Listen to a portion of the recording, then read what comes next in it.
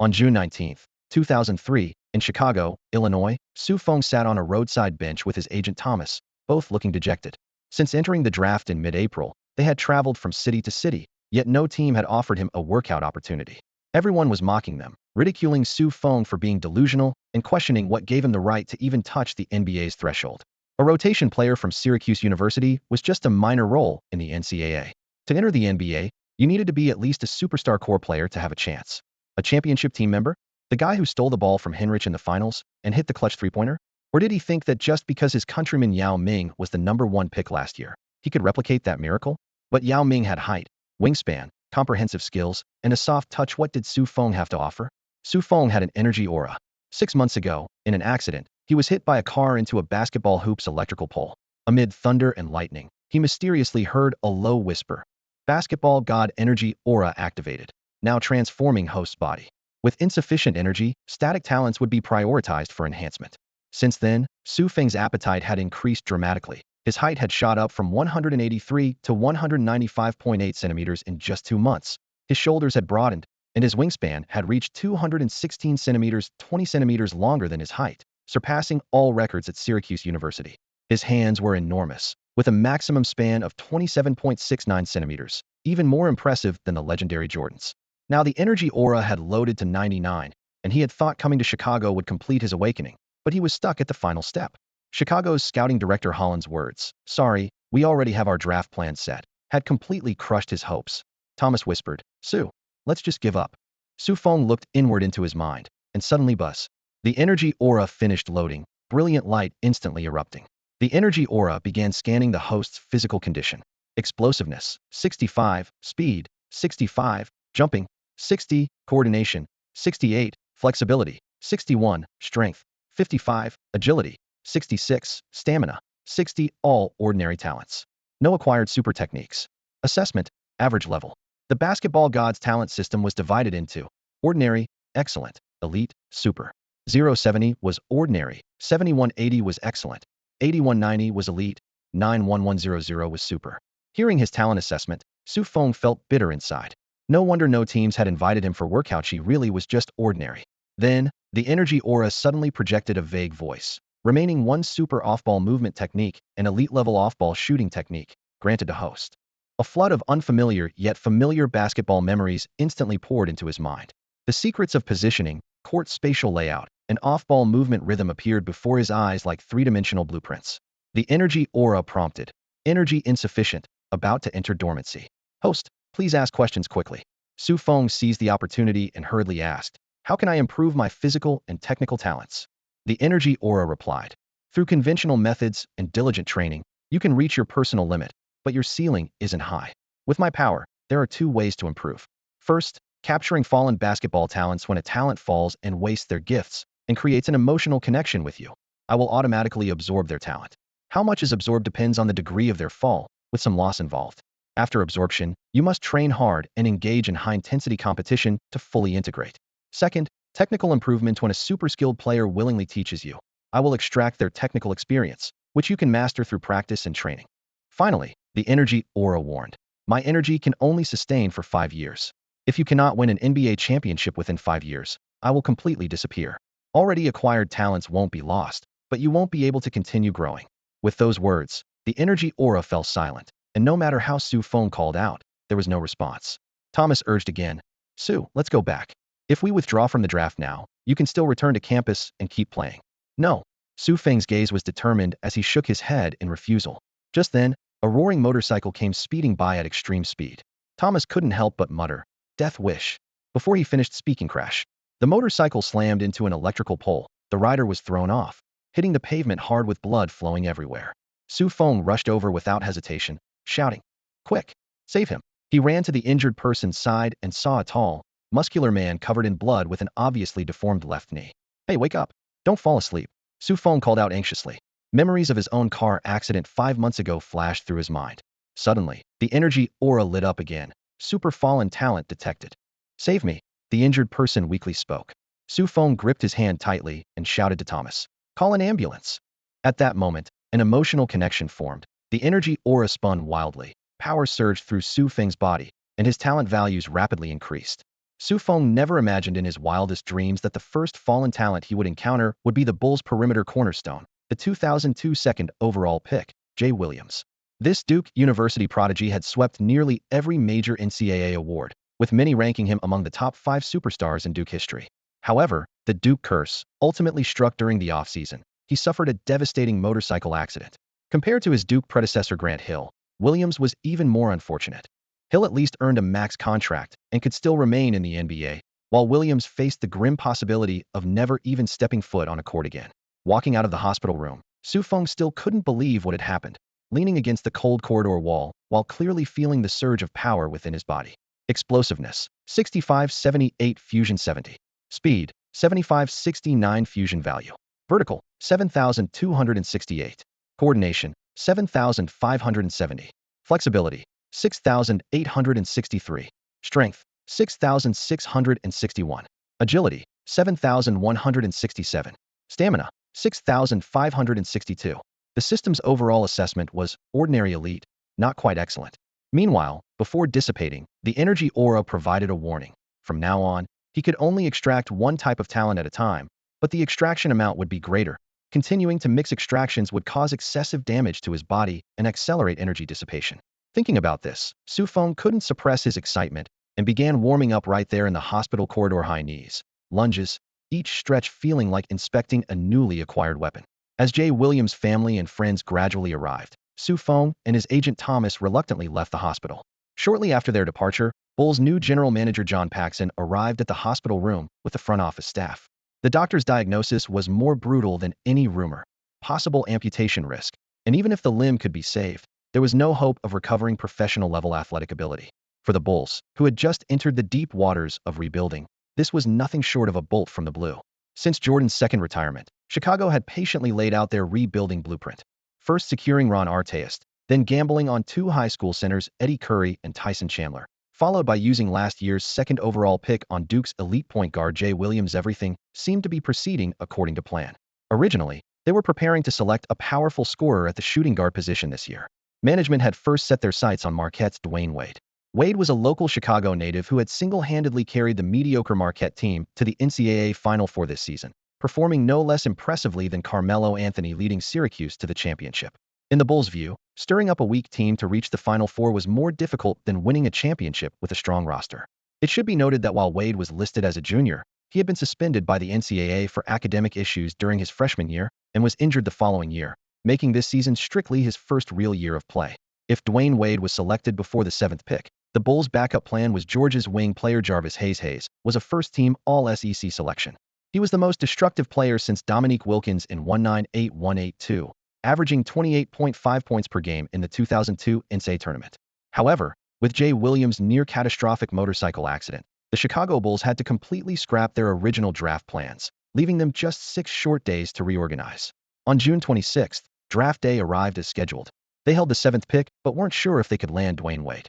Even if Wade unexpectedly fell to the 7th spot, management was still hesitant about whether they should select a more suitable point guard to control the team's overall strategy. This year's point guard options were plentiful: T.J. Ford, Kirk Hinrich, Steve Blake, Derek Chimer, Marcus Banks, and Mo Williams. John Paxson made the call immediately: bring in a group of point guards and shooting guards to Chicago for a joint workout, where he and the head coach would personally oversee the evaluation. The Bulls had 3 draft picks, 7th, 26th, and 37th, meaning they still had opportunities to quickly adjust course. But reality was harsh. Most prospects had already received verbal commitments and were unwilling to make another trip at the last minute. The scouting department was passive and rushed, but could only follow orders. Director Holland recalled earlier in the hospital room, Jay Williams had personally recommended a newcomer, Su Feng, whose English name was Tony Su. He had watched Syracuse games and was quite impressed with this shooter who had average physical attributes but steady shooting touch. Su Feng played with tremendous effort on defense, and with his Chinese background, he might even help Chicago expand into the Asian market. More importantly, Su Feng was currently in Chicago, so inviting him over would cost virtually nothing, instantly reducing their workload by 10%. At the hospital entrance, Thomas stopped Su Feng, who was preparing to leave. "Su, let's just go back to Syracuse. It's still not too late to withdraw from the draft and continue college. If you go undrafted, there's no going back." Jay Williams had such a successful college career, got drafted high into the NBA, and isn't he still lying in a hospital bed? Don't be so obsessed. Thomas's voice was full of concern. That's because he was recklessly speeding on his bike. Can't blame anyone else for that. Su Feng replied calmly. Thomas threw up his hands, his voice filled with helplessness. The draft is coming up soon, and we haven't received a single workout invitation. Nobody's going to pick us for sure.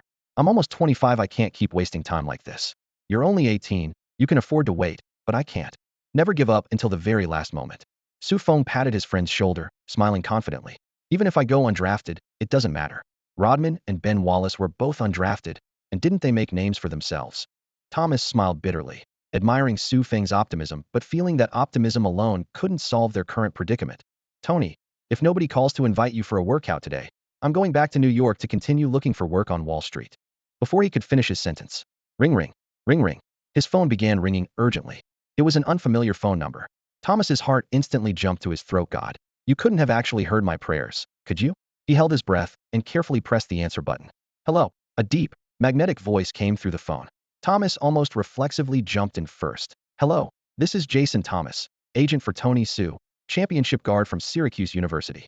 For the past month and a half, he had introduced himself this way with every call he received, but the responses were always confusion, mockery, or even immediate hang-ups. Who? Agent. This time there was no questioning, no cold laughter, no ridicule. The caller identified himself briefly and formally. Hello, I'm Stan Holland, head of scouting for the Chicago Bulls. I wanted to confirm whether Su Feng can attend our combine workout the day after tomorrow morning. As soon as Holland finished speaking, Thomas clenched his fist and threw several powerful punches at the air above his head, the veins on his temple throbbing. He struggled to calm his rapid breathing and kept his voice steady and clear. Yes, Mr. Holland. What time exactly? 9:30. It's best to arrive at the gym by 9. Holland added, I'll send the address and workout details to your email. Please prepare in advance. Good luck. With that, he hung up decisively. Yes, yes, yes. Thomas jumped up, nearly hitting the ceiling. He rushed into the living room and grabbed Su Feng's shoulders. Tony, our moment of glory has arrived. Day after tomorrow at 9:30 in the morning, we're going to conquer the NBA. We're going to be the greatest duo in sports history and dominate the basketball world. Su Feng extended his hand, palm suspended in midair. So do you still want to go back to Wall Street looking for telemarketing jobs? Hell no. Thomas slapped his palm without hesitation. This is God's blessing. Didn't expect me to give up. The high five rang out crisp and strong, their palms clasped tightly together. Like all young people who look up at the sky and vow to conquer the world, their eyes burned with determination. Only this time, Su Feng felt an unprecedented confidence in his heart. Once he stepped into the NBA, he believed he would sail smoothly straight to the top. That afternoon, Su Feng found a gym to train at, pushing himself relentlessly to improve every aspect of his physical conditioning. His fusion progressed rapidly, and his physical attributes improved at a visibly noticeable pace. The weight room echoed with the crisp metallic sounds of dumbbells clashing as he powered through set after set of bench presses, squats, and deadlifts. Sweat dripped from his chin onto the rubber mats below, quickly forming small puddles. With his improving physical condition, his on-court performance was poised for explosive growth. After all, in the basketball world, physical attributes are always paramount. Many people talk about playing with your brain, but to make a name for yourself in the NBA, your brain first needs to be wrapped in layers of talent before you can talk strategy. Players often labeled as having average talent in the league would typically be absolute monsters on any other stage. Average is simply relative to different standards. As night fell, Su Feng headed to one of Chicago's famous streetball courts. The streetlights carved sharp contrasts between light and shadow across the court boundaries, while cheers and the sharp sounds of sneakers scraping against concrete filled the air. He battled back and forth on that cement court, maximizing the intensity of real game situations. Early the next morning, he woke up on time, treasuring this hard-earned opportunity.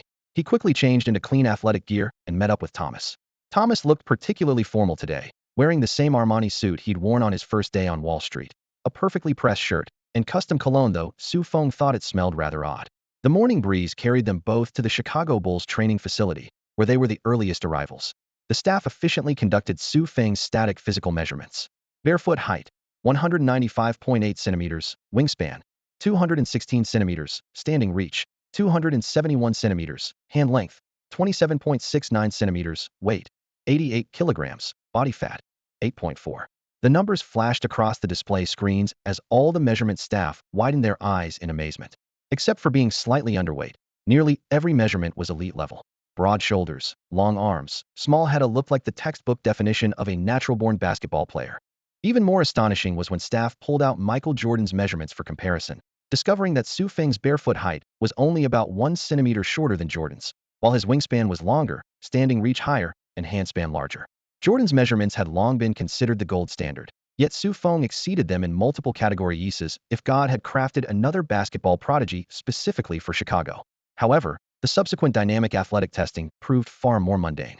Standing vertical jump, 68 centimeters, standing reach, 335 centimeters, running vertical jump, 82 centimeters, running reach, 349 centimeters, 84 kilograms bench press, only 2 reps, baseline shuttle run, 11.99 seconds, three-quarter court sprint, 3.77 seconds. Mediocre, ordinary, disappointing, these were the only words to describe his dynamic measurements. NBA guards typically have standing verticals of at least 75 centimeters, with elite guards often reaching the 8,090 centimeters range, while Feng couldn't even break 70, placing him in the above average for regular people category. His bench press numbers were equally underwhelming, though the league no longer emphasized this metric heavily, since most 18-19-year-old prospects hadn't fully developed their muscle mass yet. What truly caused concern were the baseline shuttle run and three-quarter court sprint times, one representing pure speed, the other explosive acceleration. Feng ranked at the bottom among NBA guards in both categories. Typically, a regular NBA guard can clock around 11 seconds and change, while elite guards can hit just over 10 seconds. The three-quarter court sprint results were even more telling. Average guards usually finish around 3.2 seconds, top prospects can hit around 3 seconds, and some even break the 3-second barrier. When the electronic timer stopped, the testing staff collectively frowned, their expressions filled with disappointment. Feng knew full well that his athletic testing still fell short of the qualifying line, though he had improved significantly since the Orlando training camp. With the energy aura enhancing his abilities, he believed these metrics would eventually rise to acceptable or even excellent levels, which actually filled him with quiet confidence. After a brief recording session, the training group moved on to the technical evaluation. During ball handling tests, Feng's explosiveness through obstacles and lateral movement appeared mediocre, lacking fire in both footwork and turns. But once the spot-up shooting began, he seemed like a different person. The ball left his fingertips smoothly with each touch, creating clean arcs as the net swished in rapid succession. The testing staff exchanged glances while scouts on the sideline huddled in small groups, discussing in hushed tones. The comprehensive data was quickly entered into the system, and the screen displayed a B rating.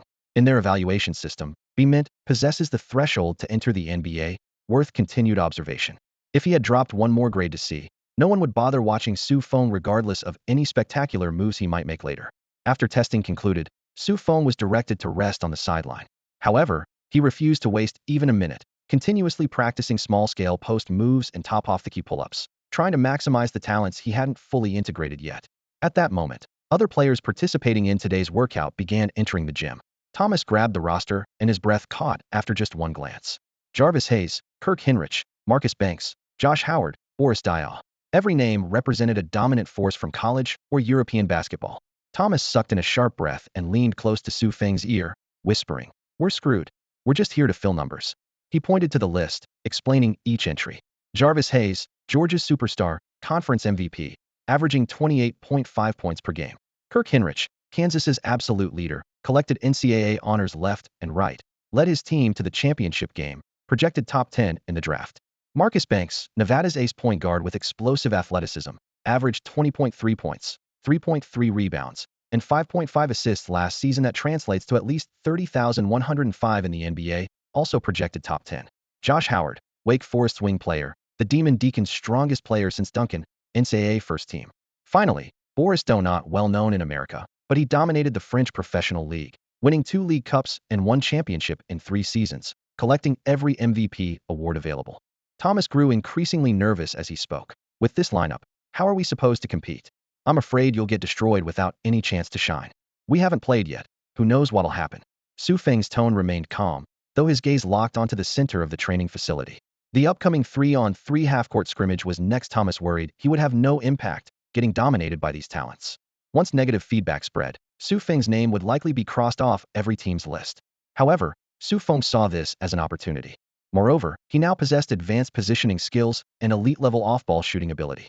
He believed he could give them quite an impressive debut. The two players had completely different mindsets.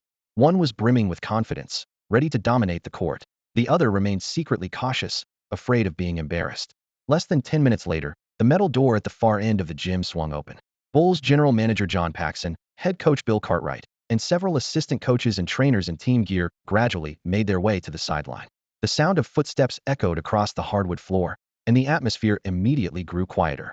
The scouting team worked swiftly, handing the physical test reports of the 6 tryout players to Paxson.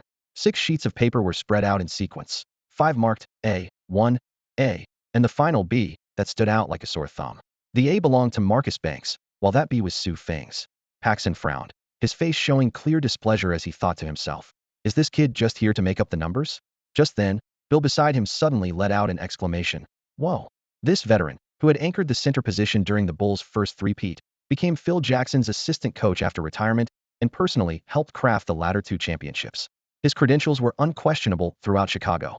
In 2001, he was promoted to head coach by former general manager Jerry Krause and had been coaching ever since. Bill clutched that B report, his eyes wide with amazement. Are these Michael Jordan's physical measurements? The 6 feet 9 inches coach's voice was deep and resonant. This guy's static numbers are almost identical to Jordan's, maybe even slightly better. The name Jordan struck Chicago like a sensitive nerve. The former superstar's 2 three-peats had left a legendary aura hanging over the United Center to this day. Years had passed, yet the Bulls' management never stopped searching for the next Jordan, though they had always come up empty-handed. Now, a physical test report that closely matched, or even slightly exceeded Jordan's measurements lay before them. Bill quickly turned his head, scanning the court. His eyes immediately locked on his Sue Feng, who was performing sprint drills on the sideline. That silhouette, those broad shoulders and wingspan, those lean calf muscles, it wasn't just similar, it was virtually identical. The only difference was perhaps that this kid was more handsome, with his tousled bangs gently swaying under the lights. Paxson also snapped back to reality. Having served the Bulls for years, memories of fighting alongside Jordan flooded his mind. When he caught sight of Sue Feng's profile, he was equally struck by that familiar presence. Hold on, let's pay special attention to his performance in scrimmage, Paxson quietly instructed Holland, the head scout beside him, his tone more serious than ever before. Kirkenrich recognized Sue Feng. This Syracuse guard who had stolen the ball from him and hit the game winner in the final seconds of the NCAA championship game left a lasting impression on Henrich. Hey, good to see you again, Sue. He extended his hand first. The white guard from a prestigious school and Naismith Award winner believed his skills matched any black player. Sue Feng smiled and returned the gesture. Henrich lowered his voice, half joking, half serious. That steal was actually a foul. If the ref had caught it, the outcome might have been different. I could have won the MOP. Sue Feng shrugged. But before the whistle, the score was already set. That was Henrich's final college game and his closest shot at a championship, a regret buried deep in his heart. Yet he maintained the respect of a competitor and showed no hostility towards Sue Feng. In the rest area, the other 2 players weren't so courteous. Josh Howard and Jarvis Hayes spoke without restraint. Hey, look, this year's biggest draft oddity actually showed up for a workout. Hayes sneered. Can't even figure out NCAA basketball, yet dares to touch the NBA? Doesn't know his place. Howard chimed in. In the 3-and-3 later, don't put this scrub on my team. What can he bring? Garbage. They went back and forth, completely dismissing Sue Feng. Sue Feng walked over, his tone calm but defiant. I can bring victory. I'm an NCAA champion. Who are you guys? The unexpected comeback froze their expressions, though their anger had to be suppressed given the workout setting. Hayes glared at him viciously. That's Carmelo Anthony's honor.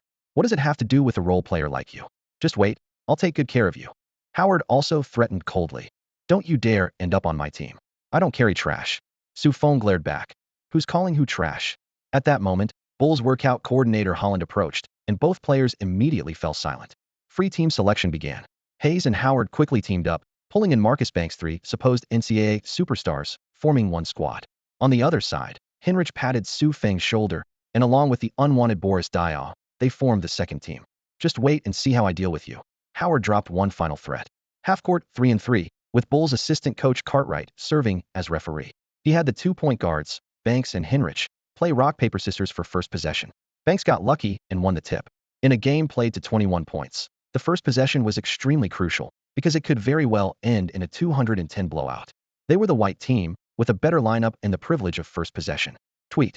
The moment the whistle blew, the game exploded into action. Banks held the ball at the top of the arc, facing off directly against Henrich, 2 players who had never met in NCAA play. Though both were from Division I conferences, they competed in different regions, and Banks had never made it to the Final Four or even the main tournament, so their paths had never crossed. Now the opportunity had arrived, and the physically imposing Banks wanted to test this nation's top defensive guard face-to-face. He lowered his center of gravity and bulldozed straight into Henrich's chest. Bang! The first collision sent him right back. Despite being a white guard, Henrich's base was solid as a rock, unmovable. In that split second of physical stalemate, Sue Feng suddenly darted along the right 3-point line. Smack! A gambling steal from the side, and he knocked the ball loose. Hinrich's reaction was equally lightning quick as he reached for the ball, his Steelmaster instincts on full display. He looked up and immediately fired a pass toward the corner. While everyone was still gasping in surprise, they realized Feng had already ghosted into position there. After completing the steal, he had run a wide cross-cut, using Dya's screen to loop from the wing to the corner, his entire movement perfectly hidden from view. Howard was still on the wing, searching for his man. Screen? It's a screen. But how did Hinrich know in advance?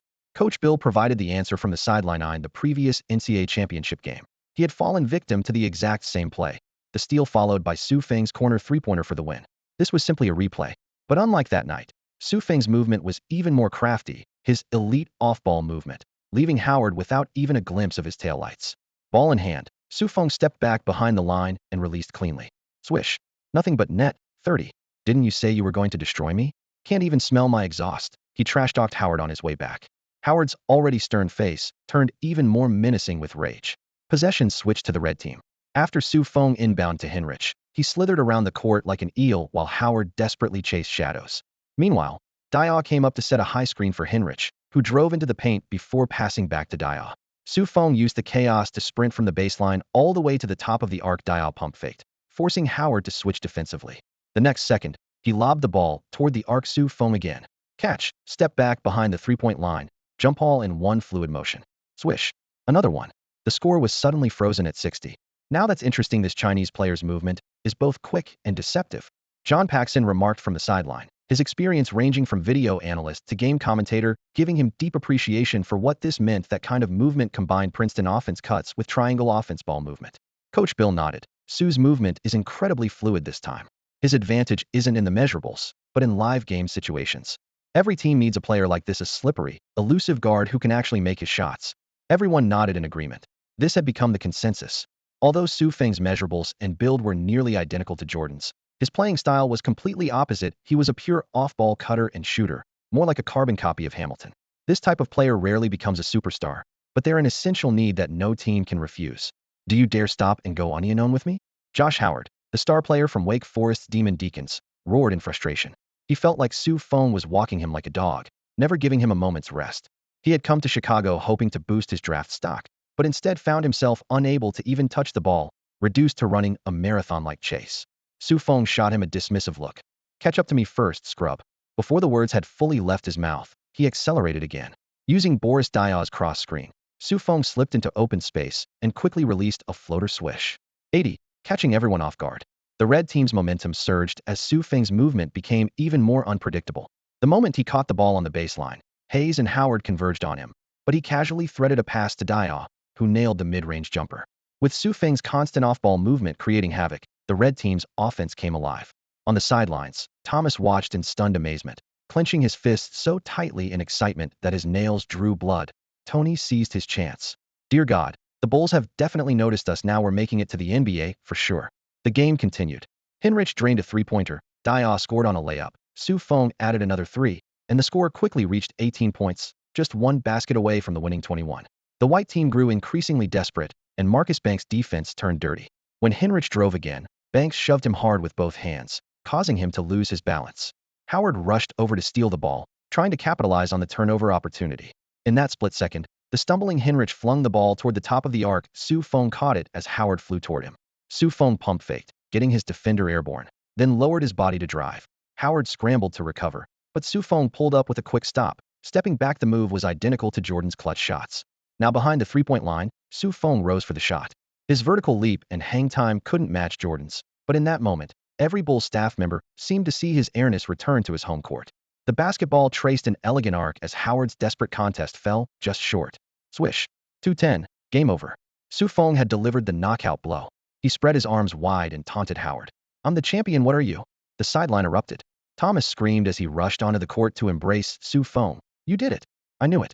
Tony, you can do anything. You're a god. He was practically delirious with joy. The Bulls executives in the stands were equally electrified. Head coach Bill made a mental note of Feng's name. General manager John Paxson leaned over to scout Holland. What do you think? Holland seemed momentarily dazed but quickly rattled off the stats. He scored 14 points and hit a Jordan-esque game winner, complete with Jordan-style trash talk. After this shocking tryout ended, Howard felt deeply unsatisfied and requested another chance from the Bulls staff, claiming he hadn't shown his true abilities yet. Holland, The head of the Bulls scouting department shook his head in refusal. Kid, sometimes you only get one shot. God doesn't give people dovers. He patted Howard's shoulder and added, but don't worry too much, we not basing everything on just this one tryout. Holland's reassurance helped ease Josh Howard's mood slightly, but when he saw Holland walking toward the other side with head coach Bill Cartwright and general manager John Paxson, disappointment washed over him again. Over there, Frenchman Dwyane, Kirk Hinrich, and Sue Feng were gathered around the three executives. The conversation was intense, especially when discussing Sue Feng. The Bulls management showed unprecedented curiosity, asking detailed questions about his training, development, and future plans. Howard could only leave in frustration. Walking out of the training facility, the evening breeze carried the cool air from the lakeside, but Sue Feng's agent Jason Thomas was so fired up he seemed ready to evaporate that coolness entirely. He was practically jumping with excitement. Sue, we're just one step away from the NBA. Paxson has hinted to me that he'll select you in the second round. He threw several punches in the air as if shattering all past frustrations. This is what they call a draft promise. My career is finally seeing its brightest dawn. In contrast, the actual subject of this excitement, Sue Feng, simply nodded calmly. He understood that entering the NBA was just the first step. His goal was to become the best basketball player in the world and the greatest in NBA history. This was only the beginning. For Thomas, however, this was the only light in his darkness. Once a Wall Street elite, he had suffered consecutive investment failures and lost everything in a market crash, leaving no company willing to hire him. Desperate, he switched careers to become an agent and saw Sue Feng as his ticket back to the top. Their contract was unusually loose. Sue Feng would pay him a base salary of $50,000 annually, and Thomas could earn between $50,000 to $500,000 in commissions from any commercial endorsements he secured. Additionally, Thomas had written into the contract that he would handle Sue Feng's wealth investments, determined to prove to Wall Street that what was lost could be won back. For Sue Feng, all of this seemed distant. He had signed with Thomas mainly because he had no other options. That evening, Hinrich invited Sue Feng to meet at a quiet restaurant in downtown Chicago. Both had stayed in town after their tryouts, and their interaction felt genuinely warm. They had been opponents in the NCAA. Sue Feng's game winner had kept the University of Kansas from the championship, while helping Syracuse University claim the title, completing Carmelo Anthony's legendary Grand Slam freshman season. But Hinrich harbored no resentment and openly expressed his admiration. I got a draft promise from the Bulls, Hinrich said, setting down his knife and fork. His tone was calm, but couldn't hide his excitement. Because Jay Williams' motorcycle accident left him disabled, they had to change their draft plans and continue looking for a point guard. Between me, TJ Ford, and Ridnour, they chose me. I'll be the 7th pick this year. Congratulations, Sue Feng said to him. I know you're an excellent shooter with incredible court vision. Our chemistry today was absolutely perfect. We were completely in sync. Hinrich shifted the conversation, adding with a mix of humor and seriousness. So I've already recommended you to them. They've decided to use their second-round pick on you. Barring any surprises, we'll soon be teammates fighting side by side. These words warmed Sue Feng's heart, and he nodded solemnly. Thank you. They had originally been opponents on the NCAA court, with Hinrich even crushing Sue Feng's championship dreams, yet now he was offering his full support. Sue Feng thought to himself, what a genuinely good person. Just then, Sue Feng's Nokia phone rang abruptly. He glanced down. It was Carmelo Anthony. Sue Feng gestured apologetically to Hinrich, who smiled and waved him on. Go ahead, take it. Sue Feng stepped out of the box and answered the call. On the other end, Anthony was as excited as a kid. Sue, great news. Denver gave me a draft promise. If Detroit passes on me at the 2nd pick, they'll take me immediately. More importantly, I asked them to give you a training camp contract. Even if you go undrafted, you can come to Denver and fight alongside me. I'll definitely find a way to keep you on the team. You're too important to me, Ori, my lucky charm. Sue Feng smiled and replied, sounds good. And they began catching up. Anthony talked enthusiastically about 1. Training with the top basketball trainers in the industry. 2. Just signing with his idol Michael Jordan's shoe brand. 3. Dating 3 Mexican women simultaneously in New York. Though not yet officially in the NBA, Anthony was already a millionaire, no longer the freshman who hesitated to spend $500 on retro sneakers. A lavish lifestyle had become routine for him. As one of the most coveted prospects of 2003, his reputation was second only to the chosen one, LeBron James. James had been considered NBA ready since 2002, hailed as a once-in-50-years super talent in American high school basketball, sparking LeBron mania across the nation. However, Anthony's fame was hardly inferior. In high school, he led Oak Hill Academy to victory over James's team, with both posting comparable stats. Later, as a freshman, he led Syracuse University to a championship and claimed the MOP award. The media simply dubbed them the Twin Stars and lifelong rivals of the 2003 class. Sue Feng congratulated Anthony on his achievements, and after exchanging a few more pleasantries, they hung up. Returning to the box, he continued his conversation with Hinrich, their shared perspectives creating an instant bond between them.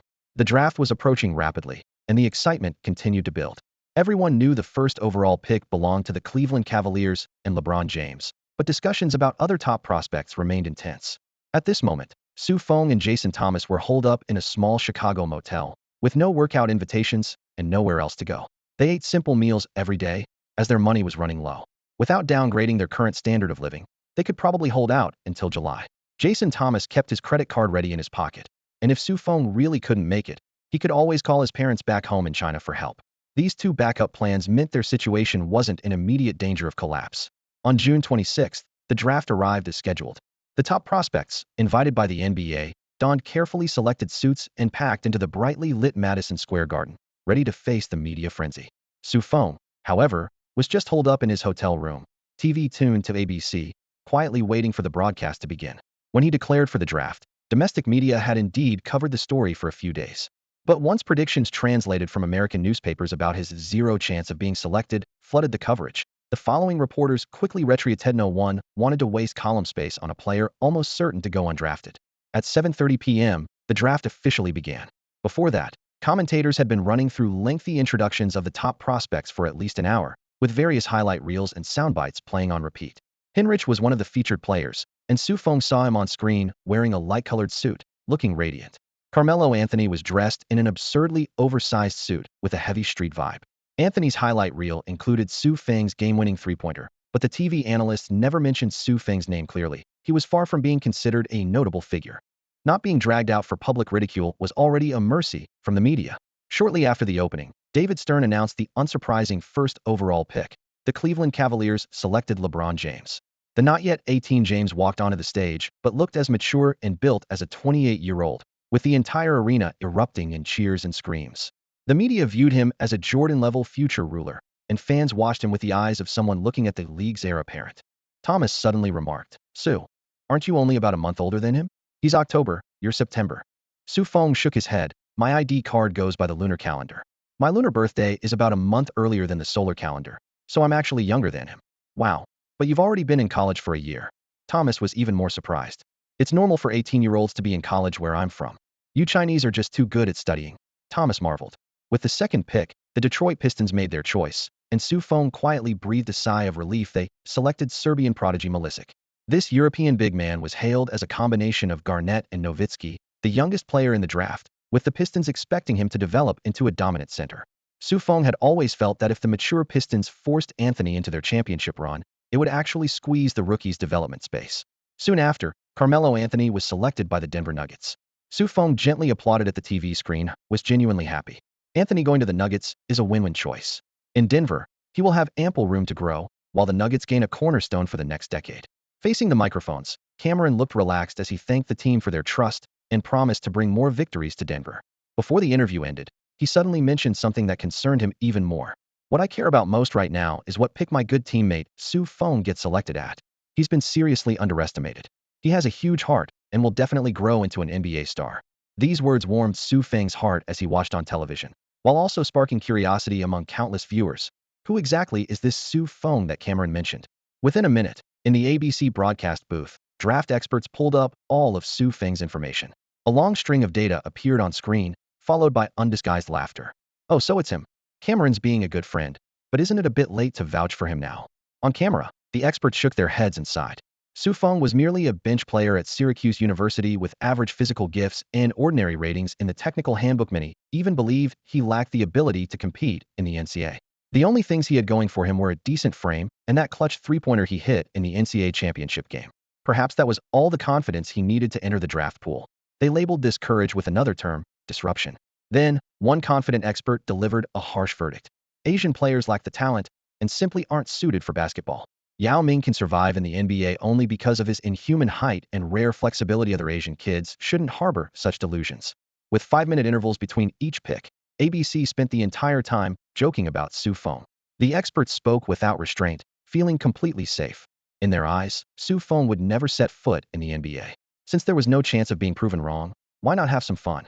In front of his television, Jason Thomas angrily slammed the table. He pulled out his small notebook and furiously wrote down every name and insult. "Once we make it to the NBA, We have to publish these comments and show everyone their true colors. Su Feng smiled and didn't refuse, instead nodding. Sure. Whoever insults me, help me write it all down. No problem, Thomas readily agreed. Collecting media coverage is one of my strengths anyway. The draft continued. Fourth pick, the Toronto Raptors selected Chris Bosh. Fifth pick, the Miami Heat took a gamble, choosing Marquette senior Dwyane Wade despite concerns about his knee injury risk. Wade had led his team to the NCAA Final Four this year, and his talent was obvious. Su Feng had played against him and knew how ridiculous the experts' talk of a gamble was. This could never be a bad choice. He knew Wade's explosiveness and talent better than anyone. Sixth pick, the Clippers selected center Chris Come-On. Seventh pick, the Chicago Bulls called Kirk Hinrich's name. Seeing this, Su Feng let out a long breath. We're good, he thought to himself. The Bulls had honored their draft promise by first taking point guard Hinrich, which meant they would now address the shooting guard position. The draft continued. This year was hailed as the strongest draft class in nearly a decade. Madison Square Garden sparkled with brilliant lights as commentators, television networks, and social media forums all focused their attention on the big screen, anticipating these young talents would elevate the NBA to even greater heights. The first round quickly came to an end. When the 30th pick was announced and Su Feng's name still hadn't been called, he leaned back in his chair and let out a quiet sigh. Going undrafted in the first round meant missing out on a fully guaranteed contract. Since the last lockout, the league's salary management had become increasingly standardized. First-round rookies automatically received 4-year standard contracts, while second-round picks lacked guarantees and had to prove themselves on merit alone. However, second-round picks weren't without hope.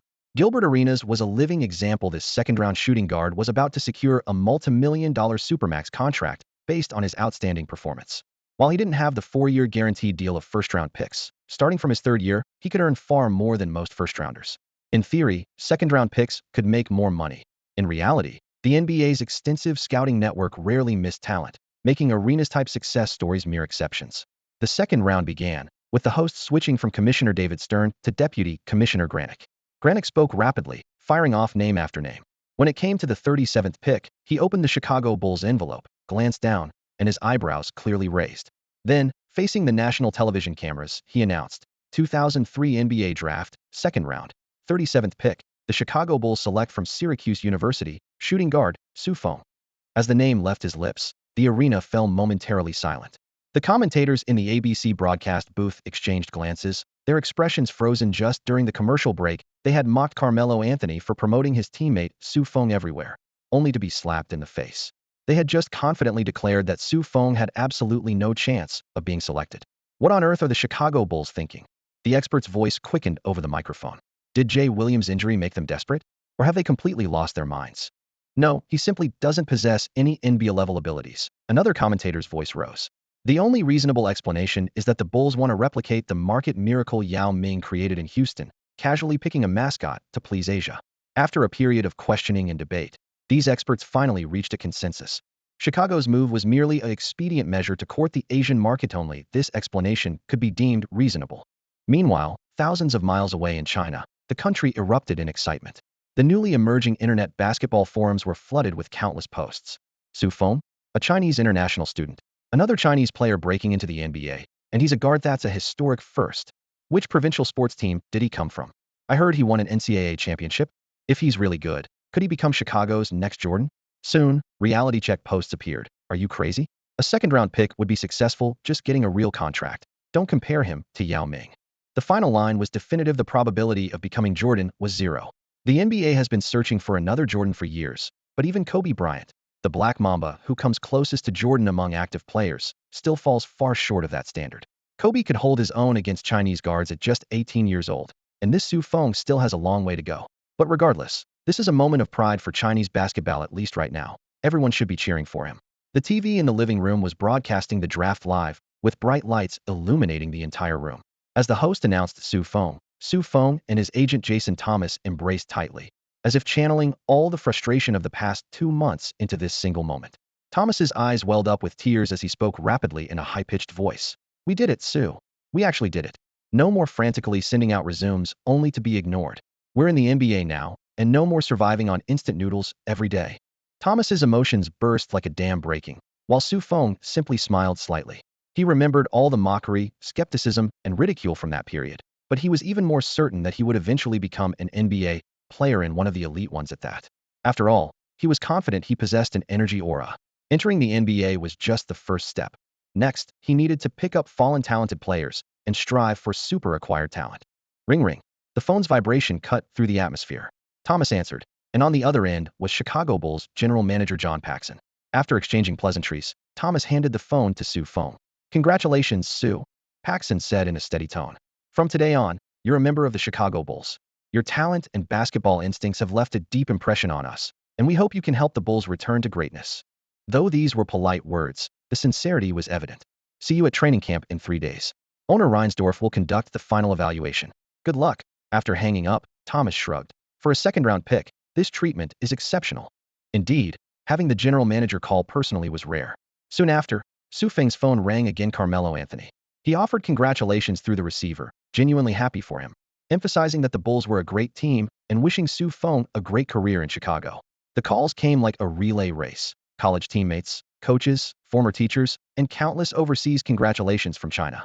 Everyone was enthusiastic and polite, with each congratulations making Su Feng feel like a carp leaping over the Dragon Gate. Despite all this, he didn't go mad with joy like Fan Jean in the textbooks. For him, this was just the beginning, a stepping stone, and not even a particularly high starting point. 4 high draft picks like Hinrich, Paxson would call directly to discuss contract details. Su Feng still had to fight for a 2-year, 1-year, or even non-guaranteed contract at training camp. Meanwhile, Thomas's phone was equally busy. Most calls were from reporters eager to interview this dark horse. Why was someone predicted by all experts to go undrafted selected by the Bulls at 37th overall? With 400 to 500 top players declaring for the draft this year, Su Feng essentially ranked 37. Calling him a basketball scholar wouldn't be an exaggeration. When Su Feng arrived at the ultra-luxurious, state-of-the-art Chicago Bulls training facility to report for duty, Hinrich was completing his official signing with the Bulls under the glare of camera flashes, choosing jersey number 12. The lights swept across his somewhat youthful yet determined face as Bulls executives and fans surrounding the court burst into applause. Ever since Jay Williams' motorcycle accident left him disabled, the team had pinned all their point guard hopes on this seasoned and steady white cornerstone. Led by staff members, Su Feng pushed open the glass door to the locker room. The air was filled with a mixture of detergent and faint sweat odors, and he immediately spotted a massive black player bent over tying his shoelaces. A team doctor nearby was reading him a weight loss plan item by item, but the player looked impatient. This was Eddie Curry, a 4th pick of 2001 and the offensive gem of the Bulls' Twin Towers. Like defense-focused Tyson Chandler, Curry had also jumped straight from high school to the NBA, with one handling offense and the other defense, carrying fans' hopes for the team's revival. Last season's solid numbers had only intensified these expectations. Curry possessed an almost complete low-post offensive arsenal, solid back-to-the-basket play, and soft touch, earning him the nickname Baby Shaq. But his only and biggest flaw was his weight. The team had specifically crafted a strict weight reduction plan during the offseason. From his expression, however, he wasn't buying it, muttering something with downturned lips and obvious displeasure. Even his dark complexion couldn't hide the prominent dark circles under his eyes. Worse still, he reeked of alcohol, his hungover state impossible to disguise. Noticing this, Su Feng quietly changed his shoes by the door, deliberately keeping his distance. After tying his laces, he turned and headed to the court to begin training. Curry was still in the locker room, slowly going through stretches with lazy movements. He naturally despised training, especially the high-intensity off-season schedule. In his view, this time should belong to him, either shopping sprees or nightclub parties. He never considered indulgence as corruption. Young, healthy, and wealthy, this was how it should be. On the other end of the court, Su Feng kept moving, catching passes, jumping, and shooting with clean efficiency. Running and catch and shoot were his specialties. Scout director Holland on the sideline was thoroughly impressed, constantly praising him to assistant coaches and fighting hard to secure him a guaranteed contract. Owner Reinsdorf, originally scheduled to observe this morning, had postponed until the afternoon due to urgent business, making Holland even more like a campaigning salesman. Training continued until noon. After finishing, Su Feng ate a strictly portioned nutritional meal in the cafeteria, then headed back to the locker room with his shoes, planning to rest. As soon as he entered, a strange smell hit his nostrils, making him frown as he continued inside. Eddie Curry was lying face up on the floor, his body slightly convulsing. "Hey, wake up, wake up!" Su Feng rushed over and knelt beside him. Curry was barely conscious, mumbling incoherently. Between his fingers was an extinguished cigarette, his fingertips burned black. Su Feng felt anger rising. Bastard, what a waste. Just then, a ring of energy suddenly lit up in Su Feng's mind, accompanied by a mechanical prompt. Degenerate player detected, emotional connection established. One of his talents will now be copied for you. Buzz. Su Feng suddenly felt his mind go numb as a surge of power flowed from his palm, gripping Eddie Curry's shoulder. The tremendous energy rushed like a torrent, instantly flooding through his entire body and causing explosive strength to build within him. This sensation was clearer than anything he had ever experienced. About 30 seconds later, a pale golden energy halo formed above Su Feng's body, and a mechanical, emotionless voice announced, "Super strength talent replication complete. Current strength talent value, 94. Fusion level, 81. Further training and combat practice required for continued improvement." As the voice faded, the halo slowly dimmed and returned to dormancy. "Help! Someone help! Quick, save this guy!" Su Feng immediately shouted for assistance. Staff from the adjacent room rushed in, and upon seeing Eddie Curry unconscious on the floor, they immediately called the team doctor and dialed for an ambulance. With Su Feng, Su Shi, and others working together, Eddie Curry's massive frame was lifted onto a stretcher and transported to the hospital. "Su, thank you saved his life," a staff member said while bustling about, patting Su Feng's shoulder with lingering anger on his face. "He went too far doing something like this in the locker room. Thank goodness you were here." Soon, the incident was reported to the Bulls' upper management. Everyone was shocked. While NBA players' indulgences weren't uncommon, seeing someone as young and talented as Eddie Curry overdose to the point of unconsciousness was unprecedented. The organization had to reassess the development value of their interior cornerstone. Talent was important, but nobody wanted to cultivate a locker room liability into a franchise player. That afternoon, owner Jerry Reinsdorf arrived at the training facility. Learning that Su Feng had now saved both Jay Williams and Eddie Curry, he couldn't help but view Su Feng as the Bulls' savior. Combined with Hoiberg's strong recommendation, the assistant coach's confirmation that Su Feng fit perfectly into the team's tactical system, and intelligence from the business director about increasing Chinese media interview requests that could bring massive Asian market attention, Reinsdorf didn't even bother watching the workout footage before making his decision. Give him a standard second-round contract, 2 years. For him, this investment was negligible. He was more concerned about Eddie Curry's condition and whether the guy could still play basketball. That night, Su Feng and Thomas received a call from the assistant general manager in their rental apartment, learning that the contract was finalized. The two embraced in excitement. Their urgent crisis was finally resolved, and Su Feng had officially become an NBA player. For Su Feng, entering the NBA meant access to more fallen players, allowing him to copy and enhance his own talents. Like today, who could have predicted Eddie Curry would fall to such depths? His interior strength was unmatched in the league, and now Su Feng had completely replicated it. Once the fusion was complete, he would possess a revolutionary advantage on the perimeter, as few guards could match him in physical strength. Thinking about this, Su Feng could barely contain his excitement, eager to shock those who had underestimated him on the court. "Summer League, come quickly." Shortly after Eddie Curry woke up in the hospital, he eagerly asked a nurse for Su Feng's phone number. When the call connected, he patted his chest while speaking earnestly. "Brother, I've got your back in the NBA from now on. Anyone who messes with you is messing with Eddie." If Su Feng hadn't stepped in when he did, Curry would have been in serious trouble, so his gratitude went far beyond mere words. Su Feng kept declining politely. "Don't mention it. Just focus on getting better." But Curry's enthusiasm was like boiling water, impossible to contain. 3 days later, a brand new Mercedes S-Class coupe pulled up at the hospital entrance. At the same time, a delivery person arrived with a gold chain thick enough to use as a jump rope and a diamond-studded Rolex. Curry expressed his gratitude in the most direct way possible.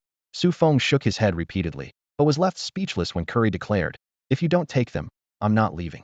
He had no choice but to reluctantly accept the gifts. A rough calculation showed these 3 items were worth at least $120,000. Curry gave them without batting an eye, while Su Feng was nearly knocked off his feet by such extravagance. Looking at the gleaming new S-Class in his garage, Su Feng couldn't help thinking, "Dad would never imagine that I'd be driving a Mercedes before him, and an S-Class at that." Su Feng's father, Su Jia, was a small business owner in Wenzhou. His biggest dream in recent years had been to drive a big Mercedes before turning 50, but the domestic prices were ridiculously high, and his assets fell just short. Every year-end, he would encourage himself, "Next year, if the factory does a bit better, I'll go pick up that car." Who would have thought that his son's declaration to enter the NBA draft would end up fulfilling his dream ahead of schedule? In fact, Su Jia had only learned 2 days ago that Su Feng had been selected in the draft. When Su Feng first announced his intention to enter the draft, reporters had traveled to Wenzhou to interview this humble businessman. In front of the cameras, he smiled good-naturedly and waved his hands, speaking in accented Mandarin. "Kid's just fooling around. He's not even as good at basketball as I am at NBA. That's wishful thinking. I sent him abroad to study business management so he could come back and we could work together to grow the company. We're definitely going into foreign trade and exports." As he spoke, he led the reporters to the old house, pointing at a wall full of certificates and talking enthusiastically. "Look, Provincial Math Olympiad First Prize, Special Prize, Outstanding Student of Zhejiang Province. Don't bother filming these second prizes and merit student awards. He patted the certificates, emphasizing that while his son had grown taller in America, basketball was really just for fun. Before leaving, he insisted on giving the reporters 2 pairs of shoes from his own factory. Just a small token, just a small token. This interview had been broadcast repeatedly on domestic television stations recently, with even CCTV editing segments that highlighted Feng's image as an academically excellent student. With the draft now settled, Feng had become a hot new sports star in China. The media extensively dug into his background, even bringing interviews with his middle school and high school teachers to television screens. They all swore emphatically that Feng had exceptional athletic ability back then, and one of them mentioned seeing him leap over the school wall with incredible jumping power. He wasn't just good at sports, his math skills were top-notch too, the interviewed teacher said, straightening his back and steering the conversation toward the school's holistic education.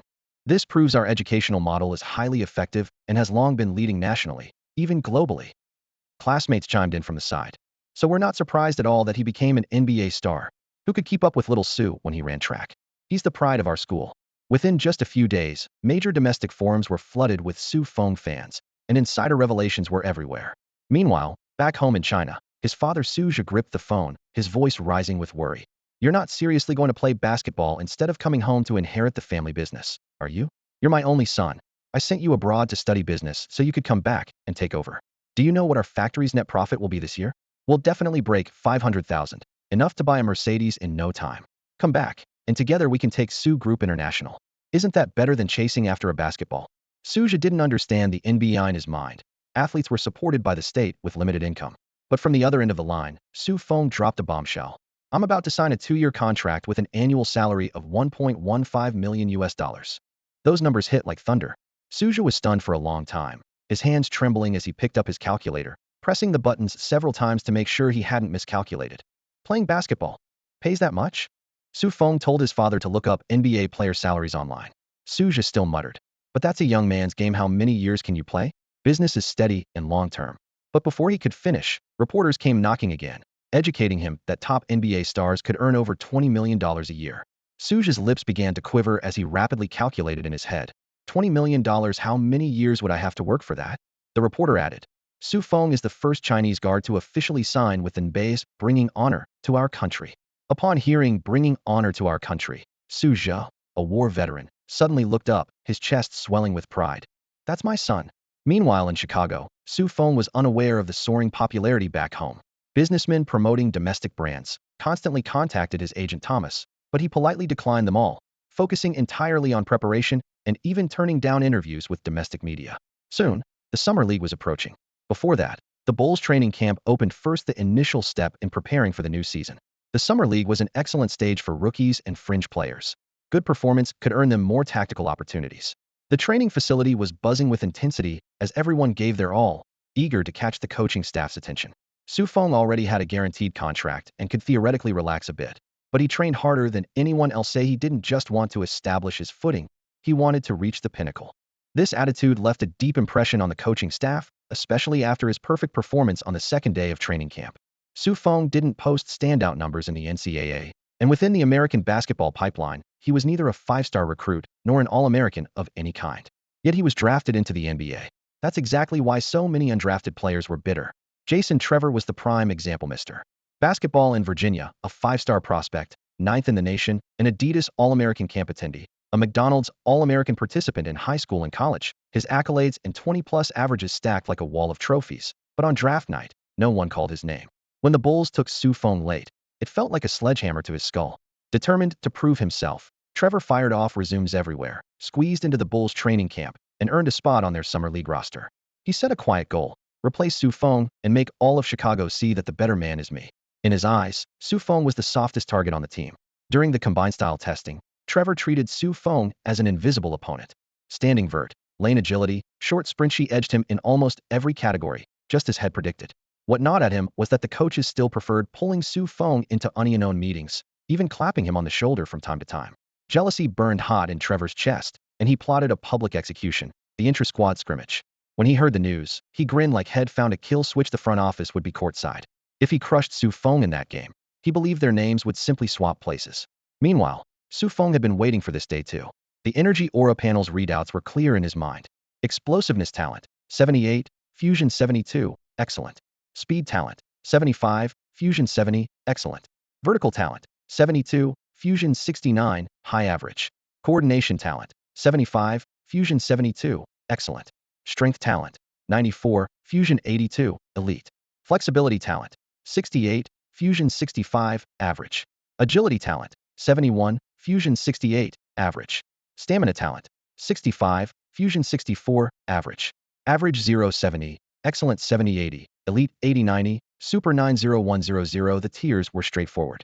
Su Feng had also acquired a super strength talent from the fallen Eddie Curry, but it wasn't fully fused yet. The more contact drills and live reps he got, the faster the fusion would climb. This scrimmage was the whetstone had been dreaming of. In the practice facility, the undrafted guys were windmilling, between the legs, and double clutching, flaunting their springy legs to the max. Watching those explosive moves, Su Feng felt equal parts envy and urgency, reminding himself to seize every live game chance. On game day, the hardwood was freshly waxed, with the head coach, assistants, strength staff, and several Bulls executives lining the sideline. At the opening whistle, Su Feng and Trevor matched up almost immediately. Trevor's physical profile was legit, 1.91 meters, fine for a point guard, a bit short for a 2. None of his go-to moves translated cleanly to the NBA, and most of his measurables hovered between excellent and elite. It made him a terror in the NCAA, but it also meant one thing. In the NBA, there are countless players just like him. The Bulls now have a superstar scorer with a similar build, but 10 times better skills and talent than him, Jamal Crawford. The team brought Trevor in mainly just to fill out the roster, but in Su Feng's eyes, this was a gift from heaven, a perfect sparring partner who could help him accelerate his talent integration. Trevor was strong but not overwhelmingly so, which allowed Su Feng to improve his stats in real combat without being completely dominated. As soon as the whistle blew, Su Feng immediately stuck to him like glue. His defensive technique wasn't exactly refined, but he made up for it with sheer determination. Trevor quickly shifted into full gear, but his shooting percentage remained poor. Meanwhile, Su Feng could feel his fusion progress bar skyrocketing. He could almost hear his attribute points chiming. On offense, he moved like the wind, cutting in from beyond the three-point line and circling back out. The super off-ball movement, granted by his energy aura, let him easily shake off Trevor, while his elite-level catch-and-shoot ability converted every open look into a three-point barrage. After 20 minutes of scrimmage, the scoreboard read, Su Feng 15 points, all threes, Trevor only 8 points. On the sidelines, the coaching staff beamed with satisfaction, and the front office quietly murmured, we signed the right guy. In the NBA, having one reliable skill is enough to survive. It's more valuable than being mediocre at everything. Trevor's face darkened. After the scrimmage, he grabbed the ball. Again, unknown. He wanted to use a head-to-head matchup to change his fate. The coaches and executives had already written him off, paying no attention to this little drama. But Su Feng couldn't have been happier, nodding with a smile. Sure, but I'll only play defense, no offense. Only defense. Trevor thought he'd caught a break and quickly agreed before Su Feng could change his mind. The two squared off immediately. Su Feng continued his suffocating defense, giving maximum effort, each lateral movement sealing off driving lanes like a nail. His technique wasn't advanced, but his intensity was off the charts, an attitude that scored major points with the defensive coordinator. What nobody knew was the real reason behind his desperation, those jumping attribute bars. Going against Trevor, he could clearly feel the talent inherited from Jay Williams surging, while also picking up some defensive insights. Trevor had unknowingly become his training dummy.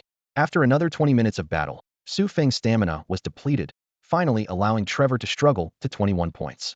System notifications appeared, explosiveness, speed, and agility each 2, strength, flexibility, and coordination each 1 visible improvement. You're not as weak as I thought, Trevor panted, patting Su Feng's shoulder, thinking his performance had finally impressed the coaches. The head coach and general manager approached, but didn't even spare him a glance. John Paxson looked at Su Feng. Su, I'm very satisfied with your off-ball movement. Speed up your release a bit more, and you'll be even more valuable in the new season. The head coach also patted Su Feng's shoulder. Tony, well done. I love your defensive attitude. Keep fighting in Summer League, and I'll give you rotation minutes in the regular season. After the praise, both executives turned and left. Trevor stood there dumbfounded. What about me? I was the one scoring just now. Wasn't my scoring technique comprehensive enough? Coach, give me some praise too. I have potential. Su Feng followed the team to Salt Lake City for his first road trip. Upon arrival, he learned that the Bulls had registered for the oldest summer league in history, the Rocky Mountain Summer League. During the entire offseason, the NBA featured 4 summer league circuits: Rocky Mountain, Southern California, Orlando, and Boston. Some teams participated in multiple circuits, but the Bulls chose only this one. Also competing in Salt Lake City were the Utah Jazz, Dallas Mavericks, Phoenix Suns, Portland Trail Blazers, Denver Nuggets, San Antonio Spurs, New York Knicks, and a combined team of the Pacers and 76ers. Summer League wasn't an official NBA event, it was entirely organized through private negotiations between teams. This meant genuine stars and key rotation players wouldn't participate. Its purpose was simple: give bench players more playing time, let rookies get a feel for NBA pace, and scout undrafted free agents along the way. The only player on the Bulls roster who could be considered a name player was Eddie Curry. The big man who had been rushed to the emergency room had returned to normal contact drills, and the team forced him into Summer League because management wanted him to lose weight. As a rebuilding cornerpiece, he got a luxury single room with personal service. Feng roomed with Kirk Hinrich. The NBA had always been strictly hierarchical. Superstars, team cores, starters, key rotation players, rookies, fringe players, each tier came with different treatment. Curry enjoyed the most obvious privileges, while Feng and Hinrich, despite being rookies, had guaranteed contracts that came with assistant coaches tracking their stats, trainers designing workout plans, and nutritionists managing their meals. Though their living standards were similar, their tactical importance differed vastly. Feng was positioned as a role player, making the rotation would be considered mission accomplished. Hinrich, however, was the backcourt cornerstone, the Bulls' primary facilitator. The coaching staff had designed 17 different plays for him, and this summer league's top priority was transforming the NCAA point guard leader into an NBA point guard leader. In the opener against the Jazz, Hinrich played the entire game. His athleticism was average, but he relied on endurance and tactical execution to get through it, earning constant nods of approval from lead assistant coach Ron Adams. His final stat line, 15 points, 8 assists, 5 rebounds, 3 steals, immediately drew media comparisons to another steady white point guard, John Stockton. Feng scored 8 points on 3 of 7 shooting. The defensive intensity in Summer League was higher than in the NCAA, and he was still adjusting. Feng played aggressive defense in this game, fighting like a man possessed. Ron Adams stood on the sidelines, frowning as he observed the second-round pick in his view. Feng's intensity was fearless rather than effective. As soon as the final buzzer sounded, he bluntly patted Feng on the shoulder. Focus your energy on offense. With your physical attributes, don't expect to become an elite-level defender. Indeed, while Feng had inherited substantial talent from Jay Williams and extracted the super strength talent from Eddie Curry, his overall physical abilities still weren't considered top-tier in the talent-rich NBA. This was precisely why he fought so hard. High-intensity confrontations could accelerate the fusion of those talents within his body. Facing Adams' criticism, he simply nodded silently without arguing back. In the second game against the Mavericks, he continued to defend with his life on the line. That night, Hinrich delivered comprehensive stats of 9 points, 13 assists, 5 rebounds, and 2 steals. Feng came off the bench for 16 minutes, making 3 three-pointers and 1 mid-range shot on 5 attempts for a total of 11 points with remarkable efficiency. He also recorded 1 steal, targeting Mavericks rookie Josh Howard. However, immediately after the steal occurred, Ron Adams substituted him out. Feng had hoped to extract more talent through continued confrontation, but could only sigh in resignation. In the third game, his playing time plummeted to just 6 minutes. The reason was simple: he was still defending like a madman. Adams didn't appreciate his players treating his words like thin air, so he exercised his authority as interim head coach to nail Feng to the bench. In the following 5 Summer League games, he only managed to get token minutes each game. Meanwhile, Hinrich consistently averaged 13.6 points, 7.8 assists, 5.2 rebounds, and 2.1 steals per game, with media unanimously praising the Bulls' perfect choice with the 7th pick. As for Feng, American media barely mentioned him. They couldn't even be bothered to criticize, since second-round picks should be like this, was their default stance. Tomorrow night is the last Summer League game. I talked to Ron and asked him to try to give you more time. In the hotel room, Eddie Curry placed his sports drink on the coffee table. His recent weight loss had been effective. He'd shed 16 pounds and finally dropped below the warning line set by his trainer. Thank you, Eddie. Feng expressed sincere gratitude. For him, learning through battle was the only path to growth. Without playing time, he was stuck in place. The problem was, he couldn't find an opening to communicate with Ron Adams in this team. Only Curry and Hinrich were called into Adams' room for individual tactical discussions. The NBA's hierarchy and favoritism were even more pronounced than back home. I think your strength is pretty insane. Curry leaned against the sofa back, gesturing casually. Since you love defense, just use your body to bang, knock your opponents over. If your footwork can't keep up anyway, might as well play to your strengths. These words from Curry, whose defense was often criticized, gave Feng an epiphany. Right? Why try to match perimeter players' footwork? Physical confrontation could force opponents into more talent-revealing moves and accelerate the fusion of talents within his own body. Thinking of this, he slapped his forehead, his face showing excitement he hadn't felt in a long time. Late that night, in the hotel's second-floor conference room, Su Feng was interviewed by domestic media. Under the camera lights, despite his low status within the team, he remained the first guard to impact the NBA in domestic eyes. Although Su Feng's position on the Bulls was modest, back home, he was considered the premier guard making an NBA impact, with everyone placing high hopes on him and wanting him to soar and showcase Chinese guard excellence. Su Feng addressed many questions that concerned domestic fans. Hailing from Zhejiang province and studying at Syracuse University, his NCAA career and the entire NBA draft process were thoroughly examined by reporters. Facing the camera, he spoke candidly. I was selected by the Chicago Bulls with the 7th pick in the second round, which exceeded many people's expectations. Actually, no one thought my name would be called at this draft. But for me, this is just the beginning. The interview lasted a full 30 minutes, filled with laughter throughout the QA session. As it neared its end, the CCTV reporter conveyed blessings from Chinese fans. We hope you achieve even greater success in the new season. Su Feng nodded and replied in Chinese before shaking hands with the reporter to say goodbye. Pushing open the conference room door, his agent Jason Thomas hurried over. A domestic athletic shoe brand wants you to be their spokesperson for 600,000 yuan per year. Su Feng frowned slightly. Who currently has the highest endorsement deal in the sneaker market? LeBron James. Thomas was well prepared. He got $90 million, the highest in history. Such a huge difference. Su Feng was clearly surprised. Thomas shrugged. James is the chosen one, this year's #1 pick, and all of America is going crazy for him. When he played in the Summer League in Orlando, tickets originally priced at $16 were scalped for $100 and still couldn't be found. The implication was clear reality was staring them in the face. They weren't in the same league. Su Feng shook his head. I won't take commercial endorsements right now. I'll wait until I prove my worth on the court. There's an old Chinese saying, sharpening the axe won't delay the woodcutting. Seeing his firm stance, Thomas could only nod in agreement. Salt Lake City was known for its conservative values and top-tier public safety. Drinking and smoking were prohibited in public places, and even coffee was strictly regulated.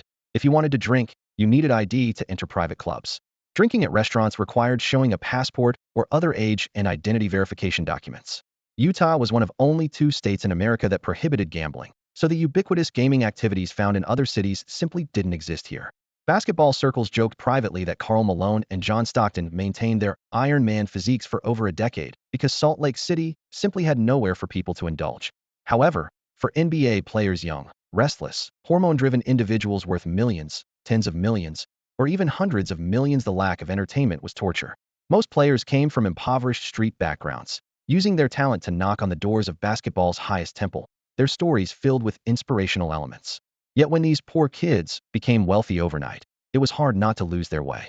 The infamous Gold Club incident of the 80s and 90s was a prime example, where even Patrick Ewing, the New York superstar known for being the most well-behaved, was exposed as someone who partied the hardest and walked the wildest path. As for basketball god Michael Jordan, he was also photographed by paparazzi as a VIP at Atlantic City casinos. Therefore, from management to fans, virtually no one was naive enough to believe NBA players wouldn't fall into temptation. It was only a matter of degree. Salt Lake City's strict rules left these stars trapped in hotels with nothing to do, and initially, they all followed the regulations. However, as time went on, people quickly began organizing activities in the hotel. What started as small gatherings in a few rooms had escalated over the past couple of days into full-blown parties among the Summer League players. Eddie Curry was the most prominent figure in this crowd, young, wealthy, and always carrying himself like the big brother of the group. That night, Su Feng had just finished a set of balance training in his room when someone knocked loudly on his door. Curry pushed his way in and threw his arms around both Su Feng and Hinrich's shoulders. Hey, Kirk, Su, let me take you guys to play some fun games. As he spoke, he tried to shove a cigar into Hinrich's hand. Hinrich jerked his hand back like he'd been shocked. No way. John Paxson warned me never to accept anything from you that involves using my respiratory system. Curry's past incidents with drugs and marijuana that nearly landed him in the emergency room had long been used by the league as a cautionary tale. Curry raised both hands, feigning innocence. I've been clean for ages. Sorry, Hinrich still shook his head. As a devout Christian, he wanted nothing to do with such degenerate entertainment. I have my own financial plans, and I don't want to end up like those bankrupt former NBA players. On this point, Su Feng shared his sentiment. It was well known that Chinese people preferred saving and investing over living beyond their means. Curry turned his attention to Su Feng. Su, you wouldn't refuse me, would you? They want me to play Texas Hold'em tonight, and if I don't show up, I'll lose face. But I'm not the sharpest tool in the shed, and I'm afraid I'll lose big. Help me out, and I'll split the winnings with you 50-50. Su Feng thought for a moment and nodded. I know a bit about Texas Hold'em. I can help you watch the cards. The two took the elevator straight to the penthouse suite. As soon as the door opened, a wave of smoke, alcohol, and perfume hit them like a wall of heat. The sofas, bar, and card tables were filled with Summer League stars, each with curvaceous women of various ethnicities nestled in their arms. Curry unceremoniously pulled over a Mexican woman and had her sit on his lap, then beckoned with his finger to a blonde on the other end of the sofa. "Keep my brother company tonight." The blonde's eyes immediately lit up. Among all the black men in the room, Su Feng's handsome face stood out like a star under a spotlight. Even Hollywood would be hard-pressed to find another like him. The other women shot jealous glances his way. They all loved money, but appreciating a good-looking man was never a conflict of interest. Su Feng felt embarrassed under her intense gaze and quickly waved his hands. I don't like this. Stay away from me." "I refuse." The two patches of red on his cheeks only made the blonde more excited, nearly causing her to squeal after dealing with so many eager men. This shy and resistant heartthrob was absolutely irresistible. "Eddie, is your boy still a virgin?" "Ha ha." Damon Stoudemire, the Portland Trail Blazers point guard, laughed loudly while clutching a bottle. In terms of reputation, Stoudemire was even bigger than Curry. Had been a team leader and Rookie of the Year. But now he was stuck in Summer League because of street racing, alcoholism, and brawling, with police even showing up at training camp to drug test him. The media had long dubbed the Trail Blazers the NBA jail team. The team brought him here partly to help him lose weight and find his form, and partly as a warning. But this guy couldn't stay out of trouble for even a week before organizing these degenerate parties. Su Feng glanced up at him, and the energy aura within his body instantly activated. Surrounded by all these fallen players and their turbulent emotions, he would soon see who he could resonate with and copy the outstanding talents of whichever genius was present. Eddie Curry, Damon Stoudemire, Zach Randolph, Amare Stoudemire, Shandon Anderson, and Antoine Walker sat down at the poker table, playing for high stakes with deep pockets.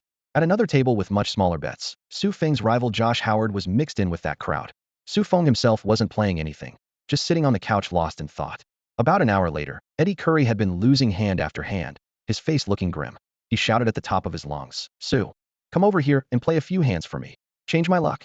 Su Feng was pulled over to the table and pressed into a seat. At that moment, Antoine Walker and Damon Stoudemire had the most chips on the table, both winning big. Walker grinned widely, taunting Curry. "Eddie, you never used to be such a wimp. Now you need to call in some rookie for good luck?" Then he turned his attention to Su Feng. "Hey, Chinese kid, ever played Texas Hold'em before?" Damon Stoudemire joined in the mockery. Su Feng replied calmly, "Never for money." The veteran players immediately burst into laughter. The Suns' power forward Amare Stoudemire deliberately picked up a red chip and waved it between his fingers. "Little brother, you know what this is worth? $1,000, and this is the smallest chip at this table. Don't shake." This Rookie of the Year from last season had an explosive playing style and was hailed as the next Shawn Kemp. Su Feng quietly activated his energy aura and scanned him. Strength 91, speed 90, explosiveness 96, vertical 95, stamina 90, flexibility 86, coordination 89, agility 86, superstar level attributes. Su Feng's eyes lit up as he thought to himself, "If only I had those physical gifts." The dealer began dealing cards.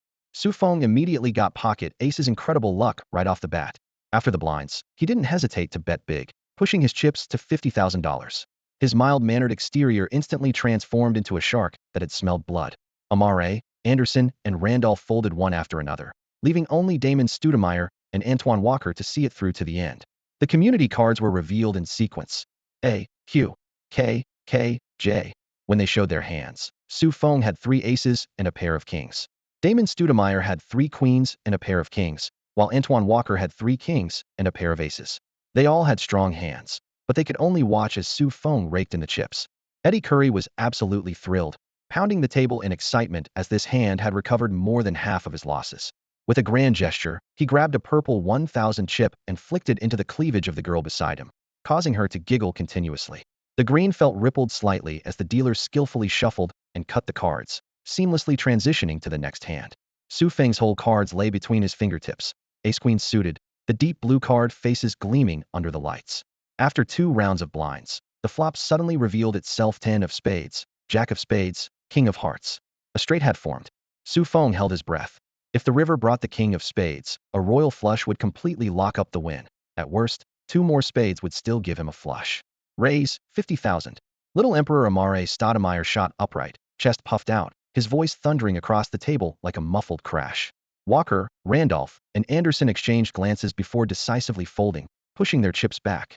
Only Flying Squirrel, Damon Stoudemire remained at the table, chuckling as he quietly matched the bet, his peripheral vision darting between Su Feng and Amare. Su Feng paused for only 2 seconds before calmly calling. The turn, ace of clubs. Su Feng's heart skipped a beat, though his straight remained intact, but the potential for pairs on the board was beginning to show. Amare's knuckles went white as he aggressively threw out another stack of chips. Flying Squirrel stayed close behind, first calling then raising, pushing the bet straight to 100,000. Su, you still dare to play? If you lose this hand, you'll have to give back everything you just won. His smile carried venom, his emotions visibly fluctuating. Across from him, Amare was even more agitated, his thick arms trembling slightly, as if ready to crush the chips. Su Feng needed their talent, which meant he had to win this hand. He took a deep breath and pushed matching chips toward the center. I call. The river card slowly turned over King of Spades. Amare jerked upright as if struck by lightning, instantly shoving 200,000 in chips to the center of the table. The colorful chips formed a small mountain, bringing the total pot to over $800,000. The novices around them, who had been betting mere hundreds, were too intimidated by the numbers to breathe deeply, yet couldn't resist crowding around to watch. I call. Flying Squirrel's lips curled upward, his face radiating confident victory as he threw in all his chips. Both Stoudemire's gazes fell squarely on Su Feng, their eyes filled with the certainty of a sure win. Eddie Curry couldn't help but lean forward to peek at Su Feng's whole cards, only to have his wrist firmly grasped. Su Feng pushed his towering stack of chips forward. I'm in. Do either of you gentlemen want to raise again? Before he'd even finished speaking, both Amare and Flying Squirrel had gone nearly mad, each throwing out another 100,000, pushing the numbers toward the ceiling. Eddie Curry clutched his chest with one hand while gripping his remaining chips with the other. If this hand went south, he'd have to advance against his rookie contract. In fact, Amare would also be writing IOUs, and while Flying Squirrel could pay immediately, it would still hurt. All of them were breathing heavily, shoulders trembling, emotions wound to the breaking point. Show your cards. Amare was first to reveal his whole cards. King-Queen. Combined with the two kings on the board, three kings emerged in all their glory, gleaming coldly. I don't believe either of you can beat this, Little Emperor declared loudly. Haha. At that moment, Stoudemire the Flying Squirrel let out a cold laugh as he slowly revealed his whole cards. Sorry guys, I've got pocket aces. On the green felt table, as those two gleaming aces hit the surface, the Flying Squirrel seemed to hear the bells of victory ringing in advance. Across from him, little tyrant Stoudemire's hand trembled as he gripped his chips, and he slumped back into his chair with a thud, his eyes filled with shock and despair. How is this possible? How is this possible? He muttered to himself, his emotions plummeting to rock bottom. The Flying Squirrel glanced over at Su Shi on the other side, his tone dripping with mockery. What about you, Su? Let me see your cards. At this moment, he was certain of his victory after all. 3 aces were enough to crush little tyrant's 3 kings, and he didn't think Su Feng could possibly turn the tables. Su Feng simply smiled faintly, his fingertips lightly tapping the table as he spoke at an unhurried pace. Though defeating 2 veterans isn't easy, tonight I must be the biggest winner. With that, he flipped over his whole cards: Ace of Spades, Queen of Spades. I'm sorry, Royal Flush. Instantly, all eyes focused on those 2 black cards, and the air seemed to be suddenly sucked out of the room before erupting in deafening gasps. The highest possible hand in Texas Hold'em had just materialized before everyone's eyes. The onlookers stared in bewilderment. How dare he bet so aggressively? How did he manage to get such cards? Amid the commotion, Su Shi stood up and walked behind the 2 Stoudemires, gently placing her hands on their dejected shoulders, as if comforting them or perhaps reminding them of something. Su Feng looked toward the dealer Eddie Curry and asked calmly, Eddie, I can take half the chips, right? Of course, Su. Eddie Curry nodded almost instinctively. Just then, the energy halo within Su Feng suddenly blazed, and he clearly sensed that the Flying Squirrel and Little Tyrant's emotions had been pushed to the breaking point, and the halo fed on absorbing the talents of fallen players. If he actually pocketed the $400,000 to $500,000, it would be equivalent to joining the ranks of the fallen. After weighing his options for a moment, he spoke again. Gentlemen, I didn't come here to win money, just for entertainment. Since the rules allow me to take half the chips, I'll return this portion to you both. Please continue playing. At these words, the area around the poker table erupted in amazement once more. Both the Flying Squirrel and Little Tyrant were stunned, looking at Su Feng with eyes full of disbelief and indescribable gratitude. Emotions resonated among the 3 men, and with a humming sound Su Feng felt the energy halo within him contract violently as 2 streams of superb talent were copied from the Flying Squirrel and Little Tyrant and transmitted into Su Feng's body. Super Agility Talent Replication Complete. Super Explosiveness Talent Replication Complete. This brought Su Feng an unexpected shock. Never dreamed that empathizing with these 2 fallen players would yield such incredible rewards. Damon Stoudemire gifted Su Feng the Super Agility talent. Chinese fans affectionately called him Little Flying Mouse, while in America, his nickname was Mighty Mouse. Both nicknames centered around Mouse, small frame, quick movements, lightning-fast reflexes. Damon's official height was only 5 feet 10 inches, and considering that American players typically inflate their heights, he was probably closer to 5 feet 9 inches barefoot. Despite this natural disadvantage, he still carved out his place in the NBA league filled with giants and explosive talent. Selected 7th overall in the 1995 draft, he made the All-Rookie team in his first year and beat out numerous prodigies to claim Rookie of the Year honors. In his prime, he posted nearly 20 points and 10 assists per game. He achieved all this through his nearly maxed-out agility talent, and now Feng had completely replicated that gift. On his system panel, Super Agility displayed a stunning 98 virtually at the ceiling. Amare Stoudemire brought Feng the super explosiveness talent. This high schooler, drafted 9th overall last year, entered the league like he had springs in his legs soaring through the air with violent, explosive power. Every time he jumped, it seemed like he wanted to rip the rim clean off the backboard. Everyone believed he would become the iconic power forward of the explosive style. Last season, he edged out Yao Ming to win Rookie of the Year. Now, the incredible explosiveness from his fallen state had been empathetically copied by Feng.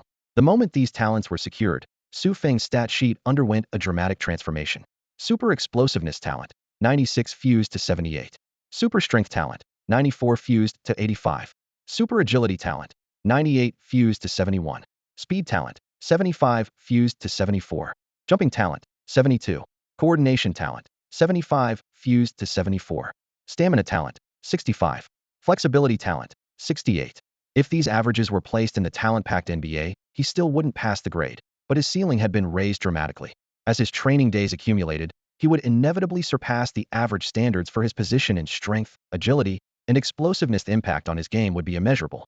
Thinking about this, Feng's heart pounded with excitement, and he couldn't wait to rush into the training facility. Every barbell in the weight room, every elbow in scrimmages, every pick and roll in real games would accelerate the fusion of these talents. Thank you, Sue. You're a good man. We brothers now. Little flying mouse Stoudemire gave Feng's shoulder a firm pat. Little boss Stoudemire also stood up and opened his arms for a solid embrace. Both fallen players looked at him with deep respect. Nobody returns their winnings intact to their opponents, especially not this kind of money. $200,000 to $300,000 could buy an apartment in Los Angeles or New York, or even a luxury sports car. Yet Feng didn't even blink. He immediately became the most captivating person in the room. Some admired him, others were grateful, and a few thought he was an idiot. Feng simply smiled calmly and waved goodbye to the crowd. I won't stick around to play with you guys anymore. You all continue and have fun. With that, he fist-bumped Eddie Curry farewell and turned to leave the lavishly decorated presidential suite, filled with bright lights and extravagance, taking not a single chip with him, but quietly treasuring 2 super talents in his heart. Pushing open his own door, he was greeted by the familiar glow of the video player screen. Hinrich sat cross-legged on the carpet, completely focused. The always diligent and disciplined guard looked up at Feng with a teasing tone. Sue, back so soon? Lost all your money already. He had been quite critical of Feng's recent closeness to Eddie Curry. I thought you were the hard-working, frugal, and disciplined type. Feng chuckled and sat down in a chair. Kirk, I really don't like that atmosphere, so I left early. Hinrich's brow relaxed a bit. You don't like gambling? Then why did you go? Just being polite, I guess. Feng shrugged, his gaze falling on the screen. It showed their final opponent, the San Antonio Spurs. Tony Parker in his 3rd year, Ginobili in his 2nd. These two were leading the Spurs through the summer league like an unstoppable force. Hinrich hit the pause button, his tone serious. I have a way to contain Parker. Can you handle Ginobili? Feng pondered for a moment before answering honestly. The current me can't shut down Ginobili, but I can outscore him. He was confident the 2 super talents had already transformed his super off-ball movement and elite catch-and-shoot abilities. Excitement flashed in Hinrich's eyes. As long as you do that, we can beat them. He then shared the latest news. The head coach and general manager just stopped by. Coach Bill will personally direct tomorrow night's game. Make the most of this last opportunity. He finished by giving Feng's shoulder a firm pat. The Summer League was, after all, a stage for rookies to showcase their talents. In the previous games, Feng's performance had been limited by assistant coach Ron Adams' tactical decisions. In this final battle, he had to deliver a superstar performance. The next morning, he dove straight into the hotel gym, focusing on explosive power and agility. After a morning of intense training, both attributes increased by 2 points each: explosive power to 80, agility to 73. At noon, the entire team gathered for lunch. Eddie Curry immediately launched into an animated retelling of Feng's legendary performance from the previous night.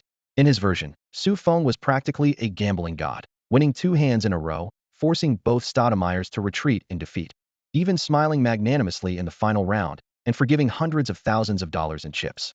The dining table fell silent instantly. Even Hinrich couldn't hide his surprise. For these players who hadn't yet secured official contracts, that was an astronomical sum. They couldn't believe Su Feng would just walk away from such money. All eyes turned to him. Su Feng raised his water glass with a carefree smile. I don't like playing cards, and I don't want to win other people's money.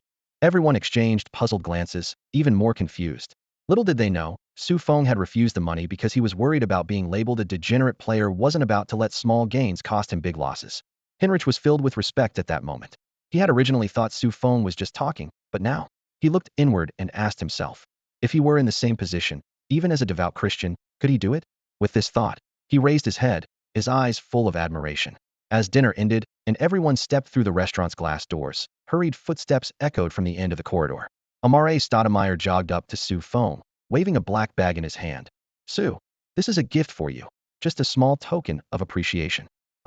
Su Feng quickly waved his hands in refusal. His heart was racing. After receiving that invaluable super talent from him last night, accepting another gift would be too shameless. But Amare shoved the bag into Su Feng's arms, his tone serious and brooking no refusal. Su, if you don't accept this, then you don't consider me a friend. Seeing the stern expression on his face, Su Feng could only nod with a bitter smile. Amare patted his shoulder with satisfaction and walked away. After Su Feng left last night, Amare had won quite a bit more at the poker table, convinced that this was good luck brought by Su Feng's mercy. Early in the morning, he had instructed his staff to pick out a gifted diamond-encrusted gold Rolex, hard currency in the black community, worth a considerable sum. Less than 10 minutes later, another Stoudemire appeared. Damon Stoudemire approached carrying a gift box. The process was almost identical. Su, this is for you. Really, you don't need to. Su, if you don't accept this, then you don't consider me a friend. Su Feng had to nod again, taking the gift box in his hands. Another diamond-encrusted gold Rolex. With this, including the one Eddie Curry had given him earlier, Su Feng now had 3 Rolexes. These 2 new watches alone were worth $60,000 to $70,000.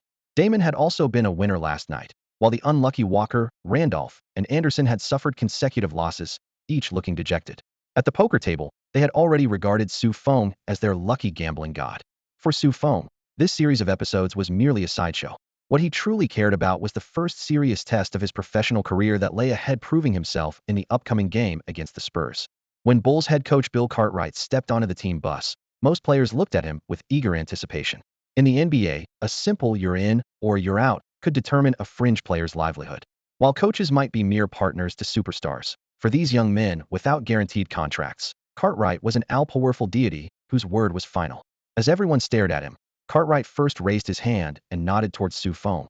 I heard that bastard Eddie dragged you to play Texas Hold'em last night, and you returned all your winnings to those 2 Stoudemires. His tone carried surprise. NBA head coaches usually couldn't be bothered with personal matters as long as team rules weren't violated. They turned a blind eye. Besides, having been Jordan's former teammate, Cartwright was all too familiar with players' private card games. Yes, Su Feng nodded honestly. Good. Cartwright nodded approvingly, then turned to Curry. Eddie, don't corrupt Su. He's not cut from the same cloth as you. Curry shrugged, silently agreeing. Last night, watching Su Feng return the money to the 2 Stoudemires, he realized Su Feng didn't enjoy the thrill of winning money. If that was the case, there was no point dragging his savior into more gambling. Coach, can you give Su more playing time tonight? This guy's a genius. We need him if we want to win. His poor stats before were only because he didn't get enough minutes. Curry spoke up to advocate for Su Feng. This comment made assistant coach Ron Adams frown. What was Eddie Curry implying? That he hadn't utilized Su properly? We'll see if he can seize the opportunity, Cartwright said flatly. Playing basketball isn't the same as playing Texas Hold'em. With that, he walked to his designated seat and sat down. Meanwhile, the Spurs had brought their twin stars. Tony Parker and Ginobili were already NBA elite players in the strictest sense, and their participation in the Summer League was pure dimensional domination. Popovich had already made his position clear over the phone. You have one task: return to San Antonio undefeated. If you fail, everyone runs suicides throughout training camp, with Parker and Ginobili getting special attention. In the league, Popovich was one of the few coaches who could tear superstars apart verbally. Even though Parker and Ginobili had earned their reputations through skill, they never dared take the words "suicide runs" lightly. The game began shortly. Su Feng still wasn't in the starting lineup tonight. Cartwright came to the sideline but handed coaching duties to Ron Adams, sitting on the bench to focus on evaluating players. Su Feng sat right beside him, eyes glued to the court, instinctively straightening his back during every dead ball, waiting for a call that might come at any moment. However, as assistant coach Adams made his substitutions, he showed no intention of putting Su Feng into the game. On the court, Tony Parker and Ginobili had already taken control, and while Heinrich was consciously trying to orchestrate the team, he simply couldn't mount an effective counterattack. The Bulls looked like a scattered mess. Assistant coach Ron Adams, in an attempt to prove his mastery of complex tactics, had forced in a flashy offensive system while ignoring this summer league team's already weak chemistry and tactical understanding, a classic case of haste making waste. Sue, if I put you in, do you think you could change the game situation? What could you do? 13 minutes into the first half, head coach Bill Cartwright called Feng over to his side. I can change the game situation, Feng replied seriously. Once I start moving, Hinrich's command will become much more effective. And as long as I hit one shot from beyond the three-point line, the Spurs defense will be forced to extend, giving our inside game more space. Cartwright nodded, then turned to Adams. Ron, give this young man 5 minutes. I want to see if he has what it takes. Adams hesitated. He didn't like Feng when told not to play tight defense. He'd insist on staying close. In his eyes, troublemakers like this should be benched as an example to others. But with the head coach calling the shots, he had no choice but to make the substitution. After the timeout, Feng walked to the scorer's table and substituted for shooting guard Sanders during the next dead ball. The Summer League used a format similar to the NCAA with 2 halves, and to give rookies more experience, the foul limit was set even higher than the NBA regular season's 6 fouls. As soon as Feng stepped onto the hardwood, Hinrich gave him a knowing look. At the same time, the Spurs made their own substitution. Ginobili out, Horford in. Horford was a strong guard from Brigham Young University this year, an undrafted free agent looking for his chance to make the roster in San Antonio. The moment Ginobili was subbed out, he was already plotting when to make his mark. Now with Feng entering the game, he was absolutely thrilled. Every undrafted player from the 2003 class wanted to face off against Feng. They all believed Feng was unworthy of his position, that a second-round pick should have belonged to one of them. Feng had no impressive NCAA stats and had simply ridden Cameron Anthony's coattails to a championship, which they found completely unconvincing. Horford pressed forward aggressively with anger, but Feng didn't engage in any physical confrontation and immediately started moving. Feng possessed elite off-ball movement, ability, and with his improved physical attributes, his running patterns became increasingly unpredictable. First cutting toward the paint, then suddenly executing a sharp crosscut, using a teammate's screen to instantly slip out to the wing beyond the three-point line. Cartwright watched from the sideline with obvious delight. Hinrich seized the opportunity to drive to the free-throw line, drawing 2 defenders to help, then whipped the ball like a bullet to the corner. Feng caught it, jumped, and released swish. The three-pointer found its mark, his motion smooth and clean. The elite-level catch-and-shoot ability drew gasps from the crowd. On television screens far away in San Antonio, Spurs head coach Popovich was momentarily stunned, turning to his assistant. Where did this Asian kid come from? Interesting. He was the Bulls' 37th pick this year, the assistant replied. 37th pick. Popovich frowned slightly, starting to feel like that was a steal. Popovich has always been shrewd when it comes to the draft. Treating every pick like his own money. Missing out on a gem feels like throwing cash away. That's why the Spurs consistently find surprises in the second round. To him, the 37th pick was already ridiculously high, and Feng wasn't worth that price, and his eye. Tony Parker was only the 28th pick, and Ginobili was even more outrageous at 57th. Could a rookie who's decent at moving without the ball and has passable shooting really surpass those two? Popovich wasn't buying it. At this moment, Feng was hounding R.C. Buford like a rabid dog. Standing 6 feet 5 inches, Buford possessed excellent explosiveness, strength, and speed. Was pure athletic talent in the NCAA. However, his small hands, rough technique, and poor ball handling made him prone to turnovers under pressure. Bulls assistant coach Ron Adams never liked Feng going all out on defense.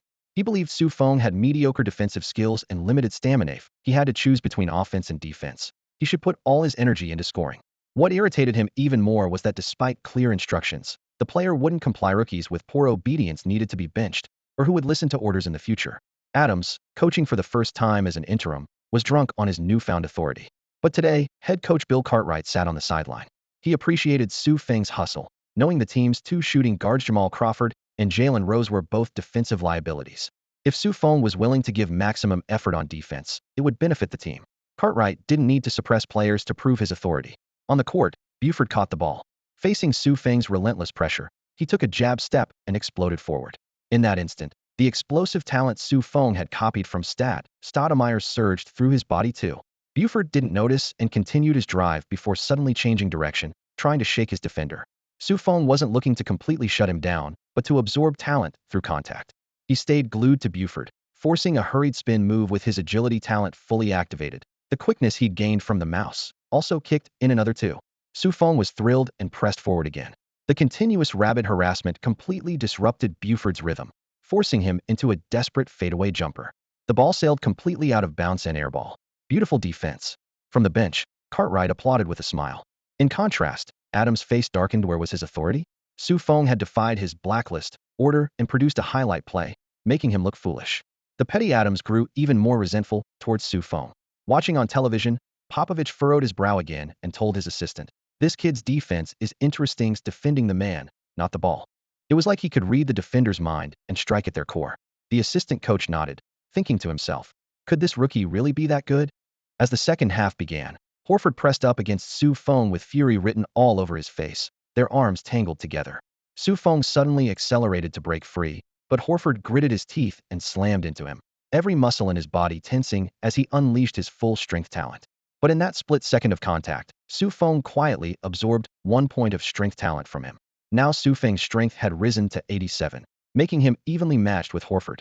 In the next physical confrontation, Su Feng stopped on a dime, reversed direction, and with one change of pace left Horford in the dust as he sprinted to the top of the three-point arc. Watching on TV, Popovich instinctively clapped his hands. Nice move. Beautiful movement. The next second, Hinrich delivered the ball to the arc, and with no defender on him, Su Feng rose up and shot swish. Another one. The moment Su Feng entered the game, the Spurs' previously solid advantage was immediately disrupted. Popovich frowned. It was time to put Ginobili in. But the inexperienced assistant coach on the sideline just shouted at R.C. Horford, "Be more physical." He still believed the current lineup could break up the connection between Su Feng and Hinrich. On camera, Tony Parker once again fed the ball to Horford, and Popovich slammed the table in fury. What the hell kind of brain does he have? If he were there in person, both Parker and that assistant coach would have gotten an earful. With the ball in his hands, R.C. Horford was seething with anger. He had planned to use Su Feng as a stepping stone to boost his own value, but instead found himself being used as one after just 2 possessions. So this time he simply backed down, slamming hard into Su Feng. Su Feng was slightly taller, and while his muscles weren't as solid as Horford's, his 87 strength made them nearly even. The collision not only failed to push Su Feng back, but actually made Horford's dribble wobble. His relatively small hands couldn't maintain control of the ball. Su Feng frowned. Why was he still using strength? Explosiveness and agility were what he wanted to absorb. You can't even overpower me with strength anyway. He simply took a step back. Popovich's eyes lit up. That defensive instinct was incredible. He was defending the player while also leaving space to help. Unable to push his man around, Horford continued backing down and charged again, unleashing his explosiveness and speed simultaneously. Su Feng pressed up to meet him. Thud. The two collided, and he quietly absorbed 1 point of explosiveness talent. Horford's footwork was stopped cold, and just as he tried to gather the ball, Hinrich flashed in like lightning and slapped it away. Su Feng was the first to react, and after Hinrich grabbed the loose ball, he immediately pushed it ahead. Tony Parker rotated over to help, but Su Feng bent low and took 2 quick steps before dishing to the corner, where Hinrich caught and shot swish. Three-pointer good, and the Bulls had taken the lead. Tweet. The Spurs were forced to call timeout. Su Feng's impact was immediate after entering the game, and he and Hinrich looked like the perfect partnership. As the two high-fived in celebration, Bill Cartwright asked Ron Adams from behind the bench, "Why didn't we put Su in earlier?" Adams looked embarrassed and stammered. Just as he was about to make up an excuse, Cartwright patted his shoulder. "Well done." Hitting the opponent with an unexpected impact at a crucial moment. A secret weapon like Su should be saved for exactly this kind of situation. Adams secretly breathed a sigh of relief. It could be interpreted that way? Exactly. That's what I was thinking, he quickly agreed. Watching on TV, Popovich sighed softly. This 37th pick is quite something. When did the Bulls learn how to find gems in the late rounds? Popovich's evaluation of Su Feng had completely transformed. After a fierce battle with R.C. Horford, Su Feng's super agility talent absorbed to 75, his explosive power talent reached 81, and his strength talent climbed to 87, marking significant progress. In the talent-rich NBA, such improvements weren't particularly dazzling aside from his strength being somewhat notable for a guard. His other talents remained mediocre, but compared to his previously dismal stats, he was at least approaching the average line. As his overall talent attributes improved, the destructive power brought by his super technique also rose accordingly. On the bench, Kirk Hinrich was so excited he nearly jumped up. He pressed down on Su Feng's shoulder, half joking and half serious. "Su, if you had fought alongside me in college, I would have brought home an NCAA championship long ago." Su Feng smiled lightly without arguing, silently thinking to himself, "Even without fighting alongside you, I was still an NCAA champion." Assistant coach Ron Adams approached, maintaining a stern expression while forcing himself to appear appreciative in front of the head coach, verbally praising Su Feng's recent performance. He offered no additional tactics, simply instructing both players to continue at their current pace. Beep. The whistle sounded, and the game resumed. As Ginobili stepped onto the court, Su Feng's eyes immediately flashed with excitement. Beside him, Hinrich showed the same expression. These two young men almost simultaneously suppressed their smiles, yet their eyes revealed undisguised fighting spirit. They wanted to challenge, even defeat the Spurs' twin stars, who had already made their mark in the league. Was the task difficult? The more difficult, the more interesting. Tony Parker and Ginobili clearly didn't take this young Bulls backcourt duo seriously. Since joining the Summer League, they had rarely encountered true opponents. This trip was merely to kill time while practicing how to lead a team. This was Popovich's consistent development method, forging core leadership qualities in seemingly insignificant games. Parker advanced to the frontcourt, and Ginobili converged with Feng on the right side. Comparing their builds, Feng was slightly taller, but Ginobili's fluidity was visible to the naked eye. Feng's positioning had always been solid, yet Ginobili executed a sudden reverse cut and lateral acceleration, instantly finding open space and smoothly receiving the ball. His technique, awareness, and physical talent merged seamlessly. Ginobili held the ball while Feng spread his arms defensively, positioning his toes one step directly in front of his opponent. Popovich, watching on television, and Bulls head coach Cartwright on the sideline simultaneously stood up, awaiting this possession. Can Feng defend Ginobili? Logic told them this was an absurd question, yet strangely, they felt a hint of anticipation in their hearts. Ginobili, Argentina's sole and core guard, had already made his name on European and international stages, and after landing in the NBA, he made an immediate splash. His unique breakthrough footwork, deceptive and precise positioning, imaginative passing, combined with consistent outside shooting, quickly elevated him to elite shooting guard status, progressing toward all-star level.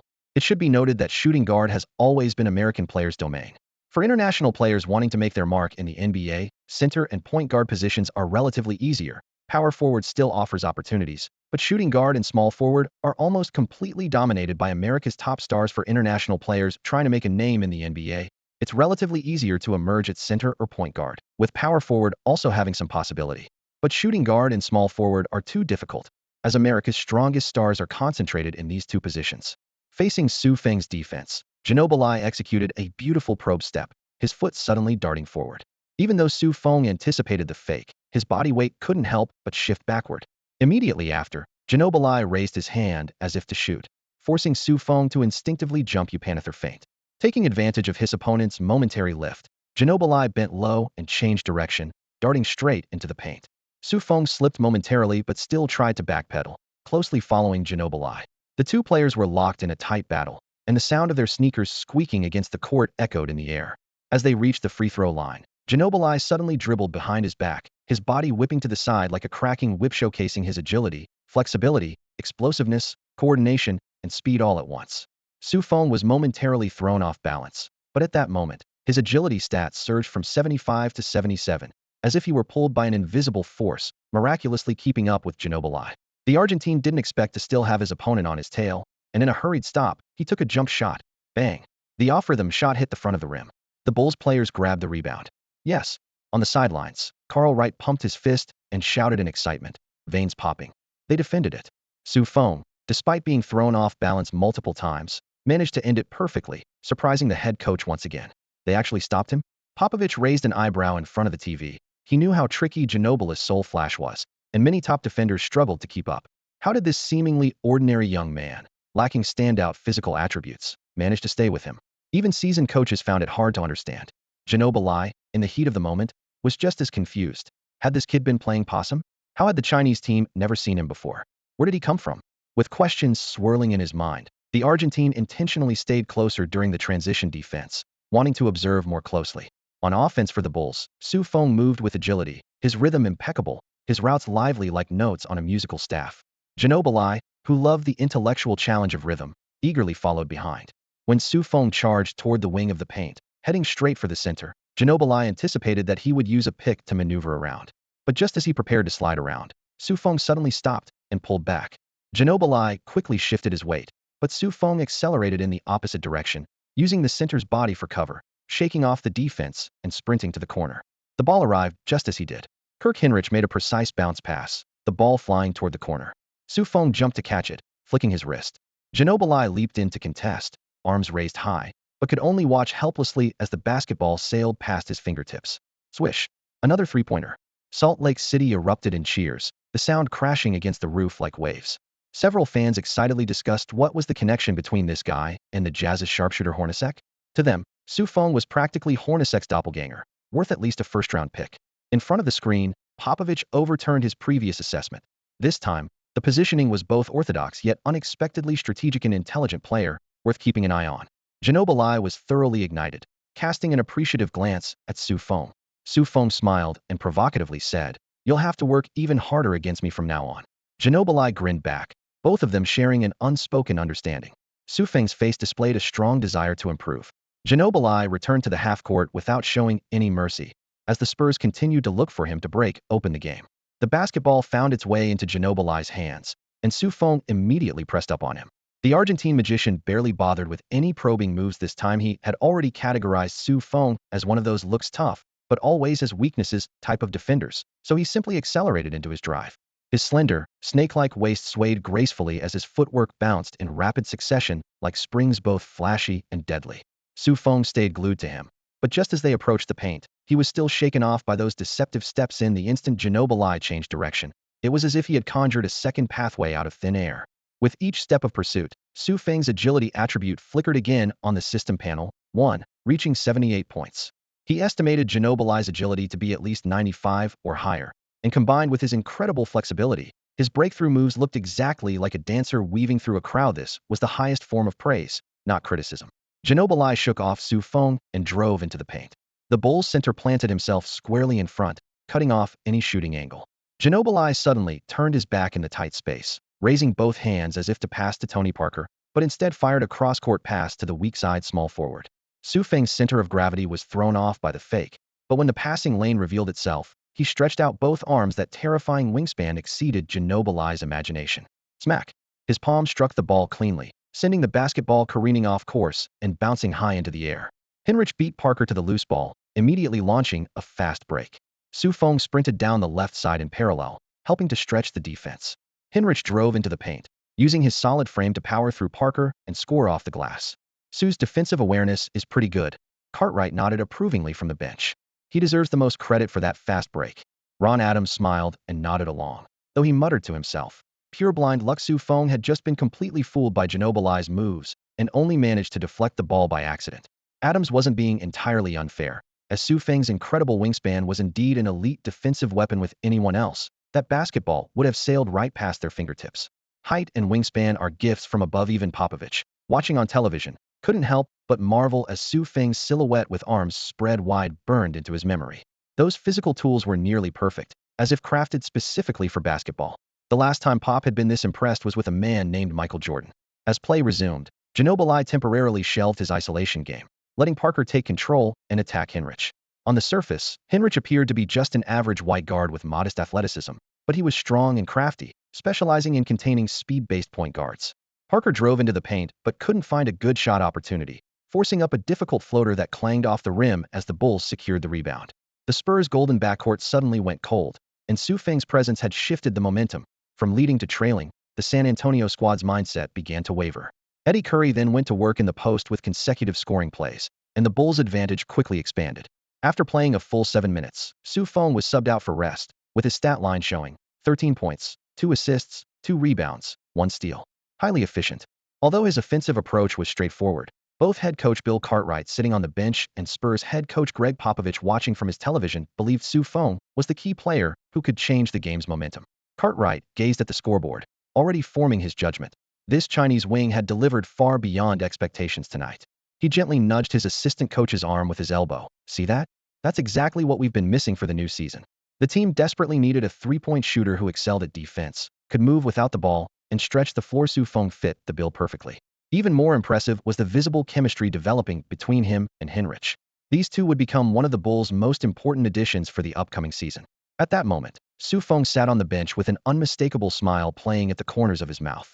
His matchup against Ginobili had allowed him to copy and absorb Stoudemire's super agility talent to 78 points and Stoudemire's explosive power to 82 points, making him more excited with each play. If not for his stamina running low, he would have loved to continue going head-to-head with Ginobili. However, when he was called back onto the court, Ginobili had already been substituted for rest. The previously undefeated Spurs chose to retreat in this final summer league game. Their perfect record would be broken on this very night. Su Feng stepped back beyond the three-point line, caught the ball, jumped, and flicked his wrist as the shot sliced through the air and found the basket. Immediately after, Eddie Curry powered through a shot in the paint, gradually extending the lead. Seeing the tide turning against them, the Spurs' fighting spirit began to fade. No one was willing to risk their core players' health for a summer league victory. With about 5 minutes remaining, Feng returned to the court once more, hitting another three-pointer and calmly sinking 2 free throws. Despite limited touches due to Henrich's absence, his personal high of 18 points still glowed on the big screen. The Chinese reporters covering the team instantly erupted with excitement. They had finally witnessed a breakout performance worth writing about extensively. After repeatedly watching Feng ride the bench and receiving only brief responses from interim coach Ron Adams in interviews, they had grown concerned about his prospects. But tonight, everything changed dramatically with Bulls head coach Bill Cartwright's presence at the arena. In the post-game interview, Cartwright spoke enthusiastically to the Chinese reporters. "I'd give Su an 11 out of 10 for tonight's performance. He played at an 11 when 10 is perfect. You saw it yourselves, the game completely shifted once he entered, helping us defeat this previously unbeaten Spurs team in Summer League. His defense and outside shooting were equally outstanding. He'll definitely play an important role in my system, and I can't wait to see his performance in the new season. The Bulls need him. That's exactly why we drafted him." Cartwright's glowing praise contrasted sharply with Ron Adams' previous indifference, leaving the reporters beaming with optimism about Feng's prospects for the upcoming season. Before leaving, Cartwright made a point to add, "Write more stories about him. He's humble and hardworking, but publicity is important for him too." With coach and management aligned, the atmosphere immediately brightened. Feng was equally optimistic, telling the cameras, "This is just the beginning. Summer League has taught me so much valuable experience both on and off the court. Next, I'll find a training camp to continue working on my game and build more strength. My teammates tell me NBA competition is intense, so I need to add some weight." Before he could finish, Ginobili made his way over, extending his hand for a high five and chest bump. "Well done, rookie. You're going to have a bright future in the NBA." Camera flashes lit up the scene. These images served as the best evidence of Feng's exceptional performance tonight, especially since even his opponent acknowledged his talent. After all, Ginobili was a member of last season's all-rookie team. Feng dazzled Salt Lake City with an 18-point performance that completely won over the coaching staff. Feng conquered the coaching team with his 18-point showcase in Salt Lake City, and later dominated Ginobili against the Pampas Eagles, earning their complete respect. The strongest Bulls guard of the post-Jordan era has been born, and perfect shooting, Feng's era has arrived. Major domestic sports media outlets ran sensational headlines, hailing him as the new hero of Chinese basketball. However, just as cameras and applause focused on him, Feng quietly returned to Chicago. He moved into an apartment near the training camp, living a simple routine between 2 points, arriving at the gym promptly at 6 a.m. and leaving exhausted late at night, almost completely cut off from the outside world. Time slipped from June to July, swept through August, and rushed toward September and October. For Chinese fans glued to their TV screens, Feng seemed like an aurora that briefly pierced the sky before vanishing without a trace. But for him personally, this period was one continuous cycle of self-challenge and rapid evolution. He invested $50,000 to join the high-tech training facility in Chicago created by Tim Grover, Jordan's personal trainer. The facility featured top-tier sensors, strength testing platforms, and video motion capture systems, along with a comprehensive training model. Feng was the first NBA player to establish long-term residence there. Most others in the facility were college and high school players or professional athletes from football, tennis, hockey, and other sports, truly a gathering of elite talent. For this special trainee, the coaching team provided 5 training programs, breaking the facility's historical record. By mid-September, founder Grover personally took over Feng's training without additional charges. He and the entire team were fascinated by this remarkably fast-improving Eastern face. By September, Feng had maximized his speed, jumping ability, flexibility, and stamina talents through absorption, further enhancing them through scientific methods. His stamina rating jumped from 65 to 70. While still trailing top NBA guards, the 5-point leap left trainers speechless. Even more impressive were his explosiveness, strength, and agility. Feng's explosiveness talent originated from Stoudemire, with a theoretical ceiling of 96. When he first entered the facility, his actual rating was only 81, now climbing to 89. The higher the talent, the harder it becomes to improve later. This was nearly the limit for Asian players, yet still showed room for growth. This was precisely why Grover decided to personally coach him. His strength talent, copied from Eddie Curry, had a ceiling of 94. He measured 87 upon entering the facility and now reached 91, placing him among the elite NBA point guards, capable of matching cannon-type players like Arenas and Baron Davis. With additional weight, he would fear no confrontation with these powerhouses. However, Grover decisively hit pause on strength training. In his view, Feng's strength reserves were sufficient. Adding more bulk might actually slow down the agility curve that represented his decisive advantage. Increasing body weight could potentially impact Feng's exceptional agility. Su Feng's agility talent was copied from Amare Stoudemire, reaching an impressive 98 points. The diminutive Stoudemire relied on his exceptional agility to make a name for himself in the NBA, despite his relatively small stature. When Su Feng first entered the training camp, his agility was only 78, but by mid-September, it had already climbed to 87. At just over 6 feet tall, this level of agility made him exceptional among swing players of similar height. Each dramatic improvement in his test scores thrilled the trainers. Watching a player's physical attributes upgrade so rapidly gave them an incredible sense of accomplishment.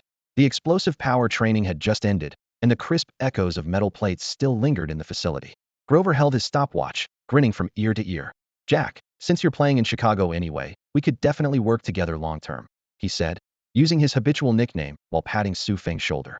"I personally train Michael Jordan, and maybe I can get you to that level too. Even if you only reach half of Michael's ability, you'd still be good enough to land a long-term contract in the NBA." Jordan's retirement had given Grover the elite trainer reputation and allowed him to charge premium rates. Now that the legendary superstar had hung up his sneakers, Grover urgently needed to find the next promising prospect.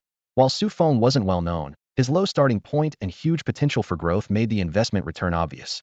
However, the outside world wasn't optimistic. Many commentators still insisted Su Feng couldn't make it in the NBA, and even Chicago media questioned why the Bulls selected him with the 37th pick. Grover knew that if this gym rat truly developed, his own reputation would only grow stronger. Su Feng understood the situation. Pure physical training could no longer significantly improve his explosive power, agility, and strength. He needed high-intensity competition to accelerate his development. But if the training camp fees and nutrition costs could be reduced, why not take advantage? He smiled while wiping away sweat. "You know, I'm on a minimum salary right now. I really can't afford such high training fees." Grover threw up his hands in mock helplessness. "Hey, Tony, this is already a great deal. If I were training other NBA players, it would cost at least $50,000 a month. We haven't raised your rates. What about the nutrition meals?" Su Feng probed. "We can waive the nutrition meal fees." Grover thought for a moment and nodded. "Plus, several NBA stars will be coming in, so you'll get to train with them." Hearing he'd get to compete against real NBA starters, Su Feng perked up. "Who's coming?" Grover counted on his fingers. Chauncey Billups from the Pistons, Jalen Rose and Eddie Curry from our Bulls, Ron Artest and Jermaine O'Neal from the Pacers, and Michael Redd from the Bucks. While these players weren't superstars, they were tactical cores or key contributors on their teams with substantial salaries. $50,000 a month for training was just insurance for the new season to them. Su Feng calculated silently. If he could keep up with these NBA elites in actual competition, his abilities would definitely jump to another level. In fact, after an entire summer of intensive training, he was already a full tier stronger than during the summer league. His improved physical attributes allowed his skills to shine through completely. If he participated in the summer league again, he was confident he could average over 15 points per game. After all, the defense there was loose, the competition level much lower, and the standards several tiers below the actual NBA. Many rookies who scored 40 or 50 points in a single summer league game couldn't even earn rotation minutes in official NBA games. NBA stars carry themselves differently than regular players. When each of them arrives, they're surrounded by an entourage. Even the low-key Chauncey Billups has 3 assistants. These players have already accumulated tremendous wealth in the league, naturally attracting all sorts of personnel around them: childhood friends, personal assistants managing daily needs, dedicated financial managers, and massive agency teams, creating layers of protection like a mobile mid-sized company. Everyone follows their individual training schedules and only gathers together at meal times. The training camp provides specially prepared nutritious meals that actually taste quite good, but Jalen Rose and Eddie Curry remain unimpressed. Su Feng isn't picky after all. He's eating for free, and Grover even gives him extra portions, with all costs charged to the NBA stars' accounts, so he's happy to go with the flow. After a week, everyone gradually becomes familiar with each other. Michael Redd is quiet and reserved, but whenever Su Feng asks about shooting techniques, he always puts down his ball and patiently demonstrates. Both being off-ball shooters and left-hand, they naturally find common ground. Billups has natural leadership qualities and likes directing others, but never comes across as annoying. After training one day, he casually hands Su Feng a Casio digital watch as a greeting gift. Including this one, Su Feng now owns 4 watches, though the previous 3 were all heavy Rolex gold timepieces. The Pacers' little Jermaine O'Neal is completely different from Ron Artest.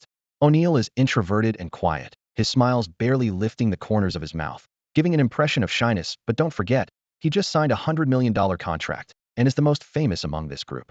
Artest, on the other hand, is extremely loud, blasting deafening hip-hop music in the locker room and dining area, constantly rapping to the beat, sounding like ghostly wailing in the middle of the night.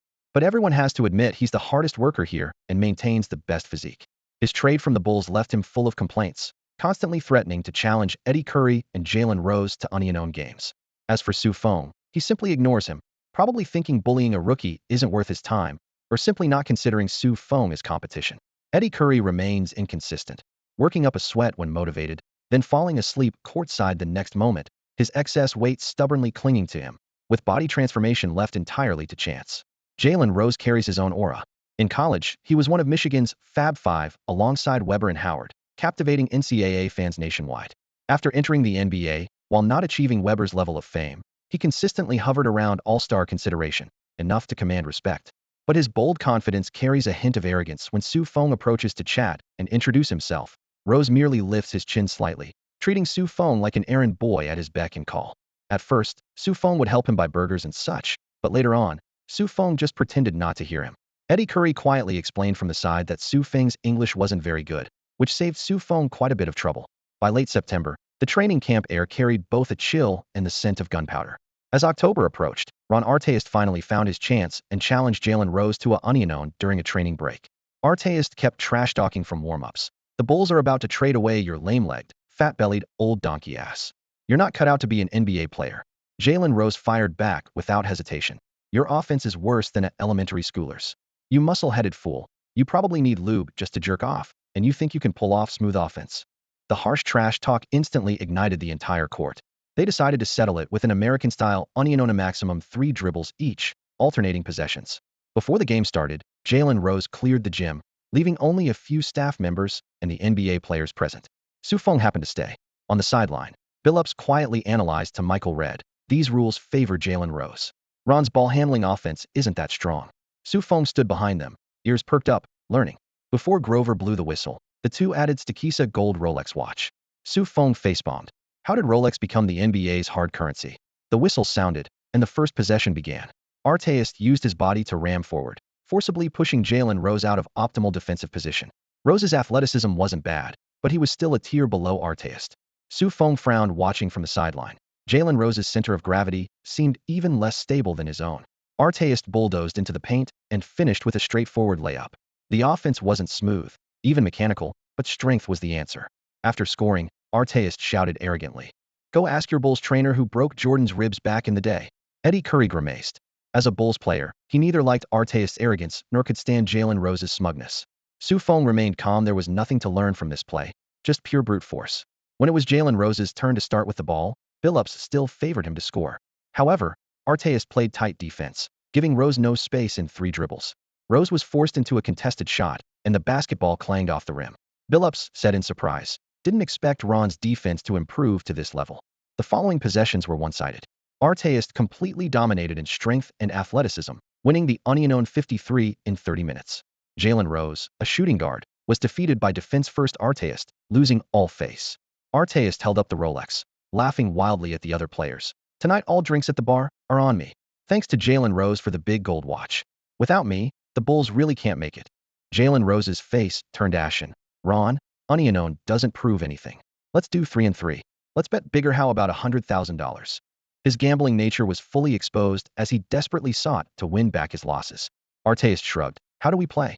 Jalen pointed to the side. I want to team up with Eddie and Chauncey. If we win, I'll split the money with them. As he spoke, he directly excluded Su Feng, clearly not thinking this rookie could be of any help. Artest suddenly smiled. You don't want your Bulls teammate? That's pretty cruel and selfish. But I want him, Su. Are you willing to team up with me and O'Neal? Artest locked his gaze on Su Feng.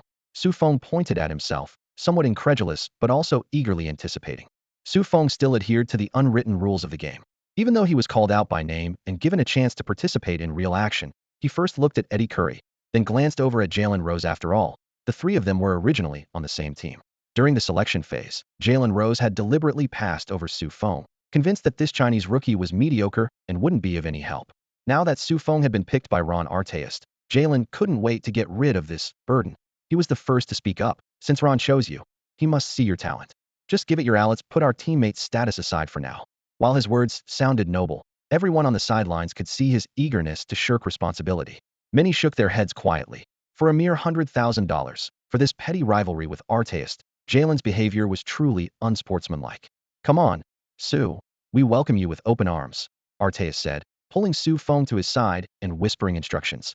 Just keep moving. I know you're great at off-ball movement. I'll definitely get you the ball when there's an opportunity.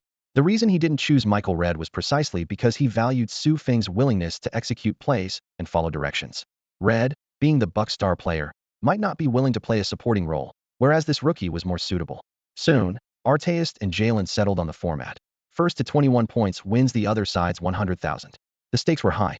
Although Su Feng had $1 million salary, his take-home was only about 500,000, and this single 3-3 game would cost him 100,000 equivalent to his father's annual profit from his company back home. The thought made him slightly nervous, but more than anything, his blood was pumping.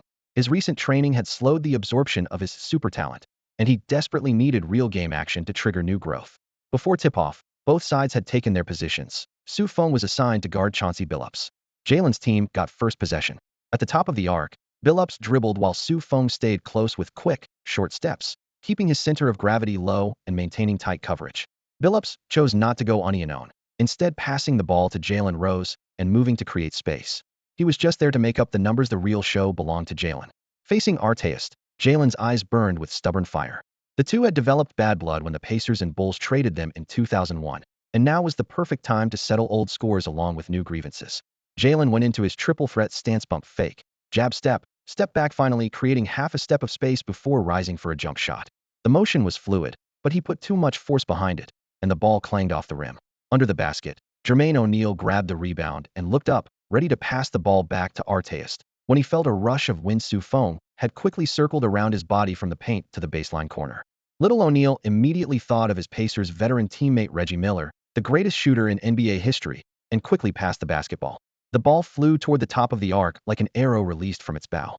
The moment Su Feng caught it, Chauncey Billups had barely taken his first step to help defend. Without hesitation, Su Feng jumped, extended his arms, and flicked his wrist swish.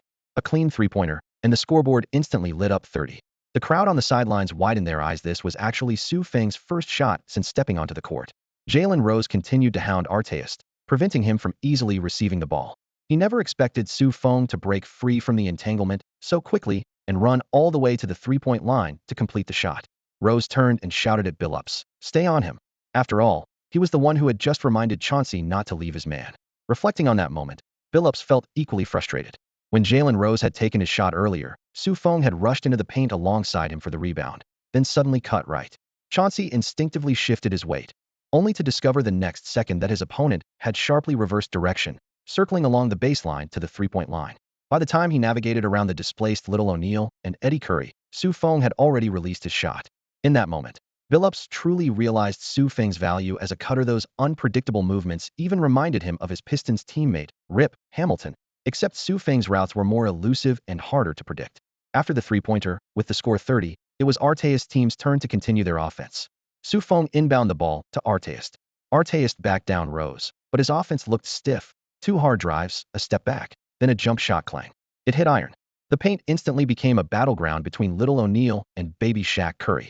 While the two big men wrestled for position, a figure swept past from behind. Su Feng leaped and tipped the ball toward the perimeter, avoiding Billups' reaching fingers. After landing, he smoothly stepped back 2 paces, controlled the ball, and rose up again. Swish. The light flashed. 50. Su Feng had scored 5 straight points. Jalen Rose's face turned ashen, but the crowd excitedly pounded the railings. The newcomer, who was supposed to be just riding the bench, had hit 2 shots in a row. Rose glared fiercely at Su Feng, his eyes full of displeasure and warning. Su Feng didn't even acknowledge items on the court. He only recognized elite offense and defense, and victory.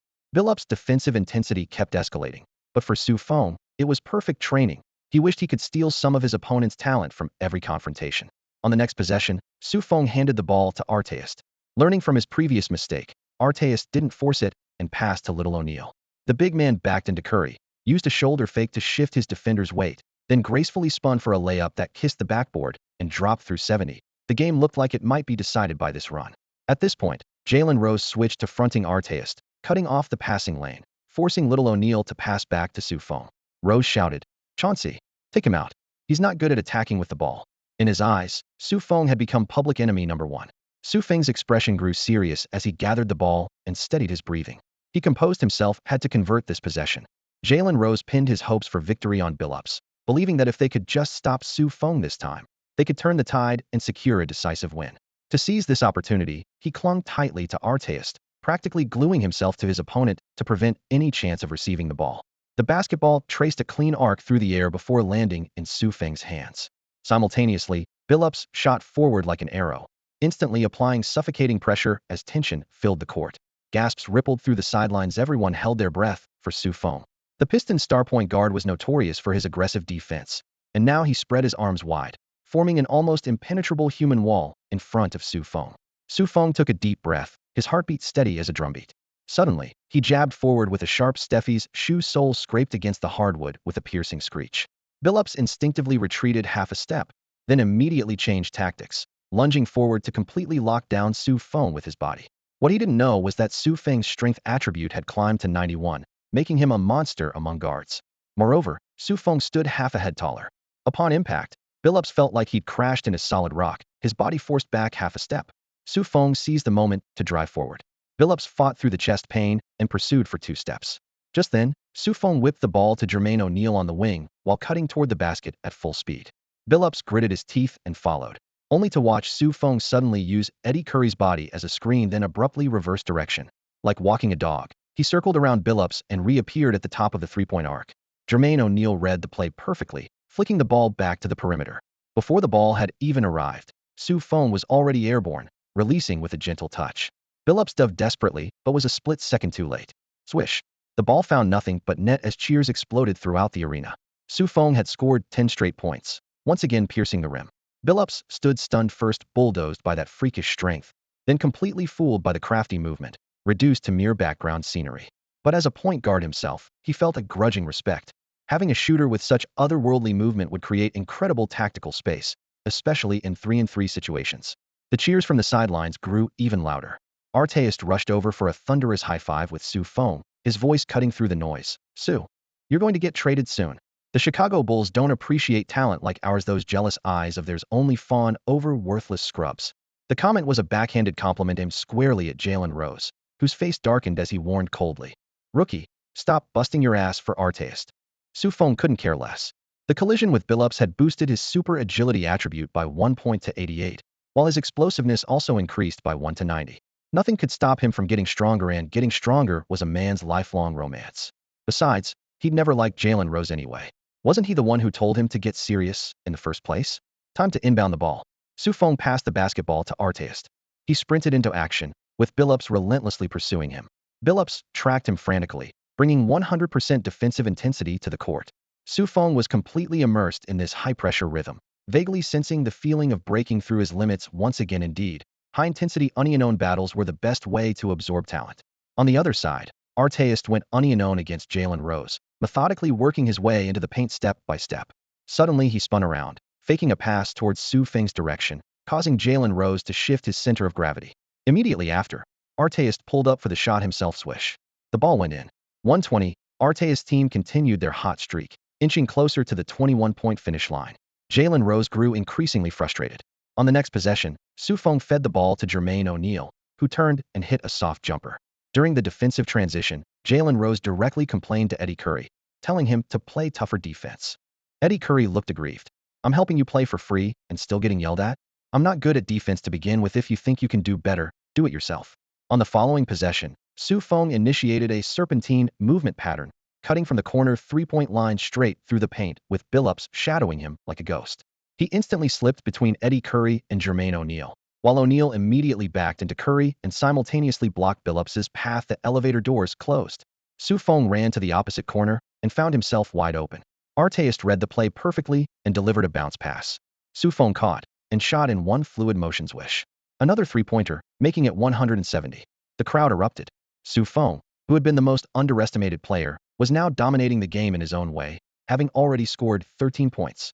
When the ball was inbound again, Jalen Rose dropped all pretense. He walked straight towards Feng and switched defensive assignments with Billups. What's your deal? He glared at Feng, his voice low and threatening. Feng smiled, playing basketball. Isn't that what you told me to play hard? After the ball was inbound, he cut to the basket again, with Jalen Rose staying glued to him, whispering warnings. You're a Chicago player. You're my little errand boy. How can you be playing with Ron Arteist? But you didn't pick me initially. Feng's response was calm yet sharp. You thought I couldn't help, so you dumped me on Arteist while pretending to encourage me to perform well. Now that I'm actually playing well, you can't handle it. What kind of logic is that? As the two continued their cat-and-mouse game, Arteist overpowered Billups in the post and hit a turnaround jumper's wish. 190, match point. Just one more basket and Arteist would win the 100,000. He excitedly shouted to his teammates, "Brothers, one more shot, and we get 100 grand. This beats playing street ball by a mile." Jalen Rose's face turned ashen as he suddenly called out loudly, "Do you guys dare give the final shot to this Bulls trader? If we don't put this kid in his place, he'll never learn what respect means." Everyone was stunned, then saw right through his scheme. He was trying to exploit Su Feng's relatively weaker isolation scoring ability in a desperate comeback attempt. It was rich coming from the man who had handed Su Feng over to Arteist's team in the first place, now labeling him a traitor. At that moment, Arteist showed true leadership. "Su, you're our MVP. The final shot is yours. I believe you can crush him." With that, he ran over to receive the ball, then passed it to Su Feng. Su Feng got the basketball, and Jalen Rose charged at him with a menacing look. Rose's eyes were filled with viciousness. If he couldn't take down Arteist, he could at least handle this guy. Driven by this emotion, his defense was like ignited gunpowder, ruthless and brutal. A truly elite offensive player might have escaped with a simple crossover, but Su Feng had to go head-to-head. Started with a standard, crisp jab step. Rose retreated half a step, then immediately pressed forward again, completely cutting off the offensive lane. Left with no choice, Su Feng turned sideways to protect the ball, and Arteist immediately ran over from beyond the three-point line to help. If Rose continued his aggressive defense, Su Feng would have almost no options. However, fearing that Su Feng would pass to Arteist, Rose suddenly took a risky charge forward, repeating Billups' mistake. Rose was bigger and stronger, trying to use his physical advantage to overpower Su Feng from the start. But Su Feng had already developed his strength and toughness, pushed back hard, refusing to be knocked down, and instead used the momentum to create space for a drive, explosively dribbling forward. At the moment of his breakthrough, the attribute panel in his mind flashed agility 1, explosiveness 1. Su Feng was thrilled as he charged toward the paint. Rose hadn't expected this seemingly slender Asian kid to withstand his force, and by the time he turned around, Su Feng had already penetrated into the paint. On the other side, Eddie Curry had just gotten free from Jermaine O'Neal and came over to help defend. "Take him out," Rose shouted furiously from behind. He didn't want to lose that $100,000, and even more, he didn't want Su Feng to score. Su Feng leaped into the air, his newfound explosiveness pushing his speed to the limit. Curry jumped up to contest the shot, but ultimately didn't commit a flagrant foul that wasn't his style, and besides, Su Feng had saved his life. He couldn't bring himself to do something as ruthless as Jalen Rose would. Boom. Su Feng threw down a powerful one-handed dunk, hanging on the rim. 210, Arteist's team dominated. He became the biggest hero of the game, highest scorer, most active playmaker, the one who was least expected to succeed, but ended up delivering the knockout punch. Arteist rushed over and lifted him up, while Jermaine O'Neal excitedly patted his shoulder. Staff members on the sideline also gathered around in excitement. Trainer Grover couldn't stop grinning. This wasn't just Su Feng's success, but a victory for their entire training system. In stark contrast, Jalen Rose's face was ashen, anger practically steaming from his nostrils. He showed no sportsmanship whatsoever, had initially dismissed Su Feng and deliberately stuck him with Arteist, thinking it would weaken the opposing team. Who could have predicted that Su Feng would shine so brilliantly? "Time to write that check, Jalen. You're not the type to welch on a bet, are you?" Arteist walked over with a bright smile, shamelessly collecting his debt. Poor Rose had just lost a gold Rolex, and now he had to fork over $100,000. Even though he made millions per year, with heavy taxes and big expenses, this 100 grand still hurt like hell. He gritted his teeth. "I'm certainly not one to welch on a bet." Jalen Rose bit out each word, even with a gravelly undertone. After speaking, he turned and walked to the sideline, pulling out his phone to call his assistant. The assistant came running over and smoothly handed him a checkbook. Daily transactions were already second nature. Swish, swish, swish. With a few strokes of his pen, a $100,000 check was ready. Rose slapped the check into Arteist's hand and coldly dropped a line. "There's your money, but next time, don't expect to get off so easy." Arteist held up the check and waved it in front of everyone, immediately drawing thunderous cheers. "Next time, we'll cross that bridge when we come to it." He shrugged and swept his gaze across the crowd. "Boys, tonight's tab is on me. No, wait, it's on Jalen Rose." Ha ha. Rose's face turned ashen as he left the training facility, but not before shooting Su Feng a dark glare, his resentment written all over his face. This scene made Trainer Grover secretly worry for Su Feng. Life in the Bulls' locker room might get rough. Eddie Curry, on the other hand, casually walked over and patted Su Feng's shoulder. "Don't worry, I've got your back. Besides, he won't be around the Bulls much longer anyway. This is our young guy's era now." Then he genuinely complimented Su Feng. "That shot you made was beautiful." Su Feng nodded with a smile. Winning felt great, But what excited him even more was how rapidly his talent was improving. So this was NBA-level competition. When real games started, he could continue growing through battle. As for Jalen Rose, he honestly wasn't worried about him. Soon, Artest came back carrying that gold Rolex and stuffed it directly into Su Feng's hands. Same old rules, the biggest contributor gets to be the star. I'll take half the 100 grand. You take half 50,000. Su Feng politely tried to decline, but Artest wouldn't budge. You're just a second-round pick. How much is your annual salary? What we drop between our fingernails is more than you make. The comment had a boastful tone, but it was also true. Artest's annual salary was close to 10 million, and Jermaine O'Neal's was approaching 20 million. To them, this was just a little game. Since it was a kind gesture and he couldn't argue with Artest, Su Feng had to accept. Looking at the check and gold watch in his hands, he felt somewhat dazed. Was money really this easy to make? If Dad knew he'd earned $50,000 plus a coveted Rolex for playing a few minutes of basketball, he'd probably have a breakdown on the spot. After all, old Su didn't make this much working hard for an entire year.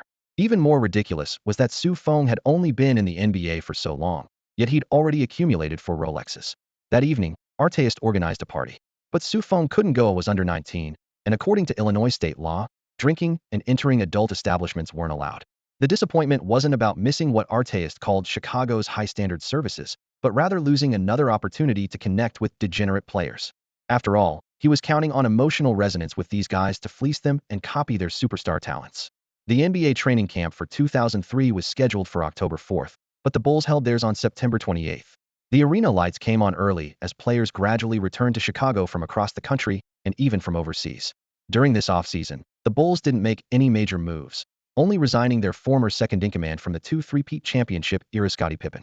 To make up for that devastatingly low contract from years past, the team gave the 38-year-old a 2-year, $8 million retirement contract. Everyone understood the reality. Years of battles and recurring injuries meant Pippen could no longer display his former dominance on the court. His return was more about being a locker room presence and mentoring the younger players. Su Feng also joined the training camp that day, assigned to the shooting guard group.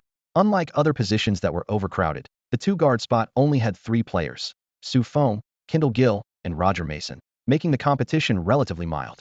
This Bulls roster was loaded with centers and forwards, but lacked depth at guard. Before training began, Eddie Curry formally introduced Su Feng to his teammates in the locker room, his tone carrying the implication of, "I've got this young brother's back." As the 4th overall pick in 2001 and one of the team's future cornerstones, Curry's words carried significant weight. This gesture saved Su Feng considerable trouble and earned him more goodwill from his new teammates. To add some experience to the 2-guard position, head coach Bill Cartwright simply moved Pippen into the shooting guard group as well. Once training started, Pippen ran a few suicide drills before stepping aside, grabbing a water bottle and standing on the sideline, intently watching Su Feng and the others practice shooting and positioning. NBA training has always been meticulous. Strength coaches and assistant coaches constantly record each player's technical habits and strengths to tailor strategies accordingly. Kendall Gill was the 5th pick in 1990, once a franchise player for the Hornets who could put up 20-54 averages in his prime. He even won a steals title with his exceptional defensive range and fierce attitude, and once recorded a triple-double with steals. He was typically quiet and serious, and everyone knew this defensive stalwart was equally formidable with his fists. After retiring at 37, he trained for a year before entering professional boxing, scoring a knockout in his debut fight. Around lunchtime, Gill approached Su Feng to chat, asking him about the secrets of Chinese martial arts. This question hit right at Su Feng's passion. His grandfather was a renowned martial artist who supported his family through fighting and had distinguished himself in military service. Su Feng had practiced authentic Bajikwan since childhood, and now with his explosive power, agility, and strength all dramatically enhanced, his fighting style was as fierce as howling wind. After explaining, he demonstrated on the spot, each move powerful and dynamic, his fist shadows nearly grazing Gill's nose. Gill was amazed and insisted on sparring with Su Feng. To be honest, the veteran's boxing footwork was solid and his punching lines were clean, carrying the intense flavor of real combat experience. Su Feng, on the other hand, was agile and swift, his footwork flowing like a dragon, every move packed with power. The teammates watching from the sidelines were fascinated, and even Pippen nodded approvingly. Honestly, his boxing footwork was quite impressive and showed real combat capability. But the locker room was cramped, and Su Feng seized the opportunity to deliver a powerful punch that sent his opponent flying 3 meters back, crashing into the locker room bench, unable to speak for a long while. The dull thud echoed between the metal lockers, the air thick with the mix of sweat and body wash. That's just how Americans are. Once you beat them down, they start worshiping you. Kendall Gill rubbed his stomach and caught his breath, then actually straightened up and saluted Su Feng on the spot, insisting they become brothers. The two bonded through combat and quickly hit it off. During afternoon practice, Gil acted like a personal trainer, staying close and demonstrating various defensive footwork with such enthusiasm that teammates couldn't help but stare. Near the end, Jalen Rose swaggered over with a provocative look in his eyes. "Hey, rookie, go get me some donuts." He tossed a piece of paper marked 100 at Feng's chest. "Don't forget my change." Everyone knew the unwritten rules of the NBA. No matter how big a star you were as a rookie, you had to endure the veterans' initiation first. Light hazing meant carrying bags and running errands. Heavier stuff involved filling your car with popcorn, and the worst would freeze your underwear in the fridge. Nobody escaped it. Just as Feng was about to take the paper, Gil stepped forward, snatched it away, and tore it to shreds in front of everyone. "Tony is my teacher," he stared at Rose. "If you want donuts, I'll buy them for you." Rose was stunned and ultimately didn't dare push back. Gil had the seniority, the fists to back it up, and was the acknowledged leader in the locker room. Rose didn't want to ask for trouble, but the frustration just wouldn't go away. Feng had just arrived and already had Gil backing him up. What was with this guy? How did he always have strong people protecting him? Rose had already lost 100,000 plus a gold Rolex watch, and now he couldn't even get back a $100 donut order. It was infuriating. Before leaving, Gil offered some friendly advice. "Let me give you a tip: you'd better not mess with Tony. You can't handle him." Rose nodded on the surface but scoffed internally. Just a rookie. There would be plenty of opportunities later. Watching his dismissive, retreating figure, Gil couldn't be bothered to persuade him further. You can't save someone determined to dig their own grave. Some lessons had to be learned the hard way, and a life without getting crushed by Bajiquan was incomplete. October 4th, Bulls Training Camp Media Day. Feng officially appeared before the cameras wearing jersey number 30. Camera flashes went off continuously, and this year's Media Day was especially lively because of his arrival. Dozens of Chinese reporters packed the sidelines. After all, he was the first shooting guard in Chinese history to truly make it to the NBA. Hu Weidong never played official games for the Mavericks back in the day, nor participated in training camp. The media frenzy delighted Bulls management, who were ambitiously planning Asian market expansion. The Rockets' commercial success in Asia last season made other teams green with envy, but the prerequisite was, could Feng establish himself like Yao Ming had? This was the question Chinese fans and media cared about most. His starting point was lower, and he was competing at the most competitive position of shooting guard. "I've said it before, he will be part of our long-term plans." The head coach's voice was firm before the cameras. "I'm extraordinarily satisfied with his training performance over the past few days." He paused, his gaze sweeping across the crowd. "I'm certain he will appear on our roster for the new season, and I have no plans to send him down to the NBDL." Head coach Cartwright offered Chinese reporters some reassurance. Next, Kendall Gill was interviewed by Chinese media in a corner of the training facility, delivering his assessment with crisp efficiency. "Absolutely. I have high expectations for him. His shooting and positioning are among the best I've ever seen." The typically stone-faced Gill managed to force out a stiff smile, showing courtesy to the reporters who had traveled so far. The Chinese journalists, however, read between the lines that smile was too rigid, likely just polite pleasantries. It was Jalen Rose who truly brought the atmosphere to a fever pitch. Under the flashing camera lights, he proclaimed loudly, "Thank you for sending us a super talent. He's the strongest among the new generation of guards. I believe he's greater than the chosen one, LeBron James. He's Syracuse University's most outstanding player, more gifted than Carmelo Anthony. He will lead the Bulls back to the top, and even has a chance to surpass Michael Jordan. I'm absolutely certain." This effusive praise wasn't reserved solely for the Chinese reporters. Turning to face the Chicago local media, he repeated the exact same script word for word. The Chinese journalists listened with excitement, remarking, "Now that's what we're talking about." Because the more exaggerated the language, the more it would ignite domestic fans' emotions. For whether it was true, nobody cared. The Chicago reporters simply took notes with indifference, while the Chinese journalists wished Rose would add even more fuel to the fire. Rose knew exactly what he was doing: wasn't seeking praise, but rather orchestrating a kill with kindness strategy. By elevating Feng to the level of LeBron James and Carmelo Anthony, public opinion would eventually turn against him. When that time came, Feng would become the most obvious target, perfectly highlighting those two genuine talents. Among the 2003 draft class, James and Anthony were undisputed focal points. Anthony led Syracuse University to an NCAA championship as a freshman and won MOP honors, while James was even more remarkable still in high school when crowned the chosen one, signing a historic $92 million contract with Nike, with the entire American basketball world seemingly awaiting a new king's entry into the league. Media coverage was almost entirely dominated by these two, making even the Bulls' seventh pick Henrich appear dim by comparison, let alone Feng.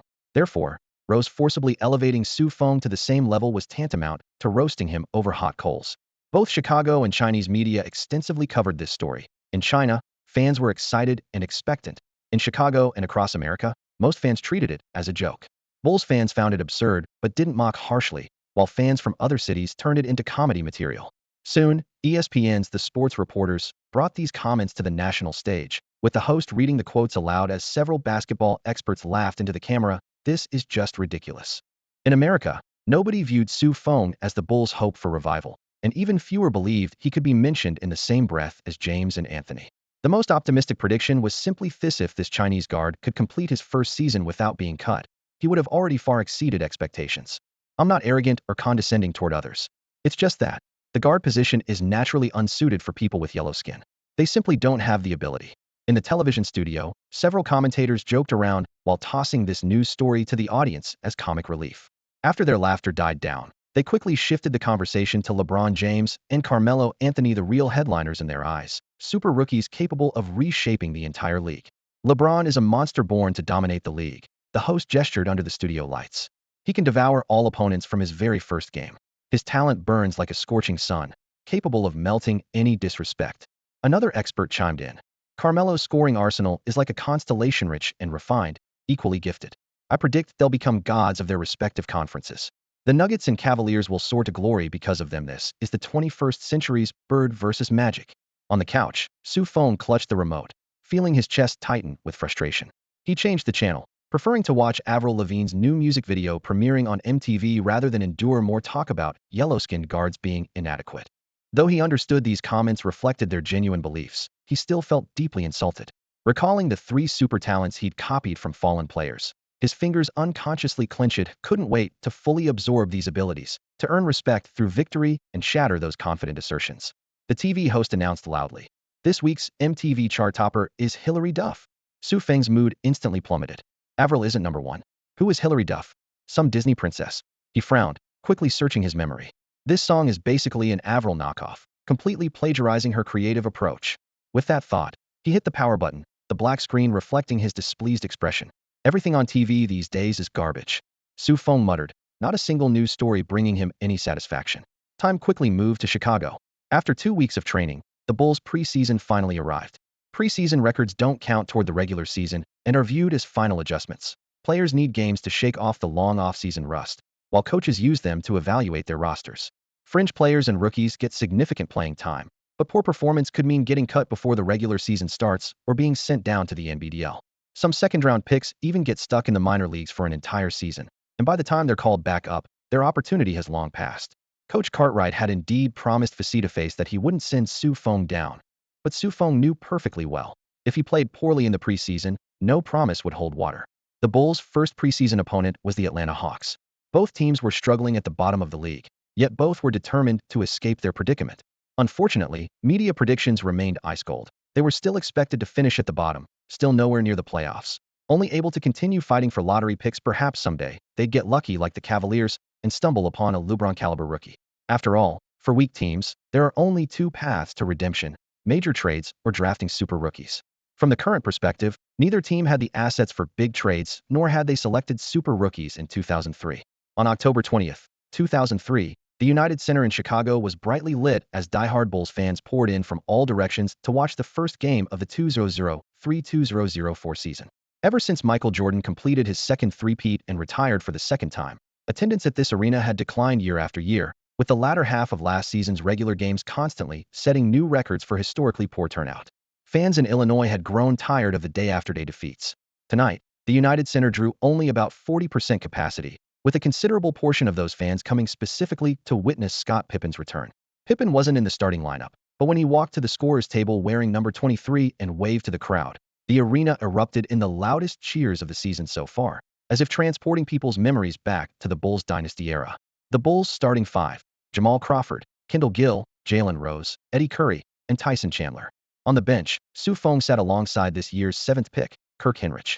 Hinrich had undergone minor surgery over the summer and wouldn't return until November, but in Bill Cartwright's playbook, his position was already secured. Missing preseason wouldn't affect his playing time, so he sat in his suit, calm and composed.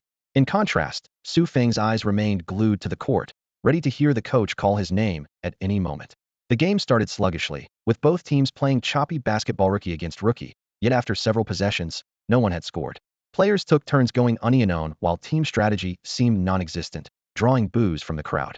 Kendall Gill's expression grew increasingly sour as he was forced to attack aggressively, repeatedly driving into traffic. Less than halfway through the quarter, he signaled for a substitution, cursing as he came off. What the hell kind of basketball is this? As a veteran who valued team play, he couldn't stand such chaos. With Gill out, Cartwright sent in Roger Mason. Mason was last season's 31st pick, well-rounded on both ends with a strong build. This substitution pattern showed that Su Feng currently ranked behind Mason in the coaching staff's rotation. Su Feng knew clearly that to earn more playing time, his primary goal was to outperform Mason. Mason immediately hit a jump shot from the corner, adding 2 points to the scoreboard and tightening the knot in Su Feng's chest. Everyone in the arena knew he and Mason would be sharing the minutes Gill left behind. The game remained chaotic, but Atlanta's Jason Terry found his rhythm first, connecting on consecutive mid-range shots. Crawford tried to respond, but his touch was ice-cold, with several attempts clanging off the rim. With 1 minute and 21 seconds left in the first quarter, amid a chorus of boos from the crowd, Cartwright made a mass substitution. Su Feng, Scott Pippen, Donyell Marshall, and Eddie Robinson all entered simultaneously, replacing Crawford, Rose, Mason, and Curry. The new lineup lacked a true point guard. Su Feng was a shooting guard, Robinson and Pippen both naturally played small forward, and Marshall was temporarily filling in at center. But for Pippen, this wasn't a problem in his early years. He had served as the Bulls' point forward. Cartwright leaned down, patted Su Feng's shoulder, and whispered a reminder. Tony, seize the opportunity. You'll probably only get 1 minute and 21 seconds of playing time, and if you don't perform well, you won't see the court again in the second quarter. Kokoskov flipped through his tactical board while sternly warning Su Feng. Su Feng silently straightened his back and gave a serious nod. As soon as the whistle blew, Scott Pippen caught the ball in the low post and dribbled across half court in a few protective steps. Donyell Marshall quickly boxed out Raheem beyond the three-point line, raising his hand for the ball, but the angle was completely sealed off, forcing Pippen to continue dribbling. Hawks' small forward Steven Jackson's eyes were fierce as he pounced like a predator attacking its prey. Jackson was known for his ironclad defense, playing with a tough style and showing no fear of contact. Pippen grunted and instinctively turned sideways, using his hip to absorb the collision as the court instantly turned into a physical battle. Just as the situation was about to devolve into a war of attrition, a figure suddenly cut out from an angle. Rookie Su Feng precisely sliced into Pippen's line of sight, with absolutely no one around him. Pippen's eyes lit up as he unhesitatingly whipped the ball over. Su Feng caught the ball with his hands up, touched his toes to the ground, and immediately jumped, releasing the shot. Swish! The basketball went through the net, a clean three-pointer. The United Center instantly erupted with thunderous cheers echoing throughout the stands. Head coach Bill Cartwright stood up from the bench applauding. While the crowd only saw Su Feng beautifully convert Pippen's assist, Cartwright's mind captured the more crucial moment. Su Feng exploited a gap in the Hawks' defensive switch, using a reverse cut to shake off Jason Terry and appearing at the ideal shooting range. He not only resolved Pippen's predicament, but also made the perfect shot from the perfect spot. Pippen extended his hand and high-fived Su Feng forcefully. Just then, the DJ accidentally hit the control panel, causing a ding to burst from the speakers like the sound of a microwave finishing its heating cycle. The unexpected sound effect actually drew laughter and cheers from the entire arena, and it became Su Feng's signature sound for every future basket. The game didn't pause. On the defensive possession, Su Feng matched up against Jason Terry. Terry, nicknamed the Jet, averaged 17.4 points and 7.2 assists last season and was the Hawks' featured player, a recognized elite point guard in the league who was even speculated to have all-star potential. He was sharp on offense but weak on defense, with an extremely elegant jump shot, and combined with his excellent physical attributes, once he accelerated he moved like a jet taking off, with remarkable speed and explosiveness. Su Feng wasn't a natural defensive specialist, but he stayed glued to Terry's every step. From the sideline, Kendall Gill's booming voice provided guidance. Don't get too close. Lower your center of gravity. Don't give him the angle for a straight-line drive from the left side. 3 days earlier, Gill and Su Feng had struck a small deal. He would teach Su Feng defense, and Su Feng would teach him Bajiquan. Coach Bill found this friendship quite surprising, but had to admit that Gill's coaching was immediately effective. Su Feng blanketed Terry throughout, and although his opponent eventually created a shooting window, that jump shot bounced off the rim. Tyson Chandler leaped high to grab the defensive rebound, immediately passing the ball to Pippen. On the fast break, Su Feng was already sprinting forward at full speed. Jason Terry gave chase, with both players racing all the way to the corner. Terry suddenly accelerated, trying to cut off Su Feng's path and pouring all his speed and explosiveness into that final step. But he didn't expect Su Feng to suddenly execute a nimble spin move. His 6 feet 6 inches frame moved as gracefully as a cat, effortlessly slipping around the defense as his agility was fully displayed in that moment. At that moment, he directly absorbed the super agility talent he had copied from the little flying squirrel, Stoudemire. gaining a 2 boost. Indeed, real combat is the best test of talent. The more challenging the confrontation, the more it can be transformed into strength. Su Feng accelerated past Jason Terry, charging into the paint for 2 steps, but suddenly stopped and pivoted back, pulling to the left corner. Although Scottie Pippen was no longer young, his court instincts remained sharp. He quickly spotted the open corner and, with a swift motion of his long arm, pushed the ball over. His large hand controlled the ball with a magician's finesse, and the basketball glided through the air into Su Feng's embrace. Su Feng seamlessly jumped. Terry whipped around, raising both arms with all his might to block, but he was still a good finger's length away. Swish! The three-pointer went in, and the familiar ding microwave sound effect echoed through the United Center. The Chicago fans in the stands instantly connected this BGM with the new Chinese rookie on the court. This guy was a walking microwave, heating up the game as soon as he stepped on the floor. 2 three-pointers had cut the deficit from 9 points to just 3. The game continued. Su Feng stayed tightly on Terry. Terry chose to drive. Although he managed to shake Su Feng by half a step, the latter stayed glued to his back, ultimately forcing him into Tyson Chandler's defensive radius. Chandler, the second overall pick in 2001, boasted incredible height and long arms, making him a top-tier defender and rim protector. The Bulls management entrusted him with the defensive mantle while pinning their offensive hopes on Eddie Curry, dreaming of recreating the glory of the Spurs' Twin Towers or even the Rockets' Twin Towers of the past. Under Chandler's massive shadow, Jason Terry was forced to take a high shot. Bang! The basketball clanged off the rim, and Su Feng seized the defensive rebound. Only 3.9 seconds remained on the clock. He let out a low shout, sprinting along the sideline, taking 3 giant steps past half court. As soon as he crossed the three-point line, he launched the ball toward the opposite basket. The basketball traced an exaggerated high arc, each rotation drawing the crowd's breath. Over 20,000 pairs of eyes fixated on that white trajectory. Swish! It miraculously swished through the net. The three-pointer was good. The referee decisively raised 3 fingers.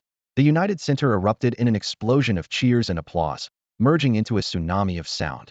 Who would have thought this rookie could hit 3 consecutive three-pointers in just 1 minute and 21 seconds? The scoring machine's activation was that simple and brutal. The DJ frantically pressed the ding, ding, ding sound effect button, pushing the atmosphere to its peak.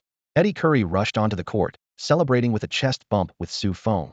Pippen approached and gently ruffled his hair, saying, "Not bad, little guy. You could give my younger self a run for his money." Kendall Gill chimed in from the side. "But didn't you get chewed out by Jordan like a dog in your rookie season?" Cough, cough. Pippen pretended to have a throat issue, lightly coughing to steer the conversation away. Back on the bench, Su Feng received generous praise from Coach Bill. Kirk Hinrich gave him a thumbs up and leaned in to whisper, "Just wait. Your time is coming. Miracle kid." Su Feng was also surprised by how well he had performed. Coach Bill indeed announced that Su Feng would remain on the court, making only minor adjustments to the lineup by substituting Eddie Robinson and Tyson Chandler with Eddie Curry and Jalen Rose. The whistle pierced the air, reigniting the remaining time in the third quarter. The new 5-man combination felt awkward to Su Feng. The ball no longer moved as quickly as it had in the first half, completely falling into an isolation rhythm. Scottie Pippen took the first shot, his signature turnaround fadeaway jumper, but the basketball hit the front rim and bounced out. Then Jalen Rose called for the ball on the wing, switching directly into onion mode. In the half-court offense, although Su Feng couldn't get touches, he continued moving around the three-point line. The threat of his 3 consecutive three-pointers was already deeply embedded in the Hawks' defensive mindset, and his movement constantly drew help defenders away, creating gaps for Jalen Rose. However, Jalen felt no gratitude whatsoever. That $100,000 and the Rolex felt like boulders pressing on his chest, making him angry every time he saw Su Feng. For 3 minutes, the isolation duo from both teams traded shots with similar efficiency, and the score climbed alternately. At this point, Coach Bill had another experimental impulse. He brought in another pure isolation scorer, Jamal Crawford, but didn't take Su Feng out, instead removing Pippen. The Bulls lineup had now become a complete offensive configuration. Eddie Curry, Donyell Marshall, Jalen Rose, Su Feng, and Jamal Crawford. Someone in the stands joked, "Is one basketball enough to go around?" Crawford immediately showcased his signature behind-the-back double crossover upon entering, then used a jump step to drive into the paint, finishing with a left-hand scoop shot off the backboard. After landing, he pointed at Su Feng, thanking him for his movement. More precisely, thanking him for that perfectly timed cut. Just as Crawford was dribbling in a split second, Steven Jackson was preparing to double-team. But Su Feng suddenly made a diagonal cut, then quickly stopped and retreated, pulling Jackson's attention away and allowing Crawford's flashy move to succeed safely. Every isolation player craves having a skilled moving shooter as a wingman to make their offense more comfortable. Crawford certainly understood this, unlike Jalen Rose, who remained suffocated under the weight of that $100,000 burden. The game continued with both sides still playing inefficient isolation basketball, but Coach Bill never substituted Su Feng out. On the bench, Roger Mason was frantically slapping his leg. Am I being banished to the doghouse? Look at me, look at me. He desperately wanted to get in the game. With 6 minutes and 35 seconds left in the second quarter, Su Feng finally got his rest.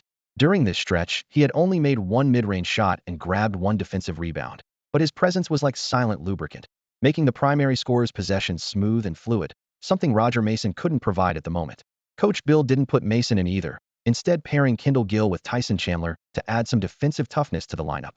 Nice debut, Su. Kirk Hinrich sat down next to Su Feng and patted his shoulder. So far, you're Mr. Perfect, haven't missed a shot yet. Don't worry, you can establish yourself here. No team in the league doesn't love a guard with excellent movement and elite three-point shooting. He paused, his expression serious. I think you can set your sights directly on next year's All-Star Rookie Game first-year roster. The Rookie Game first-year roster? Su Feng was stunned. That would mean he'd have to crack the top 8 performers from the entire 2003 draft class. But this draft was loaded with talent. He was only the 37th pick, and many people still said he was overvalued. Breaking into the top 8 would be incredibly difficult. 1-0-8-1-0-1. The Chicago Bulls claimed victory in their preseason opener. Su Feng made his debut in a Bulls uniform, delivering a flawless performance in just 21 minutes with a perfect 5 for 5 shooting, 2 for 2 from the free throw line, tallying 16 points, 3 rebounds, 1 assist, and 1 steal. Such efficiency immediately earned him a spot in the team's regular rotation. After the game, as soon as the locker room door closed, Coach Bill singled him out for praise. Su Feng was like a microwave today, hot from the moment he stepped on the court, shooting 100%. Keep that accuracy going. He patted Su Feng's shoulder, encouraging him to continue refining his shooting touch. The moment the praise ended, the locker room atmosphere grew tense. Congratulations were mixed with barely audible jealousy. Roger Mason silently changed his clothes and headed straight back to the gym for extra shooting practice, while another rival, Jalen Rose, leaned against his locker with a calm expression. The veteran had seen plenty of Comet-like rookies before. He was already plotting an opportunity to humble this Chinese kid. Su Feng's perfect stats quickly crossed the Pacific, generating massive coverage from domestic media. The news electrified countless Chinese basketball fans for Chinese basketball. This was like a spring suddenly emerging from a barren desert, as people finally saw the real possibility of a guard reaching the world's highest stage. Forums and social media exploded with excitement, everyone anticipating his next dazzling performance. The buzz brought not only applause, but also business opportunities. Su Feng's agent, Jason Thomas, had been bombarded with calls from Chinese brands and intermediaries over the past few days. Just a few photos, and Su could earn tens of thousands, even hundreds of thousands of dollars.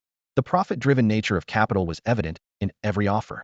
Thomas was practically drooling over this money falling from the sky, eager to immediately lock in a stack of endorsement deals. However, Su Feng shook his head. No, it's not time yet. Why? This is practically free money. Thomas couldn't understand. I can't damage my own brand, Su Feng said firmly. I want to work with truly major brands, and every endorsement needs to be market-leading. The money I'm turning down now, I'll make back in a single deal later and want the biggest piece of the pie. Thomas shrugged, both helpless and curious. Tony, can you tell me when you'll be able to get that biggest piece? Su Feng thought seriously for a moment. He had run models in his mind, and he said that by the end of this season, they would have their answer. Jason Thomas helplessly spread his palms and said, but investment opportunities won't wait for us. By next year, many market conditions will have changed. Tony, we can make money through investments. You have to trust my abilities. The internet industry is experiencing a strong recovery. What I've lost, I must take back with my own hands. This former Wall Street elite and outstanding Syracuse University alumnus had been swept out the door for heavily investing in tech stocks before the dot-com bubble burst. Now, he was desperately eager to prove himself. Su Feng understood his feelings and patted his shoulder. We have a saying in China, sharpening the axe won't delay chopping wood. Time won't let either of us down. After the conversation ended, Su Feng turned to throw himself into new preparations. In fact, he was more anxious than Thomas inside, but the composure passed down from his grandfather and father kept his exterior calm. He understood that the most important thing now was to continue evolving, improving his talent, and strengthening his court performance. If he only remained at the level of a shooter or off-ball specialist, even becoming a perfect role player would make it difficult to break through in commercial value in any industry. The 8,020 rule operates coldly.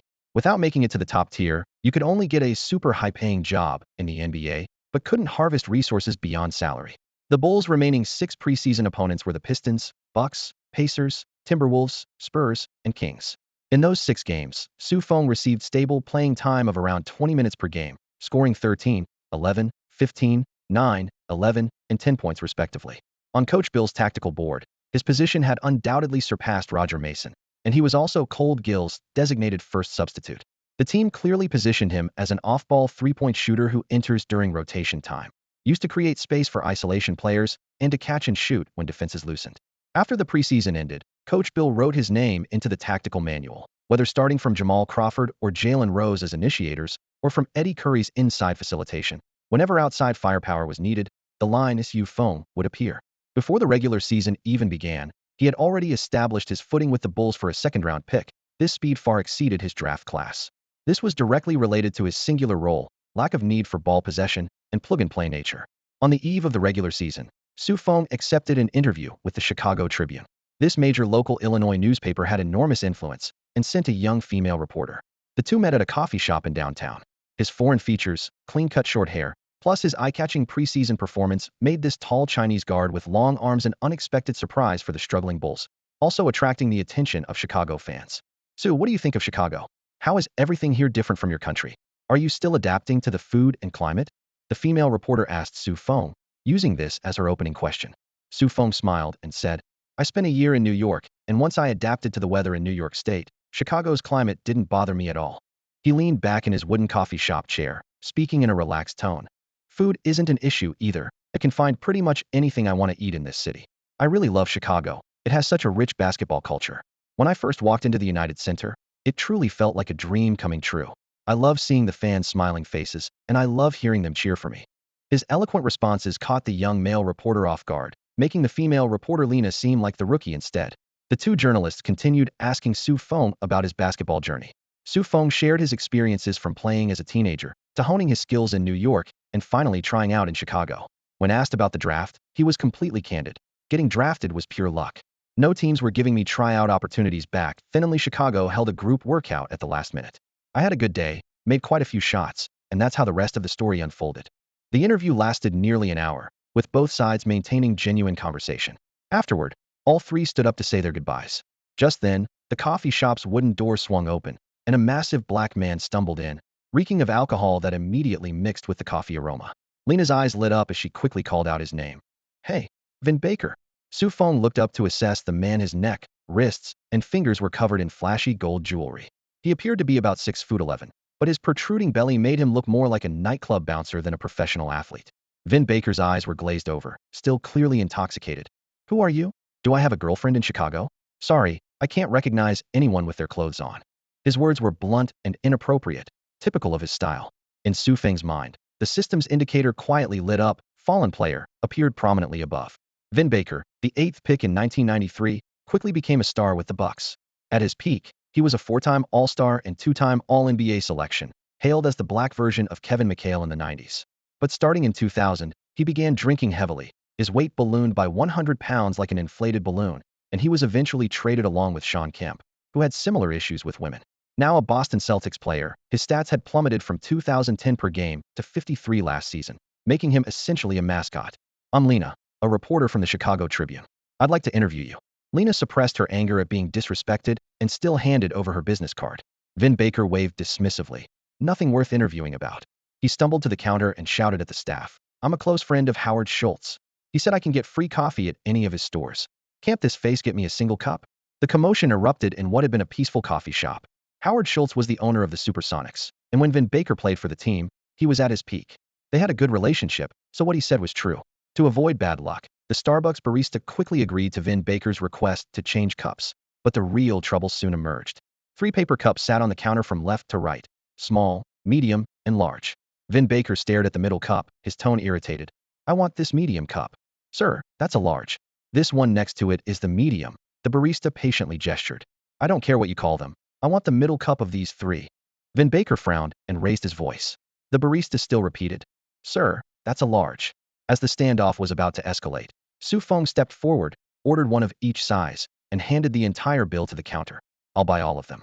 Now, take this 1 inch." He pointed to the middle cup, "treat it as a medium, and give it to this gentleman."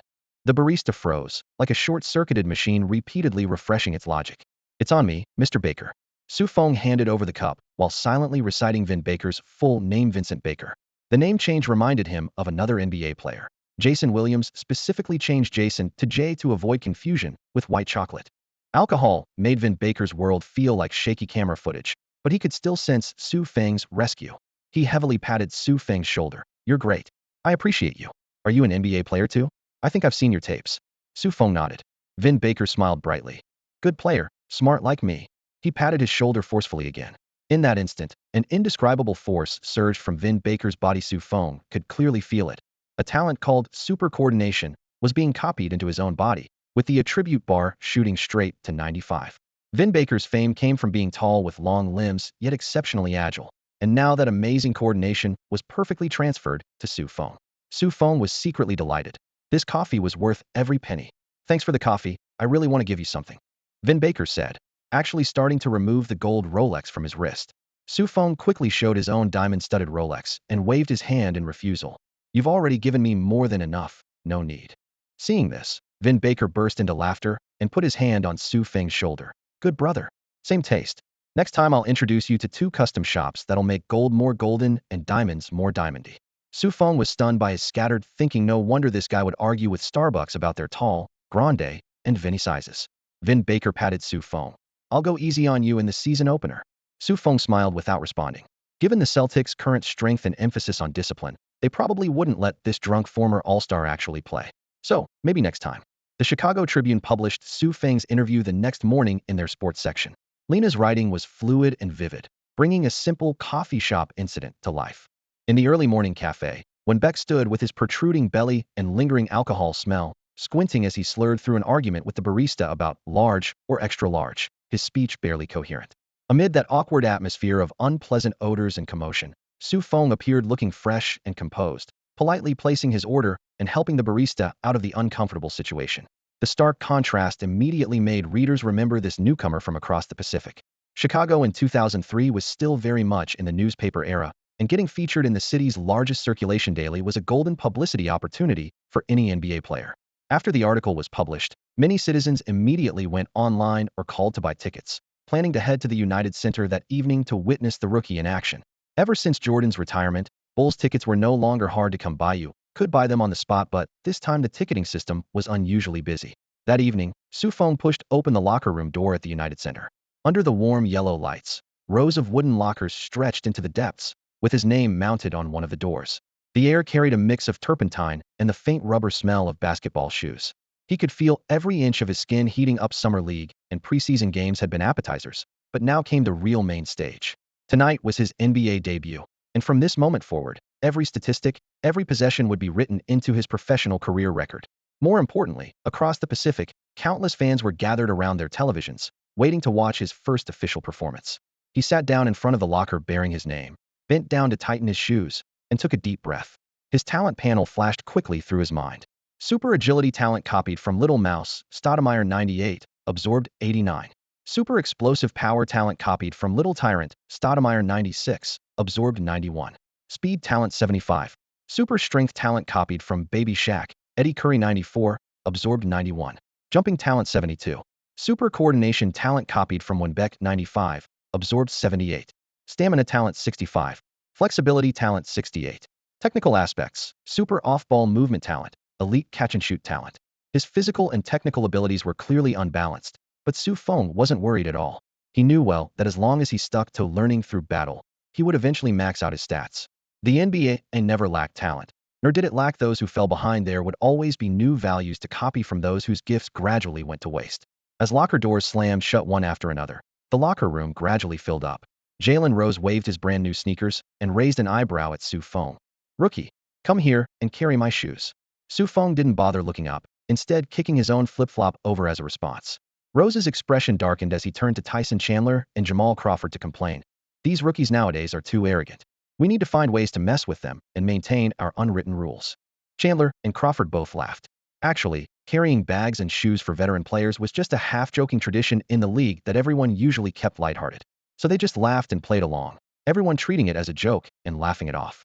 At that moment, the cold Gil spoke up. "Ross, if you have a problem with Su, I suggest you two settle it with a fight. And stop making Su fetch your shoes from now on. He's my mentor, and if you want to boss someone around, boss me around instead." Gil's confrontational stance caught Jalen Rose off guard. He then shrugged, laughed it off with a harmless joke, and smoothly changed the subject.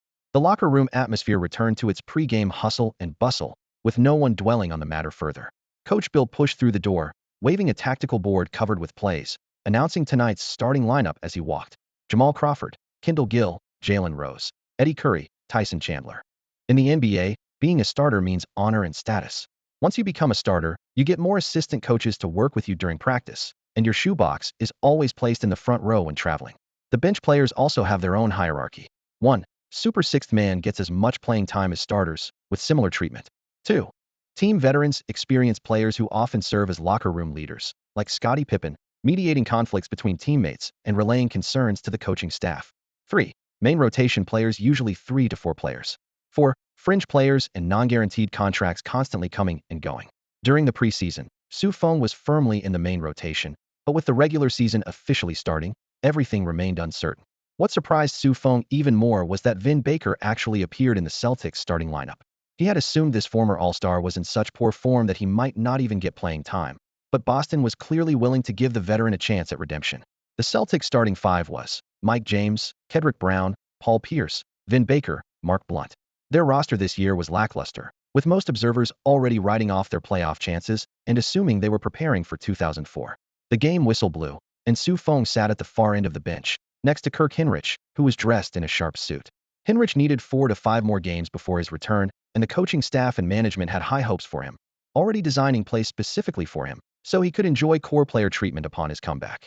Feng couldn't help but feel envious. If only he had elite ball handling and playmaking abilities, perhaps he would have already been promoted to a core role. I feel like you could light them up tonight, Hinrich whispered. Boston's defense is a mess. As long as you keep moving, you'll have more open looks than you can count. After watching a few possessions, Feng shared the same sentiment, but couldn't shake his concerns. The starting point guard on the court, Jamal Crawford, was a typical combo guard, or more bluntly, a ball-dominant, undersized shooting guard who didn't like to pass. He and Jalen Rose were highly incompatible, as both needed the ball in their hands to unleash their talents. In comparison, Jalen Rose was even more willing to pass the ball than Jamal Crawford. However, he rarely sent the ball Feng's way. On the court, the Celtics gradually seized control of the rhythm while both teams nominally had tactics. They essentially relied on isolation plays to solve problems. The difference was that the Green team almost exclusively let Paul Pierce handle the ball for unknown attacks, with Mike James occasionally getting involved, while the Bulls had Jamal Crawford, Jalen Rose, Eddie Curry, and Kendall Gill taking turns stealing the spotlight. In terms of efficiency, the Celtics naturally held the advantage, slowly pulling away on the road. Chicago fans, spoiled by the Jordan era, were already showing little interest in what they saw as rookies pecking at each other. And with the team falling further behind, the arena filled with boos mixed with profanity.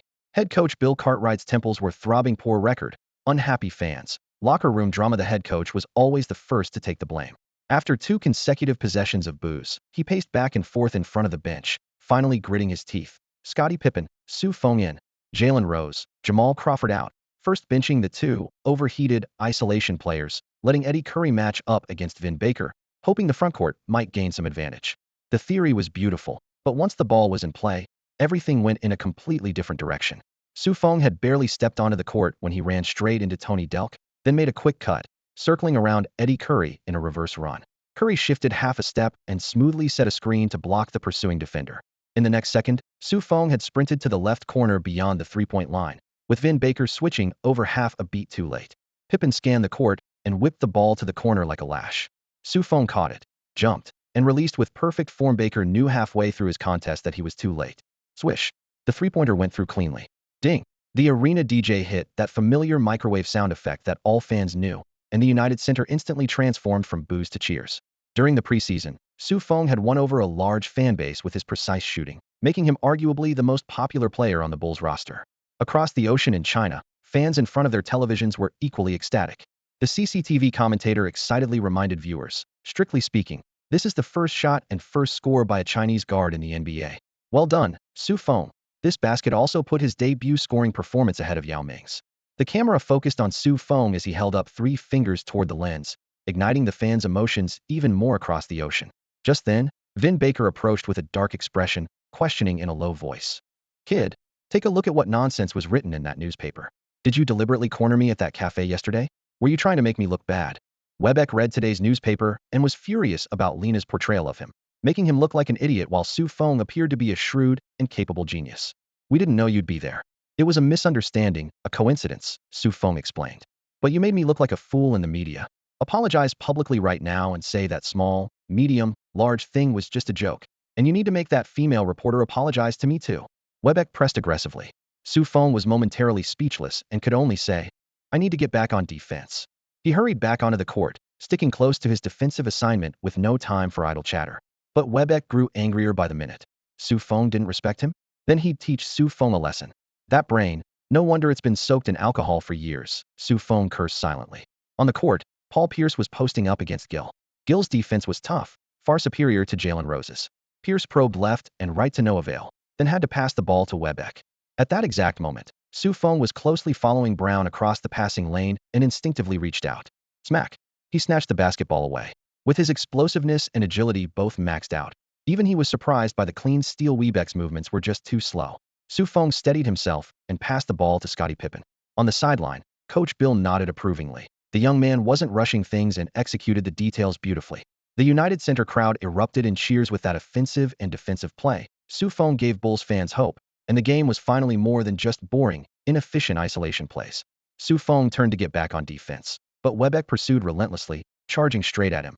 You're just trying to step on me to climb up. You did this on purpose. And I promised to look out for you yesterday. Turns out it was all a conspiracy. I'm just playing basketball. Does it have to be some conspiracy theory? Su Feng was exasperated. He accelerated to shake off Webeck, dove into the paint, and found himself wide open. Pippen immediately fed him the ball. Su Feng caught the ball and raised it up, but Webeck actually switched to defend him, spreading his arms wide.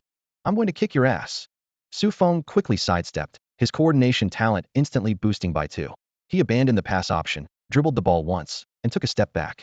Webeck lunged forward again, and Su Feng seized the opening from his charge, sharply changing direction with full explosiveness. He crouched low and accelerated, evading the baseline trap.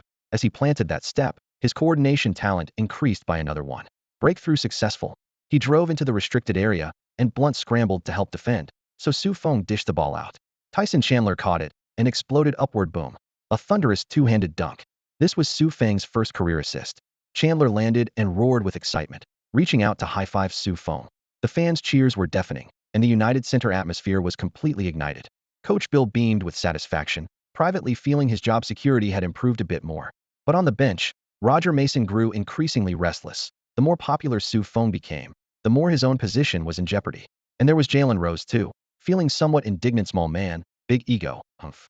When Baker was having a rough time, from the negative press coverage to the physical matchups on court, he found everything about Su Feng irritating and relentlessly trash-talked him throughout the game. Su Feng keenly picked up on his volatile emotional swings. As expected, alcoholics were always unstable and best kept at a distance. Yet on the basketball court, Su Feng had to actively engage with him because his super coordination talent was copied from when Baker himself. The more they matched up, the faster he absorbed the ability. This was his shortcut to getting stronger. This possession, when Baker couldn't get his hands on the ball, Paul Pierce decisively took the shot, stopping the bleeding for the Celtics with a pull-up jumper. In transition, Su Feng sprinted ahead, but this time it was Scottie Pippen who chose to shoot a high arc that sent the basketball through the net with a soft trajectory. Even though his body was far from its prime, Pippen's skills remained sharp, and Su Feng learned plenty from watching up close. The game continued. After 3 or 4 possessions, Coach Bill substituted Pippen out and brought in Jamal Crawford. Crawford immediately took control once he entered, hogging the ball and rarely letting it leave his hands. However, Su Feng's off-ball movement created spacious isolation opportunities for him, and his cold shooting touch gradually warmed up. His impression of Su Feng improved accordingly. On the 4th possession, Crawford faced a double team and unexpectedly passed to Su Feng, who was cutting to the basket. Su Feng caught the ball and faked a drive, successfully getting Baker to bite, then executed a quick reverse pivot to shake off the defense. Agility talent absorption won again. He immediately bounced a pass back out to Crawford on the perimeter. With no defender on him, Crawford calmly rose up. Swish. Nothing but net. During the transition back on defense, he actively reached out and patted Su Feng. Nice work, rookie. You're worth developing. Next, Coach Bill substituted Jalen Rose for Gil. He had an almost obsessive commitment to offense, having been immersed in the triangle offense alongside Jordan. He demanded that the perimeter must feature 2 ball handlers. Crawford and Jalen Rose were his hoped-for twin guns. However, while both possessed scoring talent, their tactical understanding paled in comparison to Pippen and Jordan. Once they took the court, the game instantly devolved into individual chaos ball, with sparse passing and plummeting efficiency. After running continuously for 2 possessions, Su Feng was substituted out, and the game returned to its opening confusion. Coach Bill stood on the sidelines with arms crossed and brow furrowed, clearly unable to reconcile the differences between his two gunners, left to ponder solutions. At the end of the bench, Feng chatted quietly with his friend Kirk Hinrich. I should be able to return next week, Hinrich said matter-of-factly. The team needs to make change. There's no need to hoard so many ball handlers. As a lottery pick with high expectations, he had a voice in the team's future planning and naturally developed a comprehensive perspective. Feng had no time to worry about such matters for now, focused only on continuing to get stronger, proving his worth, first squeezing into the rotation, then pushing for a starting spot. On the court, Roger Mason was struggling to execute the game plan, caught uncomfortably between Crawford and Jalen Rose.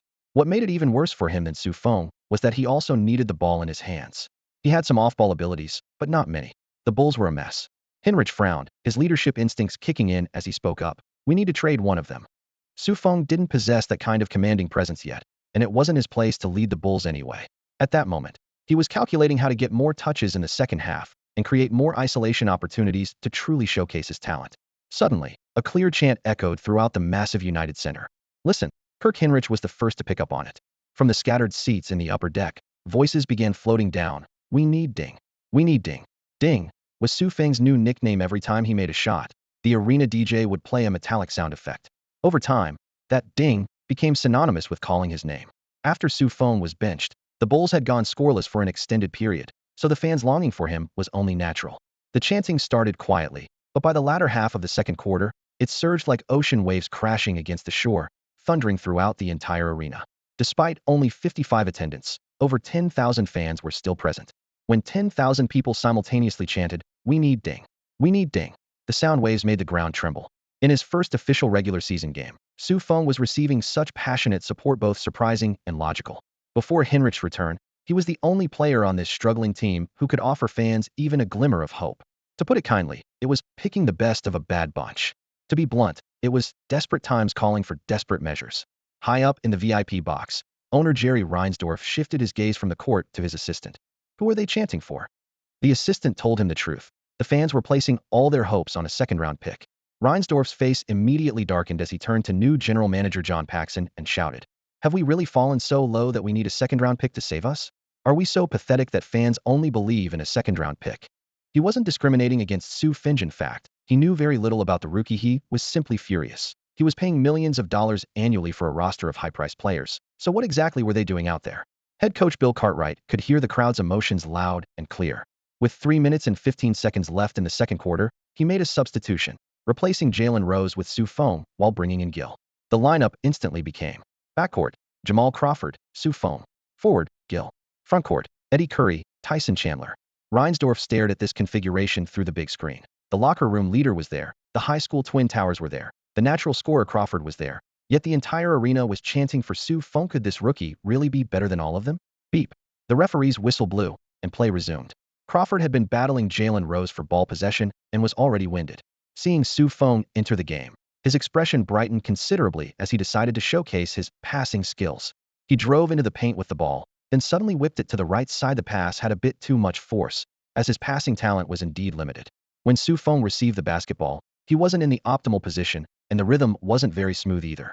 However, the Celtics' defense was lackluster, and Feng took flight with just a simple fake.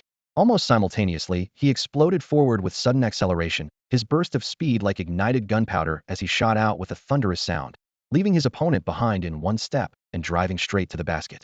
His second feint caught Blunt scrambling to help, but Feng smoothly passed the ball to Tyson Chandler at his side. Chandler leaped high. Boom. He slammed the ball through the hoop with both hands. Feng's entrance off the bench immediately created an electrifying impact. The play wasn't flashy or particularly gifted, but it was simple, crisp, direct, and effective. Chandler pumped his fists and roared while Bulls fans erupted in thunderous cheers. In the luxury box, owner Jerry Reinsdorf watched with great interest, unable to resist leaning over to general manager John Paxson's ear. "Don't you think this kid's silhouette looks a lot like Jordan? Jordan with hair." Paxson nodded enthusiastically and spoke honestly. "His physical measurements are almost identical to Jordan's, and his hand size and wingspan are even better. That's why we became interested in him at the last moment. His strongest asset is actually his off-ball movement, and his catch-and-shoot ability is excellent too." Oh. Reinsdorf raised his eyebrows even higher, his curiosity about this rookie growing more intense. Meanwhile, the frontcourt battle intensified. Gill held his ground against Pierce's aggressive attack as Feng flashed forward like lightning, positioning himself for a steal. Pierce instinctively turned to protect the ball, and steal specialist Gill seized the moment the basketball was stripped away. Su Feng was first to the loose ball, securing it in his hands before passing to the sprinting Crawford. Crawford took long strides toward the front court, drawing two Celtics guards to collapse on him. Su Feng ran to the corner as Crawford delivered a bounce pass back to him. Jump, raise, release. Swish. The three-pointer found nothing but net. Ding. The United Center's signature electronic sound exploded as the home crowd instantly erupted. For Bulls fans, this sound was divine gospel, a triumphant fanfare. For the Celtics, it rang like death's bell tolling on a tombstone. Su, Su, Su, the entire arena chanted. The previously unknown rookie had now stepped onto the regular season stage and earned unanimous applause. In the luxury box, Reinsdorf stroked his chin. This young man looks pretty good. When do you think he'll hit the rookie wall? Can he successfully break through it?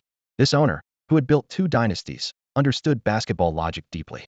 The so-called rookie wall refers to when newcomers, after their initial brilliance, have all their technical skills, playing style, and physical data recorded by the league, then face targeted defense that causes their performance to plummet dramatically. After hitting this wall, there are only two possible outcomes. 1. Fall before the wall, fade into obscurity, or even quickly leave the league. 2. Break through the wall, continue ascending, and enter the elite or even star ranks. There are also two ways to break through. The first is to go around iterating on team system assistance, but the cost is being forever confined within that system, unable to achieve privileges that transcend it. The second is to smash straight through acquiring exceptional talent and skill, or rather, undefendable talent and skill. Most players who overcome the rookie wall this way tend to become stars, even superstars, or even elite superstars. Of course, there's another, much rarer scenario: they never hit a rookie wall at all. From day one in the league, they possess the power to dominate any defensive system. Michael Jordan, Tim Duncan, Shaquille O'Neal, Magic Johnson, and Larry Bird all fit this mold. LeBron James, who's been labeled a super rookie this year, is widely believed to have that same level of talent. After a moment of thought, John Paxson offered his assessment. Su Feng is just a role player. For role players, hitting the rookie wall isn't really painful. With his off-ball movement, he can easily navigate around whatever rookie wall other teams set up. Besides, no team is going to build a particularly high or thick wall specifically for a role player. His stance remained consistent, didn't view Su Feng as a future cornerstone, just an important puzzle piece. In Paxson's mind, the ceiling was sixth man of the year. Reinsdorf remained non-committal, keeping his eyes on the court. On the next possession, Su Feng had just drained a three-pointer when he sprinted back on defense, helping Crawford by cutting off Mike James's driving lane. The opponent made a hurried pass that resulted in a turnover, and Tyson Chandler scooped up the ball, feeding it to Crawford for a fast break. Su Feng accelerated down the right baseline again, forcing the Celtics defense to split their attention chasing him. Suddenly, he cut back, using a cross screen from Gill to slip to the top of the arc. Crawford was being double-teamed, and threw a no-look pass over his shoulder to the top of the key. Su Feng caught the ball as the Celtics defenders charged at him aggressively, but he smoothly fed it to Crawford, who was cutting to the basket. Crawford finished with a thunderous one-handed dunk. The pass wasn't particularly flashy, the angle was routine, the risk considerable, and the vision wasn't spectacular, but it clearly demonstrated one thing. This kid had an extremely clear basketball IQ and decisive judgment. I think he can become an elite player. Reinsdorf finally spoke up. Elite player? Paxson was taken aback. His boss's expectations were clearly much higher than his own. Worried that higher expectations would lead to greater disappointment, he gently reminded him. Su Feng just lacks talent. If he had more talent, he might have gone in the first round. Having navigated the business world for years, Reinsdorf naturally caught the subtext. He tapped his temple lightly. Talent doesn't necessarily determine everything, it's what's up here that matters. He then made a bold prediction. Mark my words, Jamal Crawford is about to clash with Jalen Rose over ball handling duties, and that rookie will definitely side with Crawford. The ball handling dispute between Crawford and Rose was already an open secret. Both were ball-dominant scorers who needed touches, so this prediction wasn't particularly difficult. The front office had been monitoring the situation all along. But Su Feng getting involved in veteran politics sounded rather far-fetched. The only relevant information Paxson had was that Jalen Rose wasn't particularly friendly towards Su Feng. For a rookie, that's not a good thing. Reinsdorf might not understand basketball as well as John Paxson, but as a successful entrepreneur and businessman, he certainly understood human nature better than John Paxson. Before the game even ended, sitting in his box, he could see the recruiting undertone in Jamal Crawford's approach to Su Feng. This ball-handling scorer wanted an elite off-ball shooter to create space for him. In fact, Jalen Rose needed Su Feng just as much, as his playmaking was even more refined than Crawford's. But due to the unpleasantness during preseason, his pride kept him deliberately distant from Su Feng. As a result, Crawford was the only one extending an olive branch. Crawford and Jalen Rose weren't even playing the same position, yet they were locked in a bitter struggle over ball possession. Reinsdorf had anticipated this kind of internal conflict, but he hadn't expected it to happen so quickly. The moment the locker room door closed after the game, tension filled the air. The trigger was simple. Jalen Rose, as usual, complained to the assistant coaches about getting too few opportunities and having his touches diluted. He had always considered himself the team's most experienced player, most skilled, and best scorer, averaging 20 points per game last season, which was definitely impressive in 2003. No one had dared to challenge him before, but this time Jamal Crawford suddenly threw out a sarcastic comment. "But you've already wasted plenty of opportunities." His voice wasn't loud, but it reached the ears of nearby coaches and teammates. Jalen Rose's brow furrowed, his gaze sharp as a blade, clearly asking, "Are you disrespecting me?" Crawford met his stare without responding, but his body language made it crystal clear. "Starting today, I'm challenging your position." NBA locker rooms sometimes feel like warm families, sometimes like cold offices, but more often they're jungles where only the strong survive. If Jalen Rose was the king of the Bulls' backcourt pride, Crawford was now the new challenger, ready to drag him off his throne. This wasn't uncommon in the league, but if not handled properly, it could weaken the team's overall strength. The Lakers last season were a perfect example. Despite having multiple stars, they fell to the more unified Spurs. Teammates exchanged glances, surprised but also somewhat entertained. A power struggle in the very first game of the new season. Crawford's ambitions were clearly significant. "Have you wasted fewer opportunities?" "Jamal," Jalen Rose finally exploded. "Don't forget, you're a point guard. We're always ahead when you're off the court, and things only get chaotic when you come in." Crawford still wouldn't take the bait, only addressing what he wanted to say. Feng sat next to Kirk Hinrich, both rookies witnessing their first legendary locker room battle, sipping their energy drinks with great interest. "Without Feng helping you, you're nothing." Jalen Rose suddenly brought Feng into the conversation. Although he despised Feng, he knew Crawford's strong performance was due to Feng drawing defensive attention and helping him with off-ball movement and precise shooting. "Then why can't you work closely with Su?" Crawford sneered back, his tone sharp as a blade. The two moved closer, their chests nearly touching as tension filled the air. Tyson Chandler, catching the head coach's signal from the sideline, immediately stepped forward and separated the two players. Scott Pippen and Kendall Gill each grabbed one of them, forcibly keeping the conflict at the verbal level. Coach Bill walked between them and said sternly, "You're both elite players, the backbone of this team. You should be thinking about how to coexist." Before he could finish, Jamal Crawford interrupted. "Coach, we play better without him. I guarantee we can still beat the Celtics." Jalen Rose immediately nodded in agreement, his expression radiating a him or me defiance. Neither would back down, creating a standoff. To prevent further internal conflict, Coach Bill decided to temporarily separate them. At the start of the second half, Crawford was benched. The Bulls' starting lineup was Pippen, Roger Mason, Jalen Rose, Eddie Curry, and Tyson Chandler. "The more they fight, the more playing time we and Mason get," Hinrich whispered to Feng. "When two fight, a third benefits. If this continues, the team might just trade one of them." Hinrich had always been sharp-minded with high basketball IQ. Otherwise, with his average physical attributes, he never would have been a lottery pick. He not only observed on-court details, but also had his own insights into team operations. Feng, however, had no interest in these power games.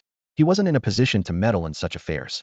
He changed out of his practice gear and sat quietly on the bench, eyes closed, conserving energy while keeping his focus locked on the court. After the third quarter began, Jalen Rose appeared more focused and desperate than in the first half, but with little effect.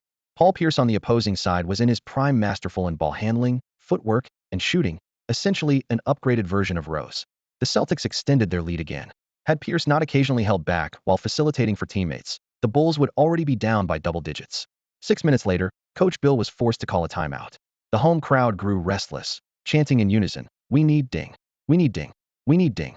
Getting this kind of support in your first game, that's quite a starting point, Hinrich said with a grin to Feng. Feng hadn't expected his debut to involve so much drama. He had originally just wanted to earn a stable or near-stable rotation spot through his performance. During the timeout, Jalen Rose returned to the bench fuming, complaining to Roger Mason about wasting 2 of his passes and failing to help create spacing. He was convinced this was why he was being targeted.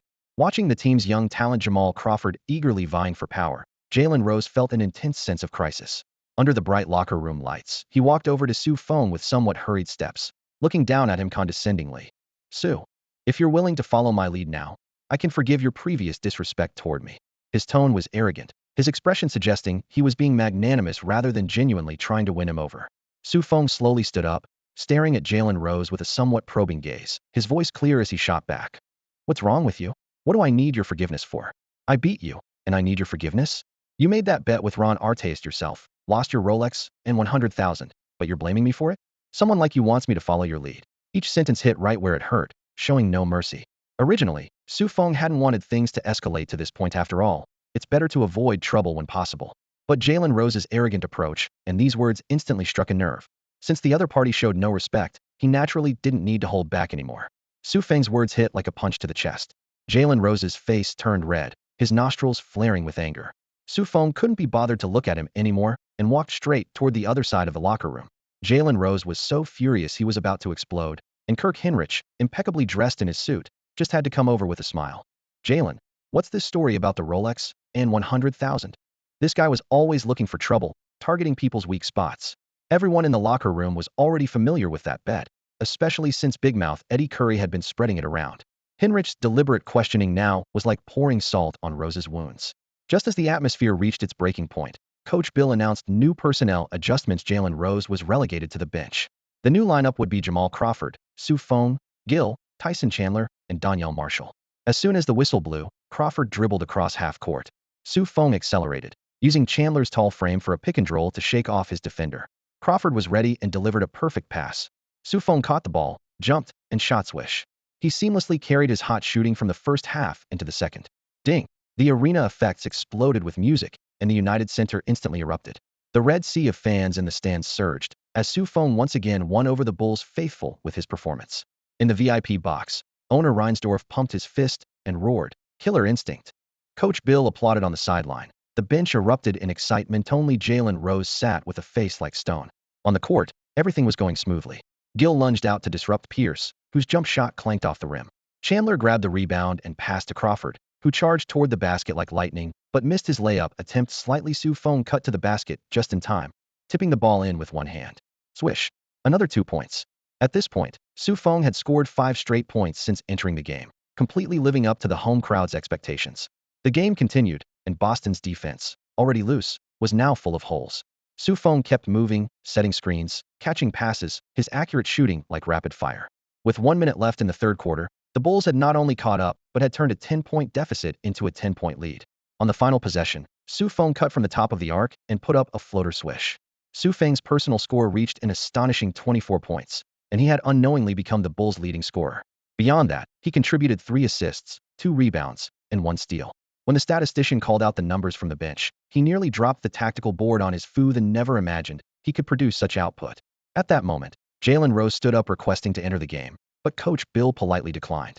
The chemistry on the court is perfect right now, can't disrupt it. As head coach, Bill's eyes were solely focused on victory. Beep. The fourth quarter whistle pierced sharply through the arena. Jamal Crawford dribbled past half court, ran a high pick and roll with Marshall, then quickly rolled to the basket, driving into the paint. Spotting Su Feng open in the corner, he immediately fired a bounce pass. Su Feng caught the ball, jumped, leaned back, and flicked his wrist swish. His 6th three-pointer found the net perfectly. Celtics head coach John Carroll's face immediately darkened. Not making specific preparations for Su Feng before the game was his biggest mistake tonight. Who could have predicted a second-round pick would be this accurate? This was the kind of immediate impact typically expected from lottery picks. The big screen froze, 27 points. In the VIP box, team owner Reinsdorf excitedly drummed the table. Guess how many points he'll score tonight? 30? Is 40 even possible? General manager John Paxson smiled wryly. Breaking 30 is a lock, but I never imagined he could push for 40. If it weren't for Jay Williams' car accident forcing us to change our draft plans last minute, we never would have picked him. Reinsdorf patted his shoulder. Maybe he's the chosen one. The thunderous MVP. MVP. Chants inside the United Center brought back the decibel levels of the Jordan era for the first time in 10 years. A rookie making his debut had completely conquered the fans. The game continued. With 10 minutes and 43 seconds left in the fourth quarter, Su Feng again used a screen to find open space, stepped half a foot beyond the three-point line, and jumped another clean swish, bringing his personal total to exactly 30 points. The Celtics were exhausted trying to keep up with his off-ball movement. Paul Pierce finally stepped up to guard him closely.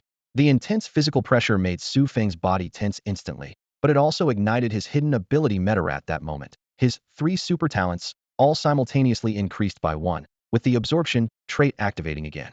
On the next possession, he cut back against Pierce's tight defense, returned to the top of the arc, and with the defender chasing, raised his hand another ice-cold three-pointer. 33 points. Carroll helplessly raised his hand, substituting Pierce out. With the Bulls leading by 9 points, Boston simply chose to preserve energy. The season had just begun, and there was no need to risk injury for one game, especially when they couldn't find a way to lock down Feng's ghostly movement. As he left the court, Pierce still couldn't hide his frustration. The head coach patted his back. There'll be other opportunities, don't get worked up over a rookie. Maybe by the time we see him again, this flash-in-the-pan guy will have already disappeared from the league. 129,103. The Chicago Bulls kicked off the 2003-2004 season with a victory at the United Center. On this night, 18-year-old Feng became the center of attention, playing 38 minutes and putting up 37 points, 4 assists, 3 rebounds, and 1 steal, the highest scoring debut in Bulls history, more than doubling Michael Jordan's 16-point debut performance. When the stats were announced, the thunderous cheers from Chicago fans in the stands could have blown the roof off the arena. Although Feng's scoring methods were somewhat limited and functional, highest score is still highest score. Looking across the entire 2003 draft class, his 37 points left all his fellow rookies in the dust. Before the season began, the spotlight was expected to be on the chosen one, LeBron James, and 3rd overall pick Carmelo Anthony for their debuts. Anthony faced the Spurs, recording 12 points, 7 rebounds, 3 assists, and 1 steal as the Nuggets defeated San Antonio 80-72. James took on the Kings, posting 25 points, 6 rebounds, 9 assists, and 4 steals, but fell short by 5 points. Before Feng's numbers were released, James undoubtedly had the most dazzling performance. But when that 37-point stat sheet hit the table, the title of Most Spectacular Debut instantly changed hands. What made it even more surprising was that this record belonged to a second-round pick. Nobody considered him a top rookie prospect. Yet he broke the debut scoring record of every active player, trailing only the legendary Wilt Chamberlain from basketball's ancient era. After the game, head coach Bill immediately brought Feng into the post-game press conference. By convention, only team leaders earn the right to sit behind that long table, but Feng received this treatment after just 1 game. Before entering, PR manager Hibbert quietly reminded him, "Stay relaxed, don't be nervous." He worried that one wrong word from the 18-year-old could get him torn apart by the picky media. NBA reporters have always been capable of building you into a superstar or burying you with a single sentence. Throughout history, players who truly shed negative labels can be counted on one hand. Allen Iverson is one, and even he hasn't completely escaped them. Surprisingly, Feng appeared with a smile, composed and even more articulate than last year's #1 pick Yao Ming's English was better, requiring no translator. After settling in, he spoke first in Chinese, then in English. "What makes me happiest is helping the team win. We Chinese believe in getting off to a good start. The first battle must be won because it often signals good fortune for the entire season." When reporters asked how he felt about his 37-point record-breaking performance, he humbly replied, "This score exceeded my expectations. I have to thank my teammates for their assists and the coach for the game plan. I just happened to be in the right positions, and my shot was falling tonight." Feng's emotional intelligence left the entire press corps stunned for a few seconds. After all, they were accustomed to hearing NBA players boast, "I'm the best in the world, my talent is unmatched," or "everything I accomplish is because I'm unstoppable." They wish they could claim all the credit for themselves. People have always loved hogging the spotlight, but now suddenly there's a newcomer who only talks about "we," leaving the reporters feeling somewhat uncomfortable. A reporter from the Chicago Tribune was the first to ask, "What was your favorite shot tonight?"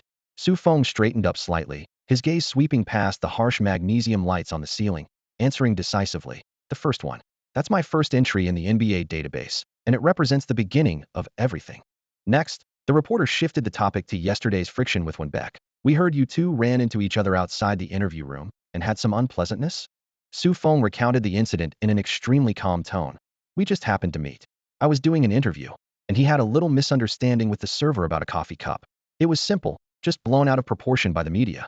As for Winbeck's constant trash talk on the court tonight, he didn't mention it at all. It had no effect on him whatsoever. In fact, he had stolen an incredible coordination talent from the veteran, benefiting tremendously throughout the game." At this point, a Chinese reporter stood up and fired off questions in rapid succession in Chinese. "You scored the team's highest points in your debut. Do you have any plans for next year's Olympics? There's a shortage of guards back home, and everyone's paying attention. Also, do you think you can become an NBA superstar? Iverson, Kobe, Carter, McGrady all play your position. Do you have confidence you can reach their level?" The questions came fast and furious. Feng pondered for a moment before responding to each one. "If I have the opportunity to make the Olympic team, that would be my honor. I'm very confident about the future and hope that someday I can stand at the same height as those superstars." His words were humble, but in his heart, he was never content with merely reaching their level. He yearned to surpass it. The same reporter immediately switched to English and directed the microphone toward head coach Bill. "Coach, what do you think of Feng?" Bill nodded slightly. "Fantastic. He's the fastest rookie I've ever seen integrate into a team, and his performance exceeded expectations. I believe he'll quickly enter the rotation and even compete for a starting position. He understood this answer was exactly what the Chinese reporter wanted to hear, but the follow-up question that came next made the room instantly quiet. Do you think he can become a superstar like Iverson, Kobe, Carter, or McGrady? Camera flashes suddenly blazed, and several North American reporters gasped audibly. The questioner clearly wasn't familiar with the NBA's talent hierarchy, wasn't even a regular basketball beat reporter. Realizing he'd overstepped, embarrassment flashed across his face, and even Feng was stunned for half a second. Bill cleared his throat lightly, deflecting some of the pressure from the young man. Feng is still very young, and the future is hard to predict maybe? Young people are always full of hope. I like confident players. That's what drives them forward. After the press conference ended and they returned backstage, the media manager joked with Feng. You were incredibly composed out there, not nervous at all. You handled yourself better than many established superstars. Maybe you could be a crisis management consultant someday. Feng laughed and playfully punched the man's shoulder, his eyes bright and cheerful. He had this natural ability to quickly connect with people, and that innate charisma remained irresistible to anyone who wanted to get close to him, even off the court. Not to mention, he possessed a strikingly handsome face that commanded attention. That night's performance caught the sharp attention of numerous brands who recognized his undeniable camera magnetism. His chiseled, photogenic features made it nearly impossible for photographers to overlook him. Even surrounded by the towering athletes of the NBA, he still shone like a beacon. Place him among the glittering stars of Hollywood, and he wouldn't fade into the background.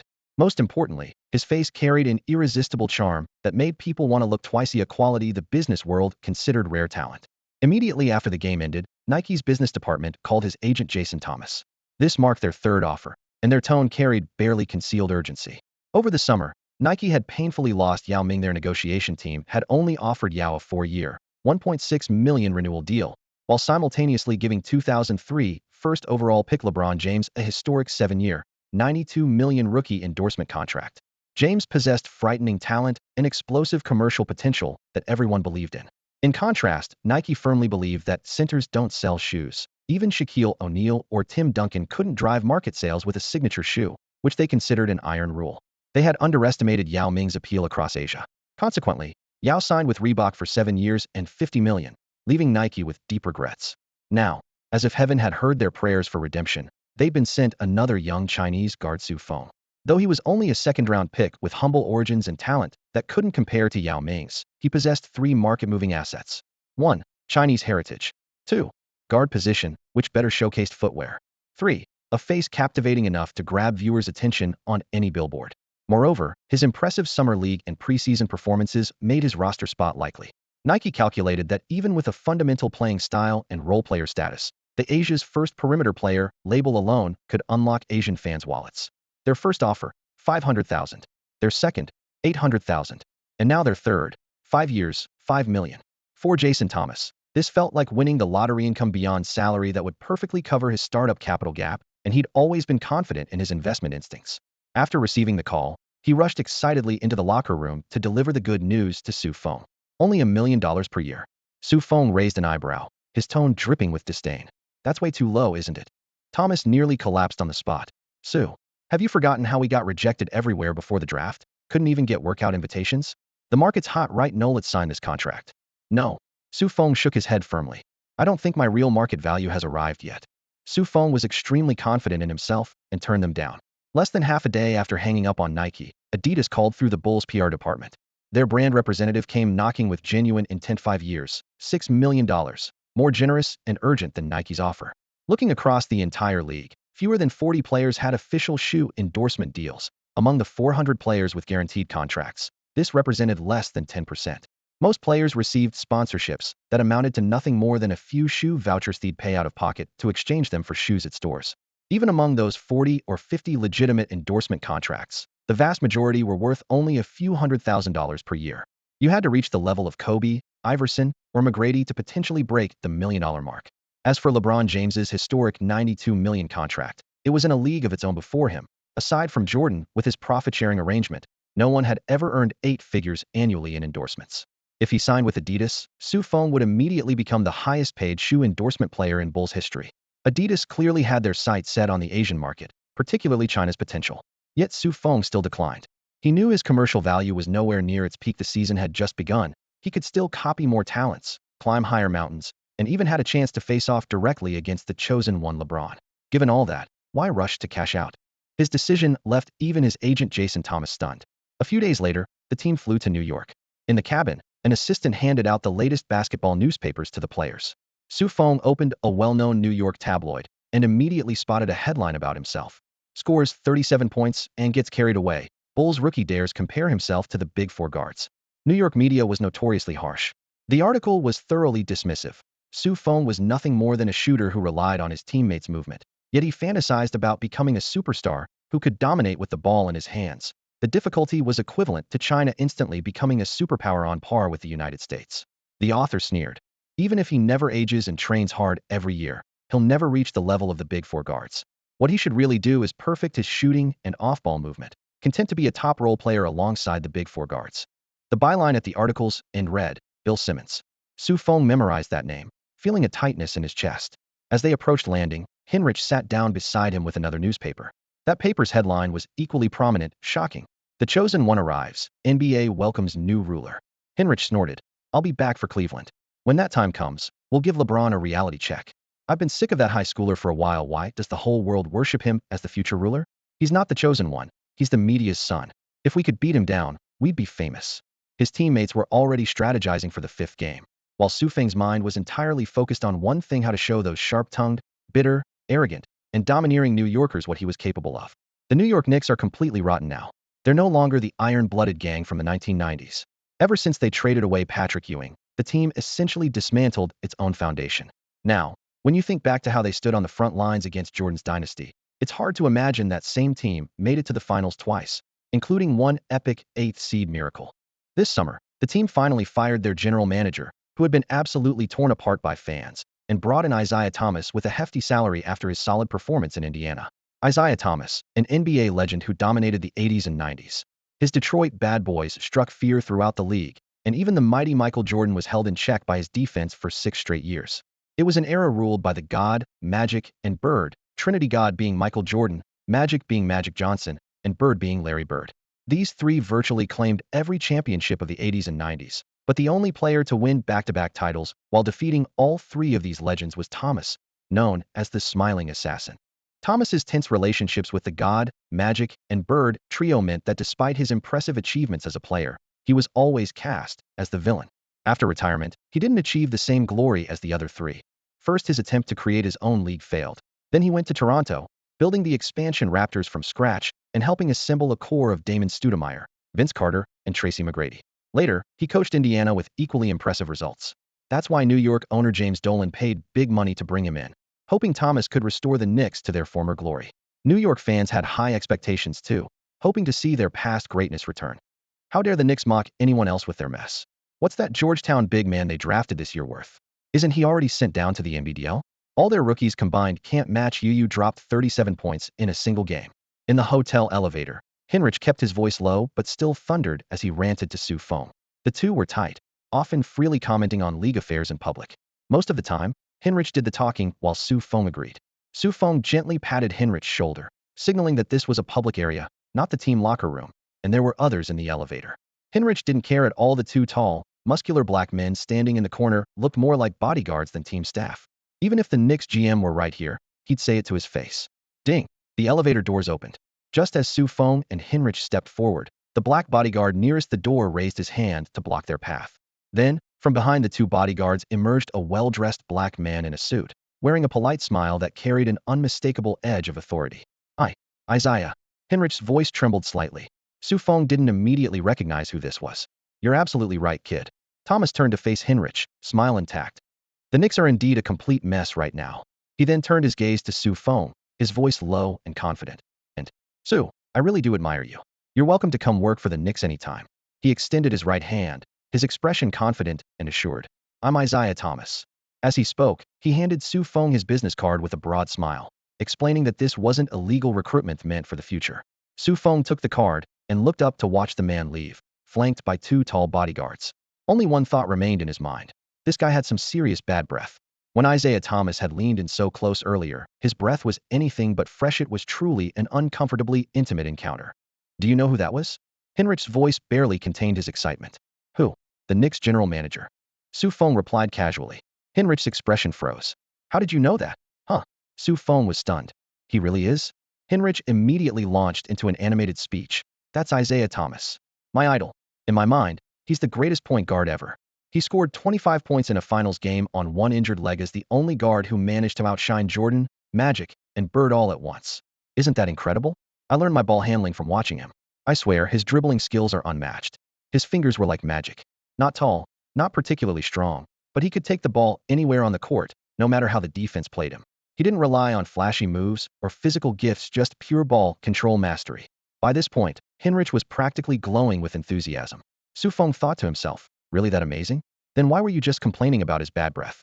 But as the words reached his lips, he couldn't help but tease. Didn't you just? How was I supposed to know he'd be at this hotel? This is where we're staying, what's he doing here? Hinrich muttered, equally puzzled. Su Feng didn't bother investigating further. He slipped the business card into his pocket and headed straight back to his room. Once inside, Hinrich immediately started rummaging through his luggage, pulling out a well-worn videotape.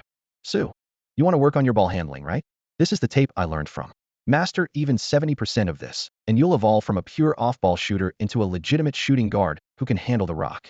He immediately called the front desk to request a VCR. Once the machine arrived, both men crouched side by side in front of the television. On screen, a young Isaiah Thomas worked his magic, the basketball seeming to stick to his palm as it danced through his legs, behind his back, and through crossovers. His hands are incredible, that ball's more obedient than my dog back home, Su Feng said, eyes gleaming. Hinrich smiled with satisfaction. Better start learning. After watching for a while, Su Feng suddenly remembered. His dit de jiao was still in Eddie Curry's bag. He'd played so hard in the last game that he had bruises all over, and he was used to applying the Chinese herbal oil to reduce swelling and promote healing. With that thought, he grabbed his room key and went to find Curry. Knock, knock, knock. The door opened, and two bodyguards immediately stepped forward to block the entrance. Behind them, Su Feng could see Isaiah Thomas talking with Eddie Curry. The bodyguards looked questioningly at whether to let him pass. Curry quickly waved them off. It's fine. He's my good friend, even saved my life. Su Feng entered the room, wondering why Isaiah was here chatting with Curry, but right now he just wanted his oil. After explaining what he needed, Curry bent down to search through his luggage and soon handed the dit da jiao to Su Feng. Su Feng took the liniment oil and was about to leave. At the doorway, he suddenly turned around and stared at the smiling assassin in the visiting team's locker room. Isaiah, I just watched your game tape, he said sincerely. Your ball handling skills are incredible. Could you teach me how to dribble? I don't want to be just a catch-and-shoot player forever. Isaiah Thomas had simply handed over the liniment oil without expecting such a request. Those genuine eyes caught him off guard. Sincerity really was a killer move that even a shrewd veteran like him couldn't resist. So he half-jokingly set up a challenge. Sure thing. If you can score 20 points in your next game against the Knicks, I'll teach you. He thought this would discourage Su Feng, but the young player nodded without hesitation. Deal. I'll definitely score over 20 points. I'm so eager to improve. Isaiah was amused by this determination and burst into laughter. Su Feng also laughed as he said goodbye to everyone. As he was leaving, Eddie Curry quietly approached him. Don't tell anyone about what happened today. Don't worry, my lips are sealed. Su Feng patted his chest. Actually, he didn't really care about Isaiah's true purpose for this visit.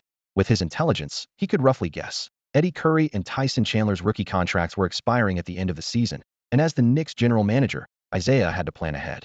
In fact, whenever teams came to play at Madison Square Garden, he would pick key players to chat with, whether by phone or in person otherwise. Where would all those frequent NBA trades come from? Meanwhile, the conflict between Jamal Crawford and Jalen Rose continued to escalate. Outside the team bus, the two were arguing heatedly over the prime seat, facing the TV inside.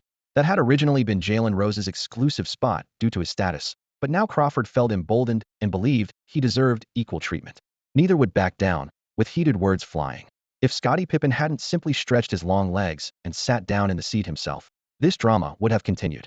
These NBA stars can be pretty childish. Hinrich shook his head nearby. Fighting over team hierarchy, making a big deal out of nothing theory, just like kids. Su Feng sat beside him, mumbling in response. He was busy chewing something. Hinrich frowned. What are you eating? The burger you bought. Su Feng swallowed the last bite. What? You ate my burger? Hinrich instantly exploded. I ran 3 blocks this morning to get that. Waited in a super long line. And it was limited to 1 per customer. I'm going to kill you. Spit it out. He grabbed Su Feng's neck and started shaking him. The veteran players in front all stood up to watch the commotion. Even Pippen, who always insisted on absolute justice and fairness, was stunned, his mind racing. Should I help dig that burger out of Su's throat? My fingers are long enough. The scene was complete chaos.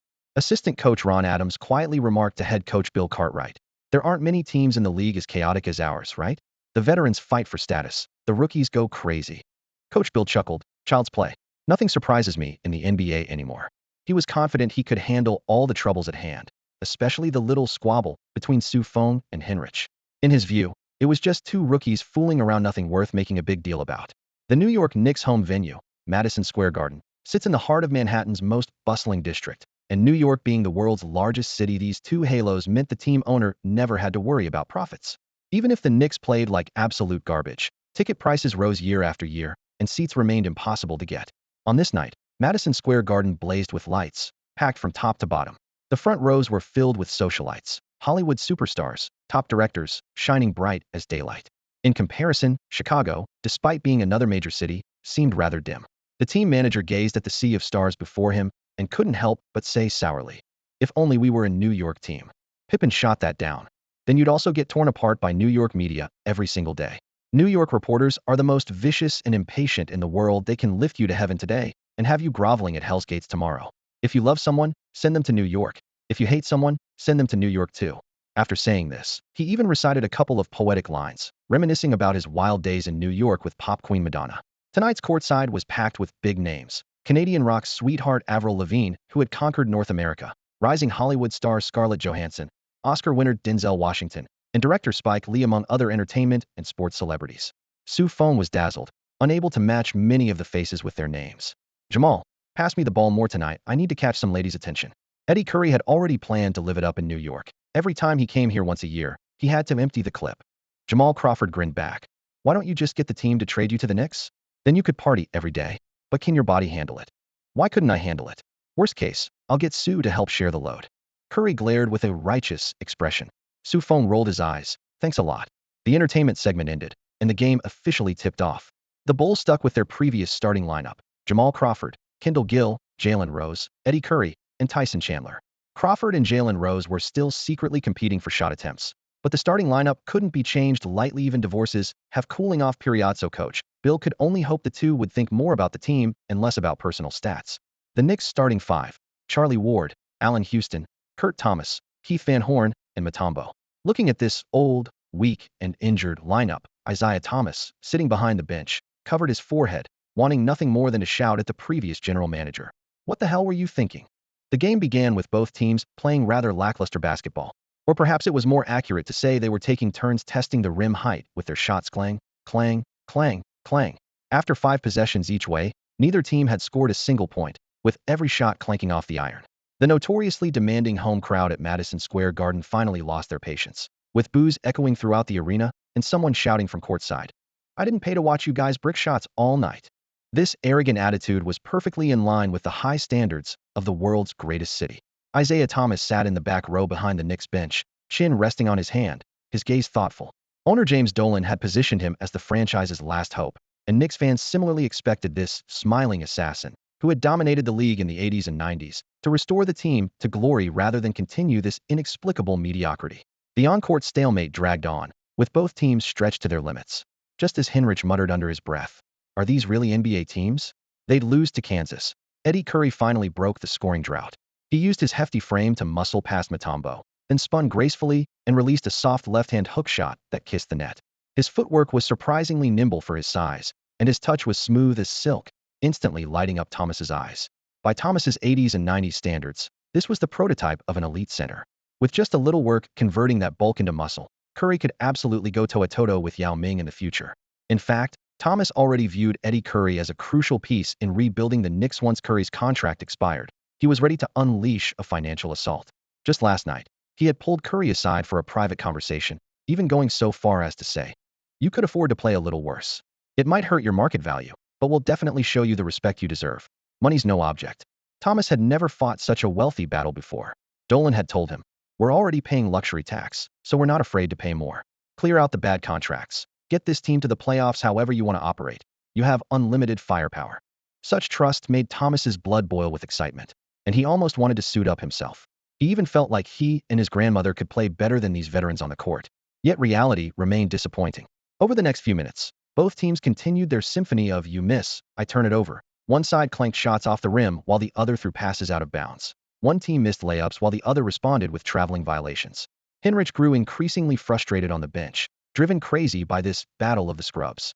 He leaned over to Su Feng's ear and whispered, "Looking at this whole team, the only real players are you and me."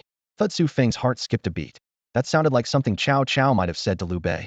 Thunder rumbled outside Madison Square Garden, as if providing a soundtrack to this championship-level bricklaying contest. Su, Coach Bill suddenly turned and called toward the end of the bench. Su Feng immediately pulled off his warm-up shirt and jogged toward the scorer's table. "Go in for Jalen. Tonight you're playing the 3 position, and you need to stick with Thomas. Remember the scouting report the assistant coach gave you before the game? Go get him, kid." He patted Su Feng's shoulder and pushed the rookie onto the court. Huh. Su Feng's head immediately started buzzing. Kurt Thomas's scouting report? From start to finish, he had only received intel on Allen Houston and Shandon Anderson.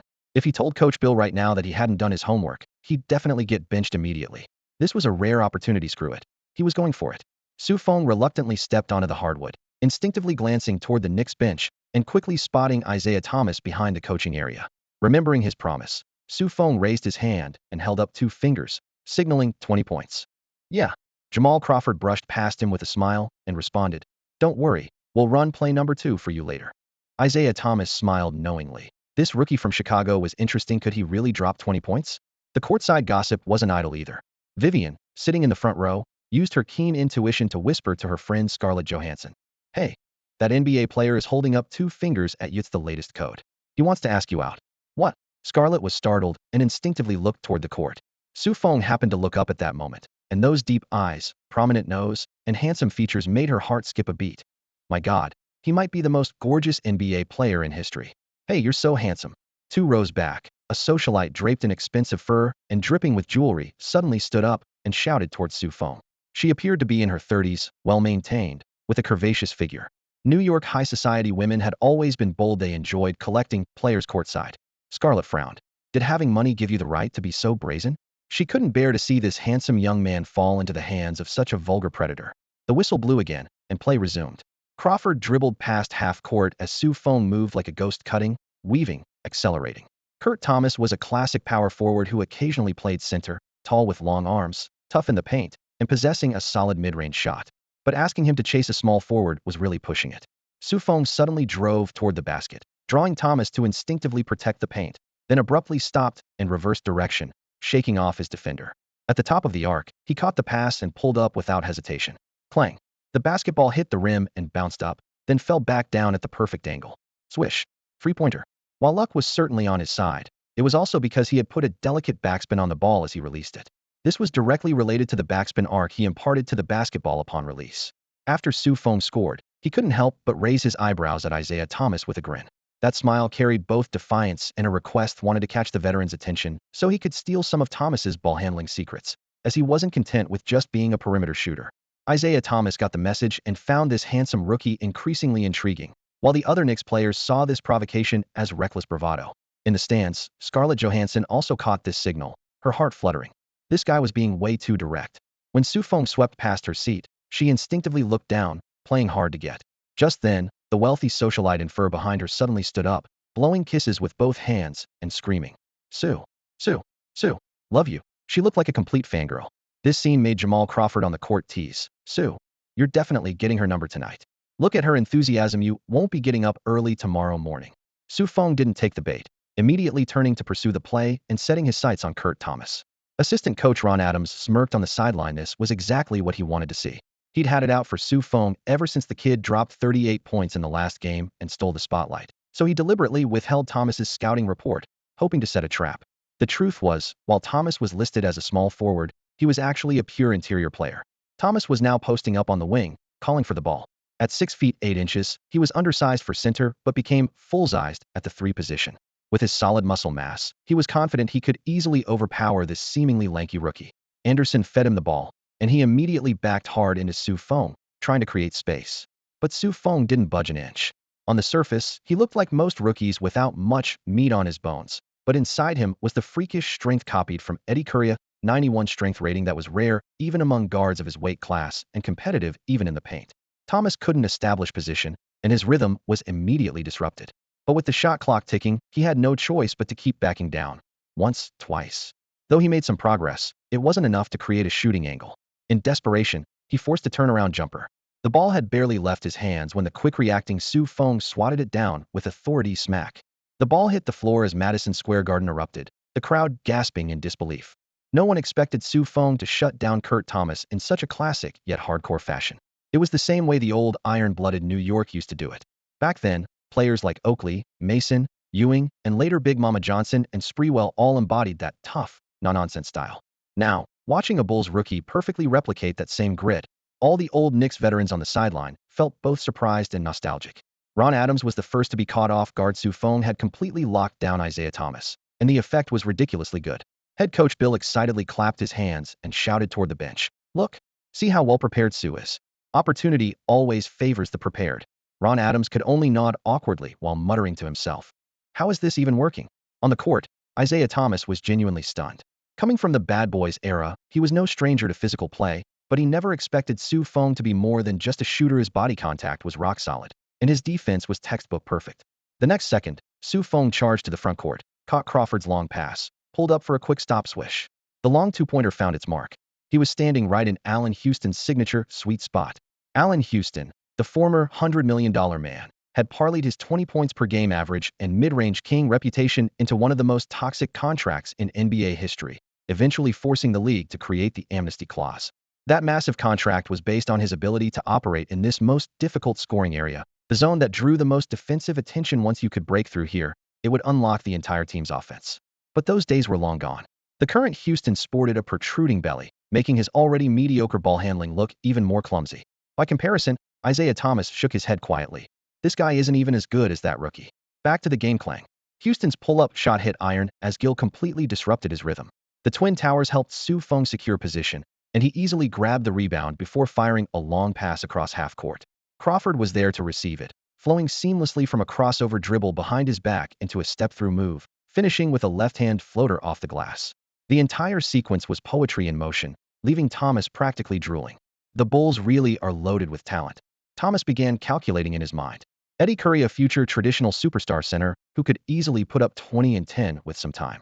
Feng could bang inside, stretch outside, and make long passes, the perfect role player prototype with the right attitude. Crawford, exactly the type of guard he loved, combining ball handling and scoring ability. If all three of these players were on the Knicks, add a couple of blue-collar workers and a coach who could manage the roster, who could stop them in the playoffs? Thinking about this, Thomas could only let out a long sigh. Why weren't they Knicks players instead? The game continued, with Feng systematically picking apart Kurt Thomas.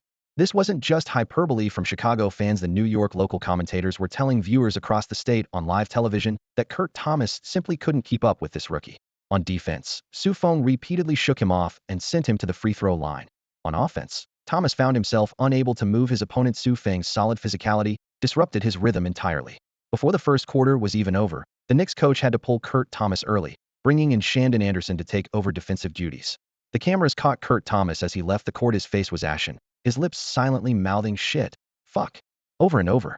The battle-tested veteran clearly hadn't expected to be suffocated by a rookie fresh out of nowhere. Is this kid really that tough? Isaiah Thomas, sitting behind him, leaned forward and asked quietly. Slippery as an eel on offense, hard as a rock on defense. As a monster. Kurt Thomas gasped heavily. Isaiah nodded and turned his attention back to the court. At that moment, Shandon Anderson initiated his move, using a series of crossovers followed by jab steps to finally create half a step of space. But his floater clanged off the front rim. The ball bounced out, and Feng sprinted down court on the fast break. Anderson was a beat too slow and could only watch as Feng caught the pass and rose up swish. With 29 seconds left in the first quarter, Feng had pushed his personal tally to 11 points.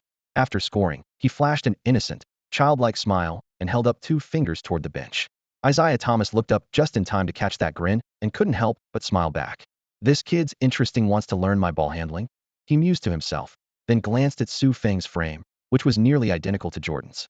He should probably be asking that bastard Jordan, but if he really added my handles to that body, wouldn't that make him a supersized version of me? I'd like to see that. See that? He's flirting with you again. Vivian nudged Scarlett Johansson with her elbow, whispering teasingly. 2 fingers together wants to get you in bed. You have such a dirty mind. Scarlett rolled her eyes, but couldn't help fantasizing. What if he actually came over to confess after the game? How could she turn him down without hurting his feelings? Should she stay in touch? This guy did look pretty good, and an athlete's body must be quite strong. On court, Allen Houston hit a buzzer-beating jumper. On the other end, Crawford drove hard to the basket, but his shot rimmed out. The first quarter ended with the Bulls leading 31-23 on the road. The stat sheet showed Su Feng with 11 points, 2 rebounds, 1 assist, incredibly efficient. Nice work, come sit for a bit, and we'll get you back in there. Coach Bill patted his shoulder. Su Feng smiled and nodded, walking to the end of the bench to sit next to Henrich. Henrich handed him a towel to wipe off his sweat and said to the panting Su Feng, "Tony, you're the only fig leaf this team has right now. Without you, we'd be just as terrible as the Knicks. But once I'm back from injury, the Bulls will have 2 fig leaves." His tone was confident, as if victory was already written on future game schedules. Su Feng grinned. 2 fig leaves? Covering what exactly? "One covers here," Henrich pointed to his chest, "and one covers here." His finger moved downward. "Then you better be the one covering the bottom." "Screw you." They trash-talked each other as laughter erupted on the quiet bench. The second quarter buzzer sounded, and Su Feng remained on the bench. On the court, the Bulls and Knicks looked like 2 teams that had just crawled back from vacation, everyone playing isolation ball, with virtually no team strategy. Players moved stiffly, shots fell short, passes floated aimlessly, and ugly possessions continued one after another. At Madison Square Garden, Knicks fans began booing again, as picky as head chefs in a restaurant. "When you guys played NCAA here, did they boo like this too?" Henrich asked, still watching the mess on court. "No, Syracuse University got applause everywhere we went," Su Feng replied while glancing at him. "You guys were the biggest losers, isn't that obvious?" Henrich felt the sting but quickly fired back. "You weren't much different then than now, still riding the bench. Except I stole the ball from you in the NCAA championship game and hit the game winner." Su Feng pretended to reach into his pocket. "Want to see my championship ring? I really want to strangle you," Henrich said through gritted teeth while laughing, both enjoying their banter. After the teasing, Henrich lowered his voice and shifted his attention to the sideline. "Hey, do you see that actress over there? Scarlett Johansson. I'm a huge fan, she's so sexy. Can you come with me to get her autograph after the game? Can't you go yourself?" Su Feng rolled his eyes. "I'm shy. She's my idol. I have her poster in my room. Have you seen Lost in Translation? She was absolutely amazing." Henrich grew more excited as he spoke, completely unlike his usual composed point guard demeanor. "Fine. If there's time, I'll go with you. After all, you're responsible for covering the bottom fig leaf." Henrich slapped his shoulder hard. "Good brother." The slap clearly carried some revenge. He suddenly squinted. "By the way, don't you think she keeps looking at us? Maybe she likes me." "I don't think so." Su Feng shook his head, casually scanning the crowd. Meanwhile, in the front row VIP section, "Have you noticed that number 30 player? He seems to keep talking about us with that white guy in the suit next to him," Vivian whispered to Scarlett. "No doubt he's seeking backup from his teammate, plotting how to approach you," Vivian analyzed with a seasoned tone. "He'll probably have the suit guy pretend to be your fan, then use getting an autograph as an excuse to get close." She shrugged and added, "If I were you, I'd just ask him directly. 'Hey kid, you want to hit on me, right?' Women should always take the initiative. This is the quality that we modern women should possess." Vivian had always confidently summarized her life philosophy this way. As a dating expert, she had gone through no fewer than 30 boyfriends since meeting Scarlett, and this number kept climbing like the shoes in her closet.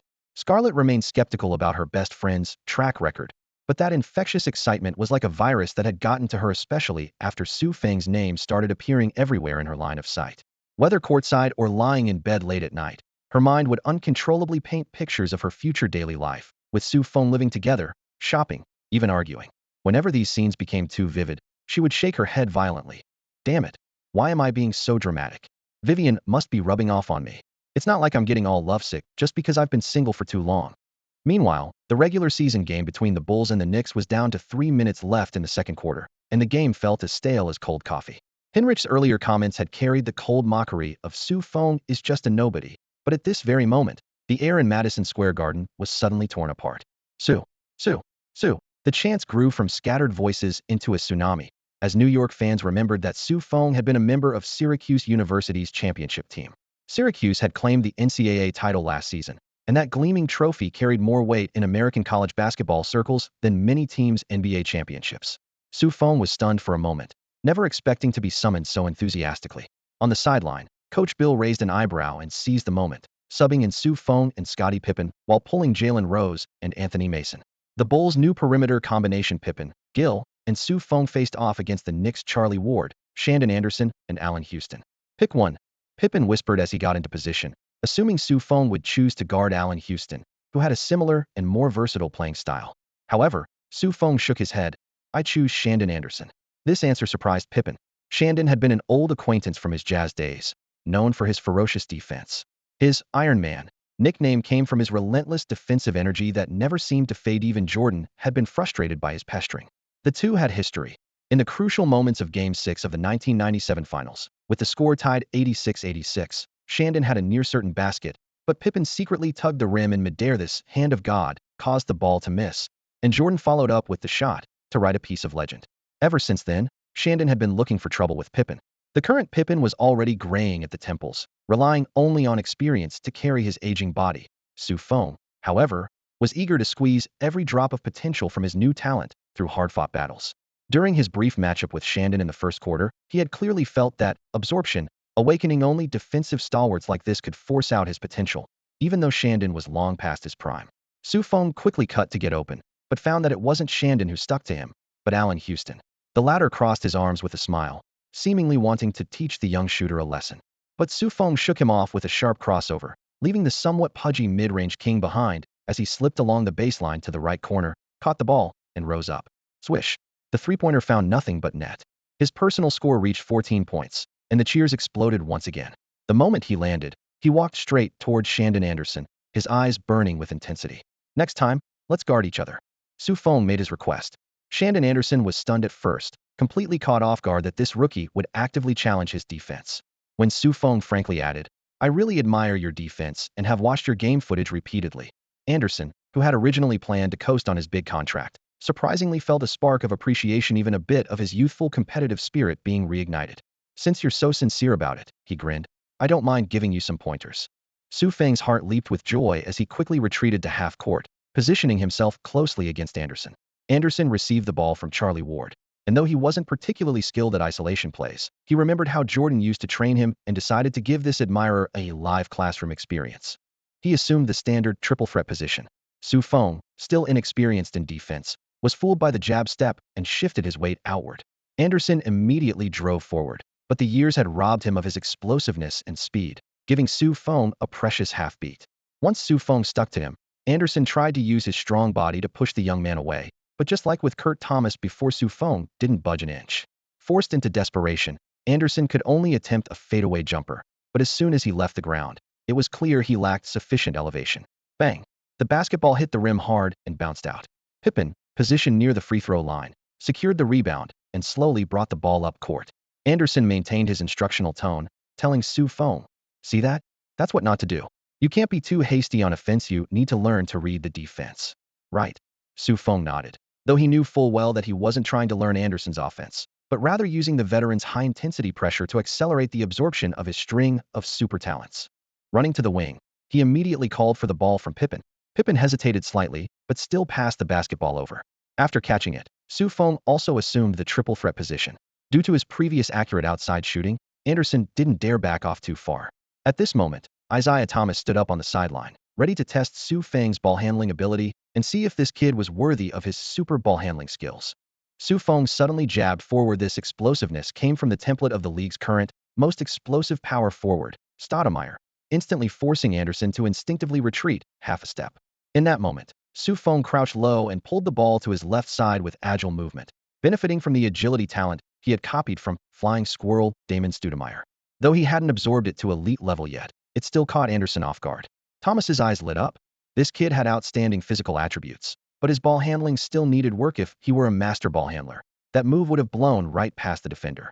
Anderson hurriedly slid over to cut off the path, seemingly blocking Feng's route. Just when everyone thought the offensive possession was over, Feng suddenly executed a low-post spin move. In that instant, the extreme competition accelerated his absorption of coordination talent. A notification flashed through his mind. Spinning away from the defense, he rose into the air, giving Anderson no chance to recover. Swish! The shot went in, bringing his personal score to 16 points. After landing, Feng proudly turned around, his gaze precisely finding Isaiah Thomas. Thomas smiled and nodded. He had seen Feng's potential. In Isaiah Thomas's eyes, this wasn't just an ordinary possession. For him, the score itself was hardly impressive from a technical standpoint. What truly captivated him was Feng's boundless potential. Once his ball handling improved, Shandon Anderson wouldn't even be able to touch his jersey. Feng's creativity, transition ability, and agility all reminded Thomas of one thing. This kid was worth developing. The only question was whether Feng could master those intricate and complex ball handling techniques. The game continued. After scoring, Feng was thrilled and eager for another matchup with Anderson. But Anderson had already comfortably backed away. The veteran with his $50 million retirement contract wasn't willing to waste any more energy, let alone risk injury. He was a completely different player from his younger days, simply adopting a coasting mentality. This attitude was exactly why the Knicks kept sinking not only Anderson, but even Allen Houston, the mid-range specialist with his $100 million contract, showed no passion whatsoever. The momentum quickly shifted to the Bulls. Su Feng hit another jump shot, bringing his personal total to 18 points as the Bulls extended their lead. He was then substituted out and sat on the bench, anxiously waiting but never getting back in. He kept thinking about his 20-point bet with Thomas. Head coach Bill Scott patted his shoulder.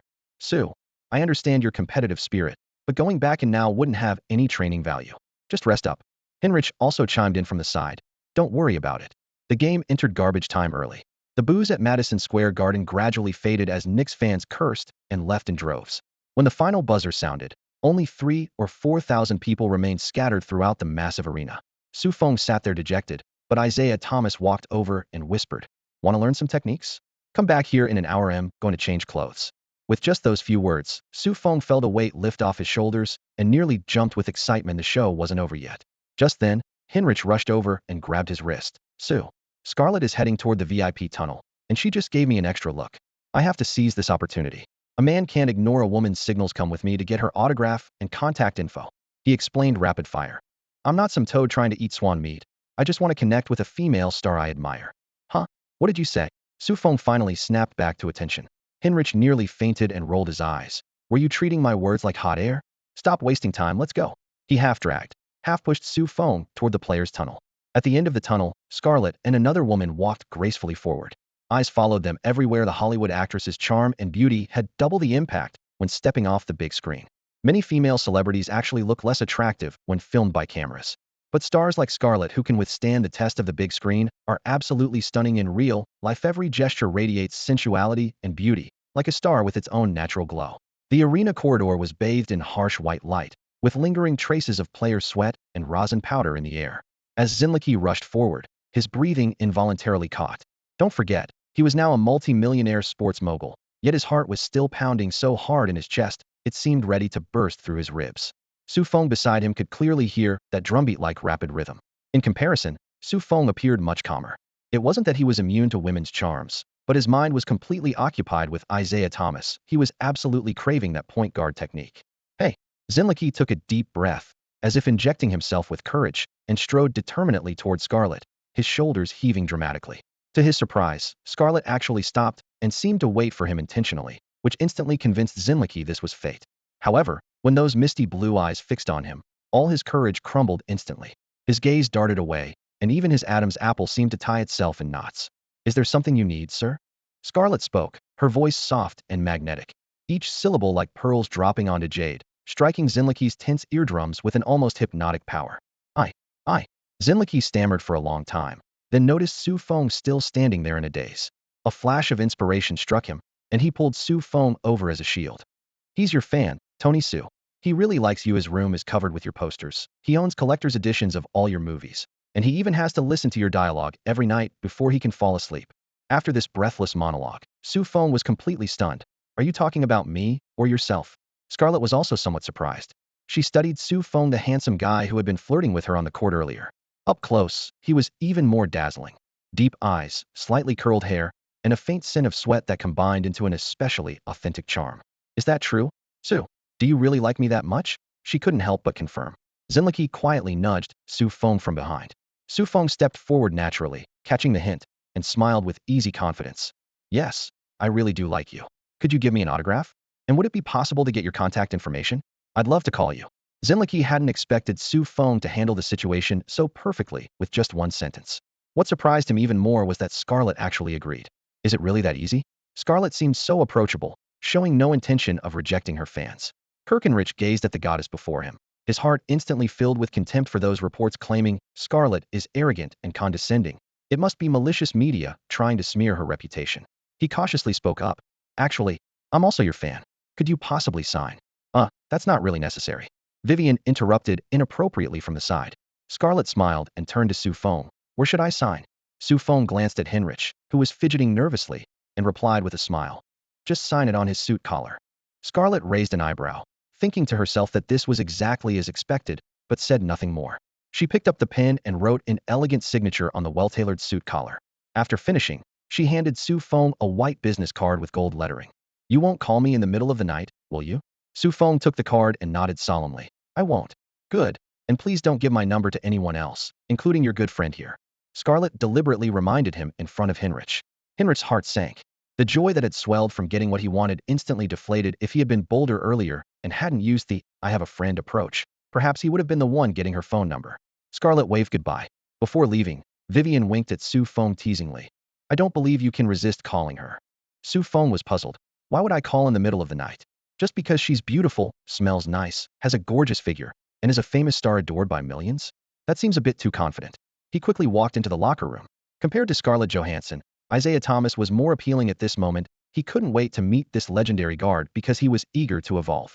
Heinrich followed closely behind, increasingly convinced that Su Feng was a friend worth having. He had actually let his idol sign on his suit for his sake, which was so touching it almost brought tears to his eyes. Now his only wish was to hear Su Feng dial Scarlett's number tonight and use her good night as the sweetest lullaby. As for asking for the phone number directly, since his idol didn't allow it, he would never cross that line. Fan logic has always been different from ordinary people's. The usually shrewd Heinrich immediately turned into a hesitant, soft-hearted big boy when it came to his idol. About an hour later, Su Feng appeared at Madison Square Garden. The audience had long since left, and the sound of equipment being cleared echoed from the empty stands. He picked up a basketball and made several uncontested jump shots, familiarizing himself with the friction between his palm and the ball's surface. Soon after, Isaiah Thomas approached wearing a vintage Knicks jersey. Despite being retired for years, his physique remained tight, forming a stark contrast to many former stars who had inflated like balloons. Thomas had a poor reputation among fans due to his role as leader of the Bad Boys and his rivalry with the Magic Michael Bird trio, but facing Su Feng, his attitude was surprisingly gentle and friendly. After a brief exchange of pleasantries, he went straight to the point without much small talk. You need to lower your center of gravity more. When you sense your opponent's center of gravity shifting upward, you should quickly switch to an up-and-down stepping pattern and explode instantly. Many people know how to manipulate an opponent's center of gravity, but your goal goes beyond that. You need to create a disconnect between their upper and lower body, so even if they see through your intention, they won't have time to react.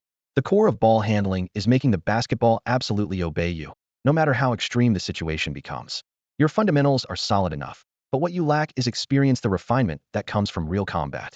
Ball handling ability isn't something you can simply practice in isolation on the training court. It needs genuine competition to forge it. This movement still isn't refined enough. Keep breaking it down. Break it down further. Isaiah Thomas's voice was crisp and efficient, without a single wasted word. He went straight to the technical movements, addressing Su Feng's issues with repeated demonstrations, then methodically dissecting every detail. Su Feng was completely focused, his eyes locked on every shift, every rhythm.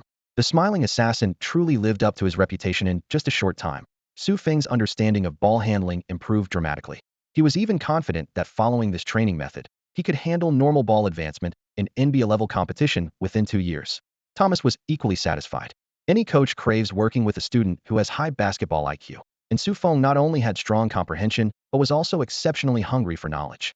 During training breaks, he constantly posed hypothetical scenarios. What if opponents double-team me like this? How do I break a double team on the baseline? What if the key area is completely blocked? How can I still escape? He absorbed every answer like a sponge, while Thomas broke down every tactical possibility into actionable movements. The two worked together seamlessly, the atmosphere becoming increasingly relaxed as their energies synchronized. In the midst of this intense rhythm, Thomas suddenly sighed. If only you could absorb all my ball handling techniques and experience in one go. Before he finished speaking, Su Feng felt the energy halo deep in his mind suddenly blaze to life, spinning like a raging whirlpool. A scorching force surged from Thomas's body, channeled through that halo into Su Feng's consciousness, then flowed along his meridians into his limbs, rapidly solidifying into muscle memory. The entire process lasted only 10 seconds. A system-like notification echoed in his mind. You have acquired a acquired talent, super ball handling technique. Su Feng opened his eyes and looked at the basketball in his hands. Even its texture seemed completely new. His understanding of ball handling was completely transformed. Not only did he fully grasp all the details Thomas had explained earlier, but he understood them at more than 100%. At the same time, Thomas's decades of technical accumulation and on-court combat experience had been completely written into his physical instincts, like Su Zhu receiving Wu Yazi's lifetime of internal energy overnight. What Su Feng needed to do next was quickly integrate these techniques and talents with his own physical attributes. After all, Isaiah Thomas stands at 6 feet 2 inches while Su Feng is 6 feet 6 inches. Their physical builds are completely different. The height difference creates vastly different levels of explosiveness and physicality. Isaiah Thomas naturally possessed superior athletic gifts, so when he executed these moves, they carried more power. But now, as Su Feng fully adapts to that inner energy within his body, his physical attributes continue evolving. His ball handling and offensive capabilities will eventually surpass Isaiah Thomas's. After all, Isaiah is only 6 feet 2 inches, while Su Feng stands 6 feet 6 inches. Su Feng is essentially standing on the bad boy's shoulders, making his future potential immeasurable. Under Isaiah Thomas's personal guidance, Su Feng completed several more rounds of ball handling drills. Thomas's eyes widened in amazement. Su Feng's learning speed was already jaw-dropping, and with slight adjustments, he was literally jumping levels. What should have taken at least a year to reach NBA average was now within reach. Su Feng's ball handling combined finesse with that assassin-like style. Despite his larger frame, he showed no hesitation, ready to cut through defenses like a blade for the kill. That essence of appearing harmless while delivering lethal strikes was Isaiah Thomas's signature. "You're at least at 55 of my peak ability now," Thomas said, wiping sweat with unusually gentle tone. Su Feng's heart raced in his mind's energy aura. His super ball handling technique had indeed only reached 58 mastery. After another 20 minutes of practice, Isaiah Thomas found himself out of tricks to teach. Even his signature moves, Su Feng could pick up instantly, as if these techniques were tailor-made for him. Thomas felt both joy and complexity. Retired stars all want to find successors to continue their legacy, which is partly why many legends run training camps. Of course, it's also about making money. Take Hakeem Olajuwon, who still profits from teaching his dream shake. But many skills fade into obscurity precisely because they rely too heavily on individual talent. Now, Thomas saw the possibility of true inheritance, yet he worried. After all, his reputation in the league wasn't as pristine as other superstars. When training ended, Su Feng expressed his gratitude. "Thank you, Isaiah. I'll remember your teaching and repay this debt someday." Thomas waved him off. "Skip the gratitude speeches. Just don't mention my name when you're breaking ankles on the court." Huh. Su Feng suddenly felt like he'd heard this before. "My reputation isn't great. Plenty of people in the league don't like me."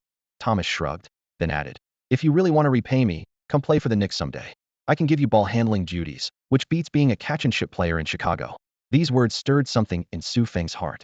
He knew he was performing well in Chicago, but within the coach's system, he remained an off-ball player.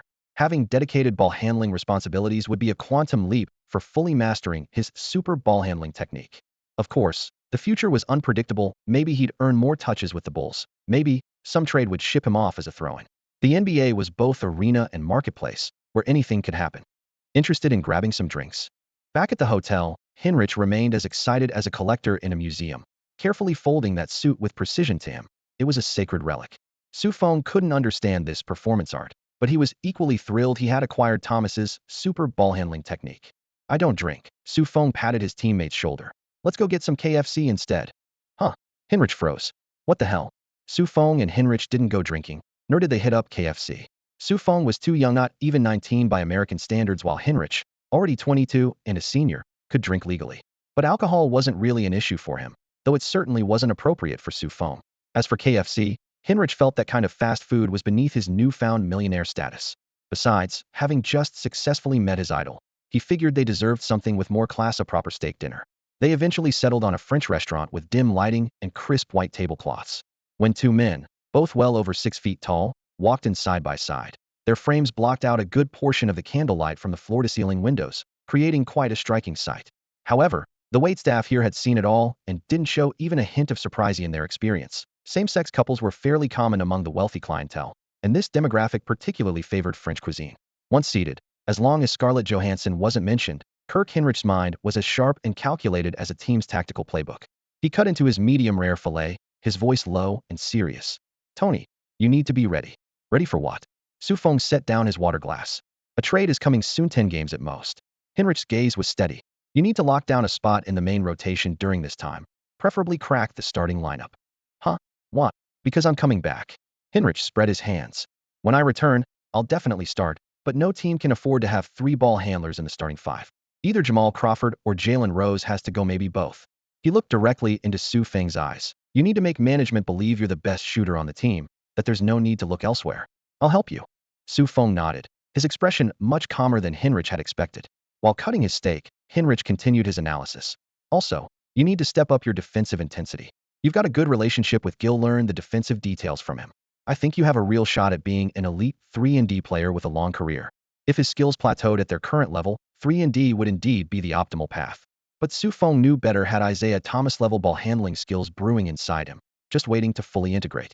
Not to mention his super cheat code. Every time he encountered a fallen player, his talent would skyrocket. In other words, he was holding several guaranteed winning lottery tickets, just waiting for the drawing. However, the Bulls were currently in chaos, and aside from a few prospects like Hinrich, everyone could potentially be packaged in a trade. Su Feng had no intention of being thrown in as a sweetener to another team at this critical juncture. That kind of role usually didn't even get playing time. Realistically, staying with the Bulls was safer. He'd already made his mark, and if he kept pushing, he could very well establish himself on this chaotic team. Under the flickering candlelight, the two continued eating and talking. Hinrich's ambition gleamed in the reflection of the red wine. I'm going to become the greatest white point guard in NBA history someday, surpass Stockton. He gestured to his height. I'm taller and stronger than him. What about you, Tony? Who's your target? Hinrich asked Su Feng. Su Feng had just stuffed a piece of steak into his mouth when he mumbled, Jordan, Michael Jordan. Hinrich put down his knife and fork and burst into laughter, slapping the table. After a few seconds, his tone turned serious. Come on, be realistic. What do you actually want to become? Don't you want to be another Hornacek playing alongside Stockton? Su Feng swallowed his steak and looked up without hesitation. No, I need to surpass Jordan first before I consider anything else. Ha! Hinrich doubled over with laughter. You should take that material to late night with Conan. It's better than stand-up comedy. I'm not joking, Su Feng said, spreading his hands. Right, that's the spirit. Hinrich laughed even harder. Seeing the conversation going off track, Su Feng simply shut up. After paying the bill and leaving the French restaurant, Hinrich suggested walking back to the hotel as a nice stroll. But Su Feng reminded him, we'd better take a cab. Big American cities have terrible security. Who knows where some armed guy might pop out at night? Hinrich waved dismissively. This is a wealthy neighborhood, it's safe. He estimated the distance. 10 minutes at most, and the streets are well lit. After weighing the options, Su Feng nodded. The night breeze carried a faint scent of red wine as Hinrich teased. Su, you're really timid. A wise man doesn't stand beneath a crumbling wall, Su Feng said, hands in his pockets. Chinese philosophy. Hinrich shook his head. That's just being scared. You're making excuses, just like with surpassing Jordan. He then turned his head and flexed his muscles. Scarlett definitely prefers brave men like me. Su Feng couldn't be bothered to argue. Americans were naturally arrogant, at least that's how he saw it. As they walked, they discussed ball handling. Initially, Hinrich patiently engaged, but as Su Feng's questions became increasingly detailed, he finally said, Don't waste energy on ball handling, I'll control the ball. Even if you practice until you're sick, you won't catch up to me. Focus on three-pointers and defense, and you'll make a comfortable living in the NBA. Hinrich's words weren't malicious, but they still made Su Feng uncomfortable, like dividing people into hierarchies. I'll do the creative work and take the big share. You do the grunt work for modest pay. NBA salaries were high, but still, are kings, nobles, and generals born to their stations? The hotel's neon lights came into view in the distance. As they crossed the parking lot, intermittent cries for help reached their ears. Help! Help! Help! In a dim corner, two tall black men brandished gleaming knives, threatening two women. The women pleaded in trembling voices, handing over their purses. Hinrich grabbed Su Feng and whispered urgently, Don't stop! Don't let them notice us. He started pulling him away. Su Feng followed for 2 steps, but his chest felt like it was blocked by a stone. He took a deep breath and suddenly stopped, turning around and rushing under a streetlight, his voice exploding through the night. Hey, let those women go. The bright light stretched his imposing shadow long, like a wall standing against the darkness. Good God, what is this maniac doing? Hinrich cursed under his breath as he hurried toward the hotel. When Hinrich shouted for hotel security and came running over, he witnessed an astonishing scene that made his Nokia phone slip from his hand involuntarily as he was calling the police. Bang! Clatter! The sturdy Nokia tumbled across the floor, its back cover popping off from the impact. Yet this sound was nothing compared to even 1/10th of Kirk Hinrich's heartbreak. On the other end of the line, the police operator continued dutifully asking, Sir, have the perpetrators been apprehended? Is anyone injured? Do you need an ambulance? The perpetrator has been subdued. No ambulance needed, Hinrich mumbled in response, his voice so low it was nearly drowned out by the lobby's commotion. I need a therapist. In his dilated pupils, the scene was jarring. A black man who had attempted an armed robbery was now curled up on the ground, crying out in pain, while his idol Scarlett Johansson was clinging to Su Feng like a frightened bird, her entire body pressed against him, her soft form even slightly compressed from the embrace. Hinrich felt a sharp pang in his chest. Why wasn't I the one who rushed forward? Hey, sir, are you all right? Several hotel security guards arrived breathlessly, and their leader surveyed the scene before focusing his attention on Su Feng. Su Feng gently patted Scarlett's shoulder, signaling her not to be afraid, then looked up at the security guard calmly and said, Everything's fine. It's all been handled. Yes, yes.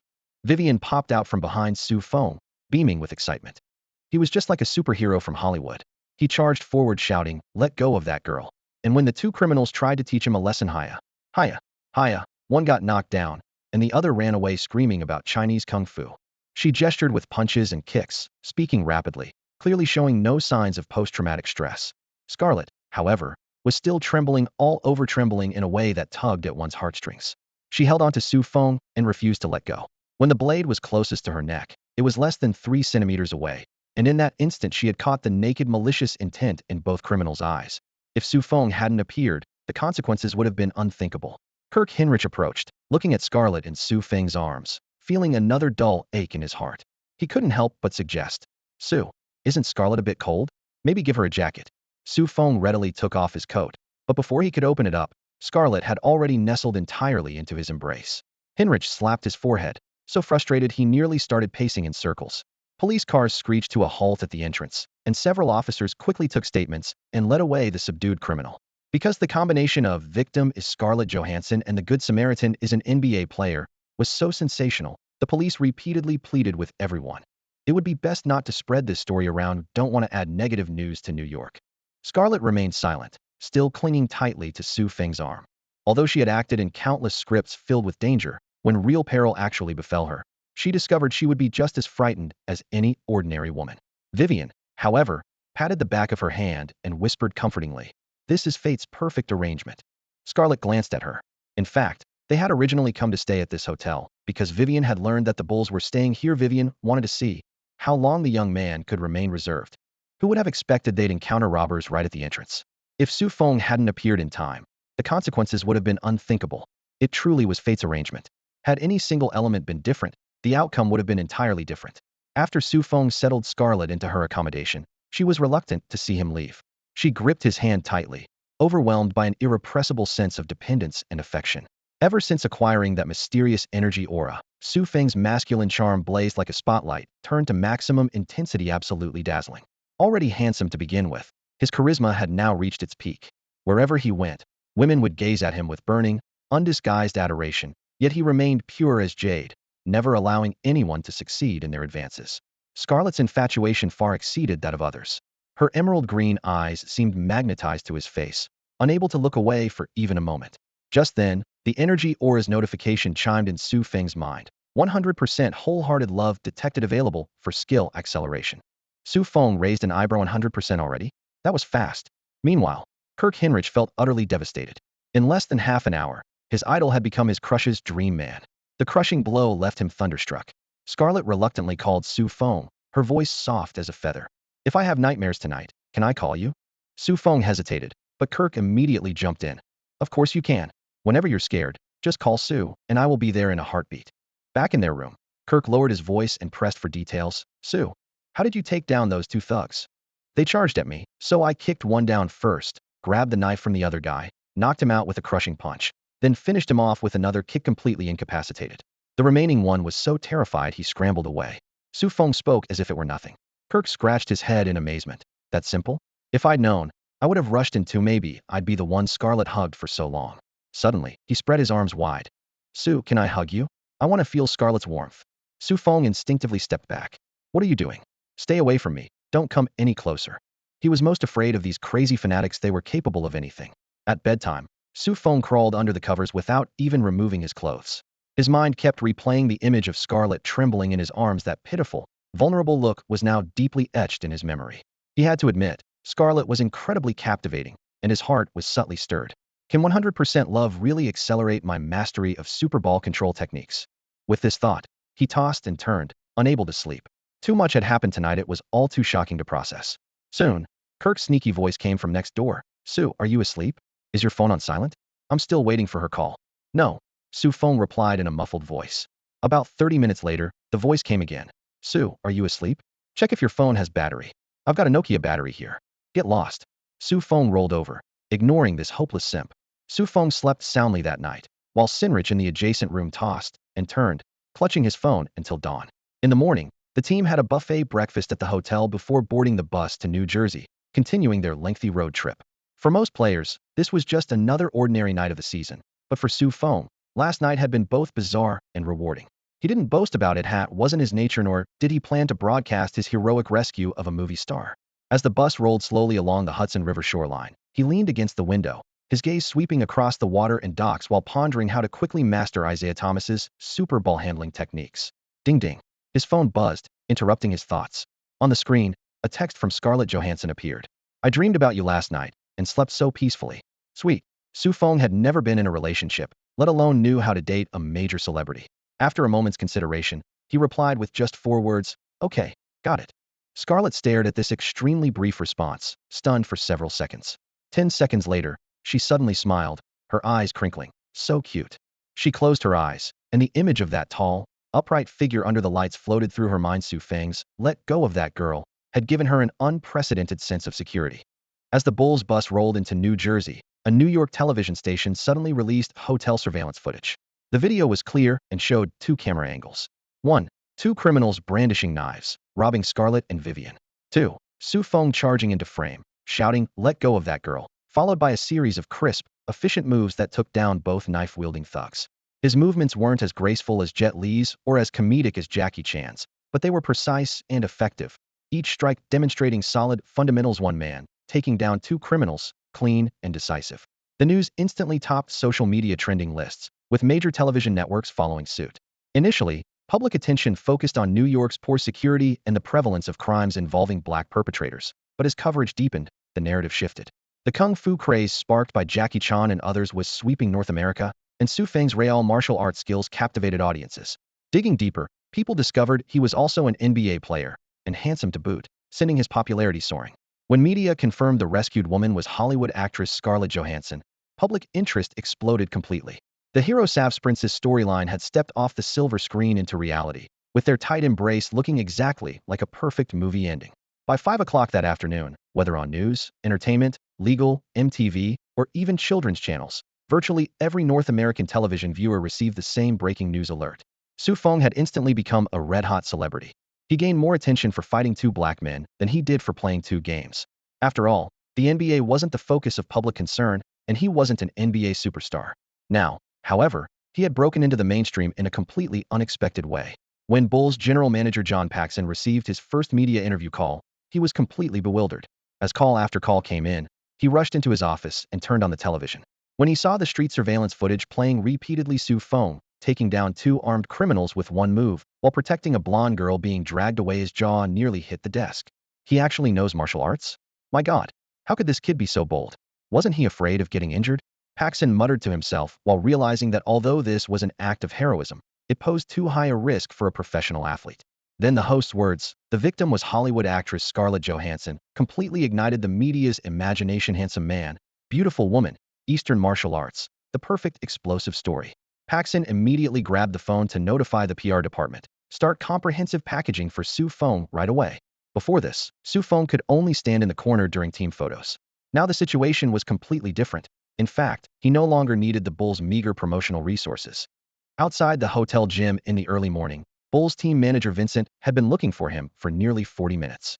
At the lobby entrance, swarming reporters had completely blocked the revolving door.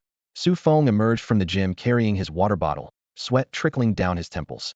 He had just started wiping his sweat with a towel when Vincent patted his shoulder. "Hey, Tony, you did something so earth-shattering last night, and didn't even tell us what a sneak attack."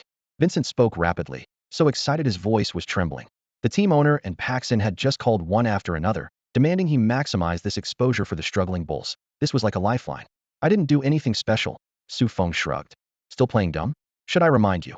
Chinese Kung Fu. Scarlett Johansson. Let go of that girl." Vincent raised his eyebrows and winked. "Did Kirk tell you?" Feng was puzzled. But Vincent was already pushing him toward the guest rooms. "Stop talking nonsense. Hurry up and change into a suit. The reporters in the conference room upstairs are getting impatient." 10 minutes later, Feng had styled his hair and put on a well-tailored dark suit. Accompanied by Vincent, he walked into the hotel conference room. The moment he pushed open the door, at least 50 media outlets raised their cameras, and flashbulbs flickered intensely, even brighter than an Oscar red carpet. As soon as he sat down at the makeshift interview platform, he was overwhelmed by screams, applause, and whistles. The surveillance footage from last night had stirred up feelings of justice and romance, making people view him as a real-life superhero. Few people would step forward in such violent street incidents. Most chose to turn a blind eye. Even Hinrich had only dared to run and find security. Su Feng's decisive action made countless viewers' blood boil. When the victim's identity was confirmed as Scarlett Johansson, the topic instantly escalated. A chance encounter between a handsome man and beautiful woman, mysteriously exotic Eastern martial arts, plus NBA elements. Major platforms pushed the story frantically, and a media frenzy spread across America. In the back row of the conference room, Su Feng's agent Thomas was so excited he dropped to his knees to thank God. He knew exactly what this wave of attention meant with this nationwide focus. Su Feng's name could be mentioned in the same breath as LeBron James from the 2003 draft class. He even felt that Su Feng could become a figure comparable to the '03 class and LeBron through this wave of public opinion. With that kind of status, wouldn't money come rolling in? Su Feng wasn't mentally prepared to become a national hero, let alone deal with the flood of money and fame that followed. At that moment, he was still in a somewhat bewildered state. Just minutes earlier, he had walked out of the gym, still catching his breath, when PR manager Vincent escorted him into the hastily assembled press area. The camera flashes went off with a pop, dozens of microphones pointed at him, and he didn't even have time to think of his opening words. Facing the reporter's first question, he raised his hand to adjust the hem of his sweat-soaked t-shirt, slightly turning his body to try to shield himself from the constantly flashing photography lights. The cameras captured every bit of his awkwardness and nervousness. "I just came out of the gym and Vincent dragged me here," he explained honestly. "I actually don't know what I'm supposed to say." Seeing his honest nervousness, the reporters decided to help him recall last night's events. "What happened on that street corner last night?" "I didn't know she was Scarlett at the time," Su Feng said at a steady pace. "I just felt I should step in to help them get out of danger. It had nothing to do with who they were." He didn't try to package the scene as some Hollywood romantic drama, keeping his answers direct. When asked why he dared to confront two knife-wielding criminals he spread his hands. "I didn't think that much about it at the time." "If you could go back in time, would you do it again?" "Yes." His nod was decisive and calm for him. This was a question he had already answered with his actions. "Weren't you worried about the danger?" "The criminals had weapons." "Now that I think about it, they did have knives," Su Feng shrugged. "But even with weapons, they couldn't beat me." "What if they had guns?" "I didn't think about that." He shook his head without any hint of boasting, simply stating facts. "Do you know Kung Fu?" "Do all Chinese people know Kung Fu?" one reporter asked with a half-joking tone, throwing out the usual question. "I learned some martial arts as a child, but I'm certain not every Chinese person knows Kung Fu." Su Feng smiled, then added, "However, if the person you're picking on happens to be a Chinese person in a fighting stance, you'd better back off." "Have you thought about staying in touch with Scarlett?" The audience is all expecting a Prince Charming and Snow White storyline. The atmosphere around the microphones was quickly ignited with gossip. Su Feng scratched the back of his head and smiled sheepishly. "She thanked me, and I said don't mention it." This casual remark triggered laughter throughout the room, and camera flashes lit up like a continuous sheet. The interview clips were broadcast on loop by television stations. In the morning, everyone was applauding the surveillance footage, and by evening they could watch the man himself while eating dinner. The Su Feng on screen handsome, tall, sincere, and with a touch of natural innocence made countless young women, wives, and even housewives fantasize. If Scarlett Johansson isn't interested, then let me have him. That evening, at the Bulls restaurant, as soon as Su Feng appeared, Eddie Curry put down his hamburger, deliberately widened his eyes in an exaggerated expression, and his chubby body lunged forward like an avalanche. "Hey, Tony, look what you've done. You single-handedly scared off two robbers and saved Scarlett. My God, why didn't you bring me along for something so awesome?" He threw two punches at the air, his hefty frame creating an endearingly clumsy arc that sent everyone into fits of laughter. Tyson Chandler also came over, patting Su Feng on the shoulder. "Su, can you teach me a few moves? You know, everyone calls me Tyson the boxer, but I actually don't know how to fight at all." Su Feng generously agreed, saying it wouldn't be a problem. Gil then claimed he was the first to discover Su Feng's martial arts skills, adding that he and Su Feng had already agreed on a mutual training plan. Jamal Crawford immediately started stirring things up, nudging Su Feng's shoulder with his elbow. "Bro, strike while the iron's hot, and ask Scarlett Johansson out. None of us rough guys have ever dated a Hollywood star. Go get a taste, and come back to tell us what the latest Hollywood flavor is like. Maybe it's not salty, might even be sweet." "Salty? Sweet?" Su Feng didn't quite catch the American slang, only seeing everyone doubled over with laughter. "Su, you're hotter than LeBron James right now." Someone pointed at the TV wall, where nearly every channel was broadcasting news of his heroic rescue.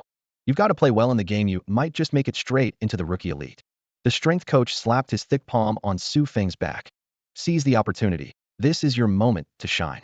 He had always looked out for Su Feng, and now sounded more like an elder giving advice. The atmosphere in the private room was buzzing when a harsh voice suddenly cut through.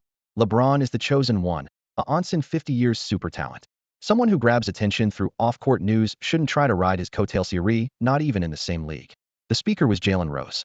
Though his words carried some truth, they were delivered with snide undertones that immediately killed the festive mood. Gil quickly tried to smooth things over. Rose, let's not say things that hurt team unity. I'm just telling the truth. Jalen Rose lifted his chin.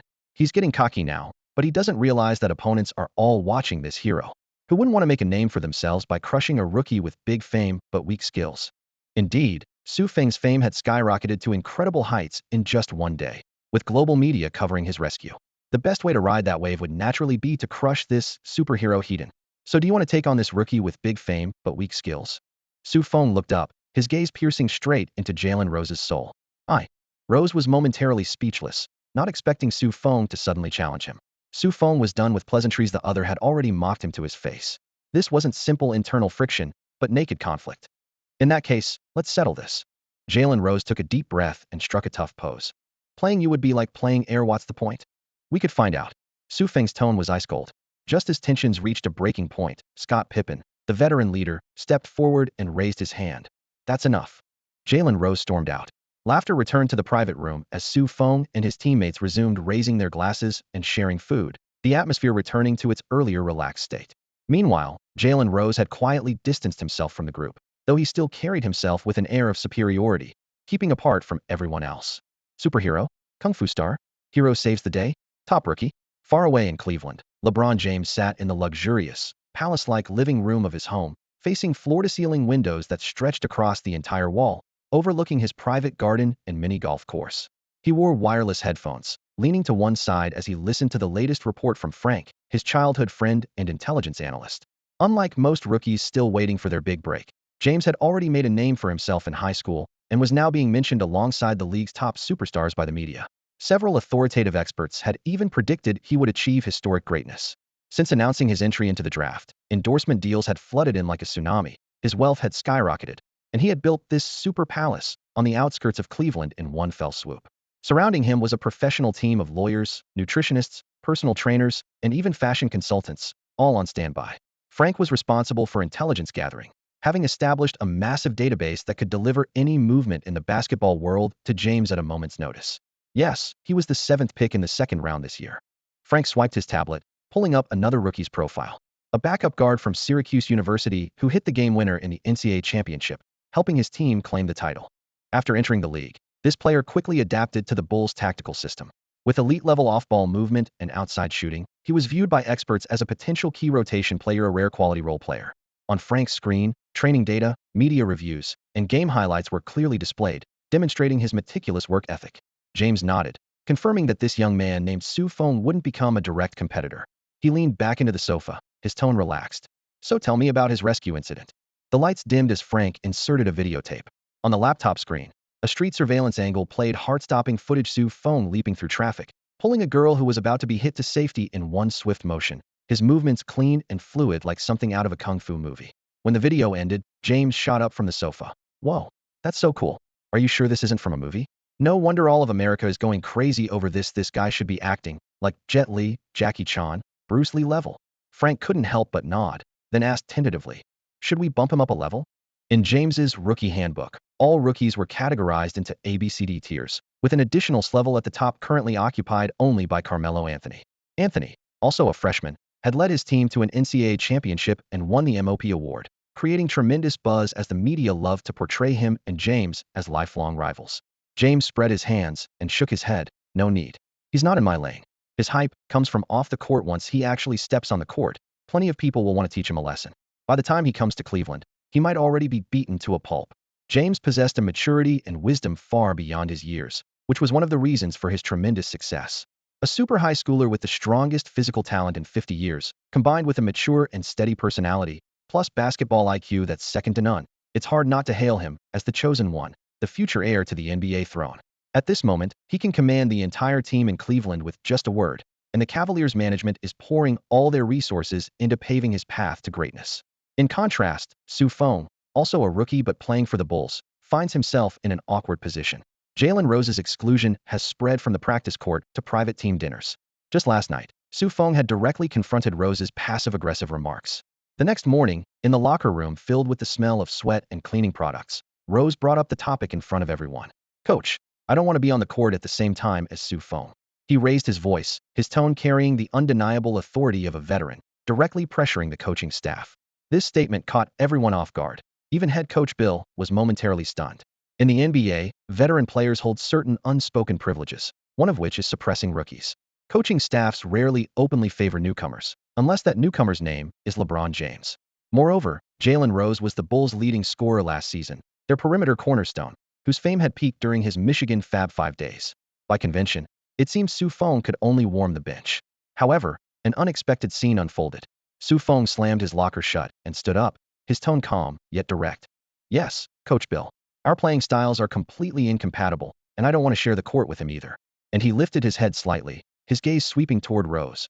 Whatever he can do, I can do too. The locker room erupted. No one expected Feng to fire back publicly, much less with such audacious confidence. Jalen Rose's lips curled into a smirk as he snorted coldly, staring at Bill with a half smile. He was waiting for the coach to bench this arrogant rookie. The NBA has a strict hierarchy, and rookies without absolute talent, who dare challenge authority, usually face a dead end. But the situation took another turn. Bill didn't immediately make a ruling. He looked around the room, lightly tapping his tactical board with his finger, then suddenly broke into a slight smile. What does everyone think? With one question, he transformed the tense confrontation into a team discussion. Elite athletes are mostly intelligent, and Bill's move clearly showed he wasn't willing to follow unwritten rules or give Rose face. Jamal Crawford, who was competing with Rose for the primary perimeter scoring role, immediately spoke up. Coach, since Sue is so confident, why not let him try? He rarely played alongside Rose anyway. He and I work closely together with great chemistry and can produce excellent results on the court. Rose wasn't surprised by Crawford's alignment, but he didn't expect Kendall Gill to step forward next. We could let Sue try. He has the best off-ball movement on the team, and his shooting can help me create space. Eddie Curry nodded in agreement without hesitation. Finally, Kirk Hinrich, still in his suit, leaned against a locker and adjusted his glasses. The team needs a shooter who can stretch the floor on the perimeter. Finally, Scottie Pippen stepped forward to settle the matter once and for all, suggesting they could play separately, which might actually unleash greater potential for the team. His tone was calm, yet carried an undeniable authority. As one of the founding pillars of the Bulls dynasty, Pippen commanded absolute respect in this young team's locker room. When he spoke, there was no room for debate. Coach Bill looked at everyone present, nodded slightly, and smiled with satisfaction. All right, I'll respect everyone's opinion. Since Sue and Rose both prefer not to share the court, we'll separate them. Let's see how each of you performs individually. As his words settled, the locker room atmosphere seemed frozen in time. Jalen Rose stood stunned, had used his veteran status to apply pressure, only to find himself placed on equal footing with a rookie. What is this? I'm a star player averaging 20 points, and he's just a rookie, a role player. Jalen's mind was in turmoil, his expression darkening. He glared fiercely at Feng, then stepped forward aggressively, attempting to shoulder-check him, a common display of dominance among players. However, Feng simply lowered his center of gravity, spread his feet apart, and assumed an unmistakable fighting stance. In that instant, images of two robbers being knocked down by Feng's punches flashed through Jalen's mind, causing his body to instinctively avoid contact as he walked around him instead.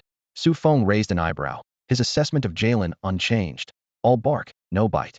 Previously bullied by Arteist, yet only daring to target him, now faced with real toughness, immediately backing down. But then again, who's really the soft target here? At this moment, the New Jersey Nets boasted 2 consecutive Eastern Conference championship titles. Ever since trading Stephon Marbury for Jason Kidd, this team had emerged as an elite Eastern Conference powerhouse. Kidd was widely recognized as the league's premier point guard. Before the game, rookie Kirk Hinrich expressed his disappointment in an interview. Not being able to match up against Kidd leaves me feeling disappointed. He's my idol, and I aspire to become that kind of backcourt maestro. Perhaps to preserve some dignity for veteran Jalen Rose, Coach Bill didn't start Feng. Tonight's Bulls starting lineup. 1. Jamal Crawford. 2. Kendall Gill. 3. Jalen Rose. 4. Eddie Curry. 5. Tyson Chandler. The Nets starting lineup. 1. Jason Kidd. 2. Kerry Kittles. 3. Richard Jefferson. 4. Aaron Williams. 5. Jason Collins. As night fell, the Continental Airlines Arena in East Rutherford was packed to capacity. The past 2 seasons' excellent performance had already secured the Nets a loyal home crowd, but tonight offered an additional draw. Feng. Many fans had come specifically to see him. Before tip-off, the big screen suddenly cut to a golden-haired figure. Scarlett Johansson stepped courtside in high heels. The camera followed her gracefully as she smiled, instantly electrifying the arena. All of North America was going crazy over the Feng's heroic rescue story. With both Feng and Scarlett present, the audience buzzed with almost fanatical gossip energy. as if expecting to witness a passionate kiss at any moment. Scarlett took a front row seat beside the court, with Vivian next to her. Vivian deliberately tugged at her sleeve, leaned close to her ear, and whispered in a teasing yet suggestive tone. See that? The whole world wants you two together. Be brave, Scarlett, take the initiative and ask him out. Give everyone their fairy tale ending. Scarlett shot her an annoyed glare, but her eyes couldn't help drifting toward Su Feng's direction. For the past 2 days, his image had completely consumed her thoughts. Whenever she paused for even a moment, the boy's figure would emerge in her mind. She was utterly overwhelmed by this irrepressible longing. That's exactly why she had taken the initiative to buy tickets for the New Jersey Nets game, just to see him in person. Day and night, she could think of nothing but him. Su Feng noticed Scarlett's gaze but kept his head down, pretending to focus intently on the tactical board beside the court. His romantic experience was virtually non-existent in high school. He had only exchanged a few love letters with the class beauty from next door, only to be caught red-handed by the dean of students, and it all fizzled out. After that, he came to America early for his studies, leaving his love life completely blank. Now he was suddenly supposed to date a Hollywood superstar, and he simply couldn't handle it. It was like facing an elite boss monster straight out of the tutorial village. Besides Su Feng, Kirk Hinrich sat on the bench, sighing heavily. They had entered the draft together, and his draft position was even higher than Su Feng. She was supposed to be the team's key development target. Yet now, all of America was shipping Su Feng Scarlett as a couple, and even New Jersey fans were chanting for them to get together. If only he had rushed over to play the hero back, then but looking down at his own fists, he knew he wouldn't have stood a chance in that fight. Was this really just destiny? He sighed again. You think we're playing terribly too? Su Feng initiated the conversation. Huh. Hinrich looked up at the scoreboard. The Bulls were down 515 to the Nets, trailing by 10 points with only 4 minutes played, and the game was already getting out of hand. Jason Kidd had the Nets running at breakneck speed, and the Bulls couldn't even mount a decent defense. On the court, Jamal Crawford and Jalen Rose were arguing heatedly over ball possession, but both had ice-cold shooting hands. Crawford was clanking shot after shot under Kidd's tight defense, while Jalen Rose tried to isolate Richard Jefferson on the wing only to get completely locked down. Jefferson then blew past him with a quick first step, drove into the paint, and threw down a thunderous tomahawk dunk. Jalen Rose was definitely showing his age. His offensive skills were elite at best. Nothing close to superstar level. Last season's 20 points per game came purely from unlimited shot attempts on a terrible team. Richard Jefferson might have had similar technical skills, but he was younger with explosive athleticism, and with Kidd running the show, picking apart Jalen was like eating a piece of chocolate pie. Ugh, these guys are hopeless, Hinrich sighed again, then patted Su Feng on the shoulder. Tony, the Bulls' revival depends on just the two of us now. Just as Su Feng was about to fake being afraid of thunder to dodge this bench bravado, he heard Coach Bill's booming voice. Su, you're in. He immediately sprang to his feet. Scott Pippen was also called up. Coach Bill needed the veteran Pippen to mentor the rookie and, more importantly, to get the ball movement flowing properly. This every-man-for-himself style of play was giving him a real headache. He was already seriously considering general manager John Paxson's suggestion: which scorer should they trade away? Su Feng rose from the bench and walked toward the sideline. Just as he reached the advertising boards, Scarlett extended her hand, and Su Feng instinctively raised his own. They shared a gentle high five. The cameras locked onto this moment, and when the footage appeared on the arena's big screen, the crowd erupted. What no one expected was that Scarlett smoothly grasped Su Feng's hand, her slender fingertips lightly tracing his palm. That brief touch sent a tingling sensation like electricity surging into Su Feng's brain, carrying intense, yet subtle affection that made even his scalp tingle. As that electric current flooded his mind, the numbers in his energy aura suddenly fluctuated. His Isaiah Thomas super ball handling skills, previously stuck at 59, instantly shot up to 68. Su Feng clearly felt his understanding of ball handling rhythm elevate to another level, as if his energy channels had suddenly been unblocked. He marveled at how such a light touch could have such dramatic effects, secretly hoping Scarlett would do it a few more times. But the game waited for no one, so he stepped to the scorer's table, waiting for the next stoppage. Scott Pippen grinned as he approached. Su, do you know the secret to dating female celebrities? Pippen had briefly dated pop superstar Madonna back in the day, the only area where he, as the eternal second fiddle, had one-upped Jordan. Su Feng shook his head in confusion. Strong stamina, big equipment, and good skills, Pippen said seriously. When Jordan found out I was dating Madonna, he went and asked her, I'm strong too. Why didn't you choose me? Madonna replied with 4 words, not a chance in hell. According to rumors, Pippen was indeed naturally gifted. However, that relationship was extremely unequal. Madonna was at her peak, while Pippen was only making $3 to $4 million annually, making it seem more like the superstar seeking pleasure. Later Madonna went for Rodman, pretty much the same pattern. Pippen shrugged, putting a bow on his own boasting. On the court, Kendall Gill drove to the basket and drew a hard foul from Collins. The whistle blew for a stoppage. Su Feng and Pippen received instructions to replace Jamal Crawford and Jalen Rose, two guys obsessed with isolation plays. Crawford quietly returned to the bench, but Jalen Rose complained loudly. "I just found my rhythm. Why are you taking me out again?" Bill Cartwright's gaze was firm. "That's right, you're coming out." He didn't care whether Rose had found his groove or not, he'd already wasted enough opportunities. Before leaving the court, Rose glared fiercely at Su Feng and deliberately taunted. "If you're so good, go defend Richard Jefferson." In Su Feng's view, this guy was as cowardly as ever, not worth acknowledging. Gil made both free throws. During the transition back, he quickly organized. "Su, you take Kittles." Kittles was agile in his movement and accurate with his shooting, serving as Jason Kidd's right-hand man. His playing style was quite similar to Su Feng's. The Bulls organization also hoped to develop Su Feng into another Kittles. As soon as Su Feng matched up with him, his opponent started talking trash. "Hey, superhero rookie, ready to get torched by me?" "No. Are you ready to get torched by me?" Su Feng shot back with the same energy. Kittle's expression immediately darkened. He clearly hadn't expected this rookie to challenge him so directly. But since the words were out there, they'd settle it on the next possession. Su Feng stuck closely to Kittles, compressing his passing lanes, while Kittles tried to shake free with continuous direction changes and cuts. On the sideline, Bill Cartwright watched this matchup intently. He hoped Su Feng could gain experience from battling with Kittles and eventually develop into a standard Kittles-type player. In Coach Bill's mind, Kittles was Su Feng's ceiling. Kittles wouldn't tolerate such disrespect from a rookie fresh out of college, so he shot Kidd a meaningful look. He then weaved through his teammates' screens with swift precision, not blazingly fast, but accurate, as if following a tactical blueprint. Off-ball movement was the bread and butter for shooters like him, the foundation of his NBA career. The net's screens meshed like clockwork as he executed crisp cuts and backdoor moves, reaching his designated spot within moments. The instant his feet planted, a shadow loomed over him. Su Feng had ghosted alongside him like a specter, somehow tracking him through every screen. There was only one explanation. This rookie's off-ball instincts were even sharper than Kittle's.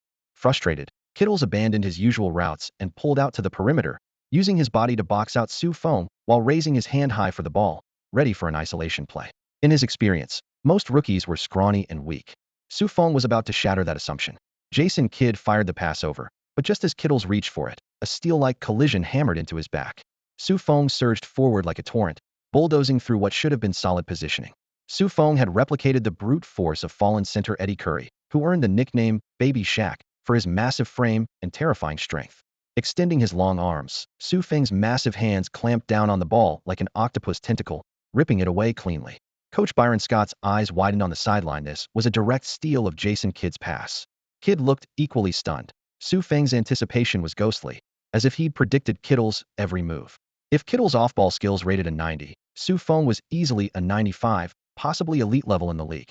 Despite his hesitation, Kidd had committed to the pass, hoping Kittles would win the battle. But the moment the ball left his hands, regret flooded in as he recalled Su Feng taking down an armed robber with his bare hands. How could ordinary positioning stop that kind of power? Sure enough, once the pass was in flight, Su Feng exploded into action, muscling past Kittles and securing the ball with one iron grip. In the next instant, he flicked his wrist for a long outlet pass. The throw had a bit too much zip on it, but Scottie Pippen extended his lengthy arms and hauled it in smoothly. Pippen casually drifted toward the rim, used a subtle rhythm change to shake his defender, and finished with his signature finger roll. The old Bull still had it. Time had stolen his speed but couldn't touch his skill and basketball IQ. After the bucket, he pointed at Su Feng in appreciation for the steal, while Su Feng marveled at the veteran's fast break instincts. Coach Scott stood on the sideline, his face beaming with delight. He had originally hoped Su Feng would learn something from Kittles, but instead Su Feng ended up teaching Kittles a lesson right from the start. Within just a few possessions, the sidelines were already buzzing with excitement. Su Feng had actually managed to steal the ball by staying step for step with Kittles, and then hit a three-pointer right under his nose. Was this just a lucky break, or was this his true ability? Kirk Hinrich, sitting in the back row of the Bulls bench, watched with his scalp tingling. It wasn't because he was dazzled by Scarlett's smiling face as she nodded approvingly at Su Feng from the sidelines, but because he was stunned by Su Feng's off-ball movement. Coach Bill, coming from a center background, might still be uncertain, but Hinrich as a point guard was sure Su Feng was one of those rare, once-in-a-lifetime off-ball movement geniuses. Just being able to keep up with Kittles proved he was more skilled than Kittles himself. Kittles certainly wasn't having it. He immediately picked up the pace, running off-ball routes and trying to use his teammates' screens to shake off the coverage. But Su Feng stuck to him like a shadow throughout. Kidd had to abandon that tactical option and pass the ball to Richard Jefferson instead. Jefferson's floater bounced off the rim, and the Bulls grabbed the rebound. Pippen leisurely brought the ball up court. He was no longer the superstar who would sprint full court at every opportunity, now more focused on avoiding intense contact and finishing his career safely. Just as he dribbled to the top of the arc, Feng suddenly cut out from the left side of the paint. Kittles spun around like clothes tumbling in a washing machine, getting dizzy in the process. Feng first cut into the paint from the left, looped behind the center, then suddenly curved back toward the left side. Kittles gritted his teeth and barely managed to stay with him. Then suddenly, Feng cut toward the right side, using his momentum to shake off his defender, slipping sideways through the gap between Tyson Chandler and the net center Collins. The two big men instinctively closed together, inadvertently creating a perfect elevator door for the Bulls. Kittles was completely screened off. By the time he fought his way through the elevator, Feng was already receiving the ball in open space at the top of the arc, and with a quick release as wish. Another three-pointer. Kittles had gotten old, not in his knees, but in his thinking could no longer keep up with the pace of the new era. Feng's performance caught Jason Kidd's attention. This rookie's off-ball movement paired with an elite point guard would be absolutely lethal. Kidd made a mental note of him if it weren't for being in the middle of a game. He would have wanted to chat with Feng immediately. The dejected Kittles had just missed a scoring opportunity when he watched Kidd run a pick-and-roll with Collins, leading to an easy basket for Collins in the paint. While running back on defense, he continued his trash talk loudly. "Why are you running around? If you've got skills, take the ball and go onion on with me." His voice was loud enough for half the court to hear. Everyone silently criticized him. "You make your living off-ball play yourself. Yet now you're mocking a rookie whose movement is even more elusive. It's like eating from a bowl, then cursing the cook after putting down your chopsticks." Surprisingly, Feng actually stopped, ran to the wing, and called for the ball with his hand up, his eyes blazing with anger. The players were stunned. This guy has quite the temper. But Pippen flicked his wrist and passed the ball directly to him, like Feng's fiery temperament. It always reminded him of an old friend. Kittles was the 8th pick in the legendary '96 draft class, nicknamed the Mosquito. This moniker perfectly captured his playing style: a lanky frame, deadly three-point daggers, and relentless long-arm defense that buzzed around like a pesky mosquito, ready to sting and drain the life out of opponents. Now, he wasn't facing a familiar elite wing player, but a rookie fresh out of nowhere. Feng. Despite years of injuries that had severely diminished his athleticism, Kittles remained confident that his accumulated experience in positioning, anticipation, and jab steps would be enough to contain a newcomer. He settled into his defensive stance, positioning himself squarely in front of Feng. However, this experience was exactly what Feng had been hoping for. To activate the ball-handling skills he was absorbing, he needed an opponent who was mentally sharp but physically declining to apply pressure. The 66 Isaiah Thomas super ball-handling technique churned within him as he lowered his center of gravity, his dribbling rhythm flowing like a steady drumbeat with natural cadence. On the bench, Kirk Hinrich's brow furrowed sharply. Tony, Feng's nickname, could handle the ball like that? He was clearly more than just a pure shooter. When Hinrich thought of ball handling, he meant the real ability to create offense under NBA-level defense, and this display far exceeded his expectations. Meanwhile, Jalen Rose unconsciously twisted a towel between his fingers, barely concealing the worry in his eyes. While Feng's ball skills still lagged behind his own, they were already threatening his position on the team, not to mention Jamal Crawford sitting at the other end of the bench, who wouldn't hesitate to side with the young player. On the court, Feng suddenly exploded into his first step. His 91-point burst rating made him shoot forward like an arrow from a bow. Kittles read it correctly and lunged forward, but his aging legs couldn't keep up with his mind. He could only use his upper body to try to impede, throwing out his left arm in an attempt to create disruptive contact. The disruption wasn't enough. Feng pulled up hard, his toes nearly scraping with chips from the friction, then flowed into a smooth behind-the-back dribble, instinctively protecting the ball to the other side. Kittle's center of gravity was completely thrown off. In that same instant, the words "super ball handling technique absorption 2" flashed through Feng's mind. He gathered the ball, stepped back, rose up, and released in one fluid motion. Kittles tried to recover, but could only watch helplessly as the basketball traced a perfect arc swish. Nothing but net. Feng had picked on Kittles once again, then shrugged with a light smile. "You just got torched." It was ordinary trash talk, but enough to ignite Kittles' fury. The veteran glared with bulging eyes, his chest heaving violently, but he couldn't argue back. Had started the provocation. The bigger shock came from Pippen behind Feng. That rhythmic step back, the casual shoulder shrug, it instantly transported him back in time, as if he were watching a legendary figure return to the court. Could this be Chicago's greatest hope for revival? Would the basketball god descend once more?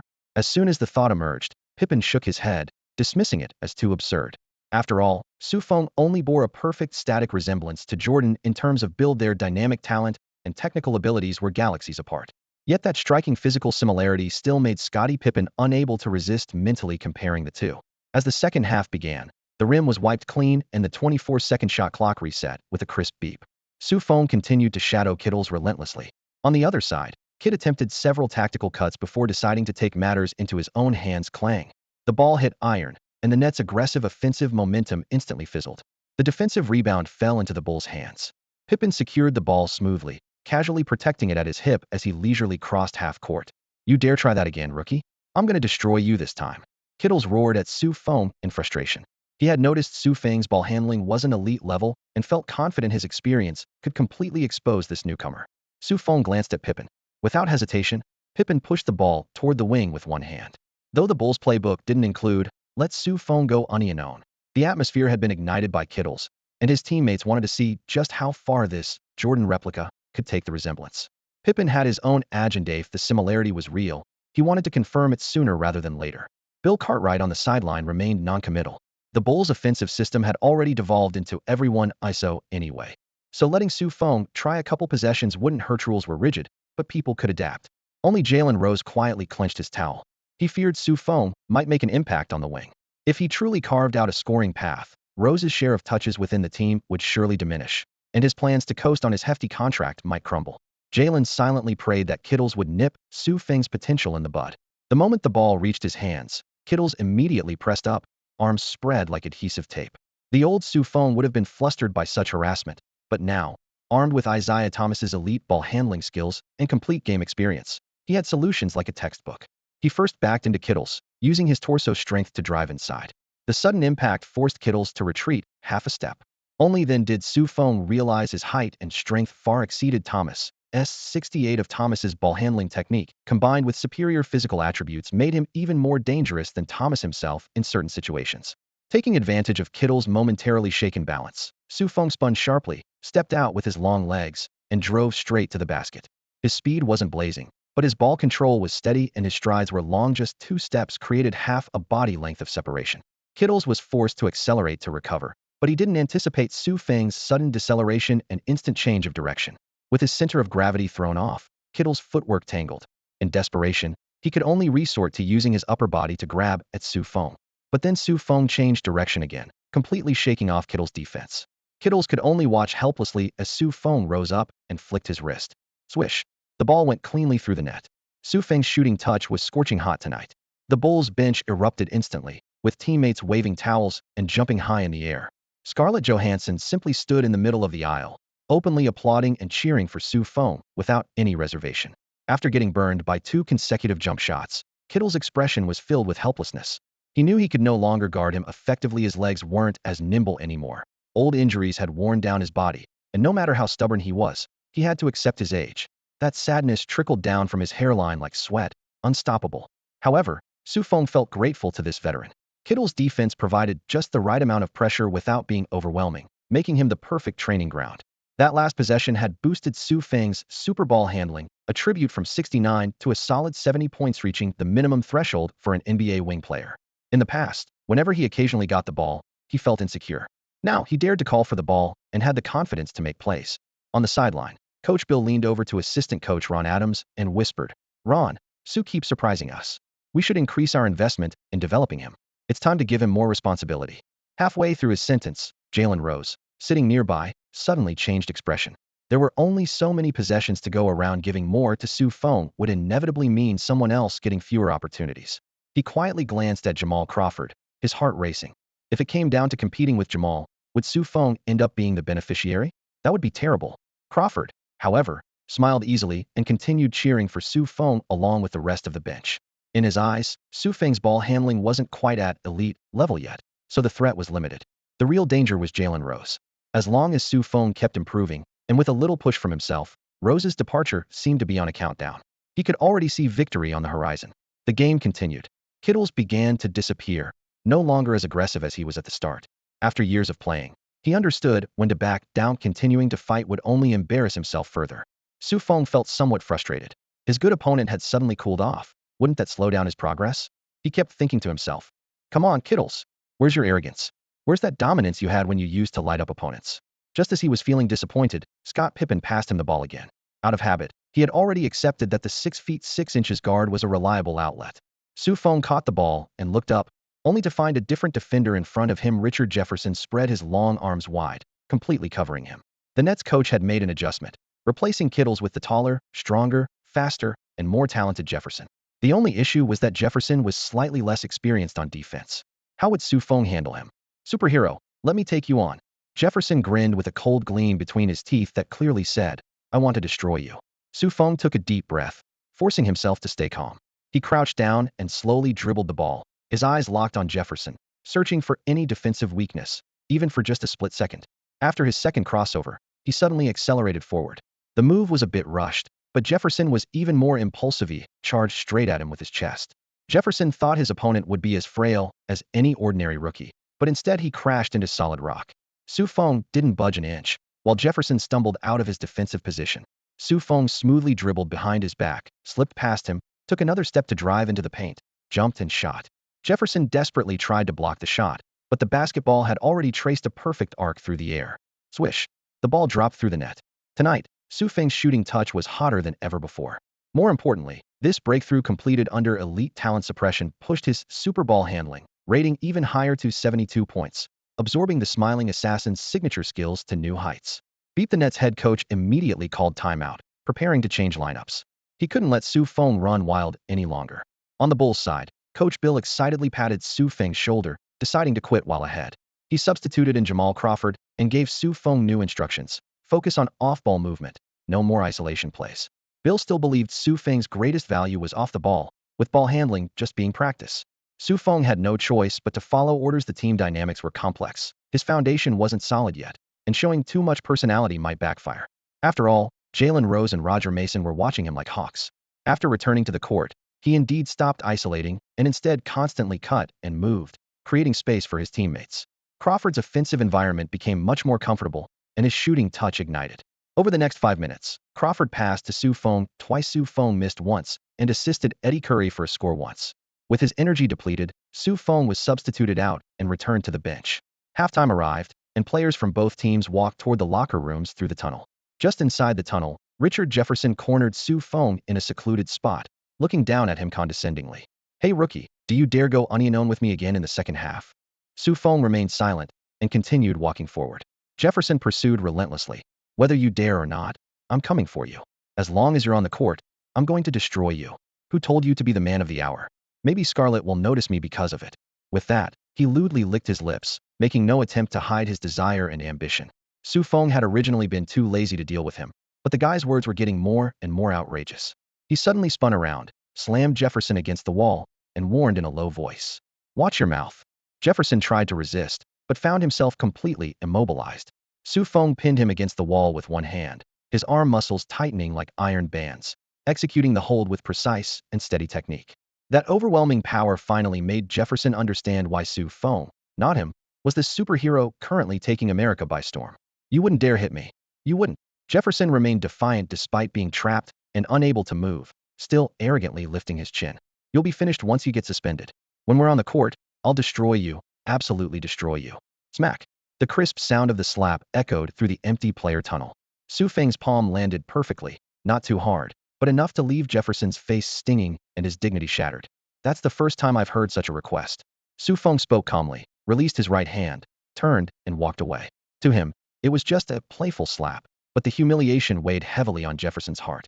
Richard Jefferson's face flushed red and pale alternately, but he didn't dare pursue. He knew that if he made a move, Feng could instantly knock him out, or even kill him. So he could only roar quietly in place, like a wild beast with its throat muzzled. I will crush you completely. I'll pay back this humiliation tenfold, he swore viciously, forgetting that he had started this confrontation himself. Still dozens of meters from the locker room, Feng suddenly heard someone calling from behind. Hey Sue. He instinctively turned around to see Scarlett walking quickly toward him, with Vivian in the distance pumping her fist in encouragement. Seeing Feng's gaze fall on her, Vivian immediately stepped aside tactfully and strode away. She didn't want to be a third wheel. Sue, I know it's a bit presumptuous to approach you so directly, but I really have something I want to say to you. The Hollywood actress who appeared so confident under the spotlight now seemed nervous in front of Feng, carefully fidgeting with her fingers. Feng felt somewhat awkward too. He had never been in a relationship and rarely spent time alone with girls.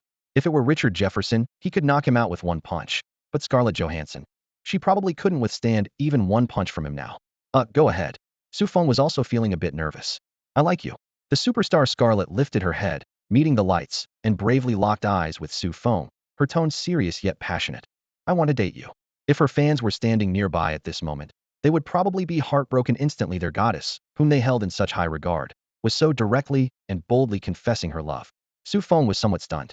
His mind raced through the traditional sequence of write love letters first, then chat, then hold hands, then watch movies, then kiss. He had never been in a relationship before, yet now he was being pulled straight into the advanced league, his bewilderment practically written all over his face.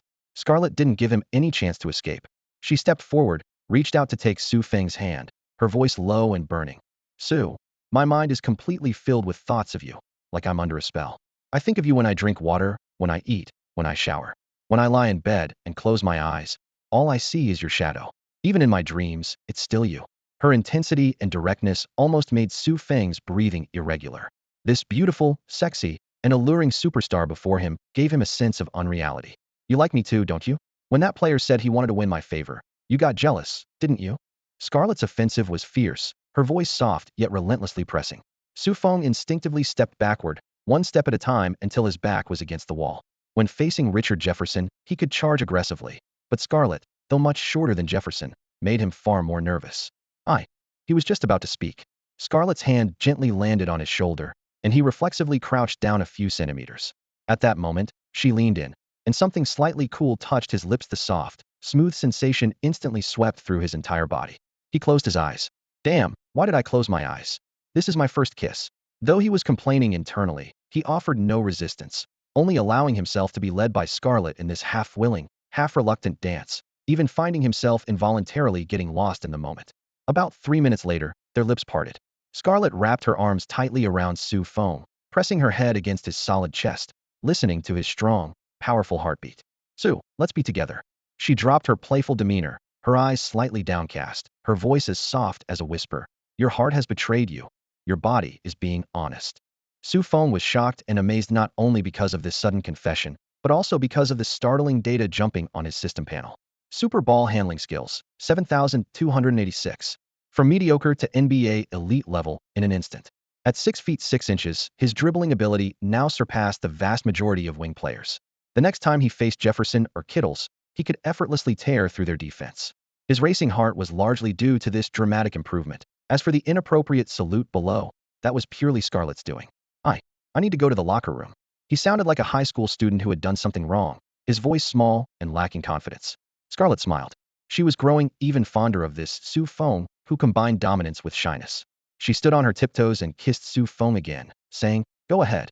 When he watched Su Feng's awkward gait as she hurried toward the locker room, his smile grew wider and wider. It was indeed quite impressive. Back in the locker room, Su Feng took several deep breaths and quickly composed himself.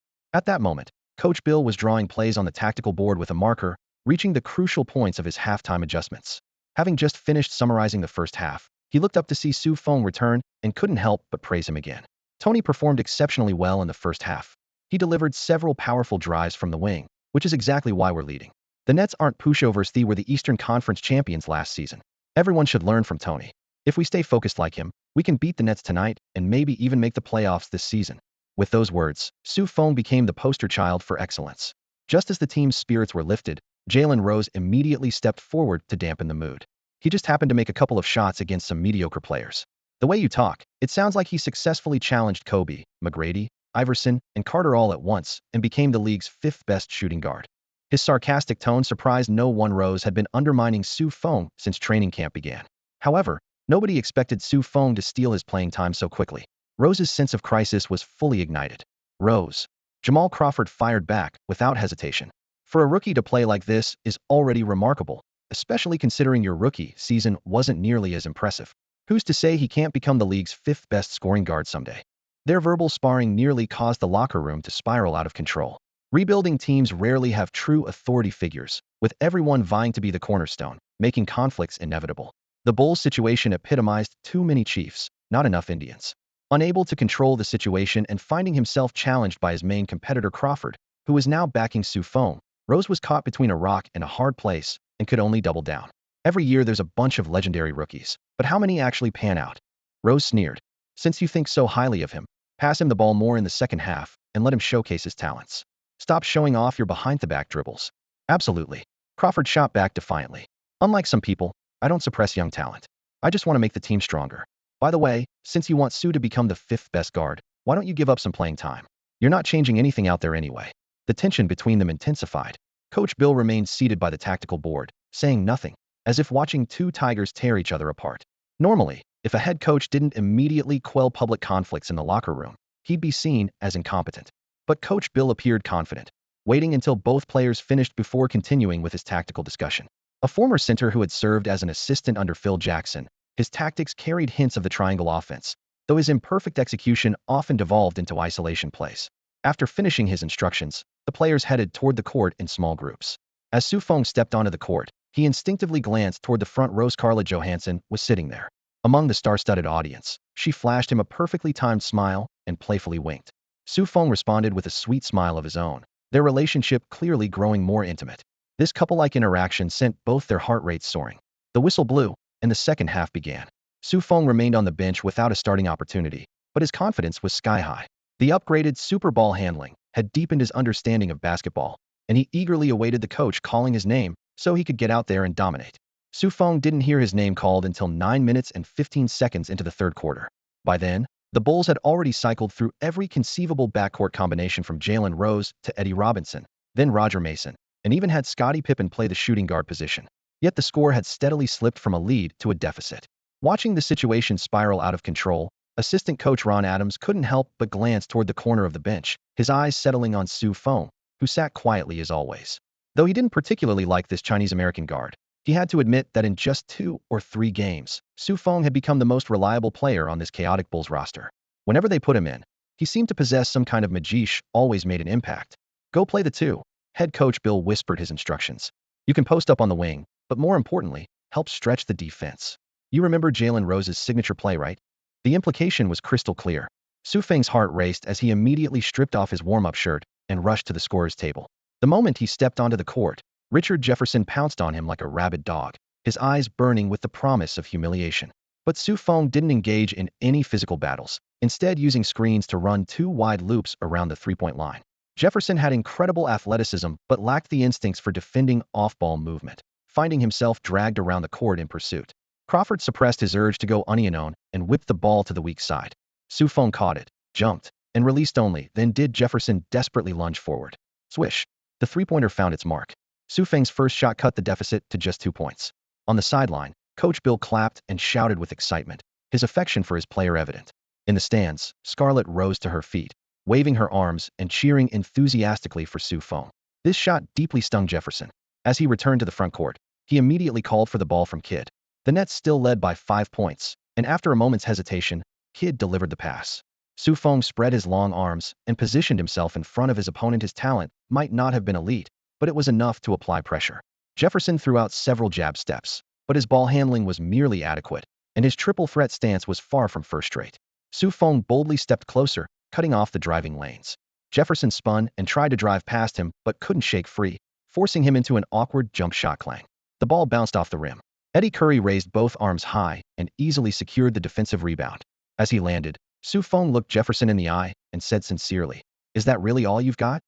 There was no mockery, just genuine surprise. With such mediocre offensive skills, where did he get the confidence to claim he'd dominate him? But this sincerity sounded like naked contempt to Jefferson's ears. On the fast break, Feng continued his off-ball movement while Jefferson was dragged around, panting like a dog being walked through a crowd. This time Crawford chose to force up a jump shot clang. It bounced off the rim. Players jostled for position under the basket as the ball bounced high toward the wing where Feng was positioned. Feng instantly leaped up, reached out with one hand, and gently tipped the ball in. Swish. Another 2 points. Sue is truly a player blessed by the goddess of fortune, always appearing in the right place at the right time to sink the crucial shots his team desperately needs. Coach Bill watched from the bench with deep emotion, but this scene left Roger Mason and Jalen Rose feeling frustrated. They had struggled all night, unable to gain any advantage against Richard Jefferson. Yet the moment Feng entered the game, he immediately began his relentless off-ball movement, targeting Jefferson's weaknesses directly. What made it even more infuriating was that Jefferson's energy had already been drained by their earlier battles, making Feng's entrance feel like he was simply picking the low-hanging fruit. The two could only grit their teeth and watch helplessly as Feng became the center of attention on the court. Jefferson refused to accept defeat, and called for the ball from Jason Kidd once again. Kidd didn't hesitate, giving him another opportunity. Jefferson backed down in the post, choosing to play with his back to the basket. This was like performing sword tricks in front of a master swordsman. While Su Feng might struggle against a face-to-face drive, post play was different. Strength was Su Feng's specialty. Jefferson backed into the paint with 3 hard pushes, creating only the slightest gap before being forced to turn around, with Su Feng staying right with him.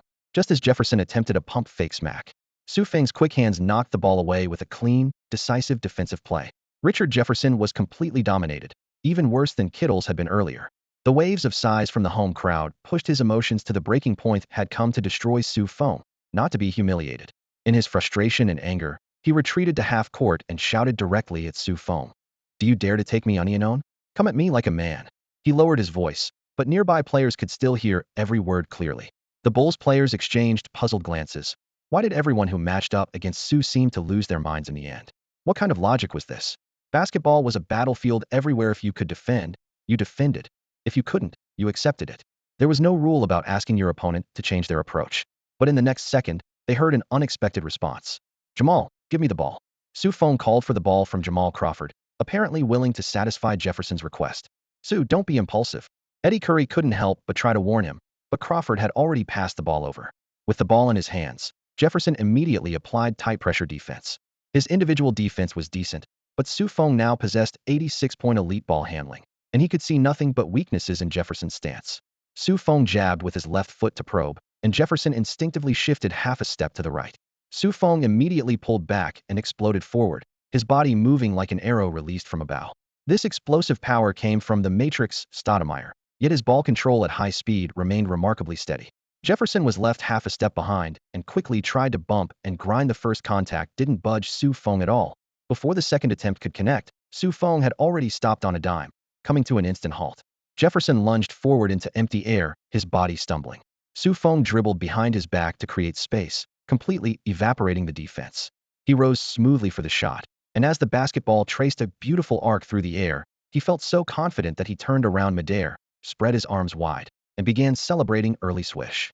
The ball found nothing but net. Superheroes never look back at explosions. Jefferson, however, turned to stare at the rim, his face filled with anger and humiliation. The anger came from within him, but the humiliation was delivered by Su Feng's shot. The Bulls bench erupted in celebration as Su Feng's moves ignited their passion, while the Continental Airlines Arena in New Jersey fell into a gloomy silence.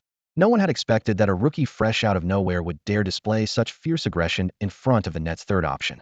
The home crowd was stunned at first, then burst into a chorus of boos. How dare Su Feng invade their territory? They wanted Richard Jefferson to strike back immediately, regardless of whether his opponent was some knight in shining armor superhero. Bullying their third star was simply unacceptable. Jason Kidd had been hesitant about whether to keep feeding the ball to Jefferson. The Bulls had taken the lead behind that second-round pick, and if Jefferson missed again, the deficit would only grow. But the roaring crowd gave him no choice. Hey, pass the ball over. The moment Jefferson caught the ball, the arena exploded with deafening cheers, urging him to deliver an answer ball. He was indeed furious. Being shown up like that stung badly, but the consecutive misses had shaken his confidence. He wasn't a top-tier scorer like Kobe or Iverson, so his self-assurance was naturally lacking. Taking a deep breath, he drove hard to the basket. Su Feng stayed with him initially, but was beaten by half a step after 2 strides. If Jefferson had gone straight to the rim, Su Feng might have been helpless. However, Tyson Chandler was already positioned in the paint, waiting. Jefferson had suffered at the hands of this long-armed, defensively dominant center before and didn't want to get blocked again. Playing it safe, he pulled up for a jump shot complete with a stop, fake, half-turn, and elevation, a series of high-difficulty moves. Unfortunately, he bought this insurance too early, giving Su Feng just enough time to recover. Su Feng wasn't fooled by the fakes at all. He planted his feet and exploded upward. Though his vertical leap was average, Su Feng's impressive height and wingspan were elite even by NBA standards, and combined with his explosive power, he swatted viciously at the basketball. Swish. His middle finger grazed the ball just as it left Jefferson's hand, instantly disrupting its trajectory and sending it plummeting to the floor like a kite with a broken string. Su Feng landed, then immediately jumped again to secure the rebound. This block left the home fans who were ready to cheer completely speechless, their roars stuck in their throats, replaced only by scattered sighs of disappointment. Richard Jefferson's confidence was utterly shattered. Su Feng handed the ball to Jamal Crawford and turned to look at Jefferson. The latter's expression remained twisted, but now fear mixed with the anger. "Humph, all bark and no bite, a complete softy." Su Feng thought coldly to himself, not even as tough as Kittle's. Meanwhile, on the sidelines, Coach Bill looked like he'd been drinking wine, dancing with excitement as his dark face flushed to a deep reddish purple. He was absolutely thrilled every time Su Feng stepped onto the court. It was like a recurring surprise that never got old, always bringing fresh impact. Coach Bill raised both hands high and roared toward the court. Get the ball to Su. He was eager to see what other tricks Su Feng had up his sleeve. The moment those words hit the air, Jalen Rose's heart sank. Ever since Su Feng had nailed those 2 consecutive shots, panic had been creeping into his rookie's growth rate was absolutely ridiculous. He'd never seen a newcomer improve so dramatically in such a short time. While Su Feng might not match his overall skill level yet, if management had to choose between a young minimum wage guard and a veteran making millions, the answer was obvious. Thinking back to his bold statements before the game, Jalen Rose felt a chill down his spine. Maybe he shouldn't have said those things. Somehow, he was getting an ominous feeling that the tide had turned against him. On the offensive end, Su Feng caught the ball. Richard Jefferson was still defending him. Su Feng made a lightning-quick probe to the left, his movement sharp and instantaneous. Jefferson instinctively shifted left to cover. In that split-second bang, Su Feng slammed the ball down hard, his entire body switching directions along with the basketball, cutting through the defense like lightning, resembling a master swordsman drawing his blade in a flash. Crossover. Su Feng was gone in an instant. Jason Kidd witnessed the entire sequence from the wing and raised an eyebrow slightly. For a moment, he seemed to see the shadow of the legendary smiling assassin, Isaiah Thomas, but this guy wasn't even a point guard. No wonder Jefferson had no answer. The Nets' third option looked like a pair of pants that had been thrown in a washing machine and spun dry.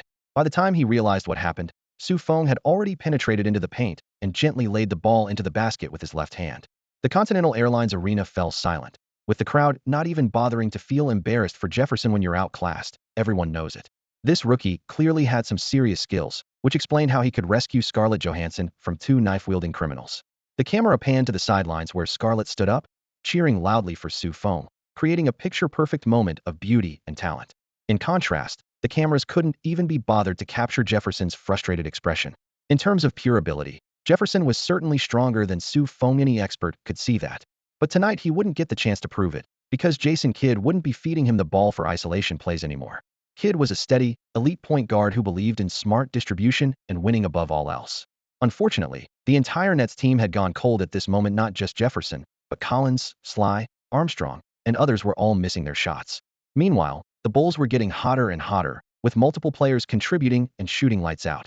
With 8 minutes left in the fourth quarter, the lead had ballooned to 19 points.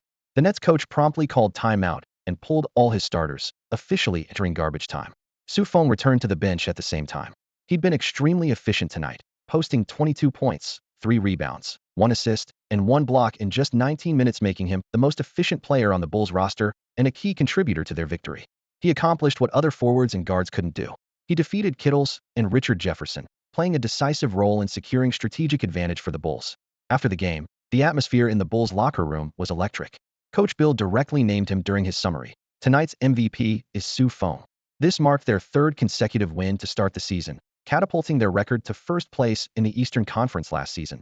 This same team was battling the Cleveland Cavaliers for the worst record in the league. Though it was only a temporary ranking, it was enough to solidify Bill's position as head coach and give him the flexibility to make further adjustments. The post-game interview took place in front of Su Feng's locker. Cameras and flashbulbs lined up as reporters from China's CCTV, Chicago's local beat reporters, and New Jersey's traveling press corps surrounded him completely.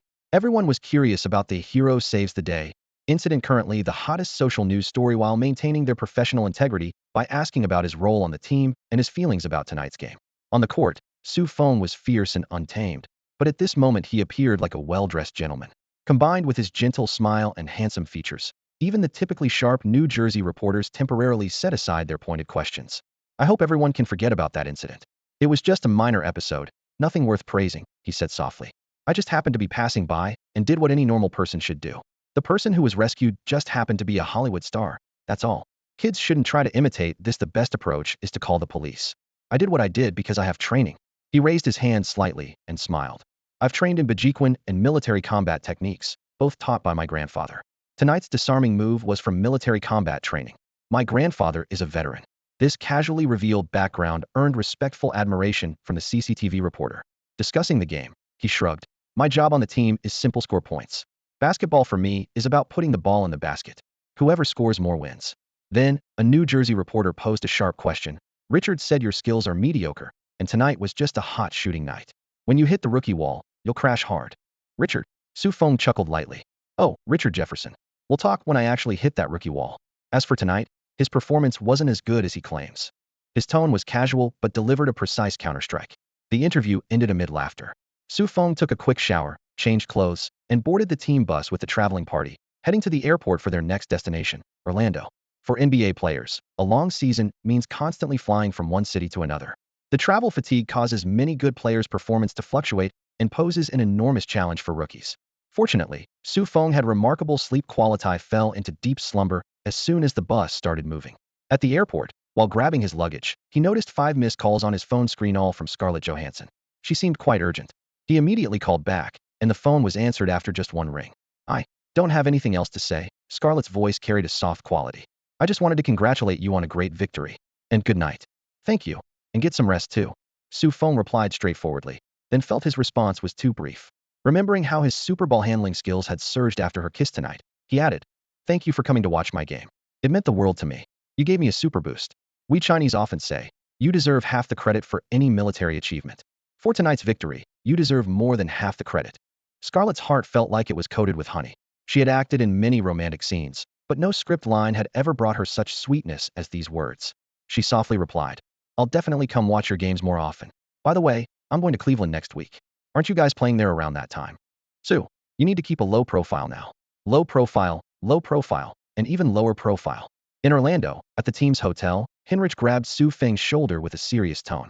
Even though you played exceptionally well in the first 3 games and the national media is buzzing about you and Scarlett's rumored romance, you must stay grounded. Your playing style is still more of a role player. And most importantly, Scarlett could never actually like you. She seems close to you only because she's moved and grateful for you saving her life. As both the revival hope of the Chicago Bulls and a devoted fan of Scarlett Johansson, Hinrich felt empty inside, disappointed on both fronts. Su Feng sat on the edge of the bed, almost blurting out, She already confessed to me and even kissed me. But on second thought, he felt it would be too cruel. His grandfather always taught him, be kind, don't rub salt in others' wounds. Happy things are better kept to yourself. However, American television networks wouldn't cooperate with keeping a low profile. Before Hinrich finished speaking, he turned on the TV in the room and switched to TNT. On screen, the host was announcing the NBA 2003-2004 season's first week official honors. Western Conference Player of the Week, Baron Davis of the New Orleans Hornets, led his team to a 21 record last week, averaging 24.7 points, 8.3 assists, and 5 rebounds. Eastern Conference Player of the Week, Rashard Lewis of the Seattle Supersonics, with Ray Allen sidelined, averaged 37.5 points, 6 rebounds, and 3.5 assists, helping his team achieve a 20 start. Western Conference Rookie of the Week, Carmelo Anthony of the Denver Nuggets, averaging 23 points, 8 rebounds, and 3.5 assists, with his team going 11. Eastern Conference Rookie of the Week, Su Feng of the Chicago Bulls. He contributed 27.3 points, 2.3 assists, 1.3 rebounds, and 0.3 steals over the past 3 games, helping the Bulls achieve a perfect 30 start. Seeing his name and stats scrolling across the bottom of the screen, Su Feng was stunned. I actually beat LeBron James for Rookie of the Week? Aren't there other lottery picks like Bosch and Wade in the Eastern Conference? Hinrich was equally surprised, but upon reflection, it made perfect sense. The team was 30, Su Feng's stats were impressive, and the hero saves beauty incident had captivated the world. Of course, the league would capitalize on the buzz. He took a deep breath. Unable to hide his disappointment was the 7th overall pick, the revival hope. Yet still stuck on the bench, Su Feng was just the 37th pick in the 2nd round, but had already claimed the Rookie of the Week award. That sense of urgency surged through him instantly. He couldn't wait to return to action, prove himself on the court, and then mentor Su Feng. Hinrich opened his arms wide and embraced Su Feng. Congratulations, Su.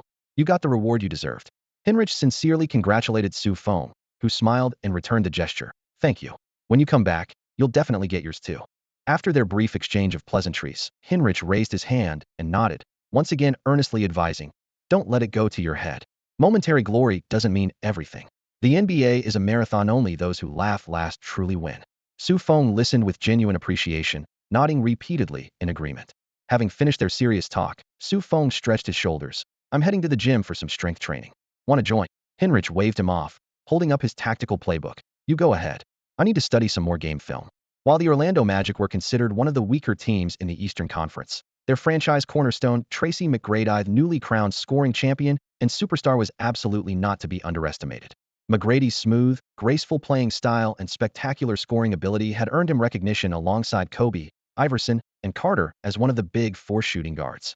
With his popularity soaring, Adidas had essentially abandoned another elite young guard, Kobe Bryant, redirecting all their resources to McGrady. Despite already winning 3 consecutive championships, Kobe was often viewed by outsiders as the second fiddle to Shaquille O'Neal. Though he had switched to Nike during the previous offseason, which should have been a triumphant move, he was now embroiled in legal troubles and had even missed training camp for the new season. The scandal was making headlines everywhere, with the entire league, including within the Lakers organization, buzzing with discussion. Even Feng, who typically had no interest in gossip, found himself forced to learn the details, which showed just how significant the impact was. Media speculation suggested that if the legal case wasn't handled properly, not only would Kobe's future be in jeopardy, but the NBA's overall image would suffer as well. This was precisely why the league had been working overtime these past few days to promote Feng's heroic rescue story. They desperately needed an unimpeachable positive role model to win back middle-class fans. Commissioner David Stern had long been committed to improving the league's public image, even planning a dress code that would prohibit players, many of whom had risen from poverty to become millionaires, from appearing on camera in street hip-hop attire. He wanted everyone in suits and ties, looking elite and professional. In this context, Feng had inadvertently become the biggest beneficiary of this public relations campaign. At that moment, Feng pushed through the doors into the team's gym, put on his headphones, found his rhythm, and began his cardio warm-up. His breathing mixed with the hum of the treadmill as sweat quickly soaked through his training gear. Meanwhile, Hinrich tossed aside the game tape, opened a bag of chips, and intended to casually review some of the Magic's offensive possessions. However, his finger somehow found its way to an entertainment channel. On screen, Scarlett Johansson appeared in a form-fitting dress, her stunning curves and angelic face filling the frame.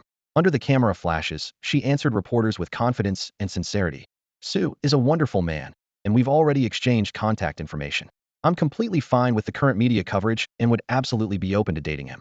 His bravery, his handsomeness, and that shy quality of his, they all deeply moved me. I can honestly say he embodies everything I could want in a man." Crack. The crisp sound accompanied a moment of weightlessness as chips scattered from Hinrich's fingers across the floor. He sat frozen on the couch, his mind completely blank. The goddess he wouldn't even dare dream of having had fallen for his teammate, the guy who lived next door and had just been asking him for tactical advice. Just minutes ago, he had been patting that same guy's shoulder, telling him, "Don't take it seriously." Now it suddenly dawned on him. The fool was me all along. "Sue, my advice is to make the first move." In the train car, Feng's childhood friend spoke urgently over the phone. "You need to ask Scarlett out right now. She's totally into you, so strike while the iron's hot and go for the home run. Even if things don't work out in the end, at least us guys shouldn't shortchange ourselves. Let it have a taste of movie star water too." His friend beat his chest in assurance. "Sue, with our friendship, I'll cover the flights, hotels, and accommodation out of my own pocket. Your tight budget isn't a problem. But when the time comes, can you share some of that movie star experience with me? I've never been on a date with a Hollywood Alistair. She's throwing you an olive branch and drop the ball. Once she hits Marilyn Monroe levels of fame, you'll be the guy riding a rocket to the stars." Sue, you've struck gold. On the bus heading to Orlando's Amway Center, the Bulls players had become Feng's Love Advisory Committee. Eddie Curry, Tyson Chandler, Eddie Robinson, and Kendall Gill were all talking at once, with only one topic: don't let this golden opportunity slip away. A Hollywood sex goddess, Curry stretched his neck with longing written all over his face. "I'd have to fly halfway across America just to get a photo with her. And you actually get to date her. Seize the moment. Think of the bragging rights." Gill bounced his leg with brotherly enthusiasm. "We can all live vicariously through this story later." Feng forced a smile, his heart pounding. Really had no experience with this. Just then, big brother, Scottie Pippen, sauntered over to his side. Feng's eyes flashed with a plea for help. "Big brother, please shut them up." But Pippen patted his shoulder with conviction. "For the first time, you'd better bring some enhancement pills. Hollywood actresses are extremely picky. If you have an off night physically, she might never give you another chance. You need to maintain peak combat readiness at all times." Huh. Feng was stunned on the spot. "And choose the right protection." Pippen made a spiral gesture with his hand. "For white girls, go with ribbed. Dotted doesn't work as well." Feng thought to himself. "Pippen, oh Pippen, you really are something else." After Pippen broke the ice, his teammates' practical tips came pouring down like rain. Eddie Curry reminded him. "Trim your nails into smooth curves before the date. Don't forget to scrape your tongue, and keep your breath fresh." Kendall Gill patted his loose athletic pants. "Wear this type of pants. Don't rush the foreplay or need patience with movie stars." Tyson Chandler simply grabbed Feng's hands and demonstrated how to improve finger dexterity. Feng sighed inwardly. This Bulls team is full of talented individuals who are genuinely generous, sharing all their best secrets. At the back of the bus, Kirk Hinrich pressed his hands firmly over his Ursa's, a devoted fan of Scarlett's. He felt like he was being forced to witness a crime against his idol. Fan or not, he had no right to get angry, so he could only sit there with his face turning red from frustration. Finally, Coach Bill coughed and walked to the center of the aisle, raising his hand to interrupt this heated, technical discussion. All right, guys, let's take a timeout here. We have a game tonight, and Sue will be facing Tracy McGrady. He won't be as gentle as Scarlett. You'd better teach Sue how to handle McGrady. Coach Bill chuckled as he tapped the tactical board, his tone joking, yet carrying a hint of seriousness. Tyson Chandler shrugged. Against Tracy McGrady, the only thing I can teach him is never to piss him off. That's the league's top perimeter player, the reigning scoring champion. No one contradicted this rather deflating statement, which only highlighted McGrady's terrifying reputation and exposed the Bulls' low fighting spirit. This team simply lacked championship DNA. In the Florida morning locker room, Tracy McGrady was half-leaning on a bench with the local newspaper spread in his hands. The headline read boldly, Bulls rookie Su Feng Chinese Kung Fu superhero, the NBA player who fulfills all of Scarlett's fantasies. A flicker of curiosity passed through McGrady's sleepy eyes. He flipped to the stats section and saw that Su Feng had actually won the NBA's first week Eastern Conference Rookie of the Week award. Doesn't the East have the chosen one LeBron James? McGrady muttered under his breath. Among this year's rookies, LeBron James undoubtedly commanded the most attention. The media had practically given all their spotlight to the future league ruler, even hyping that he would soon surpass the Big Four guards and directly succeed Jordan. Such rhetoric made current superstars like McGrady extremely uncomfortable. A rookie just entering the league already trying to climb over their heads? Give me a break. Therefore, when he discovered that Su Feng had forcibly snatched the weekly award from James, he couldn't help but feel secretly pleased. Having someone else put James in his place felt pretty good. Tracy, you've got to show that kid some colors tonight. Forward Drew Gooden pushed through the door with a grin. He's hotter than most NBA stars right now. But keep it measured, this guy can really fight. I saw that surveillance footage where he took down two knife-wielding thugs single-handedly. McGrady just grunted and lowered his eyelids, continuing to rest with his eyes closed. His teammates all knew his habit. Take a brief nap before the game, then go on a killing spree once on the court. This season's Orlando Magic no longer had pressure to chase records, as management had decided on a complete rebuild. The originally envisioned dual perimeter pairing of McGrady and Grant Hill had fallen through due to Hill's consecutive season-ending injuries. Hill's contract had become a complete garbage deal, while McGrady had rapidly grown into a scoring champion and superstar during this period. Since rebuilding was already decided, the team simply let McGrady freestyle however he wanted. At the Waterhouse Center Arena, Su Feng arrived first, wearing his practice gear and beginning shooting warm-ups. He had only one thought on his mind, getting stronger. Even though he'd just had heated interactions with Scarlett, he hadn't thought about taking the opportunity to pull the goddess into his arms. His teammates, however, were worried for him. Beautiful women were naturally fickle, especially female celebrities. What if Scarlett's passion came fast and left just as quickly? But Su Feng didn't care at all. After all, it's Scarlett chasing me, not me chasing Scarlett. He chuckled to himself, grabbing another basketball. Do I really need to send her daily texts and love letters? The Magic haven't won a single game this season, despite Tracy McGrady leading the scoring charts ahead of Iverson. The entire organization is hoping for their first victory tonight. In Orlando's eyes, the Bulls are evenly matched opponents, making them the perfect target. About 12,000 fans packed into the Amway Center tonight, with a 60 attendance rate marking a season high. Among the crowd, many eyes weren't focused on McGrady, but rather following superhero Su Feng. Ever since that, "Hey, leave that girl alone," echoed across America, he became the dream guy for countless young women. Honestly speaking, Su Feng not only matched all of Scarlett Johansson's ideal boyfriend fantasies, but also hit the sweet spot for many girls' knight in shining armor dreams. During warm-ups, Su Feng had just finished a between-the-legs dribble when screams from the sidelines drowned him out. Over a dozen young female fans held up pens, their faces shy yet bold as they pushed forward. Su Feng reluctantly walked over to take the pen, only to discover the situation was far trickier than he'd imagined. Some grabbed his fingers and wouldn't let go. Others reached inside his jersey to gently pinch some grapes on his chest, and some even pressed their bodies against him, requesting autographs on their ample bosoms. Su Feng had no choice but to grit his teeth and comply with each request, his ears turning as red as ripe apples. After barely escaping this Amway Center spider's den, he was putting his jersey back on when a lace bra flew from behind and landed perfectly on his head, causing the surrounding spectators to burst into laughter while his teammates whistled and cheered. Su Feng turned to see the group of girls doubled over with laughter and could only shake his head with a bitter smile, handing the bra to a female security guard. "Please help return this lady's lost item." Back at the bench, he ran his hand through his hair, still catching a faint milky fragrance on his fingertips, thinking to himself, "This is a bad omen." Meanwhile, Hinrich was as excited as if he'd discovered a new continent, patting Su Feng's shoulder. Tony, you've got to seize this opportunity. Ask one out tonight, just crook your finger, and they'll follow you anywhere. I really hope you find a girlfriend soon, so Scarlett will stop obsessing over you. Su Feng shook his head vigorously, lowering his voice to whisper in Hinrich's ear. I'm Chinese. We're very reserved about these things. I really can't handle this kind of. Su, I want to have your babies. A piercing scream suddenly came from behind. Su Feng spun around in shock to see an 18 or 19-year-old blonde girl waving at him. Her angelic face paired with a devilish figure, showcasing the most perfect curves of a young American woman. Su Feng quickly looked away, his neck flushing red to his ears. Seeing this, Hinrich secretly rejoiced. Eastern men are shy and passive. Once Scarlett's novelty wears off, everything will return to normal. With this thought, he leaned in closer, speaking earnestly. Tony, I'm returning from injuries soon. Our days of fighting side by side are coming, and I'll help you push Jalen Rose out of the rotation. Tweet. The referee's whistle pierced through the arena, officially starting the game.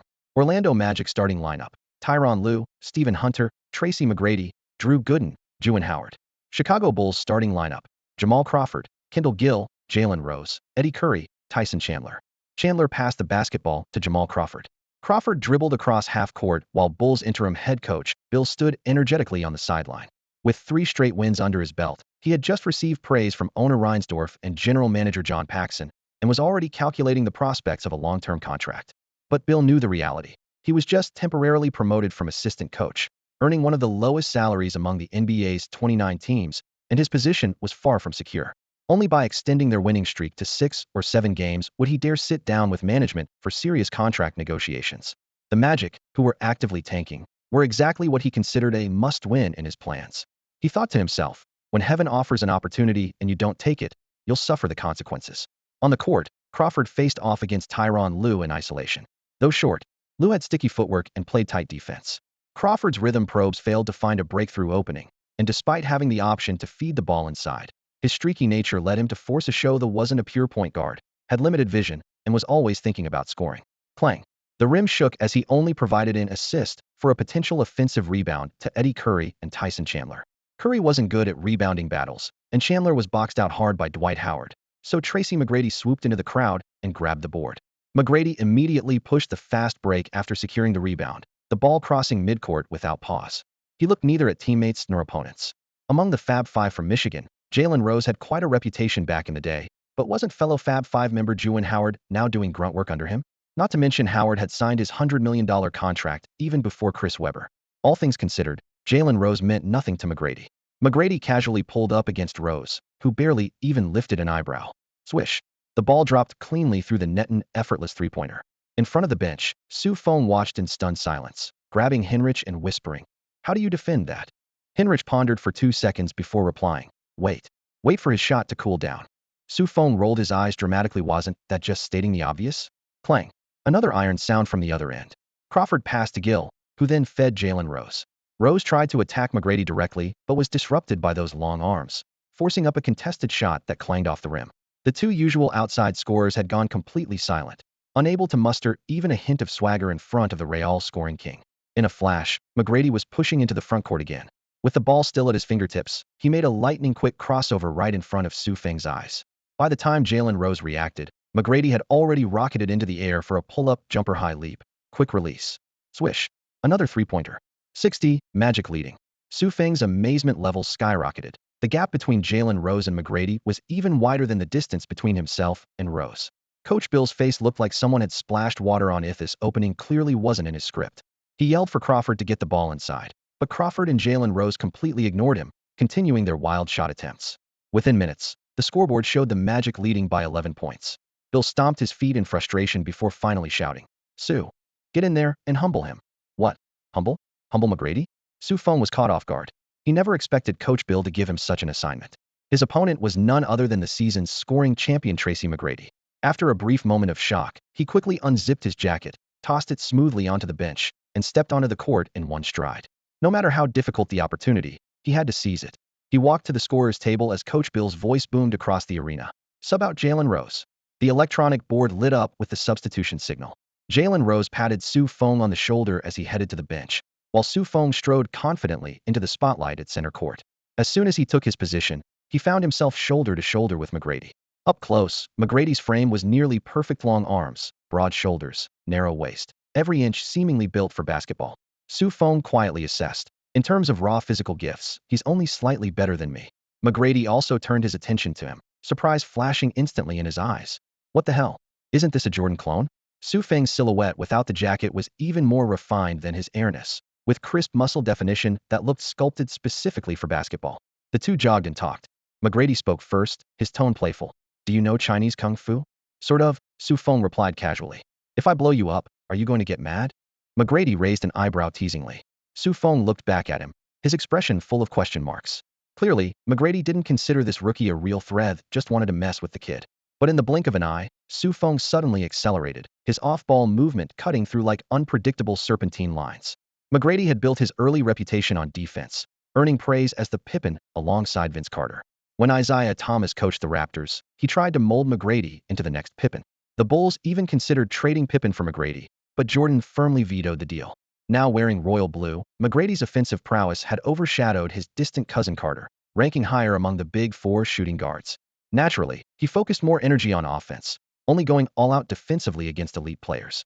As for this kind of off-ball chase defense, thankless work that he left to teammates, though unfortunately, no one on the Magic roster truly excelled at defense. So Su Feng sliced through the Magic's backcourt like a knife through butter with a sharp cross-court cut. He slipped into the corner as Crawford read the play perfectly, delivering a bounce pass right to his chest. With no defender nearby, the silence felt almost uncomfortable. Su Feng steadied himself and pulled up for the shot. Clank, ball hit the front rim first, then softly dropped through the net. Swish. Yes. Coach Bill pumped his fist and roared from the sideline. That's my guy. The Bulls bench erupted instantly. Since the season began, whenever the Bulls faced adversity, Su Feng consistently stepped up to steady the ship. Though the market labeled him a blue-collar shooter with limited upside, on this Bulls team lacking both firepower and discipline, he was a rare gem. At the other end of the bench, Kirk Hinrich watched the court, thinking to himself, Tony has completely solidified his position during this golden period while I've been out. If I were healthy, our backcourt duo would be dominating the league, and he wouldn't have to carry this burden alone. On the court, Su Feng and McGrady ran side by side again. He turned his head and said quietly, I scored first. If you want to blow me up, I'm afraid you've missed your chance. McGrady raised an eyebrow. Now this was getting interesting. Is this rookie trying to mess with my head? McGrady drifted to the wing beyond the three-point line, signaling with his left hand as the ball immediately found its way to him. Tyronn Lue didn't hesitate for a second, dutifully delivering the pass like a textbook example of deference. The moment the basketball settled into McGrady's palm, Su Feng had already spread his arms wide, setting up his defensive stance. McGrady glanced at him with a slight smirk. This kind of defense was child's play. He raised the ball high with one hand in a torch-to-the-sky motion, then suddenly dropped it low with a jab step that suggested a drive. Su Feng instinctively took half a step back. That's when Su Feng suddenly shouted, Traveling? Huh? McGrady paused for a moment. Traveling? With his skill level, did he really need to rely on violations against this kind of defense? In that split second of hesitation, Su Feng had already closed in. The contact was immediate and intense as Su Feng used his more solid base to bump McGrady off balance. McGrady immediately pulled up for a fadeaway jumper, and Su Feng leaped with him. Though his reaction was slightly slower and his vertical a bit lower, he managed to get a hand up in McGrady's face. Huh? Su Feng barked while contesting the shot, creating both audio and visual interference. Clang. The ball hit iron. Tyson Chandler grabbed the rebound. On the sideline, Coach Bill nearly jumped out of his chair. He stopped him? Su Feng really is a lucky charm. He actually bothered McGrady when he's this hot. Meanwhile, on the court, a system notification flashed in Su Feng's mind. Stoudemire explosiveness 1. Sure enough, facing superstars was the only way to make real progress. During the transition back, McGrady suppressed his frustration and reminded him, play defense the right way, cut out all those fancy tricks. I really can't guard you straight up, Su Feng replied matter-of-factly. If I could, I'd love to beat you fair and square. McGrady was speechless. Meanwhile, Su Feng had already begun his deliberately delayed off-ball movement, threading through gaps with diagonal cuts that weren't particularly fast, but were as nimble as a 6-foot guard. McGrady gave chase, but got caught up in a solid screen from Drew Gooden. Gooden, with his thick beard and Zhang Fei-like appearance, might have been just a mascot on defense, but offense was his specialty, especially mid-range jumpers. Su Feng slipped free off the screen. Jamal Crawford read the play perfectly, immediately whipping the ball his way. The two had become offensive partners. Ball in hand, Su Feng let it fly without hesitation. Swish. Nothing but net, his second three-pointer in a row. Look at that. Look at that. Now that's what I call instant offense. Coach Bill excitedly slapped his thigh, turning to boast to his coaching staff. Ready when called upon. productive when deployed. He had already openly adopted Su Feng as one of his favorites. On the court, Su Feng flashed McGrady a warm smile. I've already hit 2 threes. Whatever you score from here on out doesn't count as dominating me. I'm just a rookie. You're the superstar. McGrady took a deep breath, forcing down his rising emotions. So you want to mess with my head, huh? Bring me the ball. The NBA's big four shooting guards each had their own distinct personality. Iverson was tenacious, Kobe was obsessive, Carter was humble, and McGrady was sensitive. The moment McGrady caught the ball, he dropped his stance and executed a crisp crossover, leaving Su Feng grasping at air without even touching the leather. When a superstar scorer got serious, his killer instinct was unleashed, and Su Feng's level of defense simply couldn't contain him.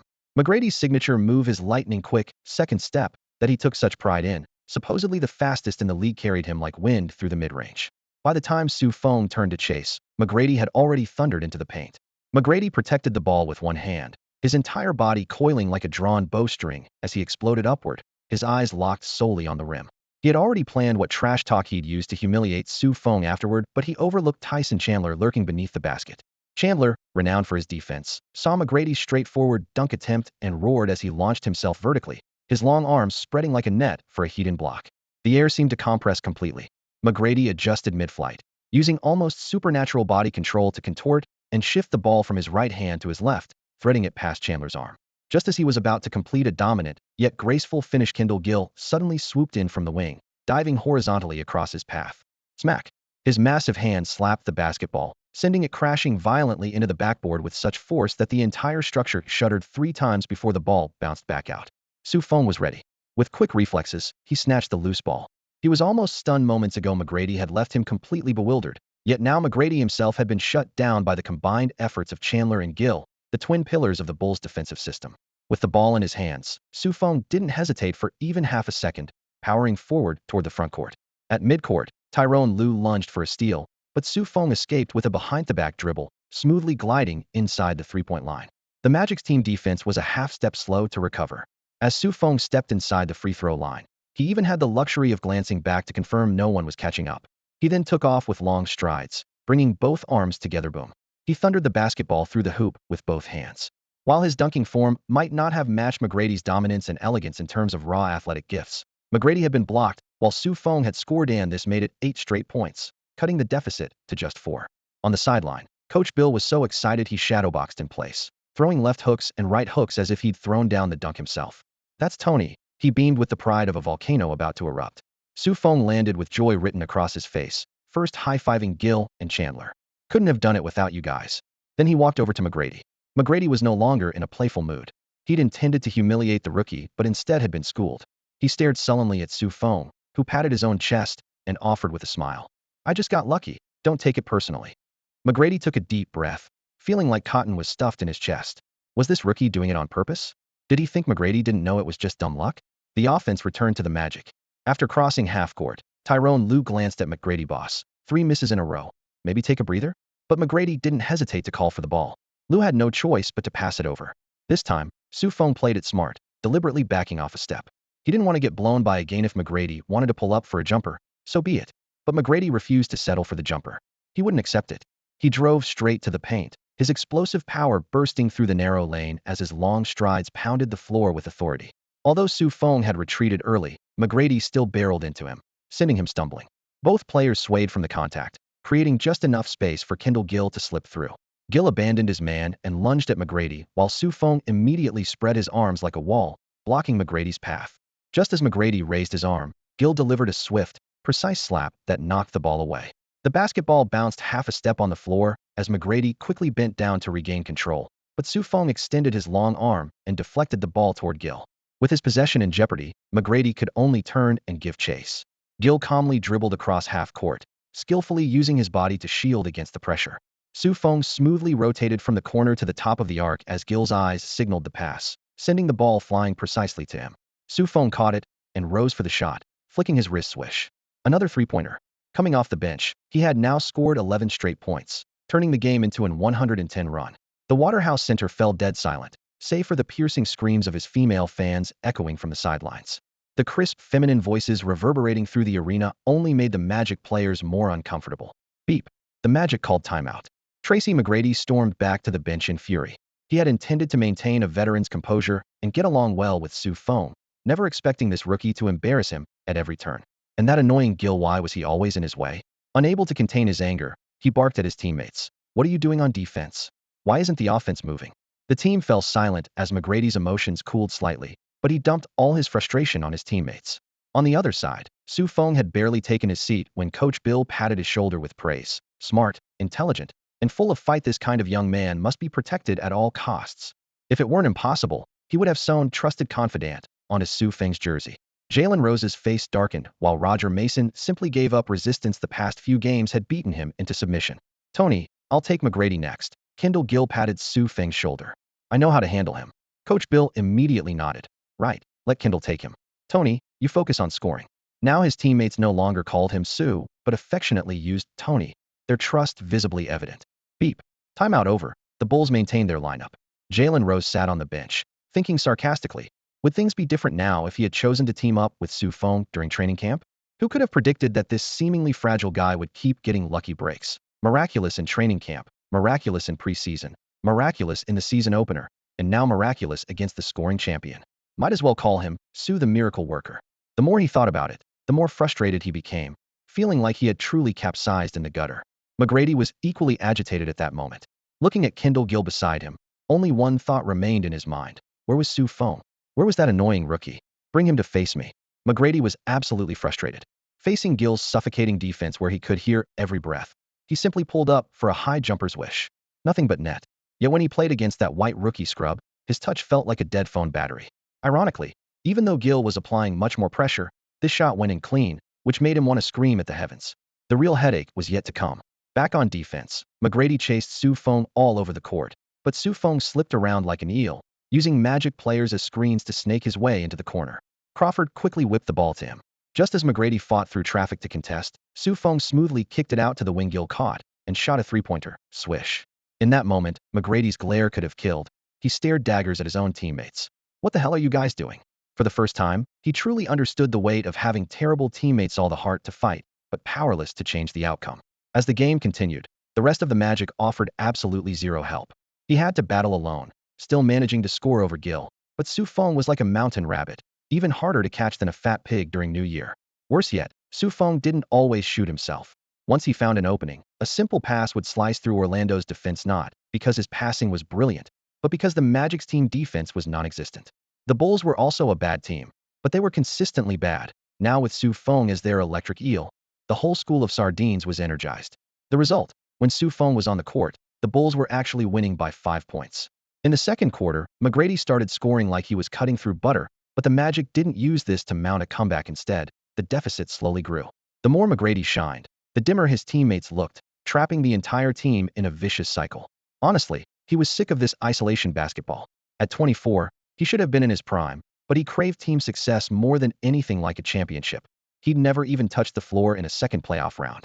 While McGrady was on his scoring run, Su Feng and Hinrich sat on the sideline analyzing his play. Hinrich marveled. His athleticism could definitely go toe-to-toe with Jordan's. You simply can't stop his shot. Su Feng nodded. I never saw Jordan play in person, but if I had to rate McGrady's attributes, jumping 95, coordination 97, flexibility 92, agility 93, explosiveness 97, speed 97, strength 88. This wasn't just random speculation, these were calculations from his energy aura ability.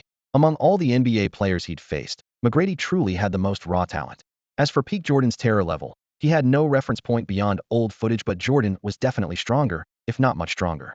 McGrady really couldn't compare to Jordan. At that moment, Pippen leaned over and chimed in. Jordan was talent on another level entirely. If McGrady's explosiveness is 97, Jordan's was 100, maybe even higher. More importantly, Jordan wasn't just physically superior, his technique was better too. He's the only guy who not only surpassed his talent through skill, but could completely harness that talent. Has McGrady fully mastered his own gifts yet? I don't think so. Pippen was Jordan's teammate, and together they won 6 championships. As the most important sidekick to his airness, his opinions naturally carried weight, especially since this was just casual locker room talk with no ulterior motives, making his words particularly genuine. So do you think there's a huge gap between McGrady's talent and Jordan's? Su Feng finally couldn't help but ask. In his mind, McGrady was already terrifying enough. Pippen shook his head. Jordan operates on a different level. In regular, unknown situations, the gap between them isn't that significant. McGrady is also a onsen 20 years talent taller with a longer wingspan. But in high-intensity situations with triple or quadruple teams, Jordan's talent and technique make it easier for him to close out games. Both rookies, Hinrich and Feng, nodded simultaneously. These youngsters can be taught. Pippen smiled with satisfaction. You're really something, Scott, Hinrich said with genuine admiration. Back when you were winning championships with Jordan handled the scoring while you handled the observing, and your observations were incredibly detailed. Huh. Pippen felt something was off about that comment, sensing some passive-aggressive undertones. Meanwhile, McGrady on the court was growing increasingly frustrated. Tonight was the same old story, the scoring champion putting up monster numbers while his team fell behind by a large margin. The Bulls' Gill couldn't stop McGrady at all, but McGrady's teammates couldn't defend the other Bulls players either. Eventually, even he lost interest. During a teammate's free throw, he stood at the sideline and called out to Feng. Hey, rookie, when are you getting back in there? Feng spread his hands. I have no idea. Hinrich chimed in from the side. Soon enough. They usually put him in during garbage time to work on his ball handling. McGrady nearly choked on his words. Are young players nowadays all this good at getting under people's skin? What do you mean garbage time? I'm still out here on the court. It's not that easy to turn this into garbage time. The game continued. Jalen Rose had 2 consecutive possessions of wild shots, clanking one after another. Normally, Coach Bill might have tolerated it after all. Rose was their primary perimeter weapon, but with Feng's improving play, he was growing increasingly impatient with Rose's arrogant, insubordinate attitude and poor efficiency. Tony, Scott, he called their names directly, substituting Feng and Pippen for Crawford and Jalen Rose. As soon as Feng stepped back onto the court, he saw McGrady's lips curl into a smile. Finally, I've been waiting for you. He disliked this rookie, but could only find entertainment through Feng. This was the tragedy of a scoring champion. On one hand, he was powerful enough. On the other hand, he was strangely vulnerable. He could put up any numbers he wanted on any given night, but when giving his all, he couldn't secure the victories he desired. So he had to seek pleasure elsewhere, like going head-to-head with this rookie. Feng had no idea about McGrady's complex thoughts. Pippen dribbled past half court and then passed the ball to Feng. Compared to the sharp-tongued Hinrich, he had a better impression of Feng. Go to your thing. Pippen glanced at the scoreboard. The Bulls were up by 12 points, and as a veteran, he needed to put some pressure on the young player. Oh, you can handle the ball too? McGrady's eyes lit up with increased interest. Come on, go onion with me. McGrady casually settled into a defensive stance, his fundamentals still intact. Feng's ball handling came from Isaiah Thomas. Strictly speaking, the two were from the same school. Years ago, Thomas had fought against opposition to select high schooler McGrady with the 9th pick, personally teaching him ball control and protection in Toronto. McGrady already had natural touch, and with guidance from a master, he improved by leaps and bounds. Feng had copied all of Thomas's experience and techniques in one got off, not fully digested. Every move was already fundamentally sound. When Feng suddenly dropped low and made a jab step, McGrady involuntarily recalled his former mentor, instinctively taking a step back. Bang! The basketball was pounded hard, cutting left with fierce urgency. The scene became increasingly familiar. McGrady could almost predict the next move. He slid half a step over, cutting off the lane while leaving himself room to recover. Sure enough, Feng immediately bounced the ball back to his right hand after the left drive, his body following suit. McGrady smirked inwardly, definitely learned from tape, but he hasn't mastered it like I have. He took a big step forward, ready to lock down Feng. Suddenly, everything changed. As Feng changed direction, his left hand suddenly flicked the ball forward. Whoosh. The basketball slipped between McGrady's legs. Using his right foot as a pivot, Feng spun around McGrady like a top. Though the movement looked awkward, his exceptional coordination and agility made him flash by in an instant. McGrady lost his target immediately, only feeling the wind rush past behind him. Feng caught the ball back just outside the free throw line. Gooden flew over to help defend, but Feng smoothly fed the ball into the paint. Eddie Curry's nearly 300-pound frame launched into the air like a black pig flying through the skyboom. Thunderous dunk. The rim at the United Center groaned and bent downward. The Bulls' bench erupted, with Hinrich jumping up and roaring. That was sick. Feng's nutmeg on McGrady, completing the split move, left Coach Bill holding his head in disbelief. Such flashy moves typically belong to elite point guards, while Feng had always been labeled as an off-ball shooter who couldn't handle the rock. Now he was pulling off moves like this. Everyone wondered, what was Feng's ceiling? How much more potential was buried inside him? On the other end of the court, Feng grinned, so wide his mouth nearly split to his ears. In that instant, his super ball handling skills absorption had increased by 2, reaching 88. McGrady's defense seemed to particularly boost the absorption rate. An 88 rating in ball handling was more than sufficient for someone his height, but he still wasn't satisfied. Feng looked toward McGrady, his eyes burning with desire. He was desperate to improve. It wasn't just his super ball handling skills that wanted to improve, there were also his super explosive power talent and super coordination talent. Currently, Su Feng's body was flickering with four super talents copied from fallen players. 1. Damon Stoudemire, the Mighty Mouse's super agility, cap at 98. He had already absorbed up to 90. Given McGrady's current agility level, this value would be hard to improve much further.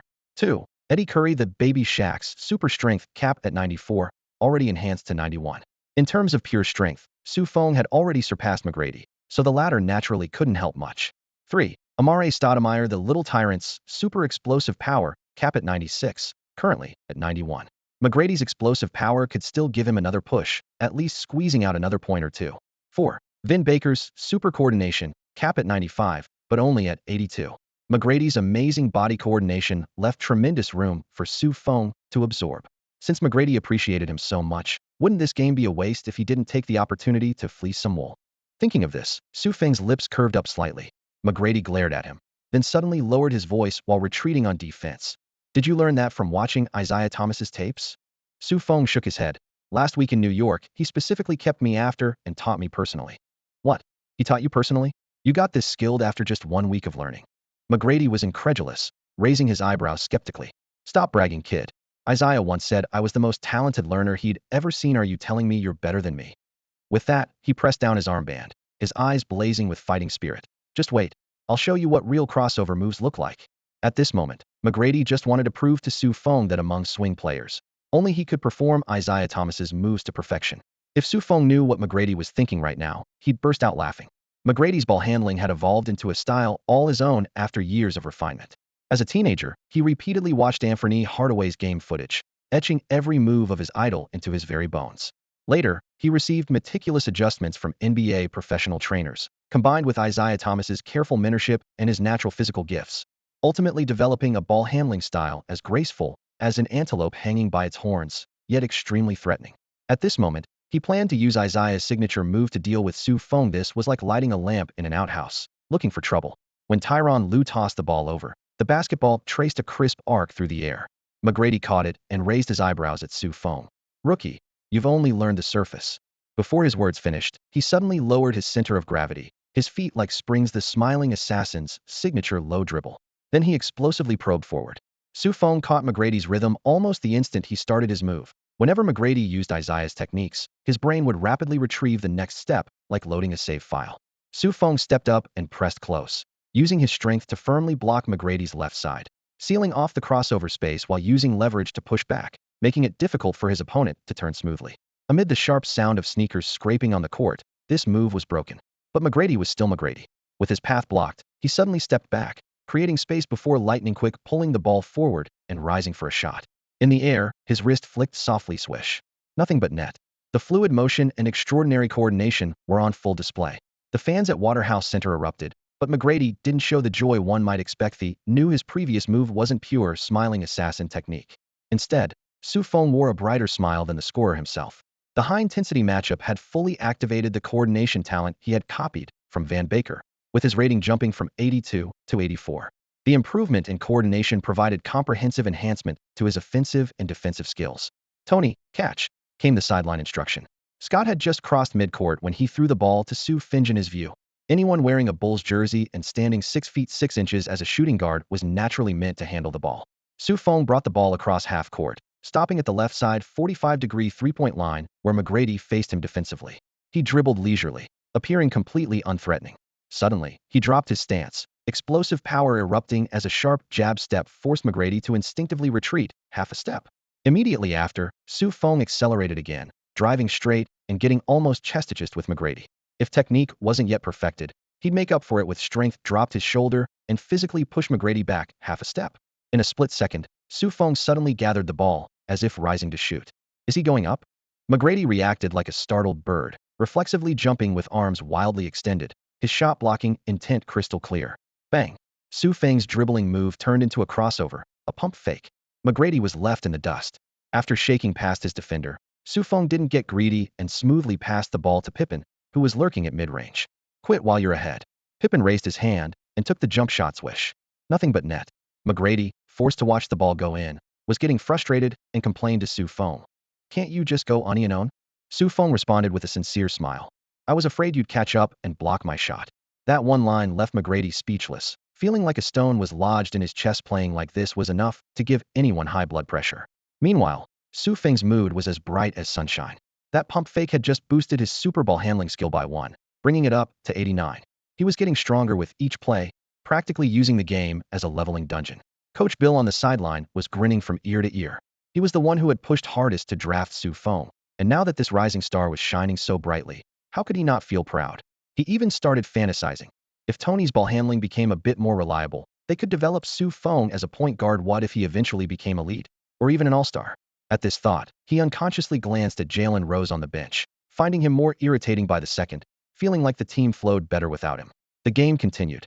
McGrady stubbornly stuck to Isaiah Thomas's full repertoire of crossovers and pull-ups, but Feng anticipated almost every move, forcing McGrady to rely purely on his natural talent to break free and score.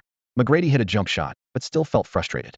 Though Feng couldn't stop him, he was beaming. Just absorbed another one in coordination talent from fallen star Vin Baker, bringing it to 85. Going up against McGrady was like shopping at Men's Warehouse for Feng. There were always new surprises on both ends of the court. Back on offense, Pippen delivered another pass. Feng continued targeting McGrady. Crawford on the bench remarked with admiration, "Sue's looking more and more like a ball handler now, actually going toe-to-toe with McGrady." The implication was crystal clear. Jalen Rose's expression immediately soured. This time, Feng used a swing step crossover to create half a step of space, then cut to the basket using Eddie Curry's screen. Big man Gooden came over to help, but the moment he lifted his foot, Feng made a pump fake. Gooden jumped like an overacting performer in a grade movie, crying out before the ball even touched him. Feng seized the opening and softly banked the ball off the backboard and in. This rookie is that good. The fans at Amway Center looked at each other in bewilderment, going blow for blow with the scoring champion left them scratching their heads. Bang! McGrady forced up a three-pointer that missed. The buzzer sounded, ending the first half. McGrady had personally scored 21 points while the Magic as a team only managed 41, with him accounting for more than half. For the Magic, this was business as usual.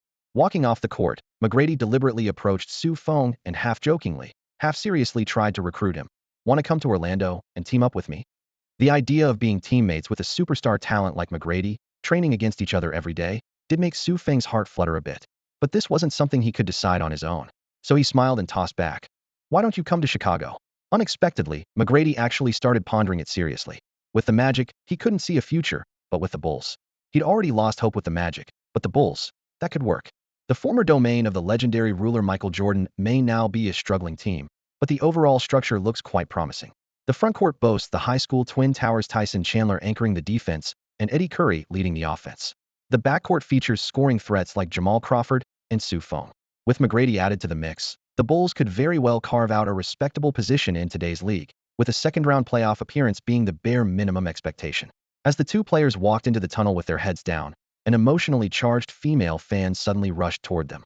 McGrady instinctively flashed his trademark smile and struck a pose ready for autographs and photos. However, the girl barely glanced at him and went straight for Feng. "Tony, could you sign something for me?" Feng felt somewhat awkward, while McGrady's embarrassment was even more obvious.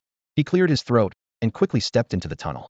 Feng reluctantly signed his name on the corner of the girl's bra, only to be embraced and rubbed against repeatedly until security arrived to break it up. That footage quickly went viral across America. Combined with Scarlett's comment that he fulfills every fantasy I have about men, Feng rapidly became the ultimate catch among North American women. His handsome appearance, exceptional athletic ability, and powerful yet reassuring presence made him irresistible. No woman could resist wanting to date such a man. Since gaining his energy aura, his masculine appeal had skyrocketed to devastating levels.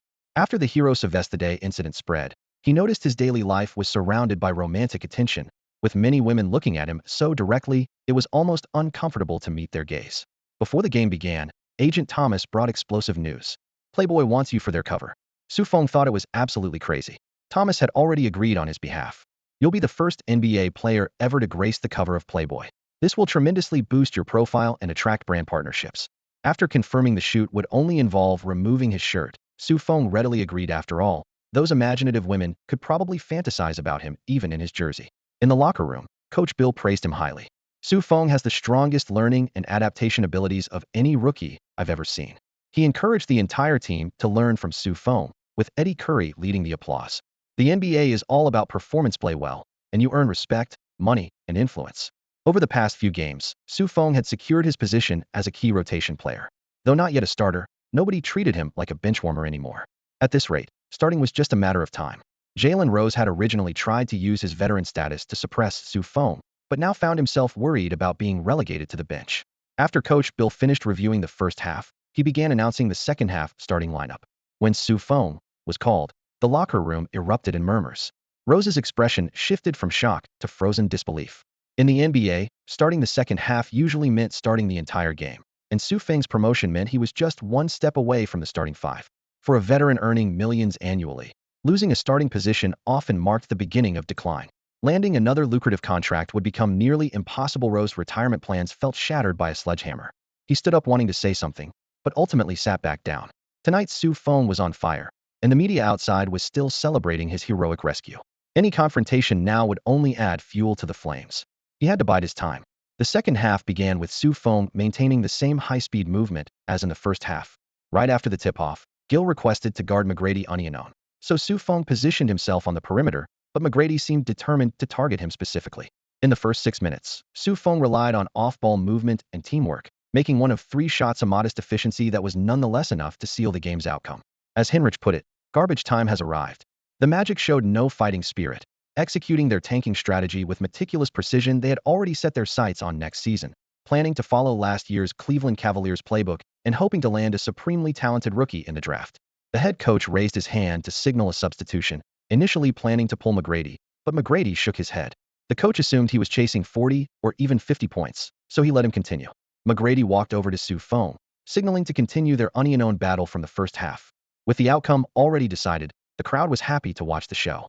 McGrady seemed like Joe Baudin from Peach Blossom Island, fighting with one hand tied behind his back, abandoning his signature moves that were like the 9 manual, and instead forcing himself to use Isaiah Thomas's style against Su Feng. After all, he had only learned it through instruction, while Su Feng had copied it directly. The difference was obvious. The two went back and forth, with Su Feng's exceptional ball handling and coordination talents improving once again.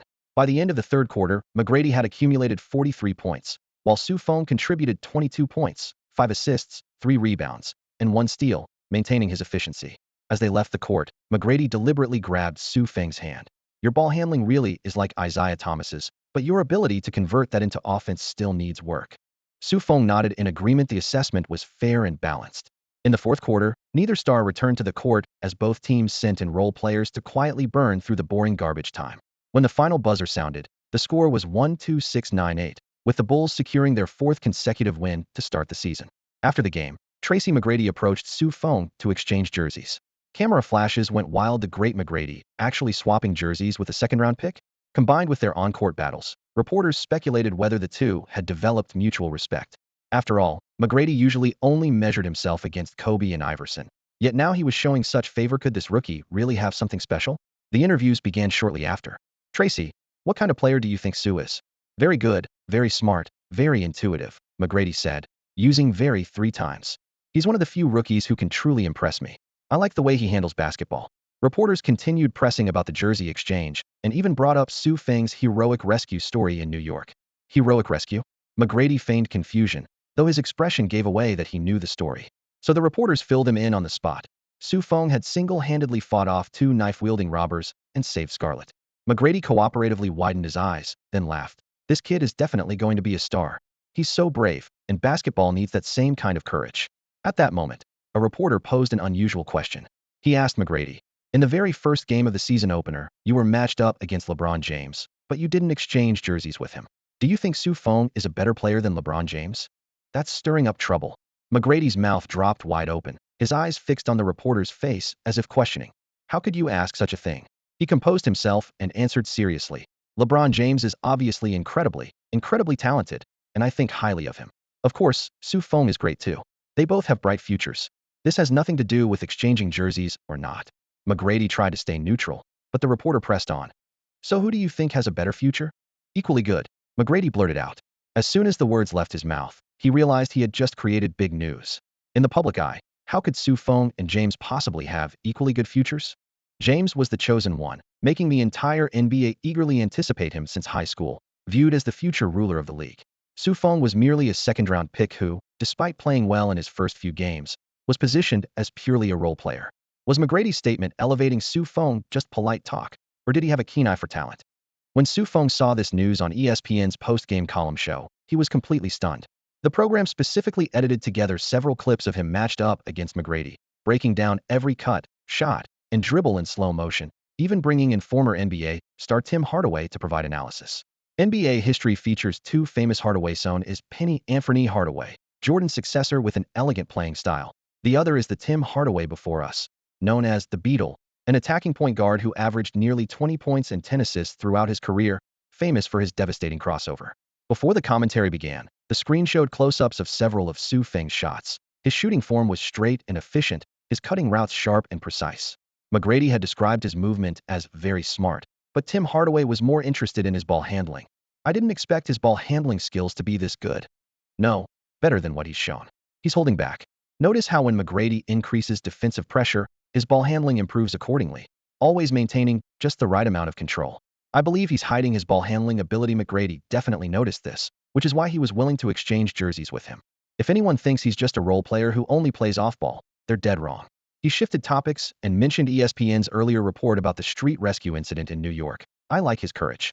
Not everyone dares to step up in chaotic street situations, and courage often determines many things on the basketball court. This was the first time Su Feng had been featured on ESPN's post-game column show. Usually, players who get this kind of discussion on the program are NBA superstars or top rookies, like LeBron James. In 2003, internet media wasn't well developed, making television exposure extremely important and highly authoritative. Landing on this show was like a rocket booster for Su Feng's fame. As soon as the guest list was finalized, his agent Jason Thomas immediately called, his voice barely containing his excitement. "Jack, this show is worth $1 million. Brother, you've finally been officially recognized in professional basketball and can now be mentioned in the same breath as LeBron James. We've got to thank Tracy McGrady. It was his jersey swap with you that created such a massive news story." After hanging up, Su Feng let out a long breath, feeling deeply grateful to McGrady not just for the explosive news coverage that had sports media comparing him to James overnight, but also because his talent and skills had been pushed to their limits during the intense unknown matchup with McGrady. By the game's end, Su Feng's super ball handling rating had jumped to 91, officially entering elite territory and reaching NBA first-tier standards, surpassing many guards who'd been playing for half their careers, like Jalen Rose. Beyond this level lay the realm of top-tier wing players and elite point guards. Meanwhile, McGrady's pressure defense had triggered improvements across all his physical abilities. 1. Agility talent from Little Mouse Stoudemire, cap 98, absorbed to 91. 2. Explosiveness talent from Little Tyrant Stoudemire, cap 96, absorbed to 91. 3. Strength talent from Baby Shaq, Eddie Curry, cap 94, absorbed to 91. 4. Coordination talent from Vin Baker, cap 95, absorbed to 89. 5. Speed talent 75. 6. Jumping talent 72. 7. Stamina talent 65. 8. Flexibility talent 68. Whether in physical attributes or technical skills, Su Feng was clearly unbalanced. But with his super energy aura, he wasn't worried. The NBA was full of fallen talents, and he'd eventually encounter suitable targets to copy from. This was why he never took McGrady's comment about equally bright futures as mere politeness, even as media outlets mocked the Chinese small forward with phrases like grain of rice trying to shine. The next day, sports pages were dominated by the same trio of names: Su Feng, McGrady, and James. All three were media darlings. Su Feng was at the center of attention for saving Scarlet and winning Rookie of the Week. McGrady was the league's top perimeter player and defending scoring champion, riding high. James was the chosen one, with the highest rookie shoe contract in history, viewed as the future ruler. When three players with maxed-out media appeal, fan expectations, and commercial influence were linked in the same news story, especially with McGrady's comment that Su Feng and James have equally bright futures, the topic exploded. Most people didn't believe Su Feng could reach James's level, but simply being placed in the same comparison category was already a victory for Su Feng. This exemplifies why when the top two fight, the third one benefits. On the team bus heading to the airport, the Bulls players were teasing Su Feng and demanding he treat them to dinner. Laughter filled the cabin, mixing with the aroma of coffee and energy drinks. Tony Kukoc led the charge. "Su Feng, you better thank me properly. This publicity is worth 100 commercials." Eddie Curry draped his muscular arm over the seat back, half joking but half serious as he advised, "Kid, seize this opportunity. As long as you don't play worse than James in this game, fans will remember you. I didn't capitalize on my chance back then, and I still regret it." When talking about his past, Curry's tone noticeably darkened. He recalled his rookie season highlight. The media had dubbed him Baby Shaq. and the Bulls happened to face the Lakers. If he had performed normally in that game, he might have lived up to the nickname and even contended for 2001 Rookie of the Year. But in reality, Shaquille O'Neal beat him so badly his own mother wouldn't recognize him. The baby Shaq became a tadpole shark, achieving nothing until he finally regained his form last season. Feng listened with a smile, but didn't respond much. Pippen leaned forward from the back row, adding tactical advice. Eddie's right, this is a nationally televised game. We only have 3 of those this season. Play well, and the impression you leave will last the entire season. Don't go head-to-head with James directly. Move around more, shoot more threes, and the cameras will naturally find you. I know exactly how the NBA creates stars. As soon as Pippen finished, Jalen Rose joined in the encouragement. Tony, this is a rare opportunity, you must seize it. Feng looked around and found almost every teammate cheering him on, even the head coach casting expectant glances his way. For a moment, he seemed to be the team's beloved favorite. However, he noticed Hinrich's conflicted expression. The game against the Cavaliers would be Hinrich's season debut, and he equally yearned to make a splash after all. He was the 7th pick, while Feng was only the 37th. Hinrich wondered to himself, whether by seniority or position, I should be the one matching up against James. Has everyone forgotten about me? I'm the top-ranked point guard from the 2003 draft. Surely Tony can't steal my position? Feng keenly picked up on this tension. When getting off the bus, he deliberately slowed his pace to walk alongside Hinrich. The cold wind dispersed the warmth from the cabin as Hinrich lowered his voice and poured out his thoughts. Tony, I know this game is important to you, but this is also my first professional game. I want to perform well too. Feng nodded and patted his shoulder. Let's work together and defeat the chosen one. Hinrich was infected by his cheerful spirit and finally smiled, though doubt remained. I heard LeBron James is the most talented super rookie in 50 years. Can we really win? Of course we can. Feng's eyes were resolute. We have a saying in China, man can conquer nature. Don't worry, we'll definitely crush him. Looking at Feng, the iceberg of worry in Hinrich's heart gradually melted away. Feng possessed an indescribable charisma, not only captivating to women, but also inspiring respect and admiration from men. The Bulls arrived in Cleveland after a long flight. While the plane was still cruising at 30,000 feet, Coach Bill was already standing in the aisle, patting players on the shoulders and pumping them up, was hungry for a 5th straight win to start the season. The more consecutive wins, the more secure his coaching position would be. The more secure his position, the better his chances of landing a high-paying long-term contract and making a name for himself. Maybe it was because the pep talk was so intense, or maybe he really wanted to prove himself. But before getting off the plane, Hinrich deliberately stopped the waiting reporters. He took the initiative to talk about the game. Even though the reporters originally just wanted to surround Feng for information nowadays, all the media outlets were talking about the matchup between Feng and LeBron James. The Cleveland local media even treated it as a joke. James was the little king, but who was Feng? At best, he was just a sidekick to the king. I'm here specifically to go head-to-head with James. Hinrich grinned.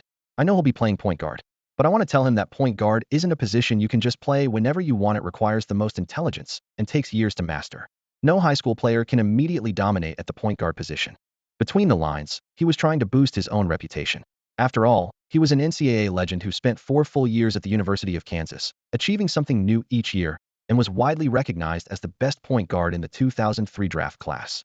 Now was the perfect time to ride the wave of attention. What frustrated him, though, was that the Cleveland reporters couldn't care less about this point guard battle. Kirk, as the team's point guard and a fellow rookie with Tony Hsu, do you think Feng's talent is comparable to LeBron's? A reporter threw the question directly at him. Huh. Hinrich was stunned for half a second, then quickly shifted his tone. I'm not answering that question. You'll see for yourselves after the game. All I want to say is that Tony and I are going to kick LeBron James's ass. Yes, we're definitely going to win. But the reporters only heard the beginning and immediately followed up. So you're saying Feng told you privately that he could destroy LeBron? Oh, this is big news.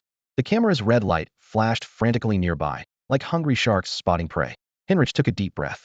If the cameras weren't rolling, he really wanted to curse in his Iowa redneck dialect. Just watch the game, he snapped, his face darkening as he quickly walked away from the cameras, feeling incredibly frustrated. Meanwhile, hundreds of miles away, LeBron James was also feeling frustrated.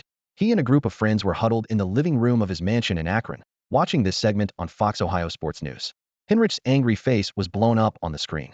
Hinrich is obviously jealous of Tony Hsu's popularity right now, analyzed Feng, one of James's close friends. He's a lottery pick, but can only sit on the bench and watch. Meanwhile, Tony Hsu is making headlines, and he definitely can't stand it. For 4 years in college, he was the absolute leader of the Kansas Jayhawks. James nodded silently. Unlike many NBA superstars, he realized the importance of public opinion much earlier. Even before entering the league, He had already put Frank in charge of gathering media information and monitoring public sentiment. James was very smart and understood the importance of public opinion much earlier than most NBA superstars. So he had Frank doing this work before even entering the league. Frank would compile summaries of how various media outlets covered him, collecting both praise and criticism from the press, especially comments from NBA stars and coaches about his performance. All this complex information was eventually organized into stacks of notebooks, each cover marked with different colored labels, allowing James to quickly locate his target by simply flipping to a specific page. Feng and Henrich never appeared in those notebooks for a simple reason. In James's view, they didn't pose a real threat yet. I guarantee they'll turn on each other, he declared with conviction, his tone carrying the authority of a final judgment. No one can accept a fellow rookie who was once far inferior suddenly rising up and stealing the spotlight. His entourage immediately responded, with one excitedly clapping. Tony Sue is really hot right now. I absolutely love his playing style. The Kings need a shooter like that. Exactly, James chimed in, crossing his arms. His skills are reassuring, could totally be my personal bodyguard on the court. Then let's trade for him. You should pressure management, you have that kind of influence. Another member of his crew agreed. James shook his head, slowing his speech but making it more commanding. No rush. We just forced the team to ship out Ricky Davis. Why not use Ricky to trade for Tony Sue directly? The topic exploded around the room as his entourage transformed into an impromptu management team, chattering away about roster planning. Less than 10 minutes later, James suddenly interrupted the discussion. George, Tony Sue got McGrady's jersey. What do you think of his real abilities? His physical attributes? Playing style? Could he threaten me? George was James's personal video coordinator and database architect. He adjusted his glasses, recalling his notes. I didn't watch the last game, but I studied his performance against the Nets. He has some ball handling skills, but they're just average. His defense is mediocre too. His biggest threats are his unusual movement patterns and three-point touch. I think after one game, he shouldn't have improved dramatically. James nodded after hearing this. The tension in his brow easing some way, felt reassured. Meanwhile, Feng couldn't relax at all. Having just settled his luggage in the hotel, he was about to head to the gym for a warm-up when his phone vibrated. Scarlett Johansson flashed on the screen. Hey Tony, I just wrapped up for the day. Where are you? I'll come pick you up, came her cheerful, direct voice. The words first date magnified in his mind as he stammered but eventually gave her the hotel address.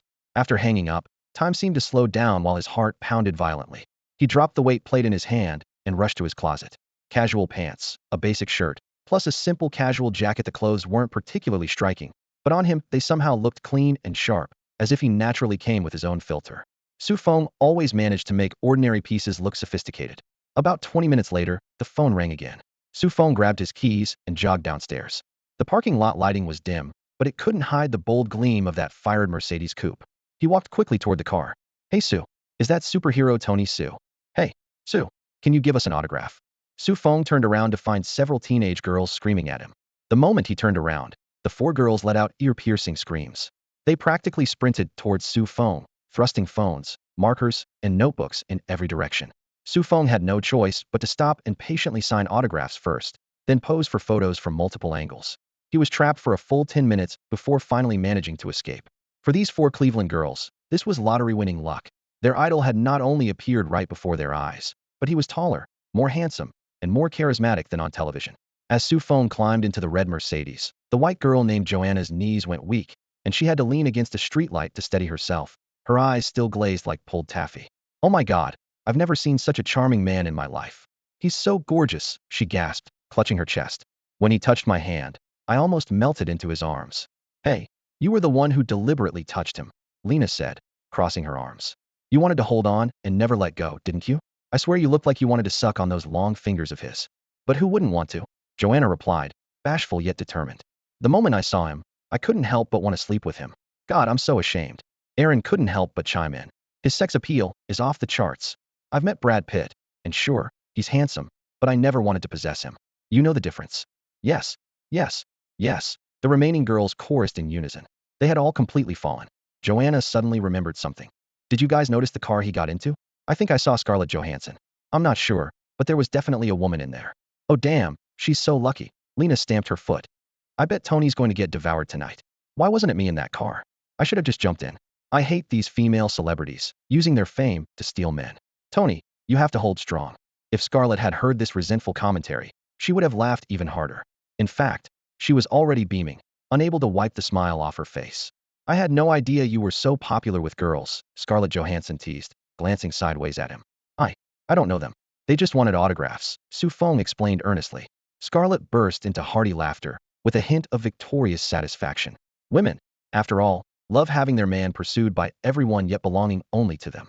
She drove at a leisurely pace, effortlessly steering the conversation, from Su Feng's favorite movies to their respective hobbies, then to childhood experiences and funny stories. If she became a talk show host, she'd probably be America's finest.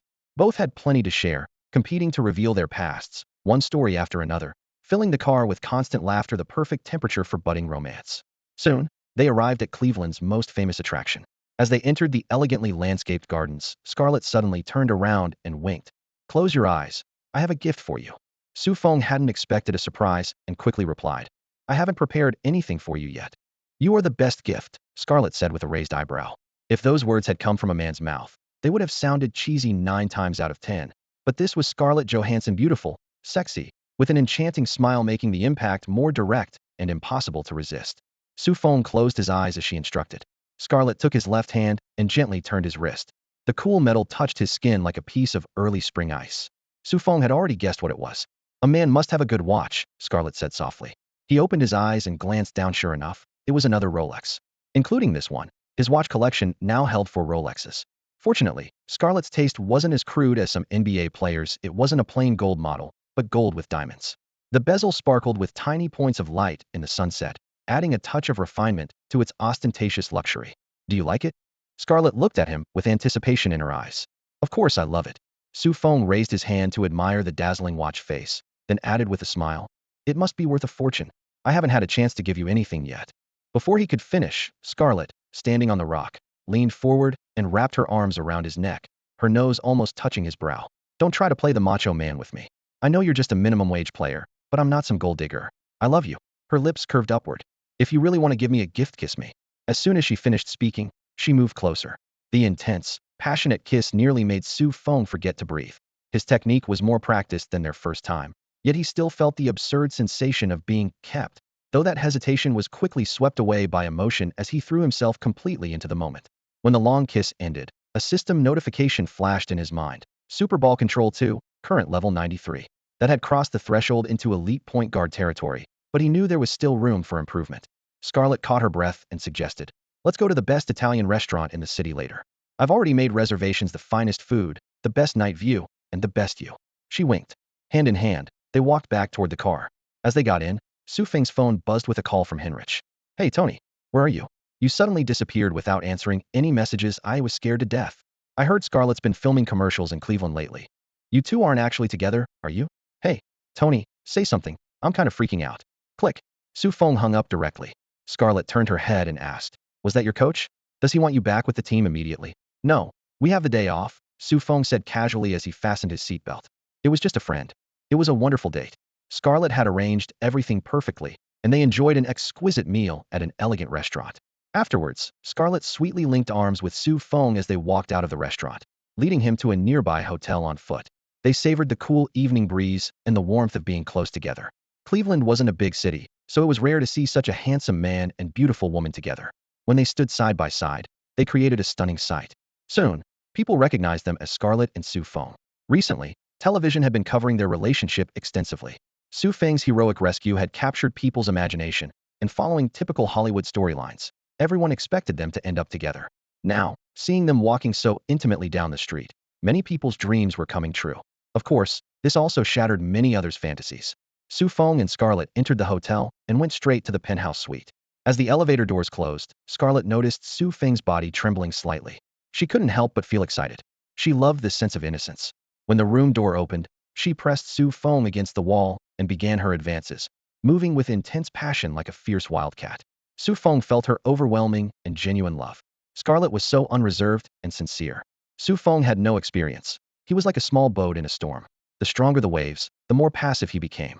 Su Feng's silenced phone had been ringing for a long time, with Heinrich calling throughout the night. He had seen footage of Su Feng and Scarlett's date on Cleveland's local television.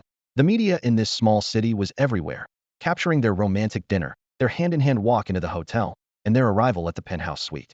It was complete coverage, an immersive experience. Heinrich couldn't sleep. The gossip-hungry audience, however, was thrilled. After the hero saves beauty storyline, they finally got the lovers united plot they'd been waiting for. Tonight, Su Feng and Scarlett were making headlines. In front of televisions and computers, people were buzzing with excitement. Although some diehard Scarlet fans voiced opposition online, they were quickly drowned out by the sea of gossip enthusiasts. The couple was talented and beautiful. A perfect match. Who were these critics to object? Entertainment media had already hailed this as the epitome of modern celebrity romance. After pop princess Britney and musical genius Justin's breakup, American gossip fans desperately needed such a couple to obsess over.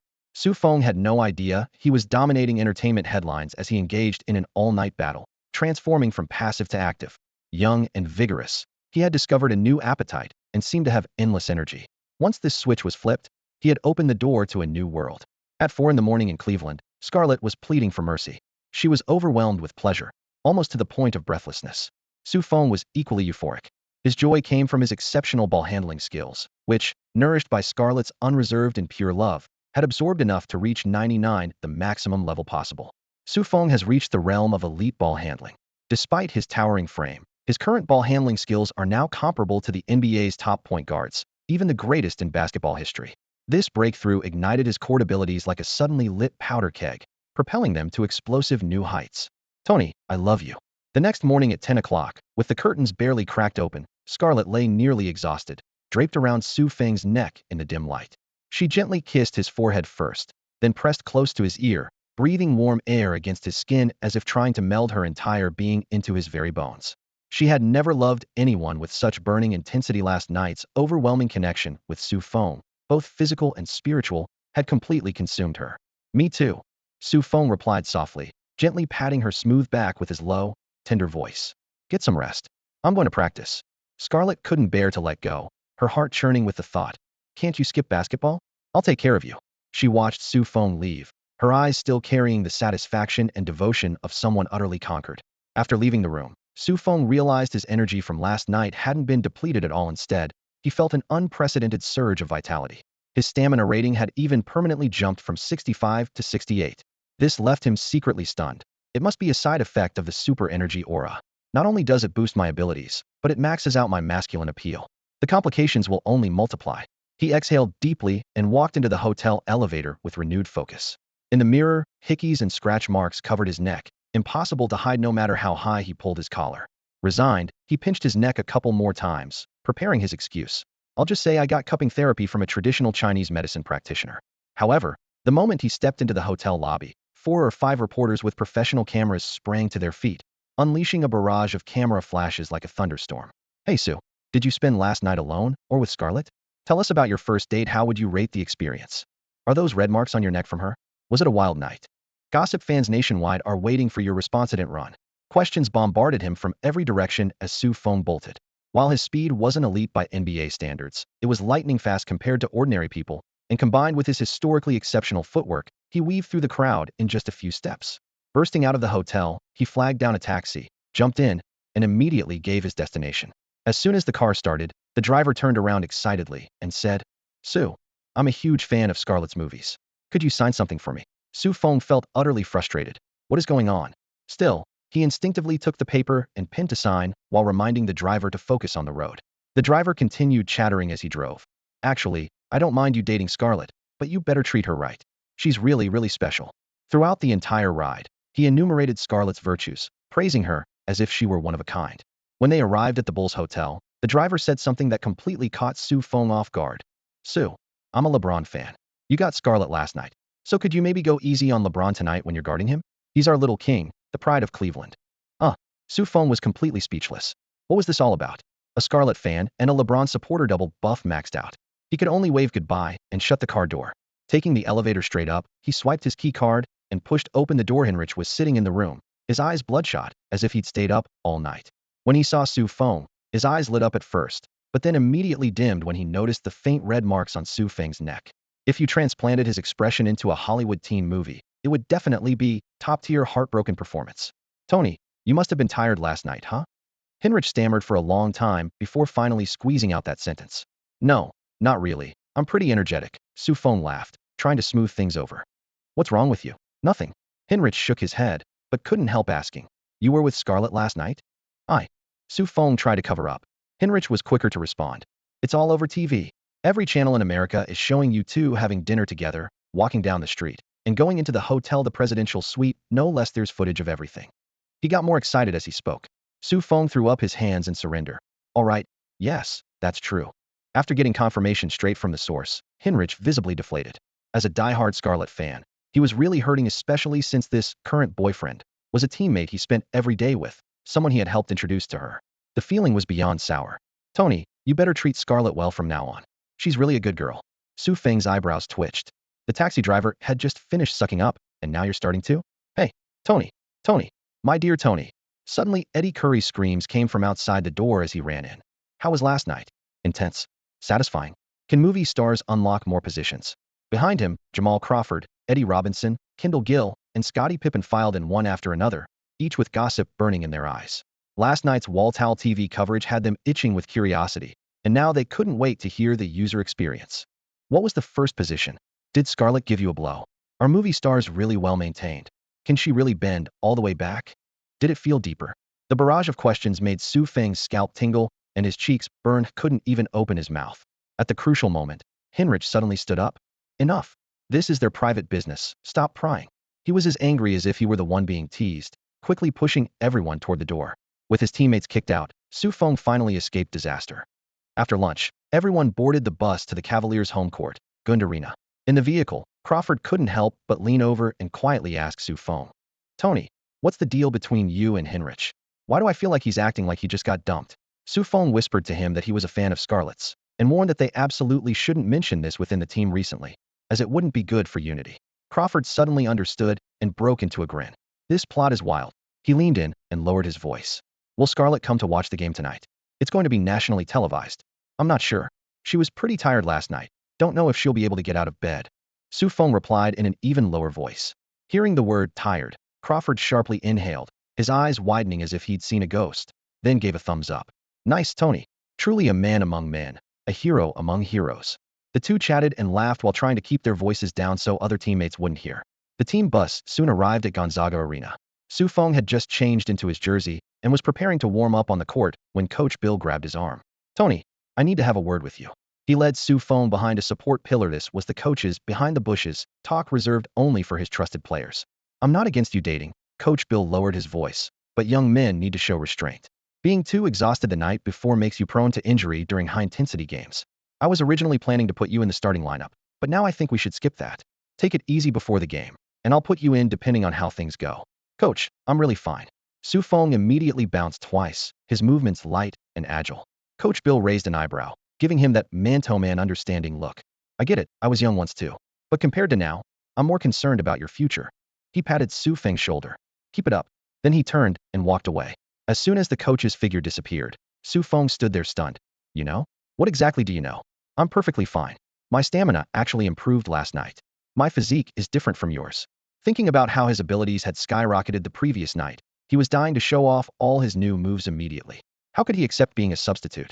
Su Feng felt like countless kittens were clawing at his heart, making him scratch his head in frustration. All of this was observed by Jalen Rose from not far away. He had vaguely overheard Coach Bill's warning and instantly understood. Humph, want Su Feng to rest? I won't let you have your way. I'm going to make you lose face on national television. Just think about it though, would the media write about a rookie who dated a female celebrity before the game and then got destroyed by James? American sports reporters are all sharp-tongued, and they love nothing more than tearing down rookies. Destroy yourself, Su Feng? He thought viciously. The Gund Arena might have some of the worst facilities in the entire league, but the fans here are incredibly passionate. This summer, LeBron James, the chosen one from neighboring Akron, joined the Cavaliers as the first overall pick, and the entire city of Cleveland was basking in the joy of this destined blessing. However, over the past 2 days, an unexpected piece of news disrupted this celebration. Scoring champion Tracy McGrady actually used a second-round pick to humiliate the king, claiming that this second-round shooter had just as bright a future as James. Cleveland fans went ballistic the moment they heard this. They could accept being outmatched in kung fu or heroic rescues, but when it came to on-court ability and potential, they wanted McGrady to get roasted on the spot. How could these two possibly be mentioned in the same breath? The moment the home DJ announced Su Feng, the Gund Arena erupted in an unusual split of reactions. Half the crowd cheered enthusiastically while the other half booed harshly. The TNT broadcast team looked at each other in confusion. Even the seasoned Ernie Johnson was scratching his head. He quickly introduced this young rookie, who had been making headlines recently, to the television audience. Ladies and gentlemen, this is Chicago Bulls number 30, Su Feng, also known as Tony Su, a a freshman from Syracuse University and this year's 37th pick. Ernie's delivery was steady, but couldn't hide the hot topic. Over the past 4 games, he's outperformed LeBron with his efficient scoring and the Bulls' winning streak, earning Eastern Conference Rookie of the Week honors. He excels at crafty movement and precise three-point shooting, with scouts comparing him to Quentin Richardson and Reggie Miller. Hold up, Ernie, you're behind on the news. Charles Barkley interrupted, turning to the camera with a mischievous grin. Latest scoop: the hero got the girl after saving her. Last night, all the entertainment channels were running footage of him and Scarlett Johansson on a date in Cleveland. Dinner, lakeside stroll, heading back to the hotel together. This morning, paparazzi caught shots of kiss marks on his neck and scratch marks on his back. Scarlett's definitely a little wildcat. The director cut to the bench at just the right moment. Under the spotlight, Feng was holding a towel, with small red marks clearly visible on his neck, causing the crowd to erupt in playful jeers. Gossip is always human nature, especially for NBA audiences beyond basketball. What they care about most is Hollywood actresses. And now that Scarlett was actually dating this rookie, who wouldn't want to take a closer look? Tonight, Feng wasn't starting. The starting point guard was Kirk Hinrich.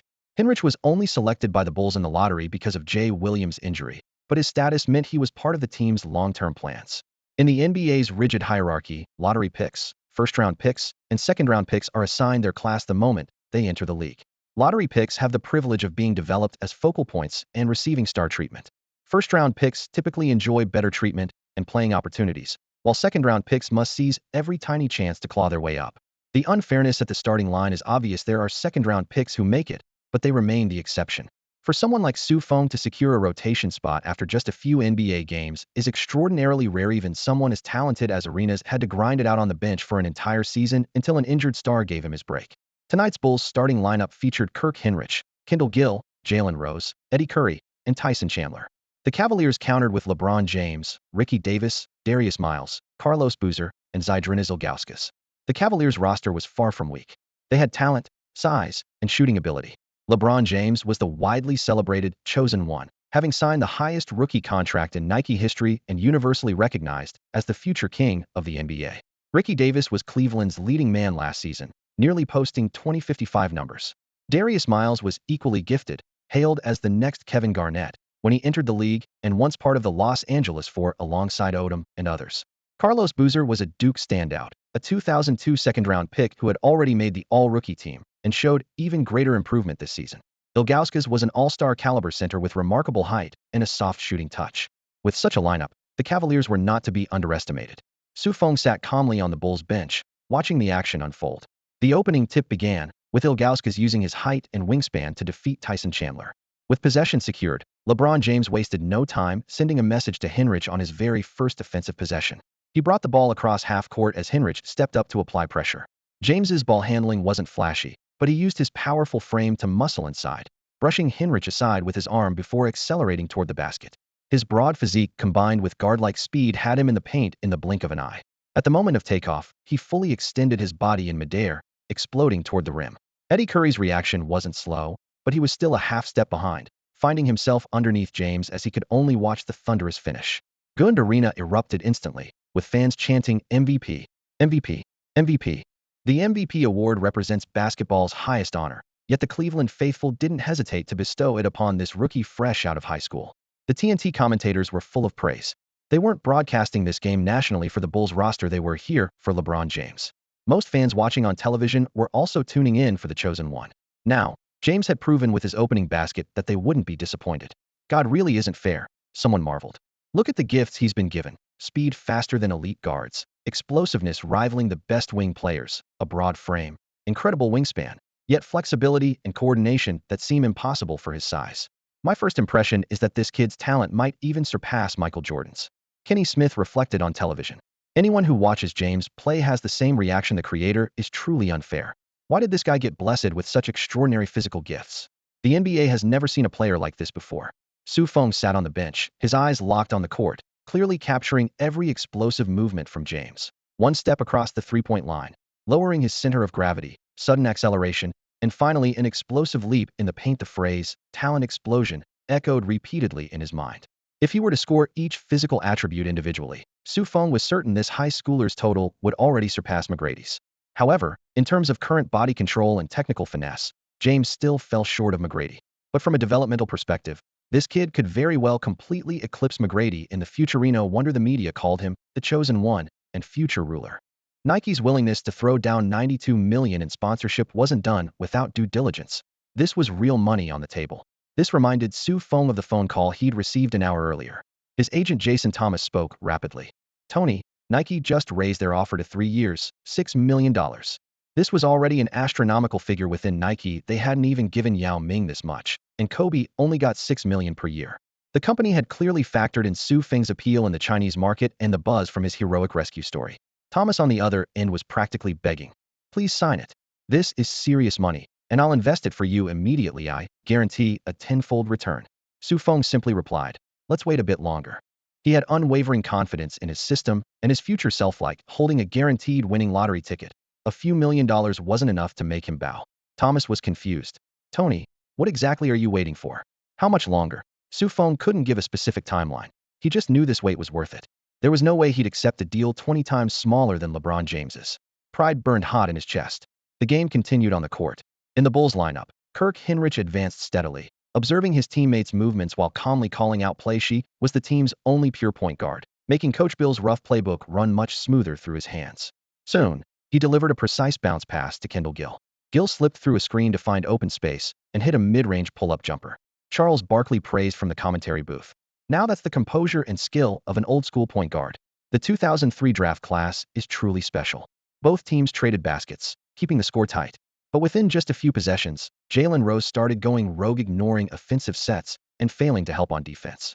Even after Darius Miles blocked him twice right to his face, Rose stubbornly kept forcing shots. Barkley didn't hold back on television. Rose was never a star. Even during Michigan's Fab Five, he was just a role player. The real alpha and omega of the Fab Five were Chris Webber and Juwan Howard. This was indeed true. Rose had been a bench contributor playing wing for the Pacers before getting unlimited shooting privileges with the Bulls. However, for the Bulls to continue developing, they had to get rid of him. He was unwilling to integrate into the team system, lacked the absolute talent to transcend it, and worst of all, was getting old. In the commentary booth, Charles Barkley remained in full force, his sharp and blunt analysis leaving viewers at home cheering with approval. It was precisely this fearless approach that allowed him to quickly secure his position as a top-tier commentator after retirement. Fans loved his straightforward, no-holds-barred attitude. After all, compared to those commentators who rambled about tactics while remaining vague, Barkley was far more entertaining. Of course, if he was criticizing your favorite player, you wouldn't find it so endearing. 8 minutes into the first quarter, Coach Bill finally made up his mind to substitute him out and signaled for Feng to enter and test the waters. Feng became the Bulls' 7th player to take the court tonight. Before him, Crawford had already replaced Kendall Gill. The moment Feng stepped onto the Gund Arena floor, the crowd erupted with a mix of cheers and boos, though the boos clearly dominated since he was now playing for the visiting team. Fortunately, the gossip enthusiasts temporarily toned it down, except for those young women still screaming, completely mesmerized by Feng's handsome appearance.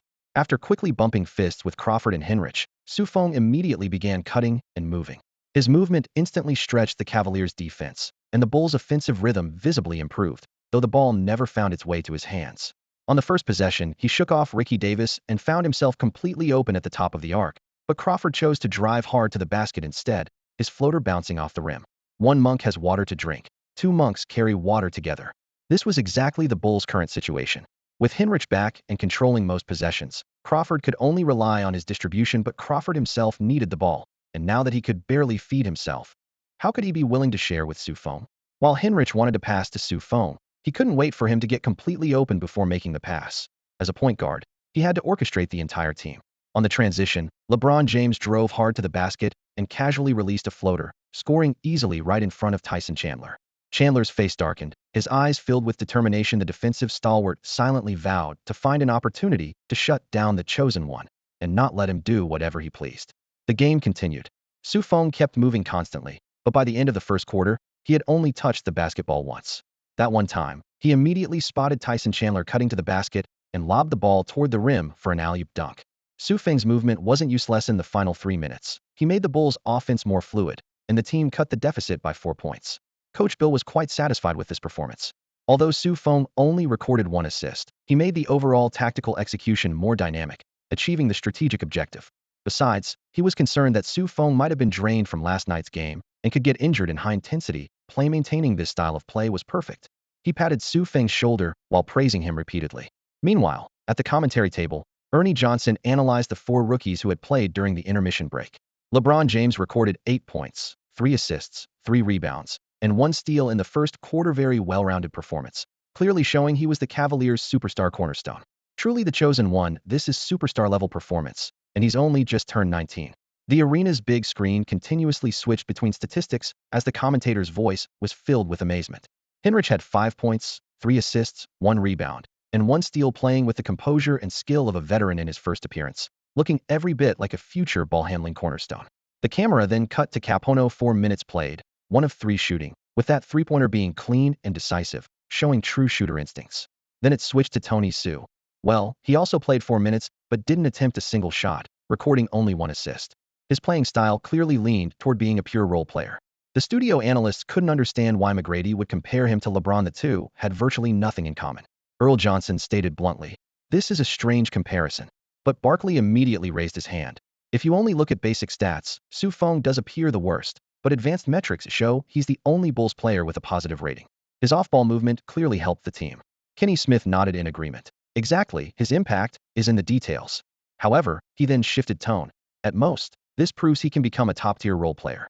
When McGrady made that comparison, was he worried about LeBron stealing the title of Best Active Small Forward and deliberately propping up Feng to divert attention?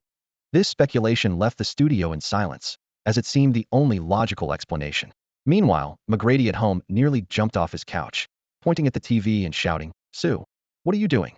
Where's your ball-handling ability? Be selfish. Go unknown with LeBron. You absolutely can." He definitely didn't want to be seen as a veteran jealous of rookies. On the other side, in Nike headquarters conference room, an executive watching the game suddenly spoke up. "Are we offering Feng too much money?" They had originally been casually following the Bulls game, while focusing mainly on LeBron. Feng's performance this quarter wasn't bad. He did everything a role player should do, and quite efficiently. The problem was, could such a player really drive sales as an endorser? Nike executives began wavering. Should they withdraw their offer? Inside the arena, something happened on the Bulls bench again. Jalen Rose suddenly clutched his stomach and whispered urgently to head coach Bill. "Coach, this is bad. I've got stomach issues and can't play today. Let Sue get more minutes." Without waiting for Bill's response, he ran toward the tunnel holding his stomach, his expression appearing pained but his eyes gleaming with satisfaction. This was the first time since the season began that he'd seen Feng play without making any impact, only running around off-ball. He could almost predict how the media would mock tomorrow. A rookie who dared compare himself to LeBron couldn't even attempt a shot. "Perfect. Use James as the knife to destroy Feng. Then I'll reap the benefits." Rose laughed internally. "Go ahead, Feng. Go face off against LeBron directly. Don't blame me for not giving you the opportunity." Haha. After being frustrated for so long, he had finally outmaneuvered Feng and gained the upper hand. Jalen Rose just walked away. The locker room air grew thick with tension as everyone exchanged glances. However, within seconds, Bill Cartwright had already let out a quiet sigh. Losing Jalen Rose didn't seem like much of a loss. In fact, this thought was practically written on everyone's faces. Rose had been mediocre in recent games. Even Roger Mason on the bench could smell opportunity. If he couldn't compete for Feng's playing time, he'd fight for the spot Rose left behind. Now it seemed Jalen Rose wasn't much better than Feng anyway. Mason immediately straightened up, fixing Coach Bill with an almost burning stare. "Look at me, look at me. Rose is gone with a stomachache, but I'm still here. I am Roger Mason." His eyes burned hotter than a woman drugged and madly in love, with desire and need practically spilling from his pupils. But Bill's gaze swept past him cleanly, flipping to elsewhere like turning a Pagito the front of the bench, where he called Scott Pippen's name. The backcourt remained unchanged, still Hinrich paired with Crawford. The second quarter whistle blew. LeBron James moved from the point guard position back to his familiar small forward spot, though his position wasn't completely set. He found himself facing Pippen, the versatile forward who had once been called his draft template. In his youth, Pippen had similarly explosive athleticism and comprehensive skills, one of history's most famous point forwards. At the start, Hinrich lobbed a high pass inside, and Eddie Curry powered up for the score. The sound of the ball swishing through the net still echoed as James saw Rev had no intention of respecting his elders. Against Pippen, he immediately raised the intensity, bulldozing his way in step by step from beyond the three-point line. Pippen was indeed old, 5 years younger. Stopping James wouldn't have been difficult, but now, his physical attributes were approaching those of an ordinary person, and with lingering injuries, he lacked both the necessity and ability to go toe-to-toe with the young man. So he retreated while trying to hold his ground, ultimately only able to watch LeBron crash into the paint for a thunderous one-handed dunk. The ball slammed through the rim as Conseco Fieldhouse erupted instantly. James roared skyward, his voice intertwining with thousands of cheers from the stands. piercing Scott Pippen's pride like sharp needles. As a child, James had watched Pippen play on television with infinite admiration. Now, in their first matchup, he could dunk over his idol. How could his heart not surge with emotion? Pippen took a deep breath, turned back to the frontcourt, and called for the ball. Kirk Hinrich passed it to him, wanted to challenge James on. Pippen had remarkable wingspan and smooth ball handling, capable of both face-up drives and low-post play. This time, he chose to back down. He pressed against James, first applying light pressure to test the defensive positioning. After sensing the situation, he suddenly made a probe step with a slight lean, then spun around sharply. LeBron was young and aggressive, prone to gambling for steals. Pippen, with veteran cunning, deliberately showed a weakness to lure him into leaning forward, then smoothly spun toward the paint, took one more step, and pulled up for a jump shot. Feng watched from the sideline, mesmerized. Pippen's technique was as smooth and beautiful as a textbook. But just as Pippen reached the peak of his shot, James, who had been left behind, suddenly turned back, sprinted one step, exploded with terrifying athleticism like a cannonball shooting through the air, extended his arm to its limit, and swatted viciously at Pippen. His impact was violent and swift. Pippen was struck by James midair and let out a sharp cry of pain, then involuntarily fell backward. Thud! He crashed heavily onto the floor, his back instantly arching in agony as uncontrollable screams escaped his throat. The referee immediately blew the whistle. Tweet. The arena's roar was silenced as if someone had hit the mute button, and a collective gasp rose from the crowd. James stood frozen in place, his hands instinctively spread open, unsure whether to help or step back. It was his first time witnessing such a scene in professional play, and guilt was written all over his face. Ilgauskas quickly stepped forward, pulling him aside and whispering reassuringly, "This is just part of the game. Scott will be fine." James nodded, though his self-reproach was hard to hide. The Bulls' medical team rushed onto the court. They knew Pippen's injury history all too well. Years of accumulated injuries, especially to his back, with problems dating back to his youth.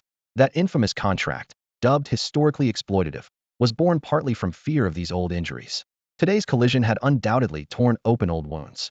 A stretcher was quickly brought in, and the staff and team doctors carefully secured and lifted Pippen while the audience could clearly hear his sharp intakes of breath from the pain. Within seconds, he was carried through the tunnel. With Pippen gone and Rose struggling, the Chicago Bulls' backcourt was suddenly stretched thin. Coach Boylan scanned the bench, his eyes passing over tense faces before making his decision. Put in Kendall Gill first, and keep Feng protected for now. At the other end of the free throw line, Crawford stepped up to complete Pippen's technical free throw, and the ball swished through the net. However, less than 15 seconds later, while defending Ricky Davis, he stepped on his opponent's foot. Davis was unharmed, but Crawford twisted his ankle badly during the aggressive pursuit, limping severely. The whistle blew again, forcing another stoppage. He gritted his teeth and hobbled back to the bench, where the team doctor knelt for a quick examination. What seemed like a simple sprain had the doctor's brow furrowing deeper and deeper. Roger Mason helped him as he struggled to leave through the Gund Arena tunnel, leaving the entire Bulls bench in stunned silence. "This is just too unlucky," Coach Boylan muttered, his scalp tingling as two Bulls guards went down in succession, like a chain of misfortune. In the broadcast booth, Kenny Smith shook his head. "Injuries are every athlete's worst nightmare. Nobody wants a routine play to land them in the hospital, followed by lengthy rehabilitation, or worse, never returning to peak form." Charles Barkley sighed. Pippen's career might be over. He and Pippen had never gotten along, joining the Rockets for a championship run only to fall short twice, then taking a pay cut to bring Pippen to the team, only to watch him coast while earning neither money nor a ring. Despite his resentment toward his old rival, seeing a player from his era potentially exit the stage turned even his deepest grievances into melancholy solidarity. To lighten the heavy mood, Ernie Johnson smiled and offered, "Injuries are terrible, but they can also create new opportunities. Plenty of stars in this league have soared when teammates got hurt and tactical roles opened up." Kenny Smith followed up, "So who do you think on the Bulls could seize this chance?" Ernie Johnson scanned the court and gave his answer. "Feng. How about that?" Kenny Smith and Charles Barkley exchanged glances, both breaking into grins. Feng was already suiting up to enter the game. Coach Bill had no choice but to pull 3 perimeter players in a row, leaving him with no option but to put Feng in the game. The Bulls were down by 5 points at this moment, with the lineup on the court: Kirk Hinrich, Kendall Gill, Feng, Eddie Curry, and Tyson Chandler. 2 first-year rookies, 1 veteran defensive guard nearing the end of his career, paired with 2 young big men. This didn't look like a combination ready to take flight at any moment. In the locker room, Jalen Rose was half leaning on the bench, staring at the TV screen, when he suddenly grinned and chuckled softly. "Karma. Heaven is helping me." He calculated in his mind. Scottie Pippen was injured and would most likely retire. Crawford would be out for at least a week or 2. Feng was going to get completely destroyed by LeBron James tonight, and Bill's trust in that kid would crumble instantly. When that time came, who could pull the Bulls out of the fire? Of course, it would be himself, Jalen Rose, the primary guard of the Fab Five, who averaged 20 points last season.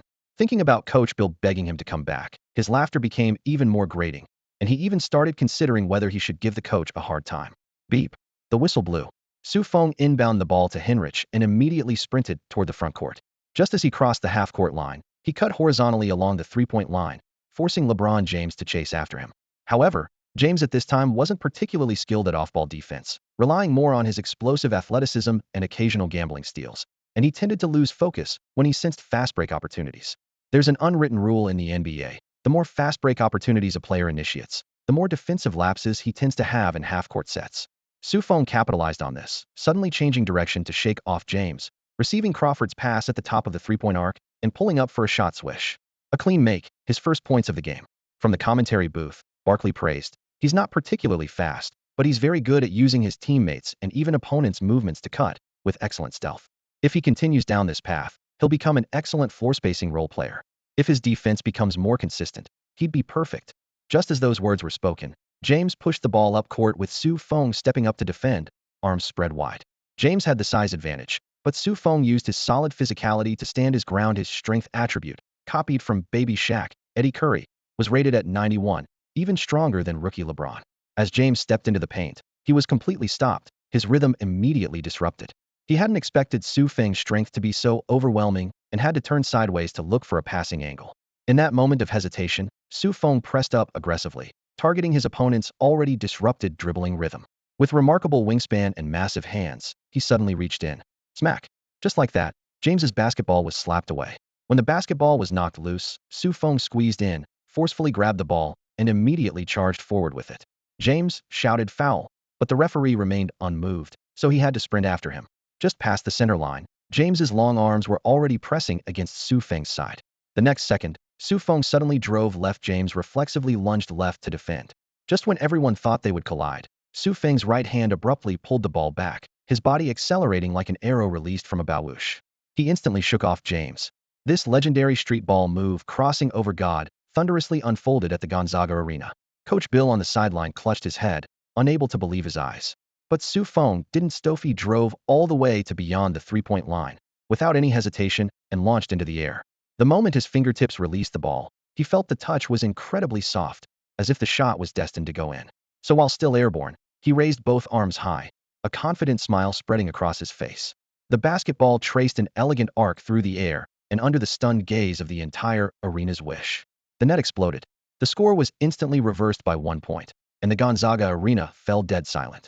They had never taken Feng seriously, even considering it an insult to the chosen one to mention him in the same breath as James.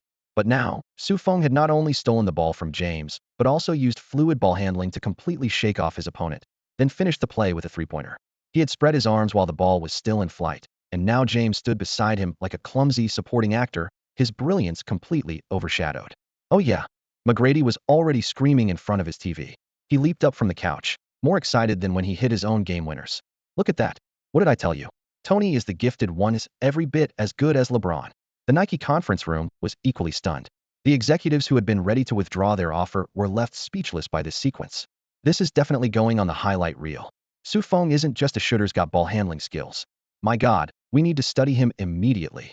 Founder Phil Knight urgently issued the directive. The TV commentator finally erupted in delayed reaction. Oh my God. Good Lord. What just happened? Destroyed James. Defense, ball handling, shooting showed it all. His ball handling is definitely better than most guards know. Better than 99% of wing players. Why was this kid hiding his skills before? Doesn't he want to be a star? I'm starting to believe McGrady's words. This guy is a sleeper. The Bulls struck gold. Barkley in the studio was machine gunning his commentary. This kid looks more and more like that damn old rascal. Both Bulls guards, same 6 feet 6 inches height. Even their silhouettes are identical. His passionate commentary was so intense it nearly shattered the microphone. The impact of this play was incomparable. Who could have imagined that the first head-to-head confrontation between Feng and James would result in the chosen one getting dominated on both ends of the floor? Barkley's commentary was absolutely electric. The thunderous sound waves crashed through the speakers, hitting viewers at home like they were sitting in the rowdiest section of Gonza Arena, their blood boiling with every syllable. In truth, Feng's sequence of moves, the steal, the lightning-quick shake-off, the three-pointer launch before the defense could even set was spectacular enough, flashy enough, David versus Goliath enough to make any top 5 plays of the day highlight reel. Before this moment, no one would have put him in the same conversation as LeBron James. One was the untouchable chosen one, hailed as the strongest #1 pick of the 21st century and the future ruler of the NBA. The other was just an anonymous second-round pick who had barely made headlines with an off-court hero saves the day incident. But now, Feng had delivered 3 brutal wake-up calls to the chosen one, or more accurately, 3 resounding slaps that left the entire arena momentarily speechless. After a brief silence, the stands at Gonza Arena erupted like they'd been struck by lightning. First came the uncontrollable gasps, followed by wave after wave of unified boos that made the air itself vibrate. The Bulls bench had completely lost it. Coach Bill was clutching his head and screaming. Several bench players had jumped onto their chairs waving towels. Staff members were banging on advertising boards, and the roar drowned out even the tactical discussions. On the court, Feng brushed off his jersey with a subtle smile playing at the corners of his mouth. Showboating required proper ceremony, and he gave himself a perfect score. In stark contrast, LeBron James's expression looked frozen in time, outwardly calm, but internally he was cursing his scouting team. This was what they called a role player. Built like a mountain in physical confrontations, flawless in high-speed changes of direction. What kind of role player was this? Point guard Kevin Ollie brought the ball across half-court, and without a second's hesitation fed it right back to James. In his mind, a king's authority could not be challenged and answer ball was required immediately. That was the superstar way. The entire crowd rose to their feet, chanting MVP, MVP, MVP. The sound crashed toward center court like a tidal wave. If this shot wasn't answered, the chosen one title would become a joke. LeBron took a deep breath, letting his determination suppress the rage churning in his chest. He couldn't afford to lose face here. If he didn't dominate this moment, every Tom, Dick, and Harry would think they could challenge him. Under the lights, his body seemed to gleam like polished metal. Vertical leap, explosiveness, speed, strength, every measurable attribute placed him at the top of his position. The scouting report's praise echoed in his mind. 1. Elite physical attributes. 2. Excellent court vision and passing ability. 3. Accurate long-range shooting with stable form under contact. 4. Exceptional first-step quickness, cuts through defenses like a knife. 5. Composed decision-making, doesn't force shots. 6. Dominant rebounding instincts. 7. Natural-born leadership qualities. 8. Historic dunking ability. 9. Outstanding defensive awareness with potential to become an elite defender. But the second half of that report surfaced just as clearly. 1. Prone to gambling for steals, leaving gaps behind him. 2. Struggles at the free throw line, inconsistent mid-range game. 3. Ball handling and protection still need refinement. 4. Limited low-post repertoire, rough post-up technique. Strengths and weaknesses, all laid bare before him. This possession left no room for error. LeBron James carefully executed his crossover, attempting to unleash his explosive first step. However, he found himself with no opportunity at all. Feng possessed equally impressive explosiveness, though slightly inferior to James. It was a complete copy from another superstar forward, Stat Stoudemire. Every time LeBron James began a jab step, Feng could match his rhythm instantly. If it were McGrady, he would create space with pull-up jumpers or flashy ball handling. But James' dribbling and ball protection skills were far from that level. He still relied primarily on natural talent and strength. Usually, James needed only a few rhythm changes to find his acceleration lane, and if all else failed, he could simply overpower his defender with brute force. However, Feng's wingspan and strength, copied from Baby Shaq, Eddie Curry's explosive muscle power, happened to be slightly superior, creating a natural mismatch. James refused to accept it. After a highly deceptive fake, he drove hard into the paint. Feng slid over decisively to defend Bang. The two powerful bodies collided, and James immediately staggered, the ball wobbling in his hands. He still forced his way through. After 2 large strides, he secured the ball, sneakily took an extra half step, and leaned into Feng for a shot. The move resembled a football charge, maximizing his physical attributes. Against any other Bulls defender, they would have been knocked aside, but Feng stayed glued to him with arms raised high. The basketball traced a high arc length. It hit iron. James tried to crash the offensive boards, but was firmly boxed out by Feng. Tyson Chandler grabbed the rebound and immediately fed the ball to Feng. Feng pushed the ball up court. Crossing half-court to the wing three-point line, he initially planned to pass to Henrich. Henrich voluntarily cut away to create space, while the other Bulls players spread out, their eyes full of anticipation. They wanted to witness another miracle. On the sideline, Coach Bill allowed this moment. He desperately wanted to confirm whether Feng truly possessed ball-handling offensive capabilities. If the answer was yes, Pippen's injury problem could be solved, and he could make crucial decisions. Feng bent low, controlling the ball with rhythm, building from slow to fast. The basketball moved left and right in front of him, seemingly casual. Bang, bang, Bang, bang. The dribbling grew heavier and more urgent, each bounce more fierce than the last. In an instant, ball and hand became a blur, making it nearly impossible to distinguish the boundaries. Coach Bill involuntarily gasped, his mind conjuring the terrifying figure who dominated the 80s and 90s. This was exactly his signature move. James felt his heart sink. He usually loved gambling for steals, but didn't dare reach, and he couldn't distinguish real from fake. And perhaps there was no fake at all. Swoosh. Su Feng suddenly stepped forward, explosiveness unleashing instantly as he planted his foot to James' left. James reflexively retreated, but in that moment, Su Feng had already changed direction. With agility that defied his height, he slipped through the gap. His super agility was copied from the 5 feet 9 inches Mighty Mouse, Damon Stoudemire. Su Feng quickly crouched low and changed direction, forcing James to pivot and give chase.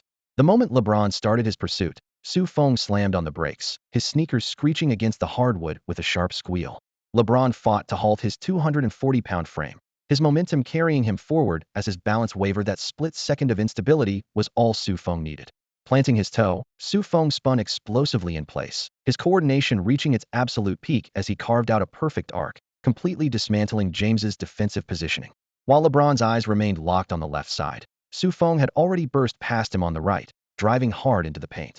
Ilgauskas immediately slid over to help, his massive frame casting a shadow over the basket. Su Feng elevated, quickly scanning his options midair. With his shooting angle sealed off, he decisively lobbed the ball high. The basketball traced a beautiful parabola through the air. Tyson Chandler caught it with both hands directly above the rim and thunderously slammed it home. James flew in for a desperate block attempt, his fingertips missing by mere inches. Whoa, whoa, whoa. Kenny Smith's voice cracked in the broadcast booth as he unleashed a rapid-fire series of screams. The instant Chandler completed the dunk, Smith pounded the desk and roared, "Dunk!" Fans watching on television erupted in celebration, ignited by the spectacular display of ball handling and penetration. If Su Feng's previous possession had been a stunning breakout moment, this sequence in half-court offense showcased his overwhelming, dominant skill set. Kenny Smith took a deep breath. Tony Su's ball handling ability already surpasses most point guards. His feel for the ball and court vision are just ridiculous. Charles Barkley chimed in. And he reminds me of someone I really didn't like playing against. Exactly, Isaiah Thomas, the bad boy. Barkley smacked his lips. Especially Tony Su's setup move is theory identical to Thomas's. The replay showed LeBron's defense was indeed overly aggressive, yet he still demonstrated elite instincts and athleticism half a step quicker, and he could have disrupted Chandler's finish. Kenny Smith couldn't help but compare. In terms of raw talent, LeBron might have the edge, but when it comes to ball handling, Tony Su is superior. Not a single viewer could argue after all. Su Feng had now dominated James on both ends of the floor for 2 consecutive possessions. On another screen, scoring champion Tracy McGrady was practically dancing with excitement. I told you so. Why did anyone doubt my eye for talent? Haha, I'm unstoppable. Beyond his elation, he couldn't hide his amazement. Su Feng's ball handling display tonight far exceeded his previous performance, not just improving by 1, 2, or 3 levels, but leaping directly from competent to elite status.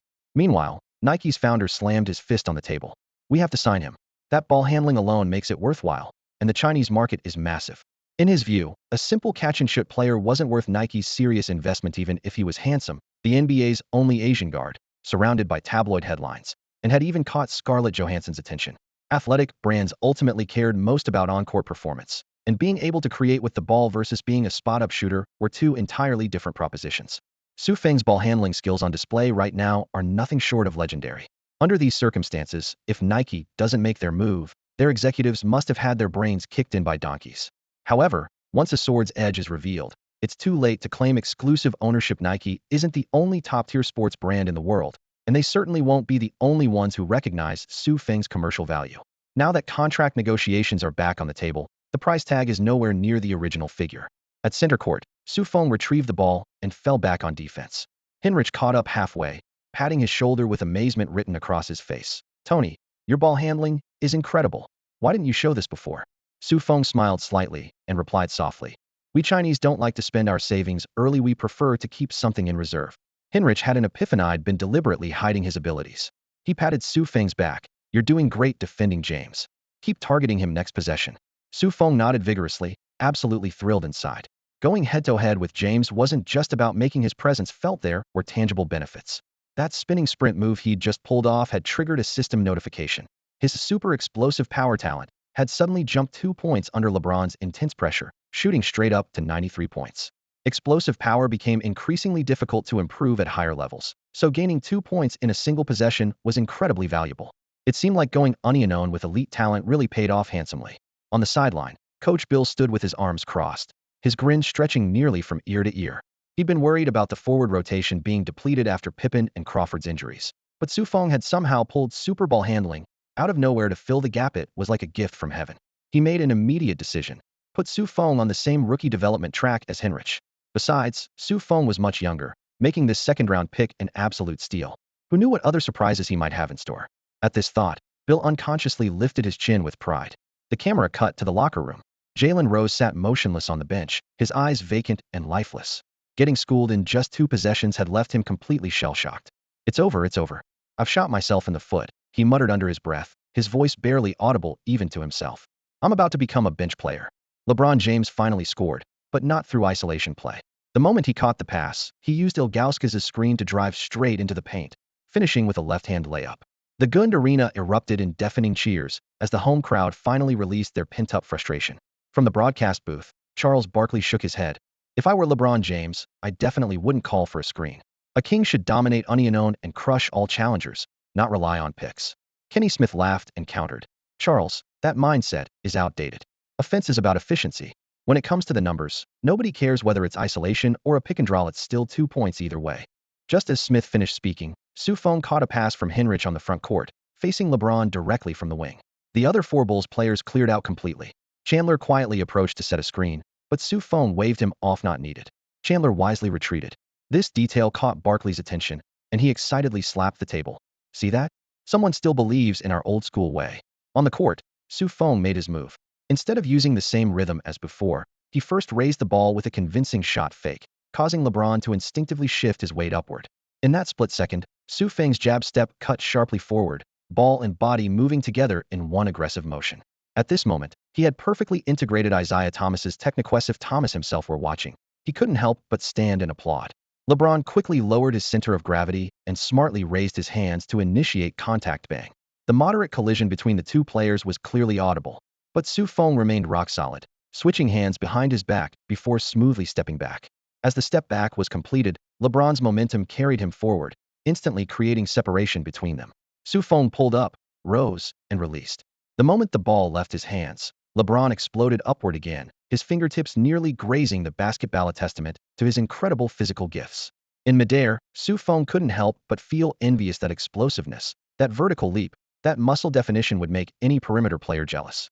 But he had his own gains. Surrounded by LeBron's talent, his super coordination attribute quietly increased by 1 point, benefiting his overall skill set. The very process of matching up against LeBron was enjoyable in itself. Swish. The basketball found nothing but need a 3-pointer. Feng's smile rang even clearer than the sound of the shot. Barkley shouted excitedly. I'm seeing Jordan. His moves are like a combination of Jordan and Isaiah Thomas.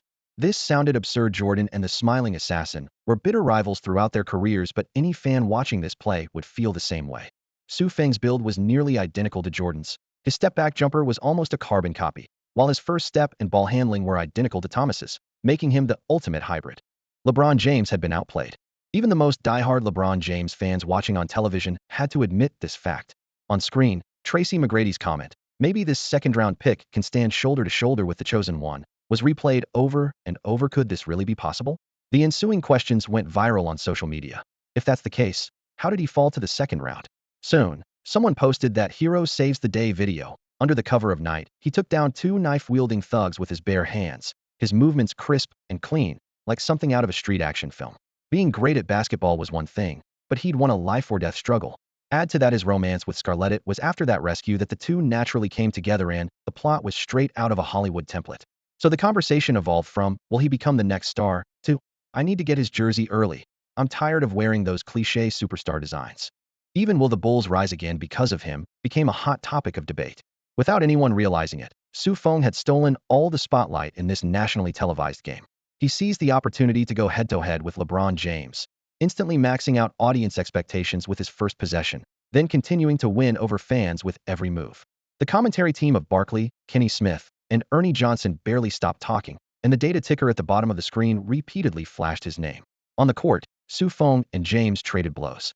Though the physical intensity had dropped slightly from the first quarter, the two remained the absolute focal point. In the scorching atmosphere, the buzzer sounded to end the second quarter. The scoreboard froze. Bulls 59, opponents 51, an 8-point lead. The quarter stats immediately appeared. Feng with 17 points, 3 assists, 2 rebounds, and 2 steals. James with 8 points, 2 assists, and 3 rebounds. This quarter, Feng's performance completely dominated James. His unique playing style naturally countered the king, and driven by James's superhuman physical gifts, his own copied talents were rapidly evolving.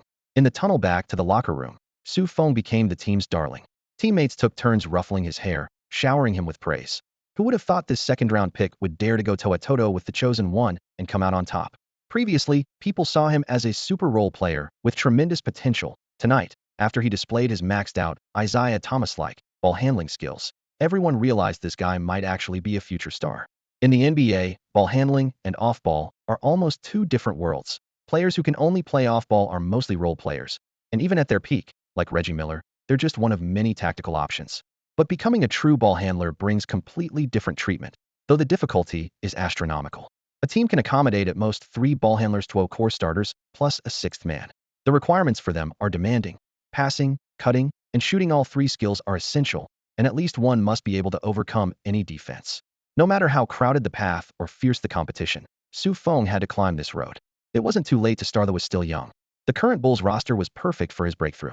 With Scottie Pippen and Crawford both sidelined with injuries, 2 rotation spots suddenly opened up a golden opportunity for any rookie. More importantly, in the hallway leading back to the locker room, Coach Bill quietly pulled Feng aside and whispered, "Tony, play your heart out. I'm going to trade Jalen Rose as soon as possible." That night, Feng stole the ball from James on the court, sprinted the full length of the floor, and pulled up for a clean jumper from beyond the 3-point line, a shot that seemed to seal the final chapter of Rose's Bulls career. It wasn't because of their verbal spat, but because management had no intention of keeping Rose anyway. Feng's meteoric rise simply gave them the final push they needed to make their decision. Back in the locker room, Eddie Curry kicked the door open, his voice louder than a hairdryer. "I'm telling you, Tony is the chosen one. Did you see how he handled LeBron tonight? LeBron was no match for him." He waved his thick arms around as if demonstrating to his teammates. "That's the power of love, boys." Scarlett must have given Tony some sacred blessing last night. That's why he was glowing out there. Tyson Chandler immediately started clapping, and he and Curry, the Twin Towers, led the chorus of laughter. Kendall Gill couldn't help but join in. "Tony, once you make it big in Hollywood, don't forget to hook your brothers up with some girlfriends. We want to get close to movie stars too, and we want to dominate James like you did."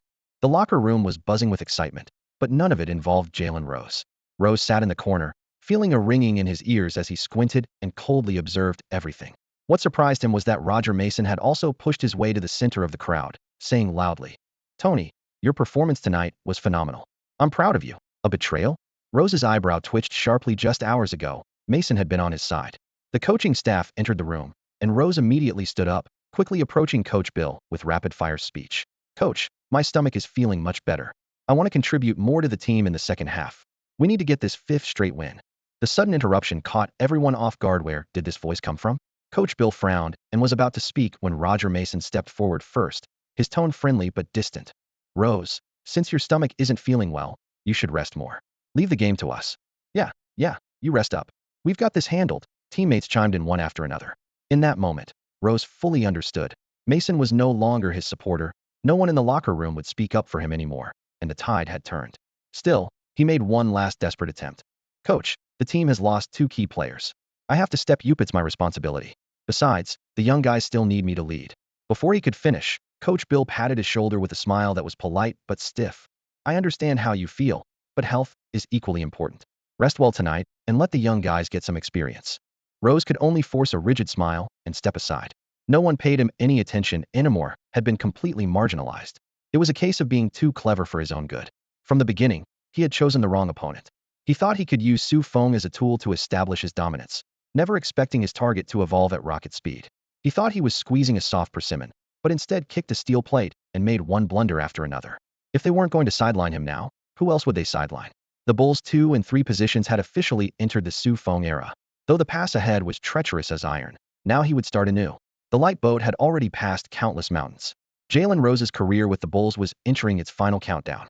While this timeline rapidly approached its end, Feng's Bulls career was beginning an entirely new upward trajectory. Who could have imagined that a showdown with the chosen one, LeBron James, would become the turning point for Feng to establish himself in Chicago? The significance was almost equivalent to the team holding a brand new draft. During halftime, head coach Bill opened his playbook and decisively circled the entire tactical scheme that belonged to Crawford, Scottie Pippen, and Jalen Rose, handing it to Feng. You'll lead this quarter, and the sweet spot is yours to command. This level of trust carried more weight than any of Feng's previous appearances. If his treatment on the team before was merely that of a late first-round pick, he was now enjoying lottery-level resources, personally designated by Bill as a key development target. Even more remarkable was that no one on the team raised any objections. Jalen Rose, who might have had complaints, was stripped of his playing opportunity due to sudden diarrhea. An atmosphere of unanimous support spread through the locker room. Feng had delivered an undeniable performance in his head-to-head matchup against James, his potential forcibly activated. With the team's three swing players simultaneously absent, the phrase, destined by fate, couldn't have been more fitting for him. Even starting point guard Hinrich couldn't help but feel envious. He had originally thought Feng was just a second-round pick no matter how well he performed. It seemed unlikely he could catch up to himself, the designated cornerstone of the franchise. But reality delivered him a gentle slap in the face. In his return game, he discovered that Feng's tactical status was now on par with his own. "Congratulations, Tony." Hinrich patted Feng's shoulder with a hearty laugh. "From now on, we'll fight side by side as the Bulls' new backcourt duo." Envy aside, congratulations aside, their personal relationship had always been close, despite the Scarlett Johansson incident that had once caused Hinrich some heartache. Beep. The second-half whistle sounded. Feng stepped onto the court as a starter for the first time. However, LeBron James was no longer matched up against Feng, instead passing that responsibility to teammate Ricky Davis. James was crystal clear in his mind. His playing style was temporarily being countered by Feng, and continuing to clash heat in would only boost his opponent's reputation without any benefit to himself. If that was the case, why make wedding clothes for someone else? The title of the chosen one was certainly not meant to be used as someone's stepping stone. However, James didn't fare well against Gill in the second half either, with mediocre shooting percentages and somewhat sticky ball handling. In contrast, Feng continuously attacked after receiving more ball handling duties from the wing, while Ricky Davis's defense was as loose as an open floodgate. Davis's mind was completely scrambled by trade rumors. He had originally thought the team drafted James to assist him, but instead, everyone in Cleveland was discussing how to trade Ricky away as soon as possible to let LeBron take over. His dissatisfaction and disdain for James were written all over his face, so when James suggested switching defensive assignments, he simply showed passive resistance. If you're so good, you do it. Feng seized this opportunity, repeatedly breaking past Davis toward the basket for easy scores. James frowned and kept yelling at Davis, who responded with shrugs. The tension between them was visible on the court, yet it couldn't stop the score from tilting. The game's rhythm was firmly in the Bulls' control. Despite losing their three main perimeter players, the Bulls were showcasing team basketball under the leadership of rookie Hinrich and Feng. The Cavaliers trailed by 17 points at the end of the third quarter. Just 5 minutes into the fourth quarter, LeBron attempted 3 consecutive three-pointers from the top of the arc, making only one, as the deficit ballooned to a full 20 points. The head coach didn't hesitate to call timeout and decisively pulled all his starters back to the bench. Garbage time had arrived early. The NBA has always had an unwritten rule of surrender and live. When the trailing team sees no hope of a comeback, they formally surrender by substituting their starters. At this moment, the Cavaliers had raised the white flag. On the Bulls bench, Coach Bill felt a mix of emotions. He had no choice but to call Feng back as well, though his reluctance was written all over his face. At this point, Feng's stat line stood at 35 points, 5 assists, 5 rebounds, 2 steals, and 1 block. With his hot shooting and rhythm tonight, reaching 40 points would have been effortless with just a few more minutes. And even attempting 50 wasn't out of the question. A modest, yet record-worthy achievement. But Bill ultimately suppressed his inner calculations, unwilling to let his protege be labeled a stat padder. While the league values statistics immensely, it also despises blatant stat padding. The Cavaliers had a cautionary tale. Ricky Davis once tried to complete a triple-double by shooting at his own basket to grab a rebound, only to have his triple-double nullified, earn a suspension, and become a laughingstock. Bill didn't want Feng to carry such baggage. The stat sheet displayed on the big screen showed LeBron James with 27 points, 6 assists, 6 rebounds, 1 steal, and 2 blocks, still an all-around performance. But in comparison, Feng was more efficient, played fewer minutes yet scored more, and most importantly won the game. In their head-to-head matchups, Feng captured at least 2 offensive highlights worthy of the top 5 plays of the day, leaving a lasting impression on the home crowd. In the broadcast booth, commentator Earl Johnson offered a fair assessment as the game neared its end, while Charles Barkley beside him delivered his final verdict. Meanwhile, Tracy McGrady's previous comments about Feng's tremendous potential were brought up again. McGrady believed this second-round pick possessed excellent physical gifts and elite ball handling skills. As long as the Bulls confidently put the ball in his hands, he could handle every possession with ease, showcasing his talent on every play. Tonight, he was undoubtedly the brightest spotlight on the court. This was a nationally televised primetime game, originally intended to let viewers evaluate the mettle of the chosen one, LeBron James. Many fans had specifically tuned in, waiting to see how LeBron would punish this unknown second-round pick. Instead, Feng forcibly stole the spotlight, drawing all attention to himself through one solid basket after another. For Feng, these 40-plus minutes held immeasurable value. 1. Tactical status. The head coach had boldly let him control the ball. 2. Fan base. A national audience now knew his name and playing style. 3. Commercial prospects. Advertisers and sponsors instantly raised their valuations. 4. Future expectations. Media began discussing his ceiling for growth. LeBron certainly didn't want to become anyone's stepping stone, but Feng had used this head-to-head battle with the chosen one to complete his self-promotion. When the final buzzer sounded, Kenny Smith offered a cautious summary. One game isn't enough to draw definitive conclusions. In terms of pure talent, LeBron still far exceeds Feng. In his view, if Feng could capitalize on the Bulls' current injury crisis window, he would likely develop into a reliable wing ball handler, possibly even fringe all-star material, while LeBron was aiming for superstardom, even a throne among the all-time greats. However, the undeniable fact remained: basketball fans across America now knew that Feng could be mentioned in the same breath as James. Before this game, Feng was just a promising second-round pick-and-roll player with potential for development. But tonight's performance catapulted him to an entirely new level. Now, he's being discussed by the media as a lottery-caliber prospect. After the game, the team's media corridor was packed with reporters. For the first time, Feng walked toward the press conference podium as a player representative. Under the bright lights, he followed alongside Coach Bill, his steps showing excitement, yet remaining steady.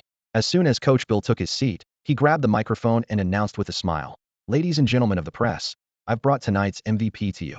Camera flashes erupted like fireworks. Feng waved to the crowd, wearing a humble smile. His handsome features and approachable demeanor kept the cameras focused on him constantly. This natural charisma made even the Cleveland reporters, who had come prepared to ask tough questions, hesitate to show their claws.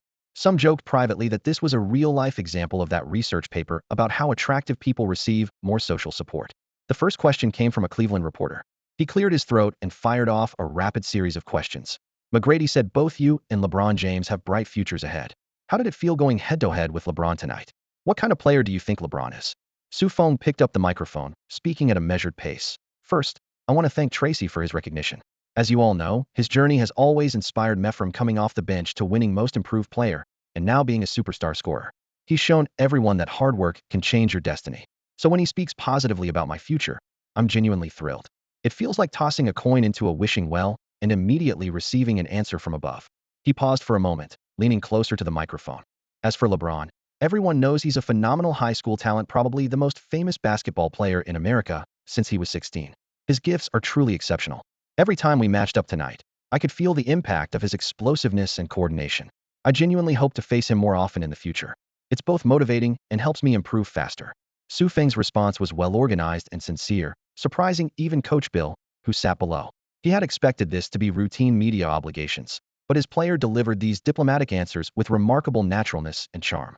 The reporters, who had come looking for controversy, found themselves with nothing to criticize and could only move on to their next questions.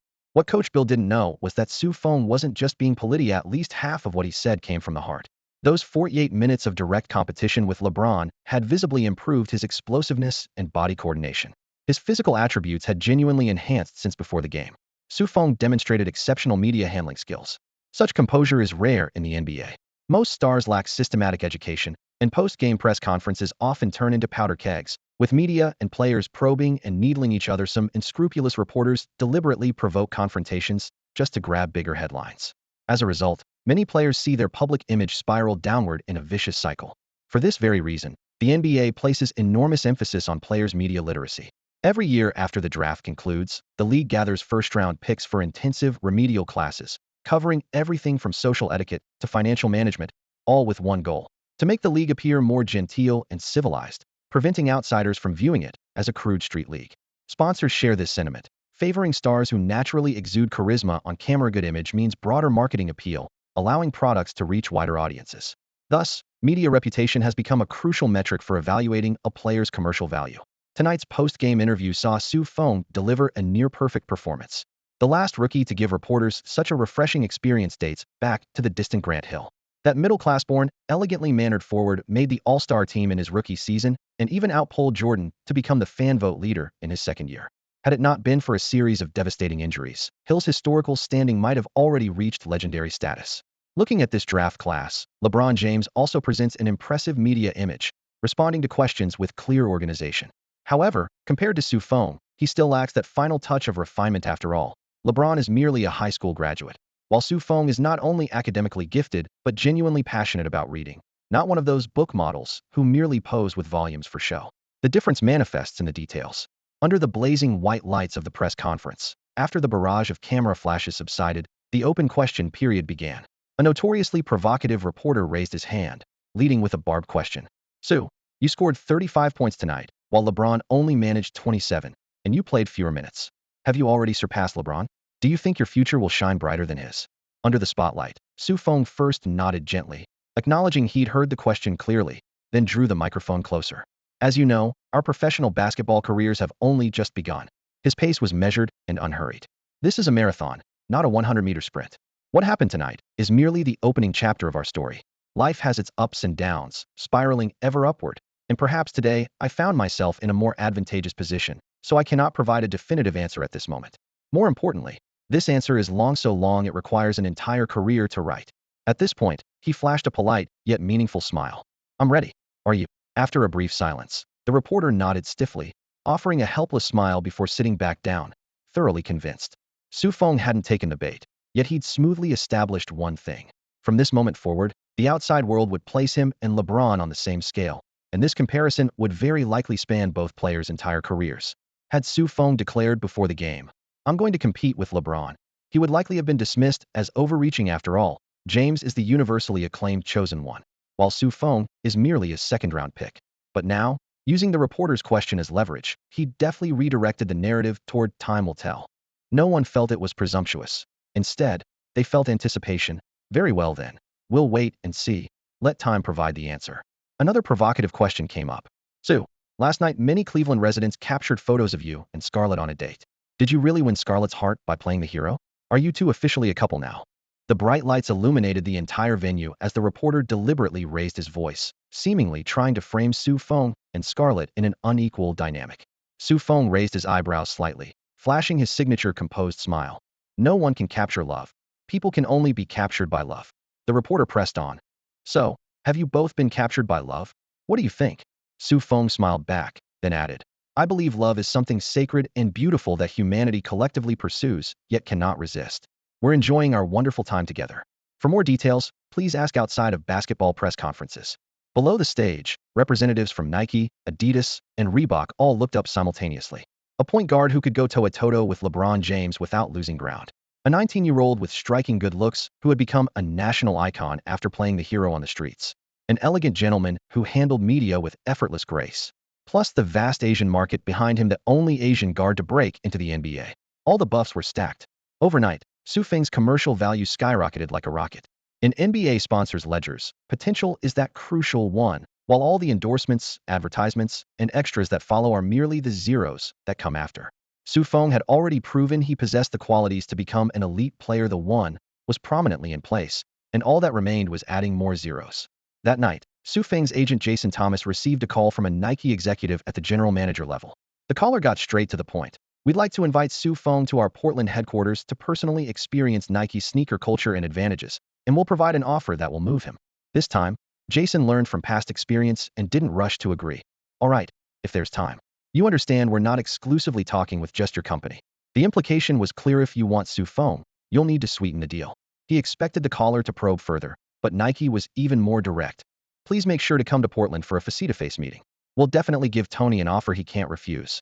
Whoa! Jason nearly lost control of his voice. He pulled the phone away, took several deep breaths to steady his racing heart. All right, we'll stay in touch. After hanging up, he threw punches in the air. Yes. Yes. Yes. He threw several uppercuts before looking down to confirm the call had ended. Ding, a new email popped up on his computer. Jason clicked it open and froze instantly. A collaboration proposal from LV. The global luxury brand was inviting Feng to become their Asian spokesperson. Could this game really have had such massive impact? His scalp tingled as he finally understood the deeper meaning behind Feng's "let's wait a bit longer." It turned out you really could wait for things to turn around and wait for spring to bloom. Feng returned to the hotel and received Jason's text notification. He was thrilled Nike would definitely offer a super contract next. Letting Yao Ming go this summer was already a major strategic blunder. With their newly signed guard Kobe now embroiled in legal troubles, Nike desperately needed a spokesperson who could single-handedly carry their product line.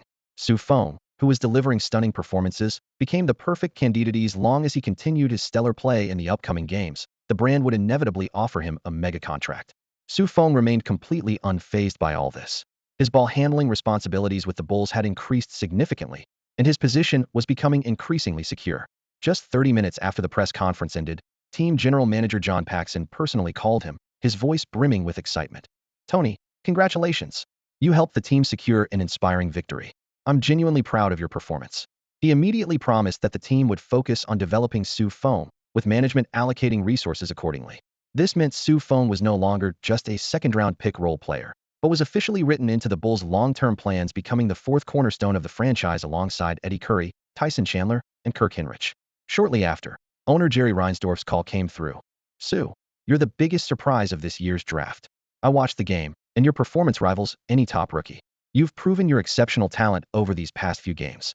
I've instructed the team to include you in our youth development program, hoping you'll become the Bulls' next-generation leader. The Bulls have always been led by shooting guards. Keep it up. I have tremendous faith in you." These two phone calls, combined with the increasingly respectful attitude from head coach Bill and the staff, made Feng fully realize that he had personally shattered the shackles of being a second-round pick. In his heart, he thanked the Cavaliers and LeBron James. This matchup was worth more than his previous 4 regular games and months of training combined. The grueling battle against James caused Feng's physical attributes to evolve once again. Super agility, 9,192. Super explosiveness, 9,193. Super coordination, 91. Super strength, 91, far ahead of others at his position. Combined with the super ball handling skills personally taught by Isaiah Thomas and perfected to mastery level, his overall ability had solidly reached lottery pick caliber. The next morning, he went to the hotel to find Scarlett, and they shared some intimate moments. When leaving, he remembered that Crawford and Scottie Pippen were staying at a nearby hospital, so following Chinese custom, he picked up less than $20 worth of fruit to visit them. Crawford was delighted to see him, patting his shoulder. "Keep it up, Tony. I've always believed in you. While we're both out, you need to carry the offensive load and don't let Jalen Rose make a comeback, crush him completely." Feng then pushed open Pippen's hospital room door. Pippen was first surprised, then moved. "Tony, you're the only Bulls player who came to see me. I've always admired you and think you're loyal and righteous." As he spoke, this legendary second-in-command who had battled in the league for most of his career hugged Feng with genuine emotion. "I'm planning to retire, but I'll stay in Chicago before I do. I have some things I want to teach you. Your ball handling is strong enough, but your finishing at the rim needs work. I'm an expert in that area." He patted Feng's chest and made a solemn promise. "I'll help you surpass James." Feng never expected that his casual fruit purchase would yield such a profound gift. He was genuinely grateful. After all, Pippen was one of the forwards most skilled at attacking the paint in the 1990s, and his signature underhand layup was considered one of the league's finest techniques. "Sorry, LeBron. We had no idea he was hiding his true abilities." "Sorry, LeBron. He was playing it safe before, and I had no clue he was that strong." "Sorry, LeBron. He barely appeared in the media before, so we didn't know he was such a smooth talker." In James's palatial mansion, his crew stood in a line with their heads down, taking turns apologizing to their little king. James slumped into the plush leather sofa, breathing heavily with his chest heaving violently, as if he might have a panic attack at any moment. It took him a full 30 seconds to barely contain his emotions. "Do you realize that was a nationally televised game? The Cavaliers only get 7 national broadcasts all season." James's voice was hoarse, but still couldn't suppress his fury. "1/7 of our chances, and it could have been my moment to shine across the country. And now, look at the media. Look at the reporters' theory praising Feng. They're building him up as one half of the '03 class duo. He was just a second-round pick." At this point, he covered his forehead, his tone growing more pained. "Inadequate scouting allowed him to step on me to rise up. This game was nothing but a platform for his elevation."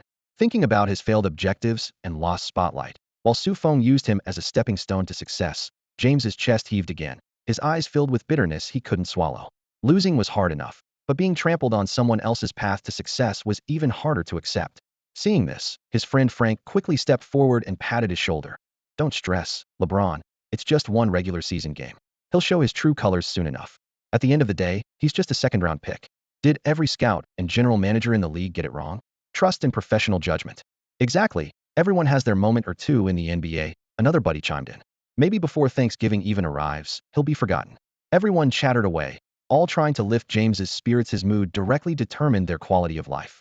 James squinted, frowning with skeptical belief. He desperately replayed that game in his mind. Feng's fluid, almost uncontrollable ball handling, the solid weight of his strength during physical confrontations, his explosive bursts of speed, dazzling agility, and masterful control over every inch of his body. Is his talent really that poor? Are his skills really that lacking? James wondered to himself. Among 19-year-old guards, how many could possess that kind of ball handling? And how many guards could withstand that level of physical contact? As thoughts swirled, he waved his hand. I need some quiet time. After defeating the Cavaliers, the Bulls' next stop was Indiana. Heading to the airport, Pippen struggled to keep up with the team, supporting his lower back. Although that fall during the game left him pale with pain, the examination showed it was just an old injury flaring up, requiring only a few days of rest. Jamal Crawford flew directly back to Chicago to prepare for ankle ligament repair surgery. What seemed like a minor sprain had actually caused a grade 2 tear, which wouldn't affect his long-term athletic ability, but would require 3 to 4 weeks of recovery. Feng couldn't help but reflect that the apples, bananas, and dragon fruit he'd given both players after the game didn't seem to have much miraculous effect. Injuries to muscles and bones ultimately needed time to heal. After takeoff, Pippen leaned back in his seat, enduring the ache in his back while enthusiastically discussing basketball philosophy with Feng. For over a decade, he had been searching for a true successor, but unfortunately, no one had ever taken him seriously. Pippen had wanted to find an heir long ago, but nobody paid him any attention. Instead, the whole world was searching for Jordan's successor, while he, as the undisputed second-highest peak, was completely overlooked. Pippen sat on an ice pack in the treatment room, feeling a chill in his heart. This year, the emerging LeBron James was being used as a template in various draft reports, yet James publicly stated he wanted to be more like Magic Johnson. During his injury, the only teammate who brought him a basket of fruit was Feng. As his career neared its end, Pippen increasingly yearned to pass on his core defensive skills to a trustworthy successor, just like Feng had learned that signature crossover from Isaiah Thomas. Whenever someone in the arena saw Feng's lightning-quick lateral movement and exclaimed, "That's the smiling assassin's move," Pippen couldn't help but feel envious. Before leaving the league, stars always want to leave behind their shadow. Jordan constantly brought up Kobe precisely to show off indirectly. Look, someone who learned my style has already reached the top of the league. What better proof could there be of my historical status? Pippen was a legendary defensive stalwart. On the flight to the away game, he and Feng talked for hours about footwork, positioning, and defensive angles. Before landing, he patted Feng's shoulder. Once my back injury heals, let's go onion on, and I'll teach you personally.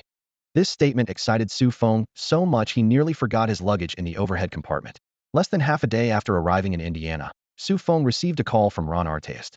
Artest was now the Pacers' perimeter cornerstone, his booming voice echoing through the phone. Tony, I watched that nationally televised game. You were absolutely explosive. I always said you were a super rookie. That Jalen Rose guy should only be your backup. The gap between you two will only grow wider. He doesn't deserve to share the court with you. I heard you're dating Scarlett. Little brother, how does it feel? I heard lots of men want to drink her bathwater. You really hit the jackpot.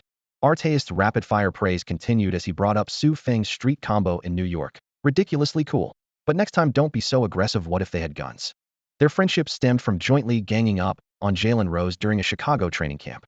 Now Artest was inviting Feng to visit his home and hit up Indiana's nightclubs together. Feng politely declined. Major brands were lining up to negotiate contracts with him, and he didn't want negative headlines at this crucial moment. While the nightclubs might offer amusing stories about fallen players, he understood priorities and temporarily suppressed his curiosity. The Pacers had always been an Eastern Conference powerhouse. When Larry Bird returned home to coach after retirement, he led the team to the Eastern Conference Finals, only to be eliminated by the Bulls at their peak. Later, the team was handed to smiling assassin Thomas, who rebuilt aggressively, using Jermaine O'Neal as the interior anchor and Artest as the perimeter weapon to create a top-tier offensive and defensive lineup. This season, they acquired Rick Carlisle, who had coached the Pistons the previous year, further upgrading Thomas's framework. Their current record ranked second in the East, trailing only the Bulls' 5-game winning streak. However, compared to the Bulls consistently playing weaker teams, the Pacers were constantly taking on tough opponents. They defeated the Spurs, Mavericks, Nets, and Pistons respectively. All 4 teams were considered championship contenders. The only team they lost to was the Lakers with their superstar, F4 lineup. This impressive record led both media and fans to have high expectations for the Pacers. In major authoritative prediction rankings, they were viewed as the 3rd seed for the championship, trailing only the Lakers and Spurs. Keep in mind, the Spurs were the defending champions from last season, while the Lakers were the only dynasty to achieve a three-peat in the new millennium and had just acquired Hall of Fame players Karl Malone and Gary Payton. The fact that the Pacers still held the third position demonstrated just how formidable their strength was. Of course, this also confirmed from another angle that the Bulls, currently sitting atop the Eastern Conference, hadn't earned genuine recognition from professionals. Regarding this upcoming marquee matchup, public opinion overwhelmingly predicted the Pacers would easily defeat the Bulls and reclaim the Eastern Conference's top spot. Although the game wasn't nationally televised, interest remained sky-high. The battle for Eastern Conference supremacy captivated countless fans and countless brands alike. If Feng can still display dominance under the Pacers' intense defense, we must sign him immediately.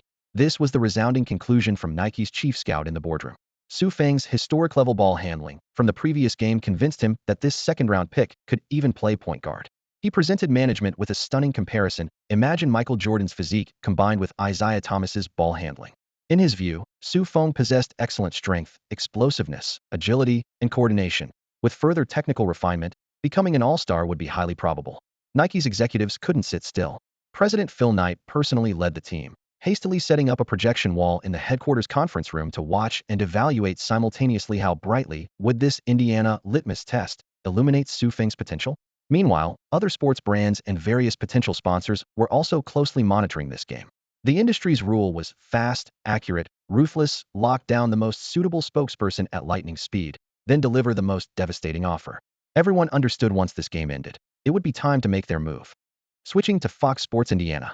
In Minnesota, LeBron James had just finished a road game, and the first thing he did upon returning to his hotel was have the team manager purchase the pay-per-view signal for this game. He wanted to see firsthand what Feng could accomplish against the Pacers' defense. Unconsciously, LeBron had begun viewing this second-round pick as a potential rival previously. He hadn't taken Feng seriously and had even planned to recruit him as his assistant. The overwhelming comparative coverage had changed everything, forcing him to take this rookie seriously. Feng remained oblivious to the outside attention. He pushed through the doors of Indianapolis's Conseco Fieldhouse, changed clothes, warmed up efficiently, then went straight to practice pull-up jumpers beyond the three-point line. His ball handling had improved to elite league level, but he was still working on seamlessly connecting shooting and driving. Unfortunately, his touch was off tonight, with more iron clanging than net swishing. After 30 minutes, he wiped his sweat and walked to the sideline for a brief rest, only then noticing Pippen in quiet conversation with a tall white man. "Hey, Tony, come over here." Pippen waved him over. Feng quickly approached, and only when he looked up did he clearly see that standing beside Pippen was Larry Bird. Larry Bird, NBA legend and one of the absolute rulers of the 1980s. If the 1990s belonged to Jordan, then the decade before was completely dominated by Bird and Magic Johnson. One black, one white, two geniuses whose rivalry burned from college all the way to the professional stage, elevating the Celtics and Lakers to unprecedented heights while pulling the NBA's dismal ratings out of the abyss. Without them, the league might have filed for bankruptcy long ago, and there would be number 1990s takeoff or today's glory. Under the training facility lights casting shadows across the hardwood, Feng watched Bird approach with complete composure. He didn't rush over claiming to be a fan, nor did he offer flattering remarks like, "I've watched you play since I was a kid," because he genuinely wasn't a Bird fan. Pippen led Feng over to Bird and made the introductions. Bird merely nodded slightly, his expression indifferent. Feng smiled politely, then walked to the sideline, sat down, and opened a sports drink to replenish his electrolytes. Arrogance was practically written across Bird's face. Looking down on others had always been his trademark, and his nickname as the NBA's ultimate trash talker wasn't earned for nothing. Unless he encountered a phenomenally talented rookie, he wouldn't spare ordinary newcomers even a smile. To earn his respect, you had to make a name for yourself first. In fact, Bird certainly knew about Feng had watched that nationally televised game too. But in his eyes, Feng was nowhere near LeBron James' level, and could never stand as James' equal in the future. "How's this kid? Does his physical build remind you of Michael?" Bird asked Pippen, tilting his head. "He's got huge hands, bigger than Michael's, bigger than mine, which is why his ball handling is so good," Pippen replied, raising an eyebrow. Bird watched Feng on the court and continued his assessment. "His frame is like Jordan's, but his athleticism is nowhere close.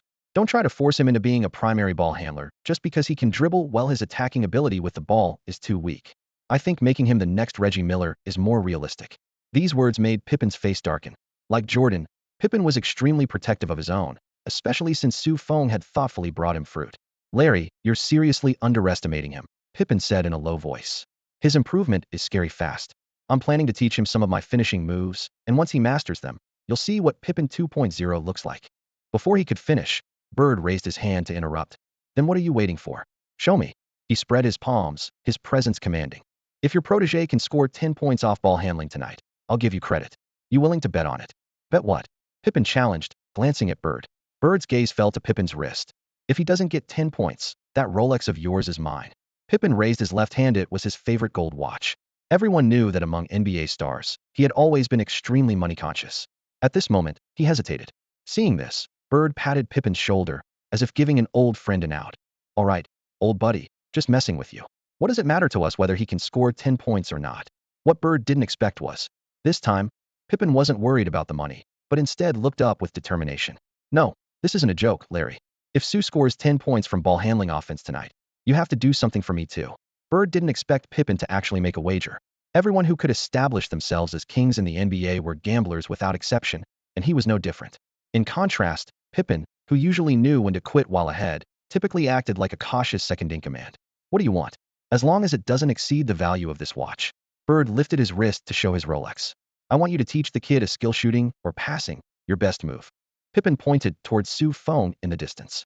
Bird raised an eyebrow. Are you serious? Of course. Do you dare? Pippen turned the challenge back on him. What is there that I wouldn't dare? Bird nodded immediately. If he scores 10 points from ball handling offense tonight, I'll teach him my passing techniques, but only for 2 hours. I'll give him everything I've got, and however much he can learn is up to him. Deal. Pippen extended his hand, and the two slapped palms, sealing the bet. After making the wager, Pippen quickly walked toward the practice court and waved at Feng. Hey, Tony, come here. I'll teach you how to make more aggressive layups. Watching Pippen start his impromptu lesson, Bird couldn't help but chuckle. Isn't it a bit late to be learning now? With that, he turned and headed into the player tunnel. In the locker room, Artest was changing his jersey while showing off his rap rhythm. Ron, there's a mission tonight. Bird got straight to the point. What mission? Artest turned his head. The Bulls have a rookie named Feng, number 30. Pippen and I made a beta thinks the kid can score 10 points from ball handling offense, and I think he can't. I need you to limit his scoring to under 5 points. Bird spoke calmly, but with an underlying challenge. You're the league's top perimeter defender and a future Defensive Player of the Year candidate. This shouldn't be difficult for you. Who? Feng. Artest frowned. Yes. Oh, Larry, that's my brother. We just talked on the phone last night and agreed to maintain our perfect friendship. Bird's voice darkened. You want me to lose to Pippen? Artest grinned, showing his white teeth. What I mean, it'll cost extra. He made the classic money gesture. The bet is just a Rolex gold watch. If we win, it's all yours. Bird patted his shoulder with annoyance. Remember, keep this low-key, don't be too obvious, but make sure you're dominant. While the Rolex was just a chip to Bird, Artest felt an inexplicable unease last time. It was also about a Rolex bet, and Feng had surprised everyone. Could this time end in disaster too?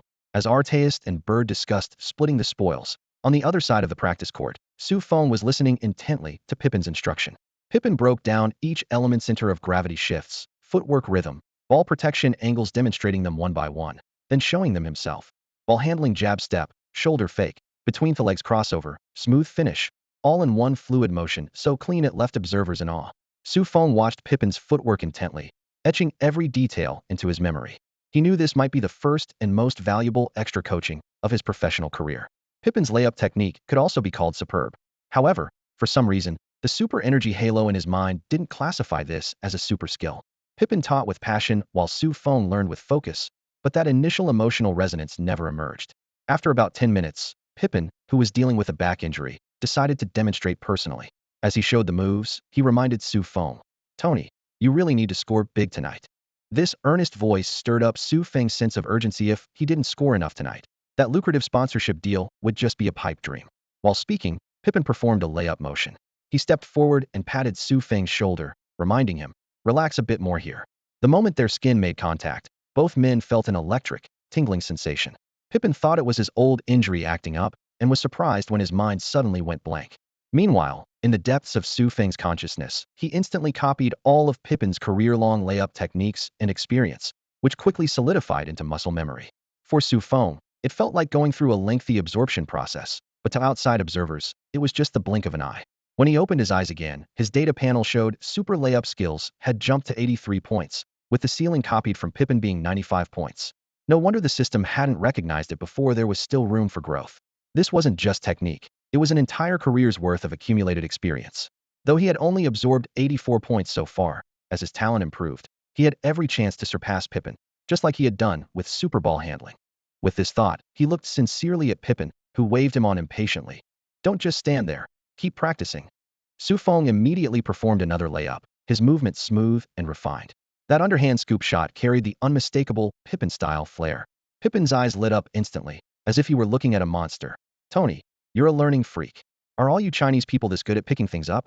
I got into college through exams, full scholarship, and even won the President's Award, Su Feng answered honestly. When it came to learning, he was indeed exceptional. Pippen became even more excited. You absolutely have to score big tonight, and try to use layups as much as possible. This will be huge for you, trust me. Su Feng nodded. He certainly understood the benefits. Just then, Kendall Gill came over to warm up. Pippen immediately called out, Gill, help Tony practice a bit. Kendall raised an eyebrow, wondering what Pip was up to now, but was quickly stunned by what he saw. Su Feng executed a series of quick crossovers to shake off the defense, followed by a nimble reverse pivot, then used slow three-step footwork to reverse lay the ball into the basket. His steps were long but not fast, with a sense of lightness and fluidity. Every step he took was perfectly executed, and his final layup showcased his long arms and reach to perfection. Pippen stood there stunned. A genius? A monster? Could there really be someone in this world with such terrifying learning ability? He had a vague feeling that this wasn't just about his good coaching. The moves that originated from Jordan and were refined by himself now looked like they had returned to their original form on Su Feng's body. Could Tony actually be the true chosen one of the 2003 draft class? McGrady saw it early, and I'm just the second to notice? Pippen's heart raced, but he kept these thoughts to himself. Training continued. Kendall Gill cranked up the defensive intensity to maximum, but Su Feng still used his swing step to create space, cut diagonally, and used Gill's body to complete a reverse hook shot off the backboard. The ball dropped cleanly through the net. In just a few seconds, the movement flowed like precision machinery, completely winning over Pippen. He had just given hints about footwork fundamentals, and in the blink of an eye, Su Feng had grasped the concept and executed it at an elite level. How long did it take me to dare use that in a game? He couldn't help but marvel. This kid's future achievements would definitely not fall short of his own. After 3 more rounds of practice, Su Feng made 2 shots. His super layup attribute on the system panel increased by 1 point to 85. Though he was still eager to continue, Coach Bill clapped his hands to call a stop. The whole team gathered around as Bill announced a major personnel change. Crawford is injured, and Jalen Rose's physical condition still needs monitoring. Starting next game, Su Feng enters the starting lineup. Coach, my stomach is actually all ready. Rose started to protest, but his teammates all spoke up in unison. Eddie Curry said with a straight face, Rose, stomach problems are serious business. You need more rest. Kendall Gill chimed in. I believe Sue can handle the starting role. Roger Mason patted Rose's shoulder. Rose, your health comes first. Take a break. Pippen delivered the final blow without mercy. You're not getting any younger either. You should make room for the young guys. And besides, your physical condition speaks for itself. With everyone in agreement, Rose was powerless to change the outcome. He understood this wasn't really about diarrhea. Even if he hadn't had stomach issues today, management would have found some excuse like stepping into the locker room with his left foot first to elevate Su Feng. The decision was unanimous. For Su Feng, this step represented a major leap in his professional career. In the NBA, the treatment difference between starters and bench players is like night and day. Many veterans would rather retire than sit on the bench, and some even write starter clauses into their contracts. For a second-round pick to secure a starting position mid-season was reaching heights that countless rookies could never touch. Many lottery picks were still waiting for their chance off the bench at this point. For most second-rounders, without extraordinary circumstances or becoming a system veteran, they might never touch a starting spot in their entire careers. After the announcement, Bill immediately laid out the game plan. Su Feng would match up against Reggie Miller. Miller was getting older, his ball handling attacks were mediocre, and his off-ball movement wasn't what it used to be. While Su Feng excelled at playing without the ball, it seemed like a relatively manageable assignment. However, Su Feng wasn't taking it lightly, and Pippen was also frowning. They both knew that with Bird's personality, he would definitely push Artest over to target Su Feng. That man would do anything to win games. But this time, Bird wouldn't win. Pippen was absolutely certain of this. Tonight, the Bulls rolled out a starting lineup featuring Kirk Hinrich, Kendall Gill, Su Feng, Eddie Curry, and Tyson Chandler. The opposing Pacers countered with Kenny Anderson, Ron Artest, Reggie Miller, Jermaine O'Neal, and Jeff Foster. In terms of experience, roster depth, and team chemistry, the Pacers held advantages across the board. Beep. As the whistle blew, the game officially entered countdown mode. The moment Su Feng stepped onto the hardwood of Conseco Fieldhouse, the entire arena erupted in a thunderous wave of boos. For any visiting player, such crowd reaction serves as a popularity barometer clearly.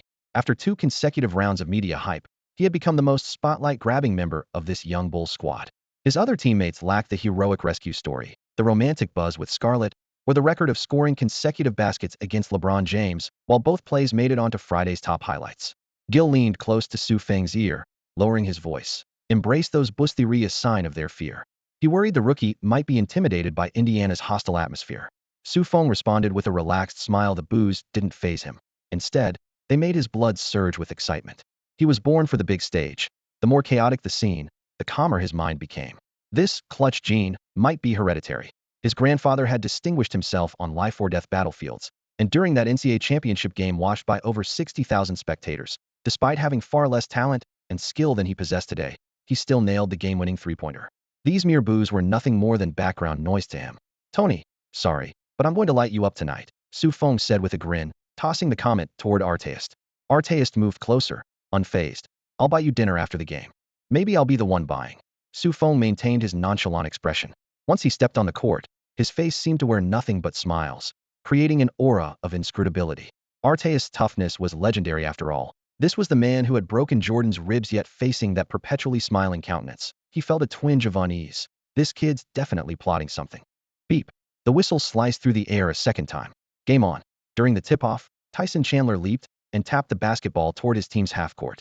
As Kirk Hinrich brought the ball across midcourt, Feng had already positioned himself in the left low post area. Arteist pressed against his back, denying him any comfortable positioning space. Rather than force the issue, Feng smoothly shifted laterally to set an off-ball screen for Hinrich. Though not particularly imposing physically, his lower body was planted like a nail, effectively blocking Kenny Anderson and allowing Hinrich to slice through the gap into the paint for a clean pull-up jumper's wish. Nothing but net. Palms met in midair as Hinrich and Feng exchanged knowing smiles. Even Coach Bill on the sideline showed rare satisfaction. Conventional wisdom rarely called for shooting guards to set screens for point guards, but Coach Bill, being somewhat unconventional himself, lacked the rigid constraints of traditional coaching schools. While his coaching abilities were admittedly limited, he granted his players tremendous tactical freedom. This relaxed environment couldn't have been better for the rookie duo. Switching sides, Feng didn't match up against Arteist, but instead went to track Reggie Miller. Miller's movement was deceptive, but Feng could keep up with his pace completely. After several high-speed crossing cuts, Miller suddenly drove toward the corner, but Feng seemed to have read the script in advance, positioning himself a step ahead on the inevitable path. Miller was stunned. That feeling of having his mind read made him doubt his signature off-ball movement for the first time. Bird squinted his hawk-like eyes on the sideline, his scalp tingling. Feng wasn't just keeping up with Miller, he was anticipating him by half a step, which meant his off-ball movement was directly comparable to Miller's peak. Keep in mind, even though Miller was affected by age and injuries, he still had 70 to 80% of his firepower at this stage, while Feng was just a rookie. The makings of an elite role player. Bird's heart skipped a beat. He had always appreciated efficient off-ball movement, but he never expected the Bulls to actually want to develop this kind of gem into a ball-handling core. What a waste of talent. Bird took a deep breath, his chest tightening. He had to find a way to bring this kid to Indiana. Couldn't let him be buried in the hands of those amateurs in Chicago. Swish. The net trembled on the court. Jermaine O'Neal scored with a smooth turnaround hook shot while being defended by mini shark Eddie Curry. The arena erupted in amazement. Both young big men had connections to Shaquille O'Neal. Jermaine shared the surname, while Curry resembled him in weight. But their playing styles were vastly different. The big shark was unstoppably powerful, while Jermaine took the agile and elegant route. He could shoot facing the basket and execute graceful post moves, plus provide Hakeem Olajuwon and David Robinson-style help defense and rim protection. Among active big men who could consistently put up 2-0-1-0-2, he ranked only behind Duncan and Garnett among the big four power forwards. In contrast, Curry had nothing but his bulk going for him, so Jermaine's scoring was only natural. Possession went to the Bulls. Hinrich dribbled past half court, with Kenny Anderson applying early pressure and Miller lurking on the wing to disrupt. Hinrich was forced to stop his dribble, and Feng instantly cut back into position to receive the ball. Arteist immediately spread his arms to block, muscles tensed like a moving steel wall. Feng lowered his body, made a driving motion, then suddenly pulled a pump fake. Arteist reacted lightning fast, his defensive center of gravity instantly rising. At that moment, Feng stepped forward, explosive power erupting in a sharp drive whoosh. Arteist was beaten by half a step. If it had been any other Pacers player, they probably would have been completely beaten by that move. But fortunately, Arteist's experience was seasoned, and he caught up within the free throw line, using his chest to bump Feng. Bird raised his eyebrows slightly. Not bad. The kid was smart. Feng's speed wasn't elite, but his rhythm was extremely crafty. He suddenly stopped, causing Arteist's center of gravity to drift outward, then changed direction like lightning to break free again. The second he shook off the defense, he gathered the ball and entered the paint, his cutting angle extremely sharp, perfectly calculating the space where Artest would be blocked from recovering. He drove into the paint as Jermaine O'Neal quickly rotated over to help, but unlike other young players, he didn't rush or force a hasty shot. As he took his final step, he suddenly decelerated, as if pulled into slow motion, his entire body sticking to the floor in a brief cushioning motion. When O'Neal jumped early and his body began to descend, Feng explosively pushed off the ground, using his left hand to tip the ball in from the opposite side of the backboarded double insurance play, steady as a veteran. Swish. The ball kissed the net as it dropped through. On the sideline, Scottie Pippen shot up from his seat, applauding with the excitement of someone who'd just downed an entire energy drink. Incredible. That layup by Feng was absolutely perfect. Coach Bill pumped his fist and threw a punch into the air. Yes. He then turned to Pippen and said, "Scott, that move reminded me of you and Jordan's style." Pippen nodded proudly. "I taught him that." He then tilted his head toward Larry Bird's direction and flashed a cocky gesture. Bird's face twitched twice. Honestly, this kid's got some serious skills on those drives and layups using pace to beat speed, really taking shape. Plus his ball handling is so smooth and his physicality is impressive, Bird muttered to himself, exhaling sharply. He shot a look at Ron Artest, signaling with his eyes, "Turn up the intensity, don't go easy on this rookie." Artest was bewildered. "I wasn't going easy on him at all. How was I supposed to know he'd suddenly become this strong and powerful?" The last time he'd seen Feng, his ball handling was at the level of an average NCAA power forward, nowhere near even a college guard's threshold. But in just over a month, he'd made tremendous strides, increased strength, crisp drives, and even the ability to execute slow-fast plays under intense defensive pressure. Artest was so shocked he wanted to stuff his fist in his mouth. The game continued. Kenny Anderson bulldozed toward the basket, but was disrupted by Kirk Hinrich, forcing him into a pull-up jumper after a quick stop clang. Tyson Chandler soared high to secure the rebound. Hinrich brought the ball up court with measured composure, every movement exuding the poise of a seasoned leader. Bird watched from the sideline with envy. If he could get Hinrich to the Pacers, this year's championship would be a lock. Hinrich patiently orchestrated from the top of the key, and when Eddie Curry established position with his massive frame, he immediately fed him the ball. Curry went to work in the post, his broad base combined with delicate footwork like a voluptuous woman whispering sweet, nothing. O'Neal couldn't handle it. One step, two steps, three steps, then suddenly he spun left for a hook shot. O'Neal desperately tried to block it, his fingertips catching Curry's wrist bang. The ball bounced off the rim as the whistle remained silent. Baby Shaq, Curry stomped his feet in frustration. Just then, Feng cut in from the wing and alertly snatched the loose ball. Artest immediately pressed up on him, but the moment he made contact, Feng executed a quick reverse pivot, sliding past Artest's shoulder along the baseline and charging toward the basket. Artest was left completely beaten. Feng stepped into the paint and sprang up like a coiled spring. Foster suddenly jumped to contest, but Feng wasn't going for a dunk instead. He softly kissed the ball off the top of the backboard. Swish. It fell gently into the net. If this had been a dunk, it would have perfectly recreated Jordan's classic poster on Ewing back in the day. Coach Bill turned around with interest, offering his quiet commentary to Pippen. Pippen was stunned. To be fair, those flashy layups of his were almost entirely thanks to Jordan. The two had spent countless hours together, studying techniques and tactics. But by the time he had mastered them, they had become part of his body, evolving into Pippen's own unique style. Now Feng was clearly copying his moves, yet somehow channeling Jordan's essence. Was this some kind of throwback? Even more ridiculous was that Tony's ball handling resembled the smiling assassin, while his layups looked like Jordan's. For points now. Bird furrowed his brow, glancing at Artest with reproachful eyes. Can you handle this or not? How are you letting Feng play like the big four guards on your watch? Artest looked miserable. I have no idea what style this guy even plays. There was zero scouting report before the game, and now we're just gambling out there. I'm flying blind, and all my experience is useless. He's like a completely different player. How am I supposed to defend that? Bottom line, if you think you can do better, be my guest. The game continued. On offense, Artest bulldozed past Gill, using his rough ball handling and strong frame to muscle in a bucket. Over the next few possessions, Feng stopped forcing shots because Eddie Curry was finding his rhythm. Hinrich kept feeding him the ball, and though the little Shaq's shooting percentage was mediocre, he was forcing Tyson Chandler to constantly battle for offensive rebounds. The Pacers' coaching staff was thinking as they played. To win a championship, they needed to prepare early for dealing with Shaq, and Eddie Curry was their test subject for studying the big man. If they couldn't handle the little Shaq, how could they deal with the real one? Feng continued moving constantly on the perimeter, helping his teammates create space.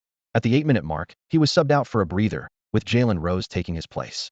Rose immediately got picked off by Artest upon entering. His ball handling and physicality were far inferior to Feng's current level. After dealing with Feng's assault, Defending Rose felt to Arteist like finishing a college entrance exam and then being handed a fifth-grade test. Way too easy. No wonder you're coming off the bench now. He trash-talked while running the fast break. Rose, being one of Michigan's Fab Five, couldn't swallow that insult. After Reggie Miller hit a three-pointer, Rose charged recklessly toward the basket, only to get swatted by Jermaine O'Neal. Fortunately, Henrich grabbed the loose ball and found Gill, who answered back with a three of his own. Coach Bill was furious on the sideline, clapping his hands and yelling at Rose, "Stay calm. Run the plays." Then he turned to mutter toward the bench. "See that? With that level of play, what else should he be but a bench player?" Everyone on the bench got the message. Bird finally breathed a sigh of relief. Feng was out, replaced by a scrub.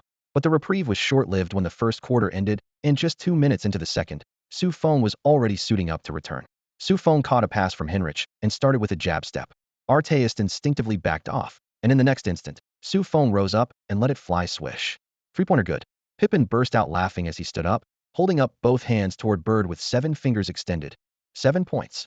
Bird was livid, jumping to his feet and roaring, "Get up on him. Stick to him like glue." Every eye in the arena turned toward him, especially new head coach Rick Carlisle. Carlisle had just been squeezed out of Detroit by Larry Brown and had no real faction in the league. When Bird bellowed like that, his heart tightened. Is he trying to pull a Pat Riley and rule from behind the throne? Seeing Carlisle's wary and worried expression, Bird immediately waved his hands. "I was just reminding Arteist you call the plays." Teams aiming for championships fear internal chaos above all else, and Bird understood this well.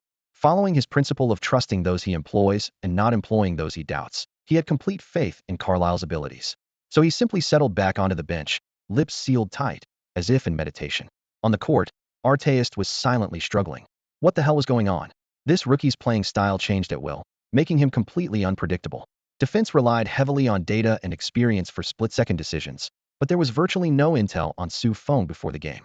Just before taking the court, Bird had told him, "Hold this kid under 10 points and I'll get you a gold Rolex after the game." But in the blink of an eye, Feng had already scored 7 points, just one three-pointer away from 10 points in live ball situations. Arteist's mind was racing with questions. How was he supposed to defend this? The game continued. The Pacers began organizing patiently. Newly substituted Tinsley got his chance and confidently pulled up from the perimeter clang. The shot rimmed out. Eddie Curry grabbed the defensive rebound and immediately fired a long bounce pass. Feng quickly cut to the basket, leading the fast break with Arteist desperately chasing from the side. Just past half court, he charged into the three-point line. Arteist guarded the left side while Harrington rotated over from the right, instantly creating a two-known spearhead formation. Stepping onto the free throw line, Feng decisively gathered the ball and took his first step. As his first foot hit the ground, everyone expected him to drive hard to the basket, but he suddenly made a dramatic ball fake to the left. Arteist instinctively glanced left, his attention drawn away.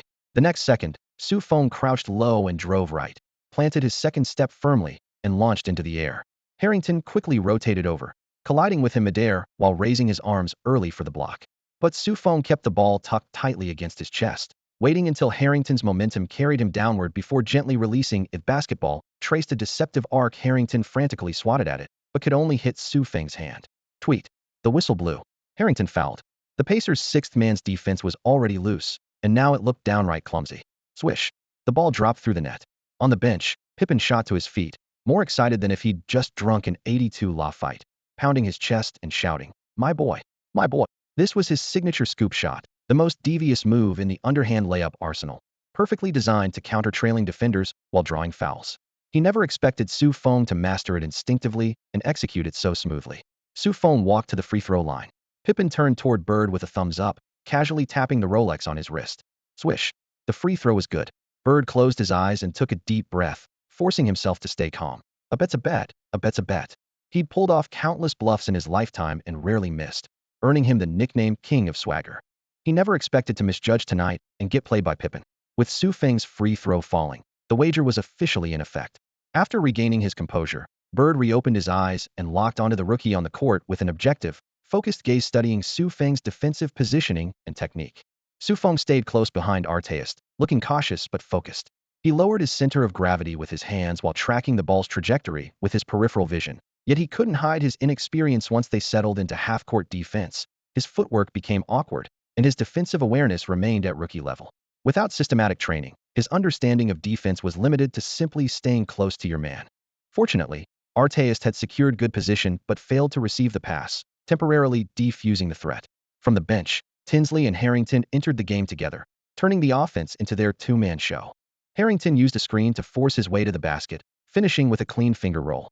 After the break, Feng sprinted to the high post and executed a quick screen and switch with Hinrich. His broad shoulders acted like a wall, completely blocking Tinsley's path. Tinsley's ability to navigate screens was even worse than Kenny Anderson's, and this collision left him completely beaten. The Pacers' most glaring weakness was at the point guard position. Tinsley was once a street ball star with flashy moves and strong scoring instincts, but his defensive awareness was poor, and he was prone to losing his composure. Another weakness was Harrington. As the sixth man, his playing style was so freelance it bordered on disconnected. While his scoring arsenal was impressive, he struggled to integrate into the team's overall system. Rick Carlisle had repeatedly suggested to management that they trade Harrington for a defensive specialist, with Steven Jackson being his preferred target. But Larry Bird had yet to pull the trigger. So Carlisle simply kept Harrington and Tinsley on the court for extended minutes, letting them play their own game, as if deliberately widening the crack. You see the wound bleeding. Are you going to fix it or not? Back on the court, Hinrich drove hard to the free throw line. As Arteas' shadow loomed over him, he suddenly executed a look-back pass, lobbing the ball toward the arc. The basketball fell into Feng's hands like moonlight. Feng faced up against the help-defending Tinsley. With a slight shoulder fake, Tinsley jumped like a marionette. His reaction was like a startled pigeon in Prague's town square, taking flight at the slightest movement. Feng noticed Jermaine O'Neal sagging, and then stepping up, seemingly wanting to help, but ultimately didn't attempt the pass, still lacking confidence in that passing lane. Instead, he simply pulled up and flicked his wrist. Swish! The net exploded. Feng casually added another 2 points. On the sideline, Bird had no betting constraints and remained particularly composed. He quietly assessed. Pippen had asked him to teach this kid passing precisely because he saw that while Feng had vision, he lacked passing instincts and finesse. To become a capable ball handler, passing, cutting, and shooting were all essential. Feng's drives were already dangerous, and his finishing around the rim carried the DNA of both Pippen and Jordan, but his passing and pull-up shooting remained unproven. Was more of a finisher than a creator, with enormous room for growth. I'll give him a 2-hour lesson when the time comes, and we'll see how much he can absorb, Bird calculated. In other words, Feng still had a long way to go before becoming a true primary ball handler. Carlisle noticed Bird's contemplative expression and assumed his trade proposal had struck a chord, so he continued letting Harrington and Tinsley play freely, as if using the game to pressure Bird into making a decision. The game continued with both teams trading baskets, neither giving ground, though the Bulls held a slight edge. Feng continued to spearhead the offense with consistent output, while Eddie Curry also delivered solid performances, and Hinrich struck from beyond the arc with 2 successful three-pointers. At halftime, the Bulls led 55-46 with a 9-point advantage. Walking back to the tunnel, Coach Bill's grin stretched from ear to ear. If they could take down the Pacers, the team would not only secure the top spot in the Eastern Conference, but also defeat a recognized championship favorite Heat. Who would dare treat the Bulls as pushovers after that? Feng was equally elated. Pippen had just revealed the inside details of the bet. Bird had already honored his wager and offered his passing skills as the stakes to Feng. Bird's career was renowned for his crafty and sharp passing ability. While he couldn't be compared to Magic Johnson, he was still half a point forward during the Celtics era. This was precisely what Feng lacked most. For him, scoring supremacy and improving his passing game weren't contradictory. Cutting, passing, and shooting were all part of one unified system. With Bird's court vision, his offensive threat would multiply exponentially. In the locker room, Coach Bill once again drew up plays on the board, specifically praising Feng for his 16-point first-half performance, calling him the Bulls' lucky charm, and encouraging everyone to learn from his example. Roger Mason was the first to raise his hand in agreement. Tony is truly a role model for us young players. He had long forgotten about his former leader, Jalen Rose. Ever since realizing he couldn't compete with Feng for a starting position, he focused on seizing playing time during Feng's rest periods. Though his flattery was obvious, it was his lifeline for staying in the NBA. Jalen Rose, however, looked utterly dejected. Seeing Mason promoted to start the second half, he felt completely demoralized. Bill's decision was unshakable. Rose sat in the corner, neither speaking nor protesting, only hoping to be traded away as soon as possible. He couldn't help but reflect. Where exactly had he gone wrong? Had that dismissive attitude during training camp sealed his current downfall? If he could turn back time, would he still clash with Feng at every turn? Unfortunately, these were nothing but pointless mental exercises. The second half began. The Pacers kept Harrington anchoring the paint, switched to Kenny Anderson at point guard, moved Reggie Miller to shooting guard, and kept Arteas glued to the bench. Coach Bill was somewhat puzzled. He wondered what Rick Carlisle was doing. Wasn't he supposed to be the most outstanding defensive coach of the younger generation? Why was he throwing all these defensively challenged players onto the court? Even so, the Chicago Bulls still couldn't gain any substantial advantage. The gap in overall strength and tactical discipline between the two teams was visible to the naked eye. Carlisle was clearly taking it easy. Yet the Pacers continued to chip away at the deficit bit by bit. 6 minutes into the third quarter, the gap had been narrowed to 2 points. Coach Bill lifted his chin toward the scorer's table. Feng. Feng immediately took off his warm-up jacket, replacing Roger Mason. Mason raised his hand for a high five before leaving the court, having put up 5 points, 1 rebound, and 1 assist in his 7 minutes of play, shooting 2 for 4 solid efficiency. Every number matters in the NBA, especially this kind of advanced efficiency, which often determines the fate of fringe players. The moment Feng stepped onto the court, Larry Bird straightened up in his seat. On the first possession, Feng accelerated sharply after an off-ball screen, shaking off the aging Reggie Miller. In the corner, Hinrich fed him the ball. Had jumped, flicked his wrist. Swish. A two-pointer from just inside the line. Bird silently lamented. A pure off-ball talent with textbook positioning and rhythm. It was a shame the Bulls insisted on molding him into a ball-handling core player. The game continued. Feng stayed tight on Miller, applying solid pressure, while on the other side Al Harrington attempted to post up but was locked down in the corner by Gill. In that moment of Harrington's hesitation, Feng swept in from behind like a blade smack. He cleanly stripped the ball. As the basketball bounced off the floor, he was already charging toward the front court like an arrow released from a drawn bow. Gill grabbed the loose ball and fired a long pass. Feng was first to react, catching the ball, taking a stride, and finishing the layup for another 2 points. This sequence of defense and offense made Bird's eyes light up. Exceptional defensive instincts and unhesitating fast break execution, with perfect teamwork and maximum efficiency. If his decision-making had been off by even half a beat, this defensive transition wouldn't have been possible, but every link in the chain was seamlessly connected. This was pure instinct, and instinct was talent, the highest level of talent. Bird realized that Feng's defensive potential had only just begun to surface. This kid was truly a treasure. The game continued. The Pacers weren't rushing to fix their problems, as Rick Carlisle still let Harrington and Tinsley figure things out on the court themselves. What he really cared about was forcing Larry Bird to make tough decisions. Winning or losing was just a means, not the end goal. At that moment, however, Bird was completely absorbed in Feng's performance, his eyes practically glued to the rookie. Bird still believed Feng shouldn't be the primary ball handler long-term, but the harsh reality kept reminding him that it was precisely Feng's improving ball-handling offense that was gradually pushing the score in the Bulls' favor. Feng was exceptionally hot tonight, and his chemistry with Kirk Hinrich was particularly smooth. He repeatedly set high-quality screens for Hinrich, who caught fire in the second half of the third quarter, nailing consecutive jump shots that forced Tinsley to constantly look back over his shoulder. Yet he still couldn't find a solution. By the end of the third quarter, the Bulls had built a 16-point lead. The noise at Conseco Fieldhouse instantly dropped several decibels, with many home fans unable to believe their eyes. Could this young Bulls team really be this strong? Could they actually beat us so decisively that we can't fight back? Before the fourth quarter began, Feng returned to the bench and sat down with a relaxed expression. Pippen was sitting next to him, grinning from ear to ear. "Tony, you're the most gifted learner I've ever seen," he said in a low voice, barely containing his excitement. "Honestly, even Jordan didn't learn this fast. Come clean, have you been watching my game footage?" Feng smiled, well aware of how unnaturally fast his improvement was. This matchup had instantly boosted his super layup skill to 90 points, already elite level among guards, just one step below Pippen's peak. Considering that Pippen's peak physical attributes far exceeded his current ones, as long as his own physical talents continued to improve, this technique might even reach heights that Pippen himself had never touched. Pippen had no doubt about this. To avoid shocking his idol too much, Feng nodded in acknowledgement. "Yes, I used to watch videos of you and Jordan all the time. I loved imitating your layup moves, so I'm very familiar with your techniques." "No wonder." Pippen had an epiphany and patted his shoulder. "You should have said so earlier. You're so calm, though you even know how to be a fan. If you'd told me sooner, I would have taught you Hansen from the start." Feng shrugged slightly with embarrassment. "I don't really like expressing personal admiration face-to-face. You're just too formal with me," Pippen said with the indulgent tone of an elder. He suddenly took off the gold Rolex from his wrist and pressed it into Feng's hands. "Tony, this is for you. My star pupil has to accept some gifts. If reporters ask about it later, remember to tell them your layup teacher is Scottie Pippen." "Huh?" Feng looked down at the gleaming gold watch in his palm and hesitated for a moment. He actually already owned quite a few Rolexes at this rate. He could open his own watch shop. But Pippen wouldn't take no for an answer. "A man can't go without a good watch," he said, pressing the watch more firmly into his palm. Jalen Rose, watching from the side, couldn't help but wince, suddenly thought of his own Rolex and felt another pang of pain. "By the way," Pippen's tone shifted, "after the game ends, I'm going to find Bird and make him honor his promise to teach you his passing secrets as soon as possible." This statement truly sent a shock through Feng's heart, making his breathing quicken.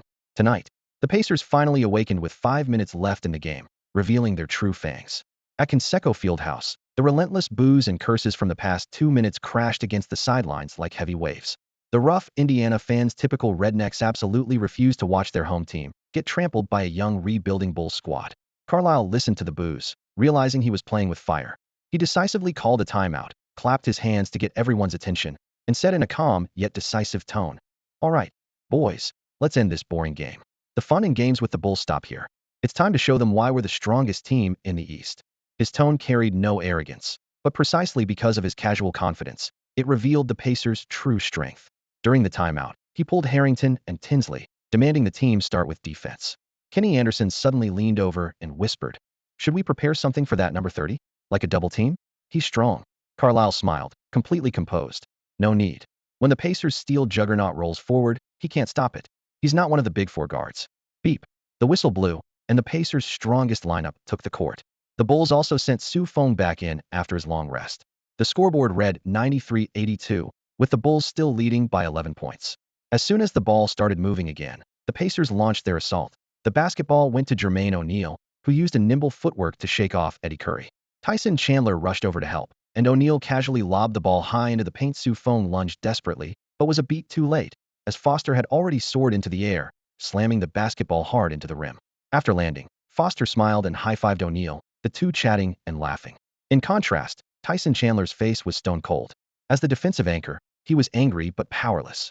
He and Curry were both high school draftees, the second and fourth picks in 2000, and one who entered the league together, and Chandler knew Curry's defensive capabilities all too well.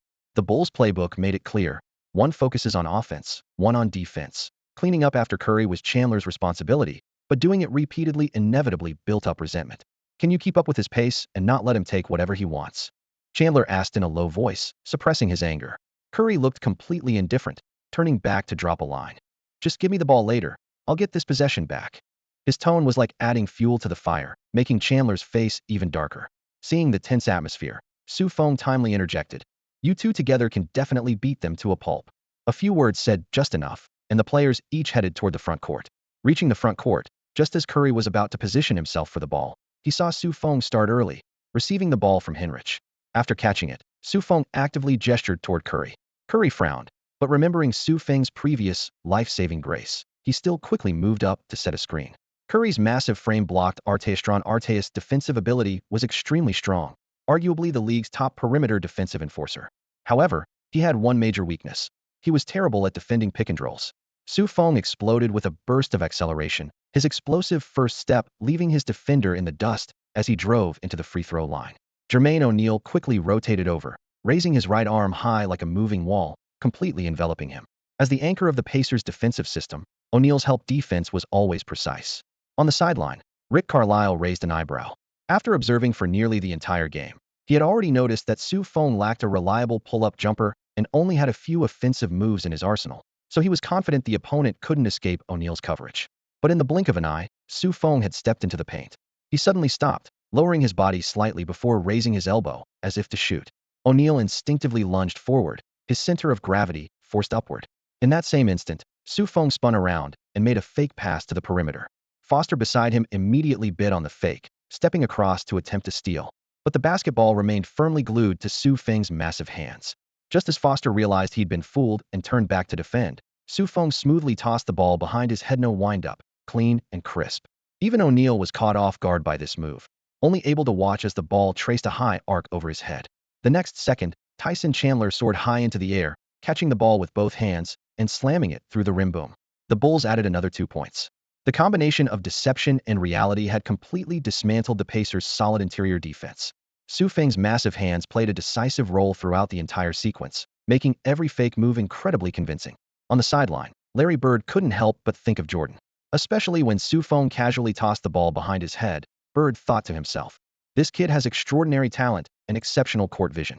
Though the pass was forceful and the arc was high, it landed perfectly in Chandler's range.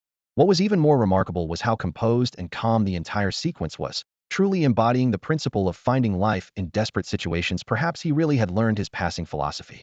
After landing, Chandler reached out to high-five Feng. "Beautiful pass, Tony." Feng smiled and patted his teammate. "Got to thank Eddie's screen. His picks are world-class, and he drew all the perimeter defenders over. This subtle compliment made Eddie Curry beam with joy and completely lifted Chandler's spirits.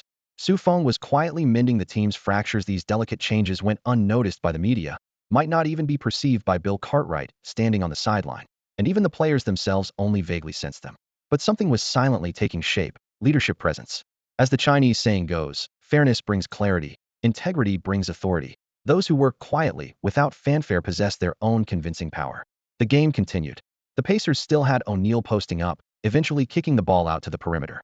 Artest pulled the trigger, nailing the three-pointer. Conseco Fieldhouse instantly erupted, and Artest held up 3 fingers in pure ecstasy. Looking back, Hinrich drove straight to the basket, but was tied up by O'Neal Jr. due to his lack of experience. He attempted a pump fake to create a passing opportunity, but O'Neal Jr. anticipated the move perfectly and dove in for the steal.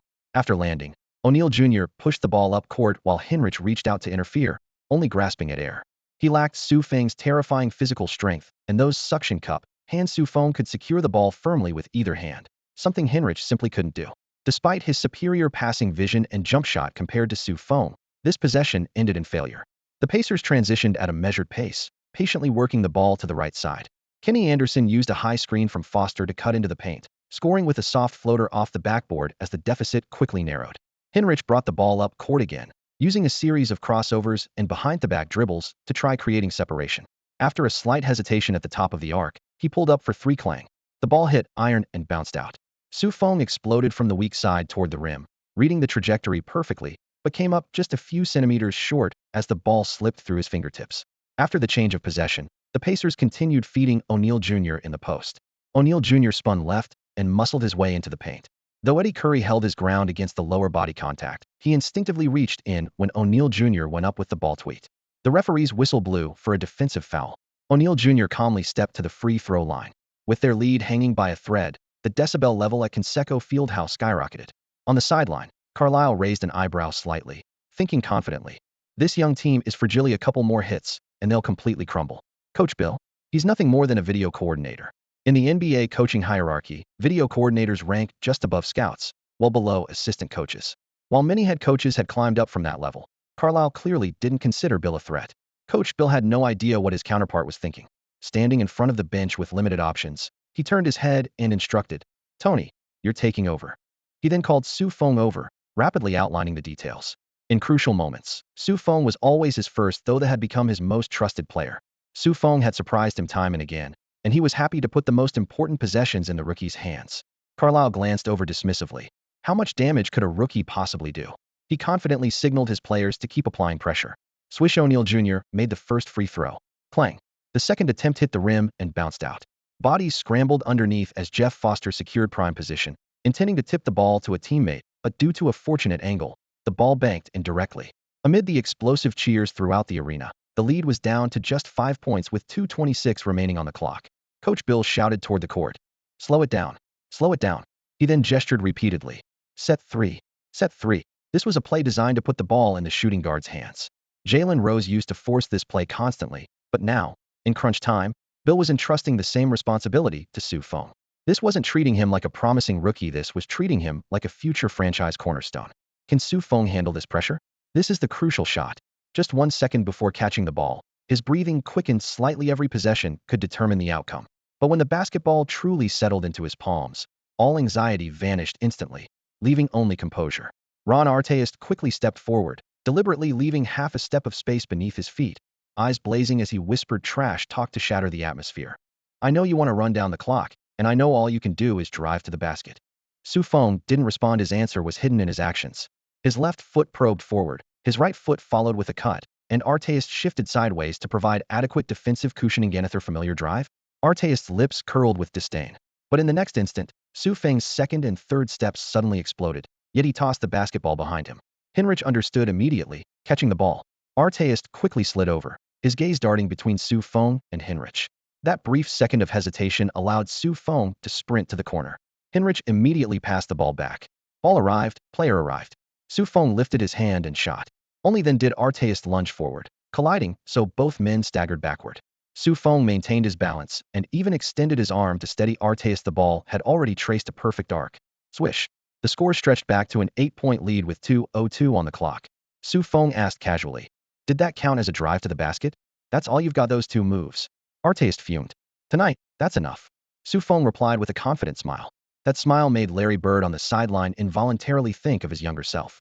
After sinking this three-pointer, Su Feng's scoring climbed to 35 points, standing before a milestone in his first career start. Bird's appreciation for talent surged. The Pacers' perimeter needed a future cornerstone, while Artest could only serve as a defensive anchor. The Pacers grew desperate and began forcing shots. Kenny Anderson whipped the ball to Reggie Miller, who lifted and fired with clean, crisp rhythm. Su Feng's hand was already in his face, but still couldn't stop its wish. The deficit shrank to 5 points with 1:45 remaining. The arena instantly erupted as 10,000 voices chanted, "Reggie! Reggie!" 18 years of dedication. Reggie Miller had always been Indiana's most trusted shooter. The legendary 8 points in 9 seconds remained vivid in memory, and tonight, he was once again defending the Pacers' honor. "Kid, you've got some skills, but you're still far from our level. Tonight's victory will be your tuition for growing up." Miller spewed trash talk. Su Feng remained calm. "I don't want to pay tuition, and I want the victory too." "Arrogant." Miller snorted coldly. Su Feng raised his hand, pointing toward the Pacers' paint, the heart of the team. "Believe it or not, I'm going to hit a shot right there next." Miller froze, then scoffed. "Are you trying to imitate Larry Bird? You're nowhere near that level." Su Feng grinned and strode confidently toward the front court. Ron Artest remained his defender. "Watch out, this kid's going to drive to the paint," Reggie Miller warned while backing away. Artest hesitated for a moment. Su Feng let out another ambiguous chuckle, and Miller's heart suddenly tightened. Could this guy have no intention of driving inside at all, just using my warning to mislead Artest?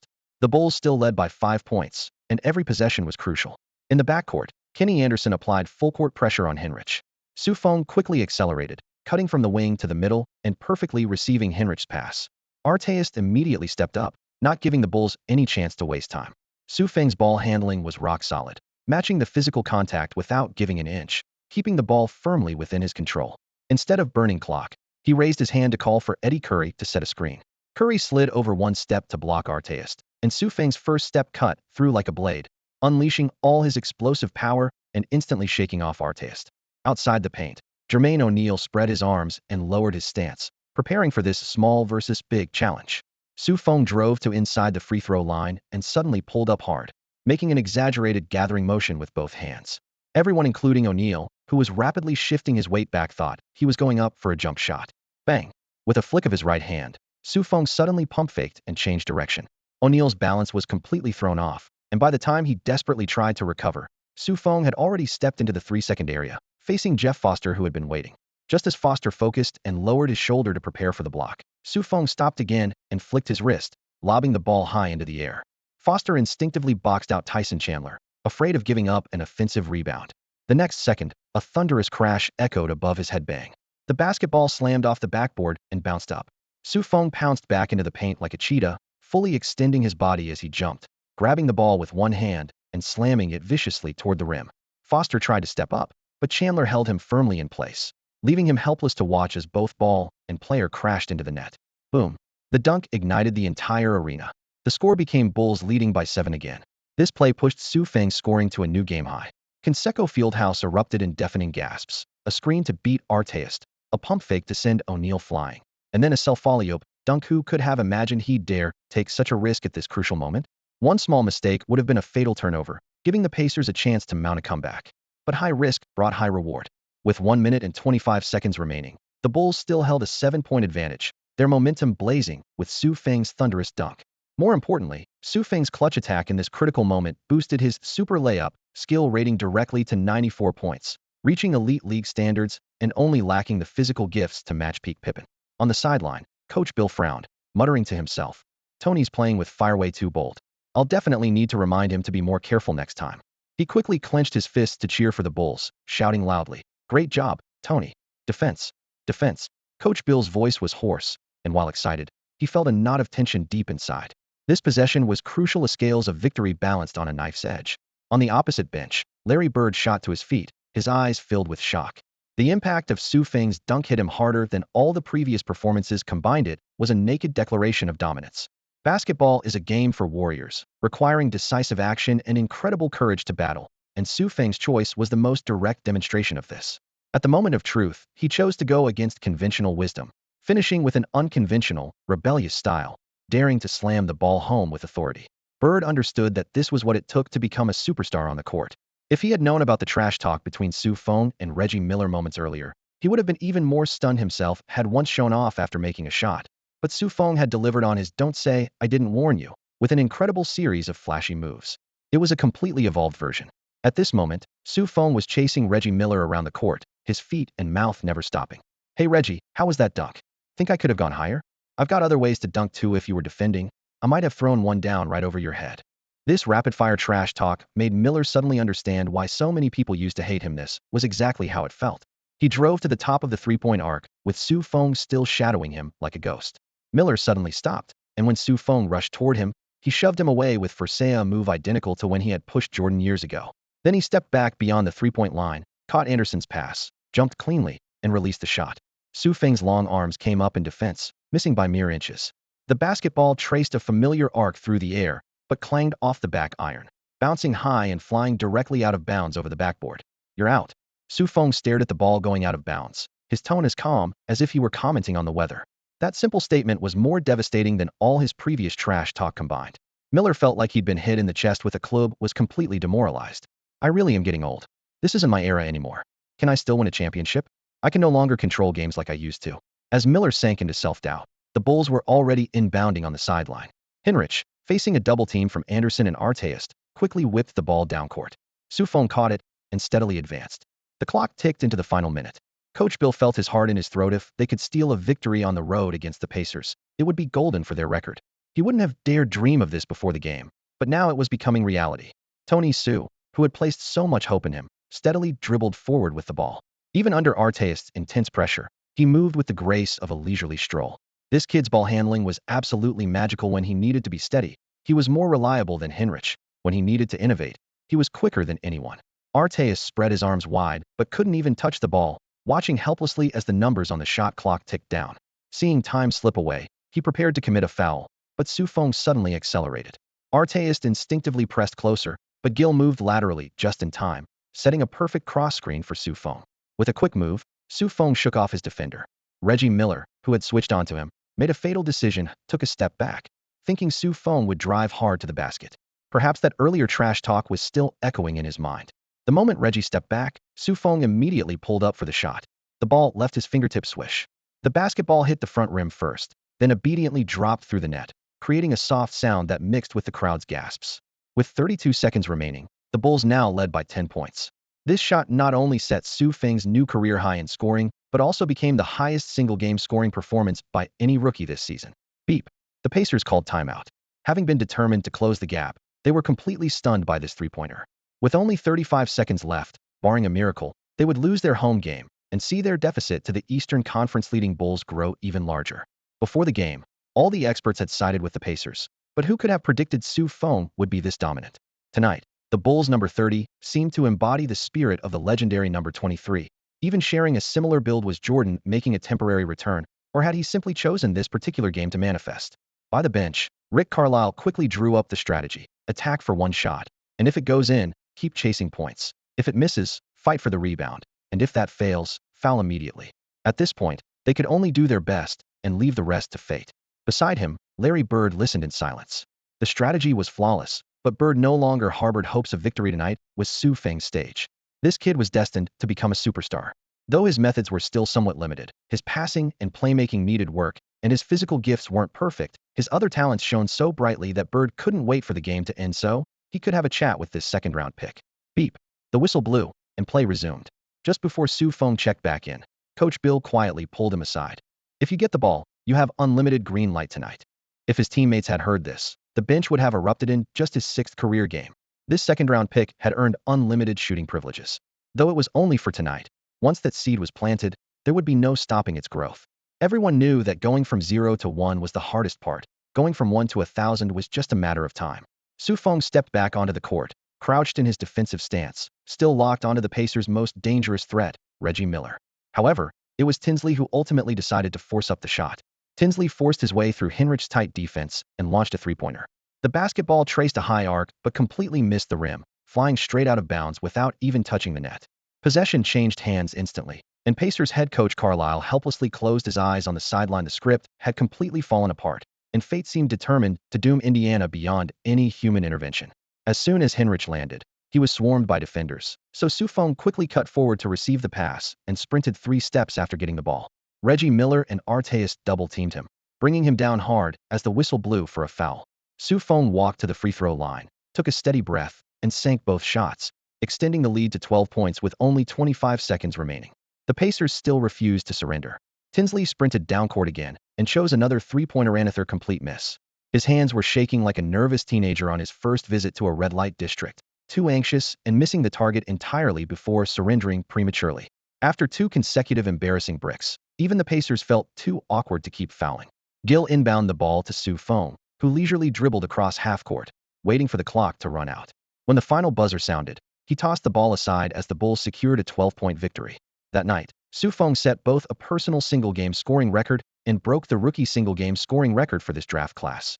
Who could have imagined that the second-round pick selected 37th overall by the Bulls would become the first rookie this season to break the 40-point barrier?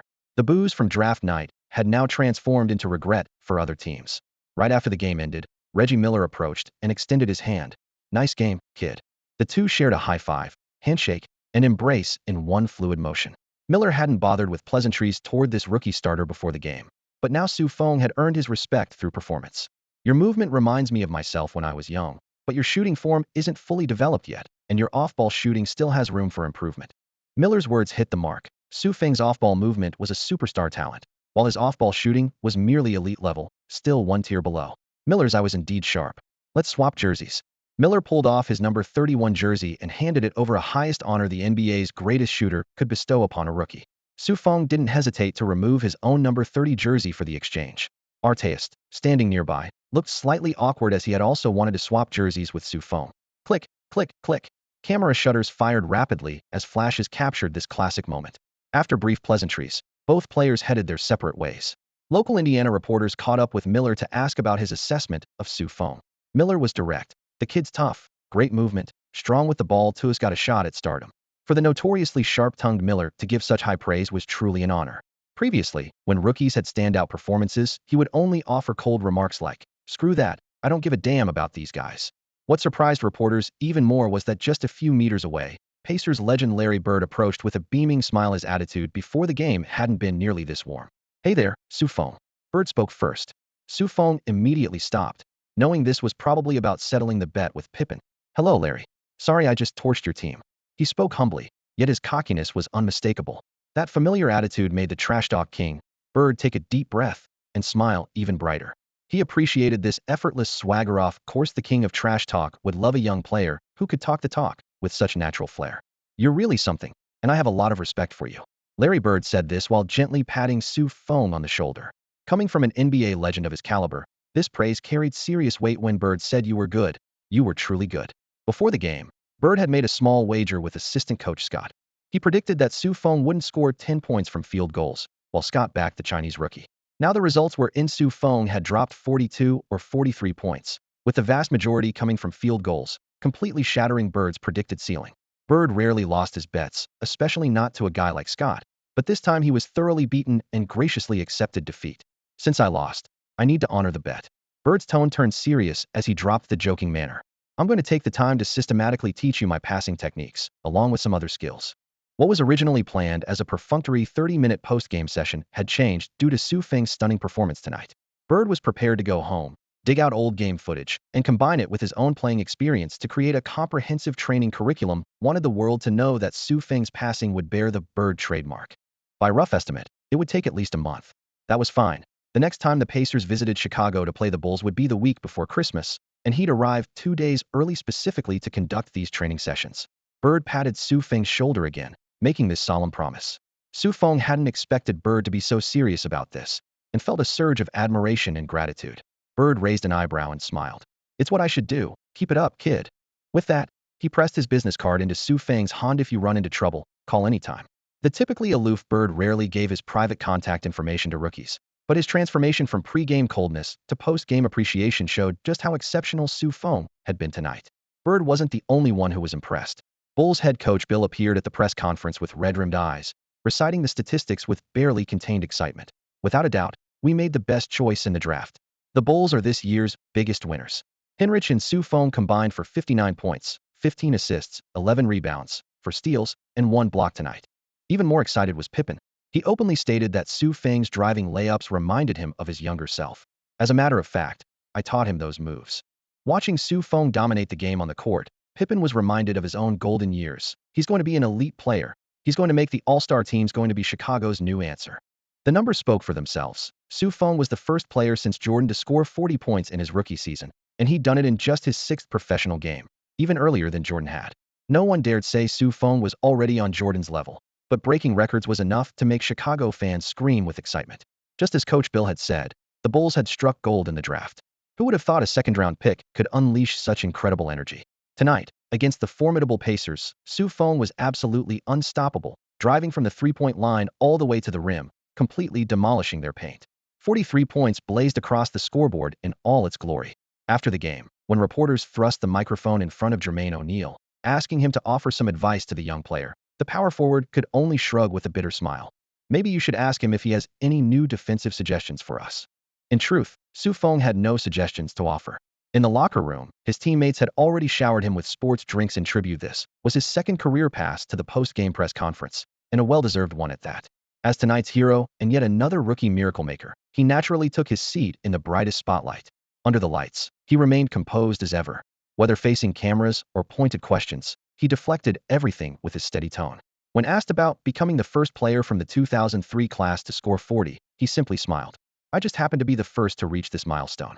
I believe our draft class is incredibly talented, and over 30 players will achieve the same feat. Why such confidence?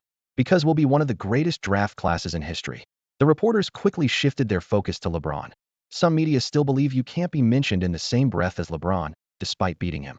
They call him the Little King, while you're just a second-round commoner. Now you're the first to drop 40, once again leaving James behind. What's your response? Su Feng shook his head. I haven't left James behind. This is just one game. No need to overanalyze. I also dislike the king and commoner labels. All people are created equal.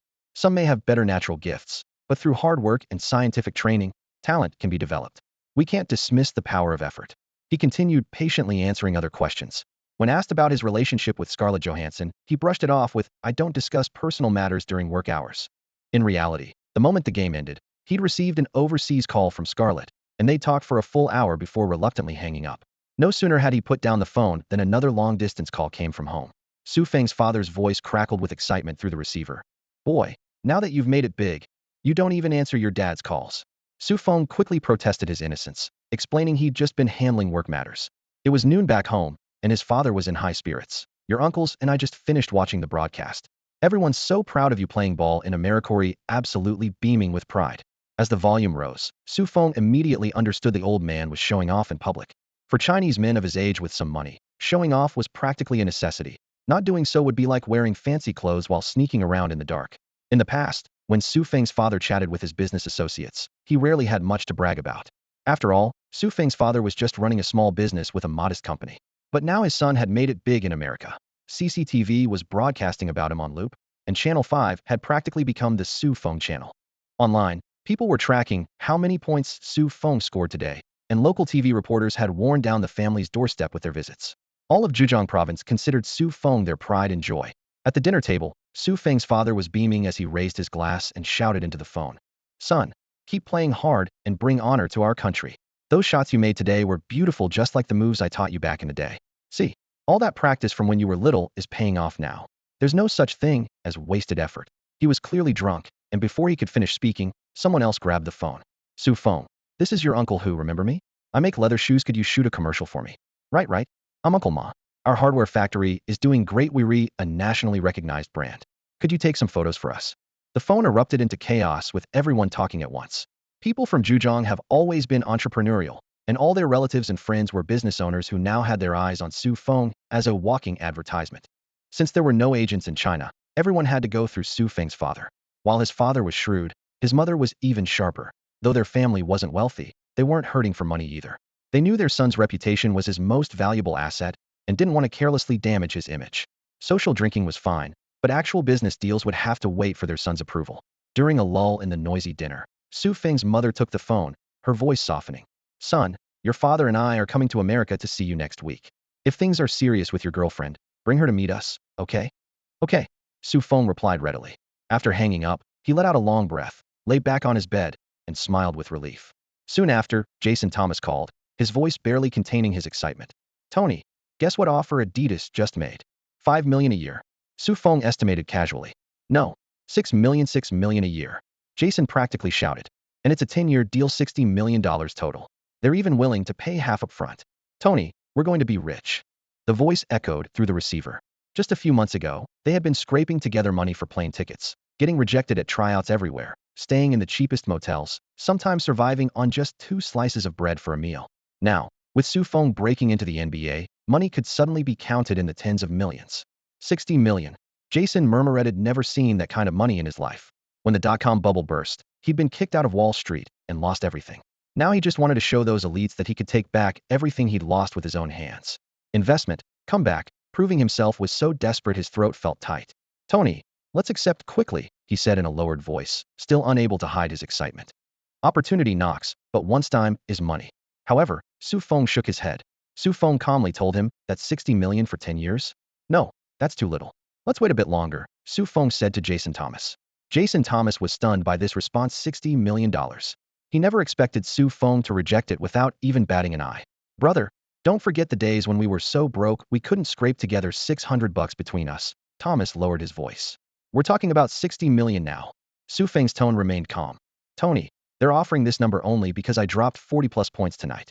I checked the NBA data, and this performance is indeed impressive, but do you really think I won't be able to score 40+ points again? This is just the beginning. Thomas grew anxious. Maybe those basketball experts are right. LeBron James is the darling of American media, and his 92 million sponsorship deal is because he's American with otherworldly talent. Why are we trying to compete with him? No, I'm not interested in James. Su Feng shook his head. It's just that 60 million for 10 years is too much of a loss. I know exactly how much I can improve, and I understand that 40+ points is definitely not my ceiling. He paused for a moment, then said with certainty, just wait, they'll update their offer within a week. Besides, we haven't even met with Portland and Nike yet. Thomas clenched his fists. Though anxious, he eventually nodded. As an agent, he could only offer suggestions. The final decision rested with the player. After hanging up, Su Feng lay down to rest. About half an hour later, he suddenly sat up. We not have Larry Bird teach me passing tonight? As long as we share emotional resonance, I can copy his passing talent and all his experience, just like I did with Scottie Pippen. This high-intensity game had brought Su Feng's super layup skill to 94 points, just one step away from Pippen's peak. His physical talent currently limited his performance, but talent isn't set in stone. As long as he found the next fallen player, he could soar again. Where exactly was his next target? Su Feng wondered with anticipation. In the morning, they boarded the plane back to Chicago under the team leader's guidance. The Bulls had 2 consecutive home games coming up. With 82 regular season games packed tightly together, players had virtually no real rest days, so they sought brief, direct thrills during travel. Take Eddie Curry, for example. As soon as he got on the plane, he started discussing the differences between women from Indiana and Illinois. Same 6 feet tall, but Indiana girls are just deeper than Illinois ones. Fight me if you disagree. Tyson Chandler complained about Eddie's defense on the court, but on this topic, the two were surprisingly united. Last night, Eddie and I both conducted the same experiment, proving his conclusion is correct. Dirty jokes flew back and forth, and the plane was filled with a relaxed and cheerful atmosphere. The coaching staff just smiled at this, with some assistant coaches even joining the discussion. The defensive coach said, I think Texas girls are still the deepest. When they returned to Los Angeles, Coach Bill informed Su Feng that the team had decided to promote him to the starting lineup. The locker room air still carried the scent of detergent and deodorant as Bill patted Su Feng's shoulder, his tone serious but voice lowered. Kid, get ready. You're officially moving into the starting 5. He then revealed even bigger news. Management had finalized a trade deal that would send Jalen Rose to Toronto in exchange for elite power forward Antonio Davis. This decision left Su Feng stunned on the spot. 2 veterans who had once fought side by side with the Pacers were now mere chips on opposite ends of the same transaction, laying bare the NBA's commercial nature. If a player hasn't reached elite status, his name gets a price tag, and he's ready to be packaged and shipped out at any moment. The Bulls' motivation was simple and direct: make room for Su Feng. Meanwhile, the Raptors were also rebuilding their roster, wanting to clear more playing time for this year's 4th overall pick, Chris Bosh. The 2 teams were trading assets at different positions, like a microcosm of the league's natural cycle of renewal. In their first game back at the United Center, the Bulls faced the defending champion San Antonio Spurs. The Spurs' depth and experience stood like a cold steel wall, ultimately handing Chicago their first loss of the new season, 91-78. In his first start, Su Feng shot 4 of 11, contributing 13 points, 3 rebounds, 2 assists, and 1 steal, mediocre efficiency. But on a night when the entire team struggled, he wasn't to blame. Next, the Bulls faced the Detroit Pistons at home. The Pistons were division rivals, and new head coach Larry Brown's system had elevated them to another level. The team's second overall pick from this summer, Malisic, was described by media as a combination of Duncan and Garnett. However, in this game, the promising center didn't see action until garbage time. Su Feng struggled early against the Pistons' cage-like defense, repeatedly forced into dead ball situations. Near the end of the second quarter, Pippen beckoned him over from the sideline, whispering a reminder. Stop trying to force drives with the ball, start moving without it. In the third quarter, Su Feng switched to off-ball tactics, hitting consecutive cuts for 7 points and forcing Detroit to call timeout. But the overall gap was too much to overcome, and the Bulls fell again, 89-76. Su Feng shot 8 of 15 for 19 points, plus 3 rebounds, 1 assist, and 1 steal, making him Chicago's brightest performer.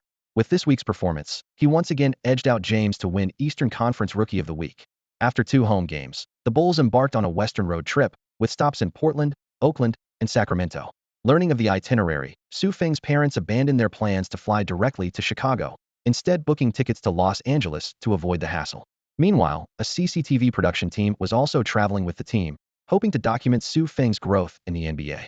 After landing in Los Angeles, the elderly couple immediately caught a connecting flight to the City of Roses, Portland. When the Chicago team emerged from the airport terminal, Su Feng's eyes fell upon his parents waving Chinese flags, and the CCTV crew with their camerasso there at Portland Airport. Su Feng was greeted by his parents and the CCTV production team.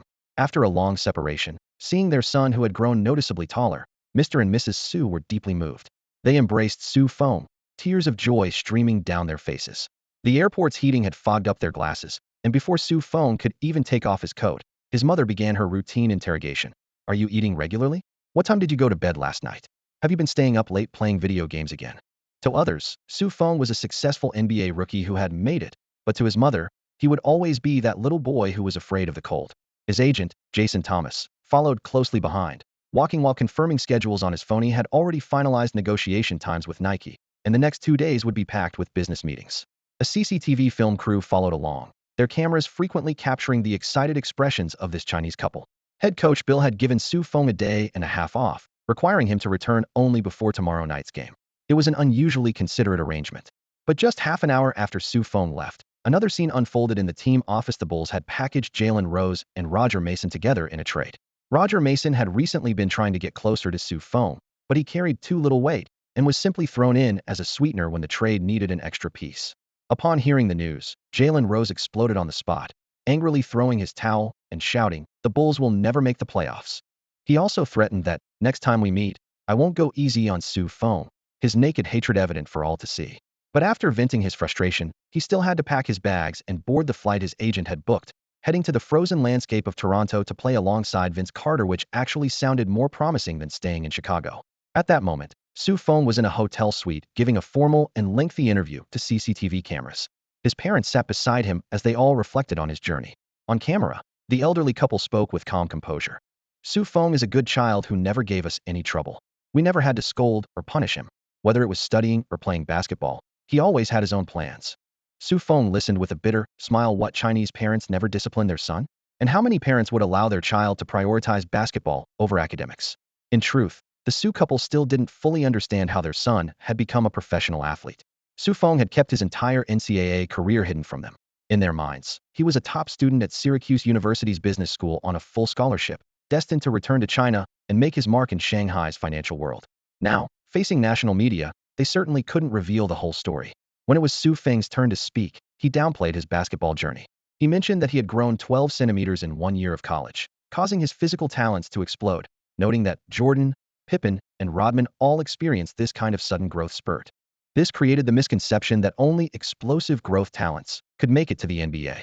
As for the internal competition within the NBA, he didn't mention a word. Such topics were taboo in the league. The NBA didn't even allow reporters free access to locker rooms, and anyone who leaked internal information would be branded as a snitch, and snitches basically couldn't survive on teams. This was one of the NBA's unwritten rules that everyone automatically followed. Even if they came to blows in the locker room, they would never discuss it publicly in front of the media. Unless reporters had other sources, Su Feng only mentioned in interviews that he was doing well in Chicago, getting along great with teammates. and some had even given him a car and a Rolex. The host listened in stunned silence as he added, "Actually, I received 5 Rolexes, but I'm too lazy to show them all off." His casual remark about earning 6 gold watches after just 1 month in the NBA left the entire interview room speechless.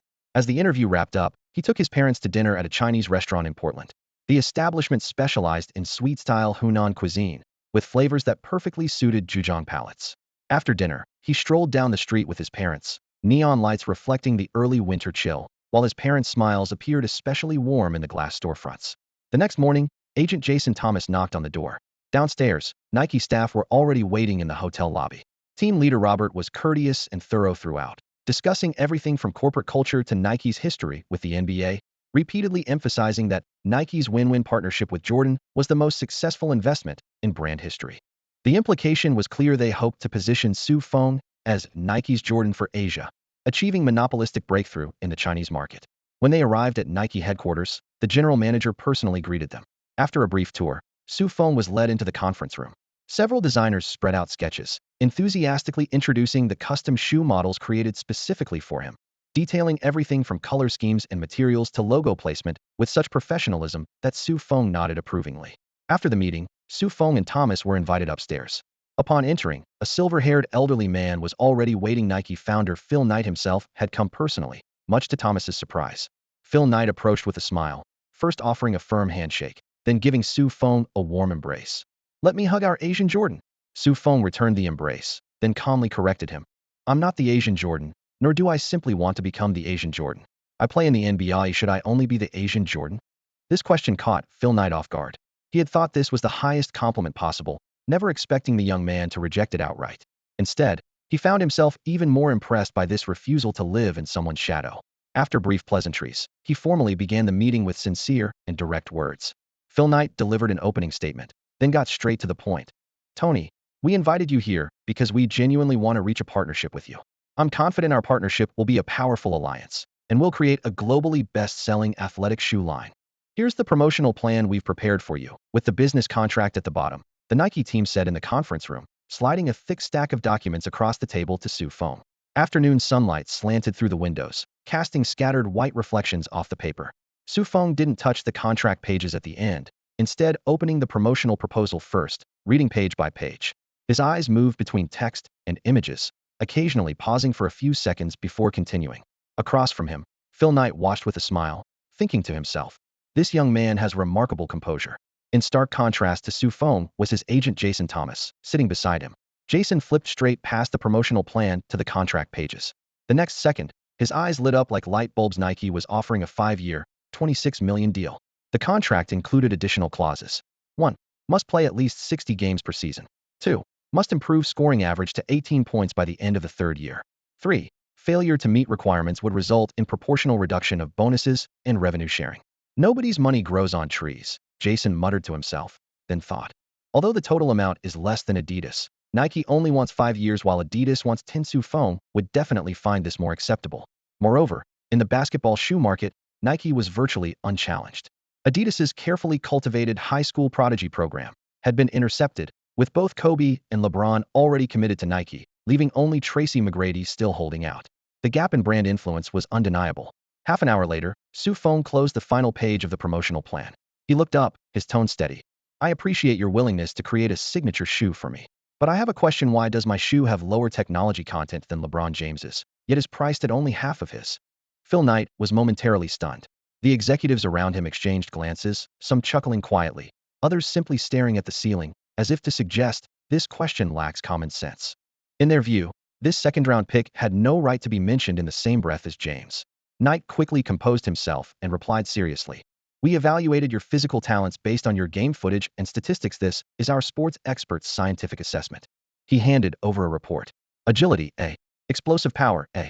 Speed, C. Strength, S. Vertical jump, C. Coordination, A. Endurance, C. Flexibility, C. Each shoe's technology content and pricing is customized based on these metrics." Feng nodded and set down the report. "Okay, I understand. However, scientific assessment isn't necessarily absolutely scientific. My physical abilities won't remain static." He stood up, straightened his practice jersey. "I need to get back to training." "Wait, you haven't seen our latest offer," one executive called out. Jason's eyes widened too. as if saying, "This is 26 million." Su Feng remained calm. "For us to form a deep partnership, we need to understand each other thoroughly. I've reviewed your materials today and learned quite a bit. But you don't know me well enough yet. I'm just a second-round pick who suddenly emerged. Let's give it time. Maybe in another month or two, you'll see more clearly. The current offer doesn't make sense for either of us." With that, he smiled, nodded, and left the conference room. Jason took a couple of steps to follow before stopping. He realized Su Feng genuinely wasn't in a rush. Phil Knight watched that retreating figure, his mind racing. Was this 19-year-old so confident he could ignore money, or was this all an act? Even Jordan hadn't been this composed back then. Could Adidas have offered him better terms? As Su Feng's figure disappeared around the corridor corner, Knight felt uncertain for the first time. What he had thought was a sure thing now seemed. Why is this kid so confident? Does he really have some hidden talents that he hasn't shown yet? Phil Knight and the Nike executives exchanged glances, but none of them saw Su Feng's attitude as arrogant. Instead, they mentally gave him more credit. In America, confidence earns respect, and they themselves were used to applying extreme pressure in negotiations. Su Feng was simply giving them a taste of their own medicine. After leaving Nike headquarters, Jason Thomas remained sullen. Since they were riding in a Nike employee's car, he held back his emotions until they returned to the hotel before finally speaking up. "Tony, I really don't understand. Why did you reject that contract? Only a handful of NBA players get shoe sponsorships, and even fewer have signature shoes." Nike showed genuine sincerity. "Think about your good friend Carmelo Anthony was the 3rd overall pick, and his shoe deal is only worth 5 or 6 million a year. Do you really think you're better than him?"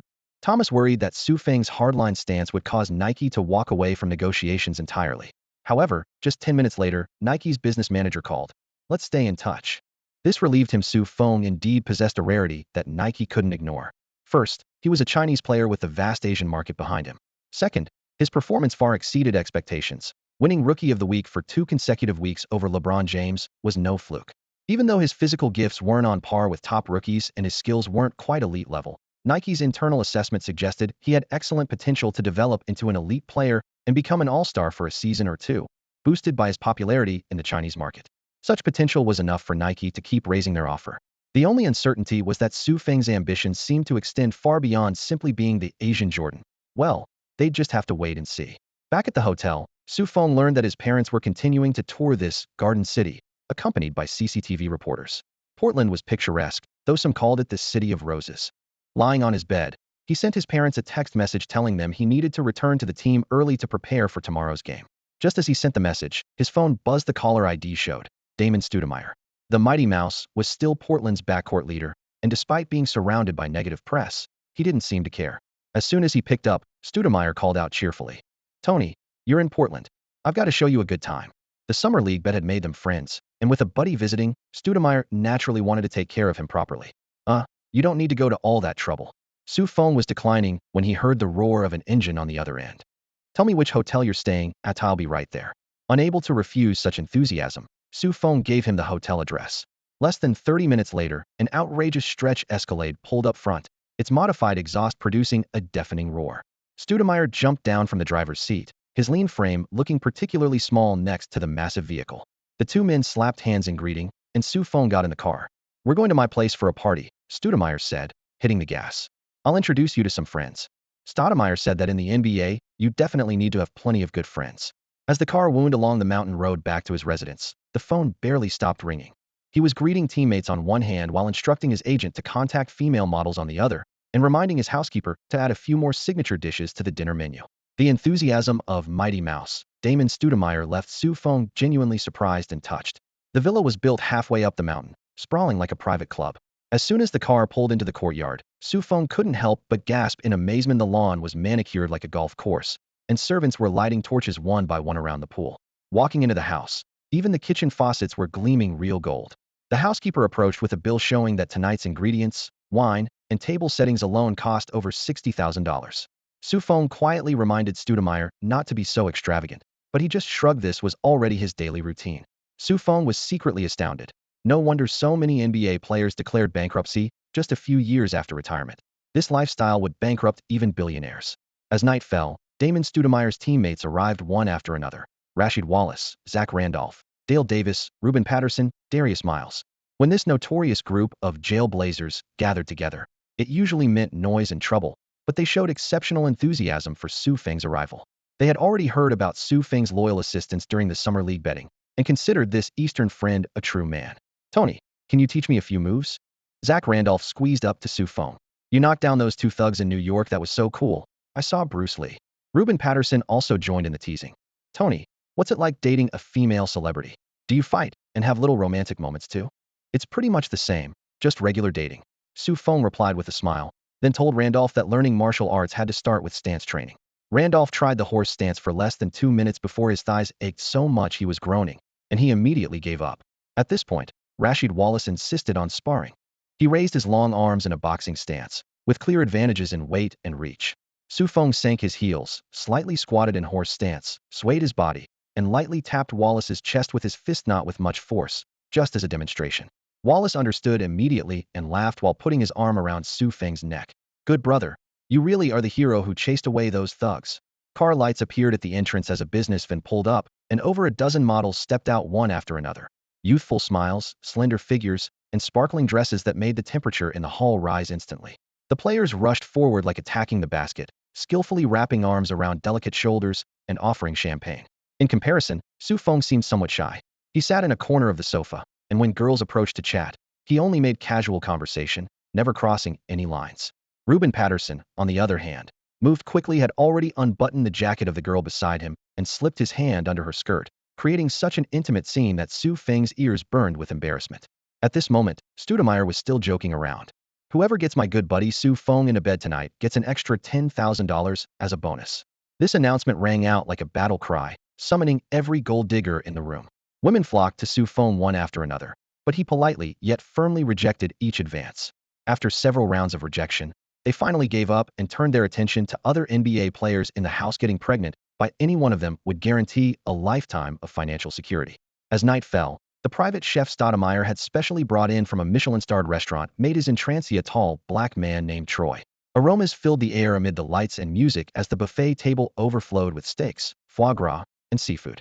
Most guests were already tangled up with the party girls, and even Ruben Patterson had dragged two blondes upstairs to get to work. Su Feng, however, squeezed over to the cooking station to exchange culinary tips with Troy, finding more enjoyment in discussing seasoning and cooking techniques than in the surrounding chaos. Troy presented a freshly baked beef Wellington, its pastry golden and juices flowing. Su Feng ate bite after bite, unknowingly consuming several pieces.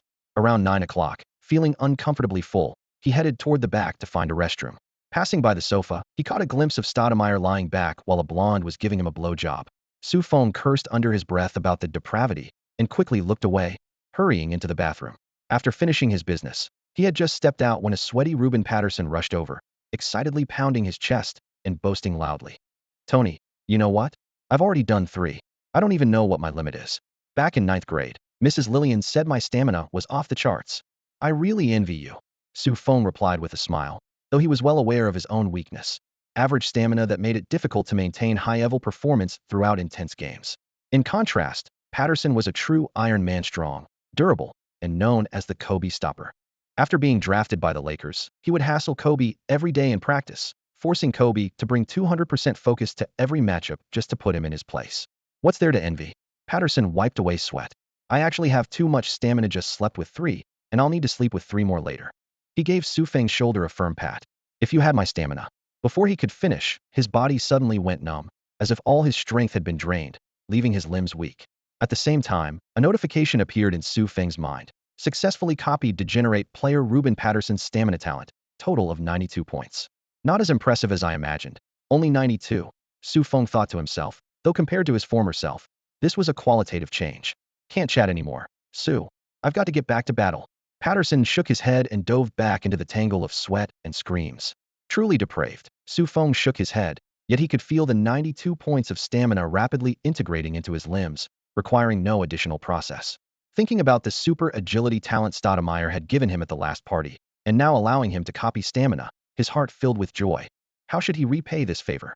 At 11 o'clock, Stoudemire snapped his fingers and had the butler drive Su Feng back to his hotel. While the wild party at the villa was far from over, the participants had decided to try even more exciting activities. Sitting in the car on the way back, Su Feng's mind was in turmoil. This was a scene he had never dared imagine before. There really were so many degenerate players in the NBA. Didn't they know that being so depraved would make God take away their talents? Su Feng headed straight back to the team hotel, and the next morning, he was in the hotel gym starting his daily training routine. After a quick shower, He returned to the restaurant where his teammates were gathering around the dining tables, rubbing their sleepy eyes. When Coach Bill saw that most everyone had arrived, he called them into the small conference room for the routine pre-game strategy meeting. The Bulls had already suffered 2 consecutive losses at home and desperately needed a win to stop the bleeding. However, the team had just traded away Jalen Rose, Roger Mason, and others, while the new acquisitions hadn't reported yet, leaving the backcourt severely shorthanded. Even Scottie Pippen had been emergency activated to the roster. Tony, you might need to play extended minutes tonight. Can your stamina handle it? Coach Bill got straight to the point. In the past, he had always been cautious with Feng's usage, playing him for a few minutes before subbing him out for rest, totaling only about 20 minutes per game. But now there was no choice. He needed Feng to shoulder more responsibility, which was the burden any elite player should be prepared to carry. No problem, Feng answered decisively. Last night's degenerate party had allowed him to copy the stamina of degenerate player Ruben Patterson, and he was confident in his ability to maintain sustained, efficient firepower tonight. As night fell, Nike executives gathered around television screens, while founder Phil Knight simply took a seat at the Rose Garden Arena, right next to Feng's parents. Stoudemire had come through for them, securing first-row VIP tickets. Years of tanking combined with negative publicity meant Portland's attendance barely scraped past 60%, and that was with discounted prices. The starting lineups were announced. Bulls Kirk Hinrich, Kendall Gill, Feng, Eddie Curry, Tyson Chandler. Trail Blazers Damon Stoudemire, Dale Davis, Jeff McInnes, Zach Randolph, Rasheed Wallace. The roster wasn't bad. The owner paid luxury tax year after year, yet the record remained at the bottom, finally convincing management to commit to rebuilding. Tweed whistle blew. Chandler won the tip-off against Wallace at center court, and Hinrich brought the ball across half-court, stopping at the top of the arc. Feng began moving without the ball, weaving through defenders with deceptive changes of direction rather than blazing speed, slipping through gaps and leaving McInnes behind in just a few steps. He caught the ball in the corner, jumped, and shot. Swish. Nothing but net. The moment the ball went in, Feng's parents excitedly stood up and applauded, watching their son play in person for the first time, hitting a three-pointer right off the catch. It wasn't easy, and they knew he must have endured countless hardships behind the scenes. Phil Knight was equally transfixed. Unlike the bird's-eye view on television, being there in person was more revealing. Feng's movement rhythm was like dancing on a tightrope, disappearing from defenders' sight lines after shoulder fakes and direction changes. His actions both fluid and decisive, completely different from the flat perspective of video footage. The game continued. Stoudemire fed the ball to Randolph, and the two big men collided in the paint. Randolph slipped during his turn, forcing up an awkward shot that clanged off the rim. Feng happened to be cutting inside and grabbed the rebound, pushing the ball up court with impressive momentum. Full of energy, Phil Knight thought with growing satisfaction, mentally comparing notes like a mother-in-law sizing up a potential son-in-law. Except Feng wasn't the one who needed to pay a dowry. It was Knight who needed to present Feng with an offer that would satisfy him. Watching a game live is completely different from viewing highlights in a conference room. Phil Knight stood in the front row of the luxury box, close enough to the railing to hear the sharp squeak of sneakers against the hardwood floor, and Feng on the court, whether standing still or darting at lightning speed, seemed like the only focal point under the bright lights. He was striking and handsome, and the moment he made a move, every eye in the arena would instinctively follow him. This magnetism had nothing to do with Knight's scouting mission. It was purely Feng's natural charisma.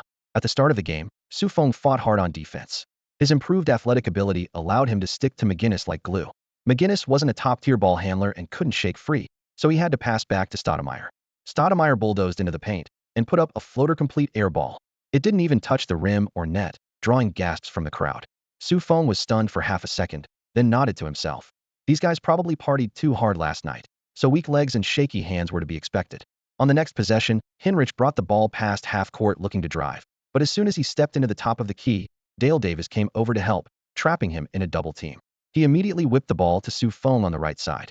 Feng caught it, and in less than half a second executed a pump fake so convincing that McInnes jumped immediately. The next instant, Feng exploded with full force, blowing past his defender in one step and driving straight to the basket. Rasheed Wallace rotated over to contest, but Feng contorted his body in midair and finished with a soft reverse layup swish. The ball went in. In just a few minutes, he had already scored 5 straight points. On the other side of the stands, Feng's parents were jumping and cheering excitedly, their voices clearly audible in the box. Knight frowned slightly. These two Asians were somewhat disrupting his viewing experience. But just then, Feng flashed a grin toward the box, raised his eyebrows, and said something to them in Chinese. "Your son's playing pretty well, isn't he?" Knight picked up on this exchange and realized the earlier commotion was actually the star player's parents cheering him on. There are no fools in business, and those who reach the top of their industry are all shrewd operators. Knight immediately put on a smile, turned around, and asked warmly, "Are you here specifically to watch Superman Su Feng? I'm a fan of his too." Su Feng's father only caught the words Su Feng and had to guess the rest. His English had long since been forgotten. Su Feng's mother, however, was a graduate of a prestigious Chinese university, and if she hadn't gotten pregnant with Su Feng, she would have already gone abroad for graduate studies on a full scholarship. She replied in fluent English, "I'm his mother, and this is his father. My name is Huang Qiaoyan." Knight was stunned, had stumbled directly upon Su Feng's parents. The perfect breakthrough immediately flashed through his mind. LeBron James had been signed through his mother back in the day, even though Adidas had offered more money than Nike at the time. Knight immediately praised them. "You've raised an incredible player. You should be so proud." Huang Qiaoyan smiled and shook her head. "Actually, we didn't specifically train him to become a player, but he is indeed a wonderful child. He received a full scholarship to Syracuse University along with the Chancellor's Award. From childhood to now, we've never had to worry about his academics." She paused, a hint of regret crossing her expression. "To be honest, we're actually a bit disappointed that he became a professional athlete, because his academic performance was truly exceptional." Phil Knight was somewhat surprised. He had conducted a background investigation on Su Feng, and Su Feng's excellent academic performance was one of the reasons they valued him so highly. Academic achievement often reflects intelligence, and a spokesperson with top-tier intellect would obviously have more appeal than an ordinary player. "You never had him undergo basketball training?" Many NBA players start professional training from childhood. Phil Knight couldn't help but ask. "No," Su Feng's mother shrugged. "We Chinese value education above all else. Everything happening now is unexpected for us. We never imagined he'd make it to the NBA just 2 years after coming to America, and we certainly didn't expect him to grow this tall. He used to be just a big kid, looking about the same height as his father." These two statements sent a shock through Phil Knight's mind. Su Feng had never received professional training before, and his height had suddenly shot up. Nike's background report had mentioned this, but hearing it confirmed directly from Su Feng's mother carried more weight. A player who could knock on the NBA's door and quickly secure a starting position without systematic training obviously had greater potential than those professionally groomed from childhood. And the fact that his body was still growing meant his talent was far from fully developed. No wonder Su Feng had so decisively rejected the contract. A high-intelligence player would naturally think more long-term, Phil Knight mused to himself. Meanwhile, the battle on court continued. The Bulls gradually took control of the rhythm, with Su Feng becoming the most crucial driving force. When matched against McGinnis, he dominated completely, forcing the Trailblazers to deploy Ruben Patterson, known for his defense, earlier than planned. But Patterson had clearly overexerted himself last night, and now moved with heavy legs, easily left behind by Su Feng in a single step. Su Feng was full of energy, his movements increasingly confident, looking like he was on fire. The first quarter ended with the visiting Chicago Bulls leading 35-23, a 12-point advantage. Su Feng alone scored 12 points, becoming the leading scorer for both teams, and still appeared fresh and energetic with no need for rest. Phil Knight frowned. This stamina rating was only AC? On the sideline, Coach Bill was equally amazed. Before the game, he had intended to deliberately burden Su Feng with extra responsibility, but the young man carried it effortlessly, performing throughout as if he could climb 5 flights of stairs without breaking a sweat. "Tony, how many more surprises are you hiding?" he wondered, increasingly impressed with this rookie. The second quarter began. Though the Bulls weren't a powerhouse and their system wasn't particularly solid, the Trailblazers were worse, completely rotten. Several key players seemed dazed, moving on offense and defense like they were taking a leisurely stroll, clearly still lost in last night's blissful activities. By halftime, the Bulls led by 25 points, and the already sparse crowd at the Rose Garden began heading for the exits. Phil Knight, however, was thoroughly engaged, smiling as he said to Su Feng's parents, "Halftime lasts about 15 minutes. Let me give you a tour of the arena. This way you can get a more direct understanding of NBA culture and better appreciate how interesting what your son is doing really is." Su Feng's father and mother thought it over. Sure, Phil Knight certainly didn't come to watch the game alone. His assistants and security team were seated in the back rows, and when Phil Knight stood up, they followed along, accompanying Su Feng's parents on their tour. As Nike's founder, he enjoyed almost VIP access status at the Rose Garden arena. Every corridor and every suite's security doors automatically opened for him. Throughout their walk, staff members would nod respectfully upon seeing him, and door locks would click open with a soft beep, the entire process flowing seamlessly. As they walked, Phil Knight introduced various functional areas of the venue to Su Jianjun and his wife. The physical therapy and recovery room in the player tunnel, the exclusive elevator outside the media area, the collection of historic Portland jerseys in the VIP lounge. His explanations were so detailed that he didn't skip a single piece of training equipment. As their conversation deepened, his impression of this Chinese couple continued to improve. Su Jianjun was a man of imposing stature who spoke at a measured pace, yet commanded natural authority. Even though his English wasn't fluent, his every gesture suggested someone who had seen the world. Huang Xiaoyun, on the other hand, spoke with elegance and could effortlessly weave in Anglo-American references during translation, making their dialogue both smooth and sophisticated. From this, Phil Knight concluded that Su Feng came from a privileged background with strict upbringing, a crucial factor for Nike when selecting endorsers, as an excellent family background meant fewer negative headlines and a more stable public image. He naturally transitioned into discussing the brand's historical signing philosophy. Jordan came from a black middle-class family. Tim Hardaway had a decent background. Kobe grew up in elite black circles, and while LeBron was poor, he stayed away from street gangs. In contrast, many NBA stars struggled in dysfunctional families and ultimately missed opportunities with the brand. Nike never took such matters lightly. After touring the entire Rose Garden, Huang Xiaoyun stopped in a softly lit VIP corridor, bowed slightly, and said in fluent English, "Mr. Knight, you are a very talented gentleman, and we all feel fortunate about today's encounter. If you have any requests or expectations regarding my son, as long as they're within our power, we'd be happy to help. However, as you know, he's already an adult. Our education and the cultivation he received at prestigious universities in both China and America have given him clear values and firm principles. If you have matters to discuss, you can speak directly with him. I believe he won't refuse a gentleman's sincere intentions." Her tone was polite yet firm. The subtext was clear. Don't waste time on the parents, and don't expect them to make decisions for their adult child. Phil Knight smiled somewhat awkwardly, then naturally pulled out his business card and presented it with both hands. "I'm the founder and chairman of Nike, and this is my business card. As you've guessed, we hope Su Feng will become an endorser for Nike products. We've communicated about this before, but haven't formally signed anything yet." Huang Xiaoyun translated this entire exchange for her husband. Su Jianjun nodded and extended his hand to shake Phil Knight's, applying just the right amount of pressure. "We're in the same line of work, actually. I'm also in the shoe business, though I mainly make leather shoes. The athletic shoe market is doing well now, and quite a few of my friends have already converted their production lines to athletic footwear." After hearing the translation, Phil Knight was somewhat surprised and hadn't expected Su Feng's father to be somewhat of an industry insider. He immediately dropped the casual air from his smile and adopted a more serious expression, shaking Su Jianjun's hand again with renewed respect. Soon, the two shoemakers naturally began discussing topics like material costs, Asian manufacturing lead times, and North American market distribution shares. Then it turned into an industry exchange. Su's father discussed the domestic market with Phil Knight, explaining how the consumer base in China had shifted, with young people increasingly pursuing fashionable and dynamic designs. Foreign brands were selling well domestically, and while there were some domestic brands, they were usually positioned at very low price points. After some small talk, he suddenly posed a key question.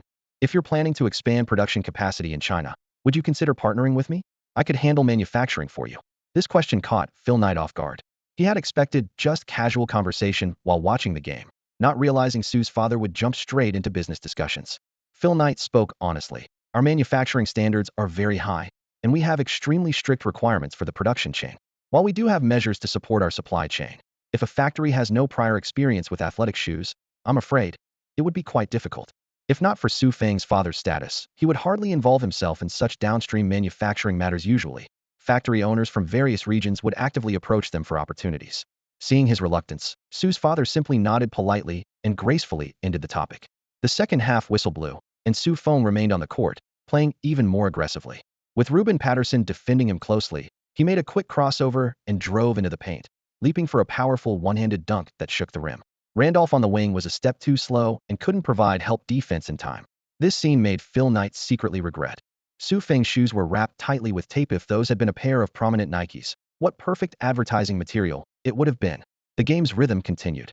The Bulls maintained a steady lead under Su Feng's leadership, while the Trailblazers struggled with poor shooting overall. Su Feng, however, grew stronger as the game progressed, making several consecutive drives followed by floaters and layups, gracefully putting the ball through the hoop without showing any signs of fatigue. Only then did Phil Knight fully confirm that previous physical assessment report was inaccurate, and Su Feng's stamina was far higher than what the paper data suggested. No wonder he rejected that contract. This kid was already among the elite of the 2003 draft class, and if he continued to develop, that initial offer was indeed inadequate. What kind of price range is he really looking for? Has Adidas already made an offer he can't refuse? Phil Knight pondered.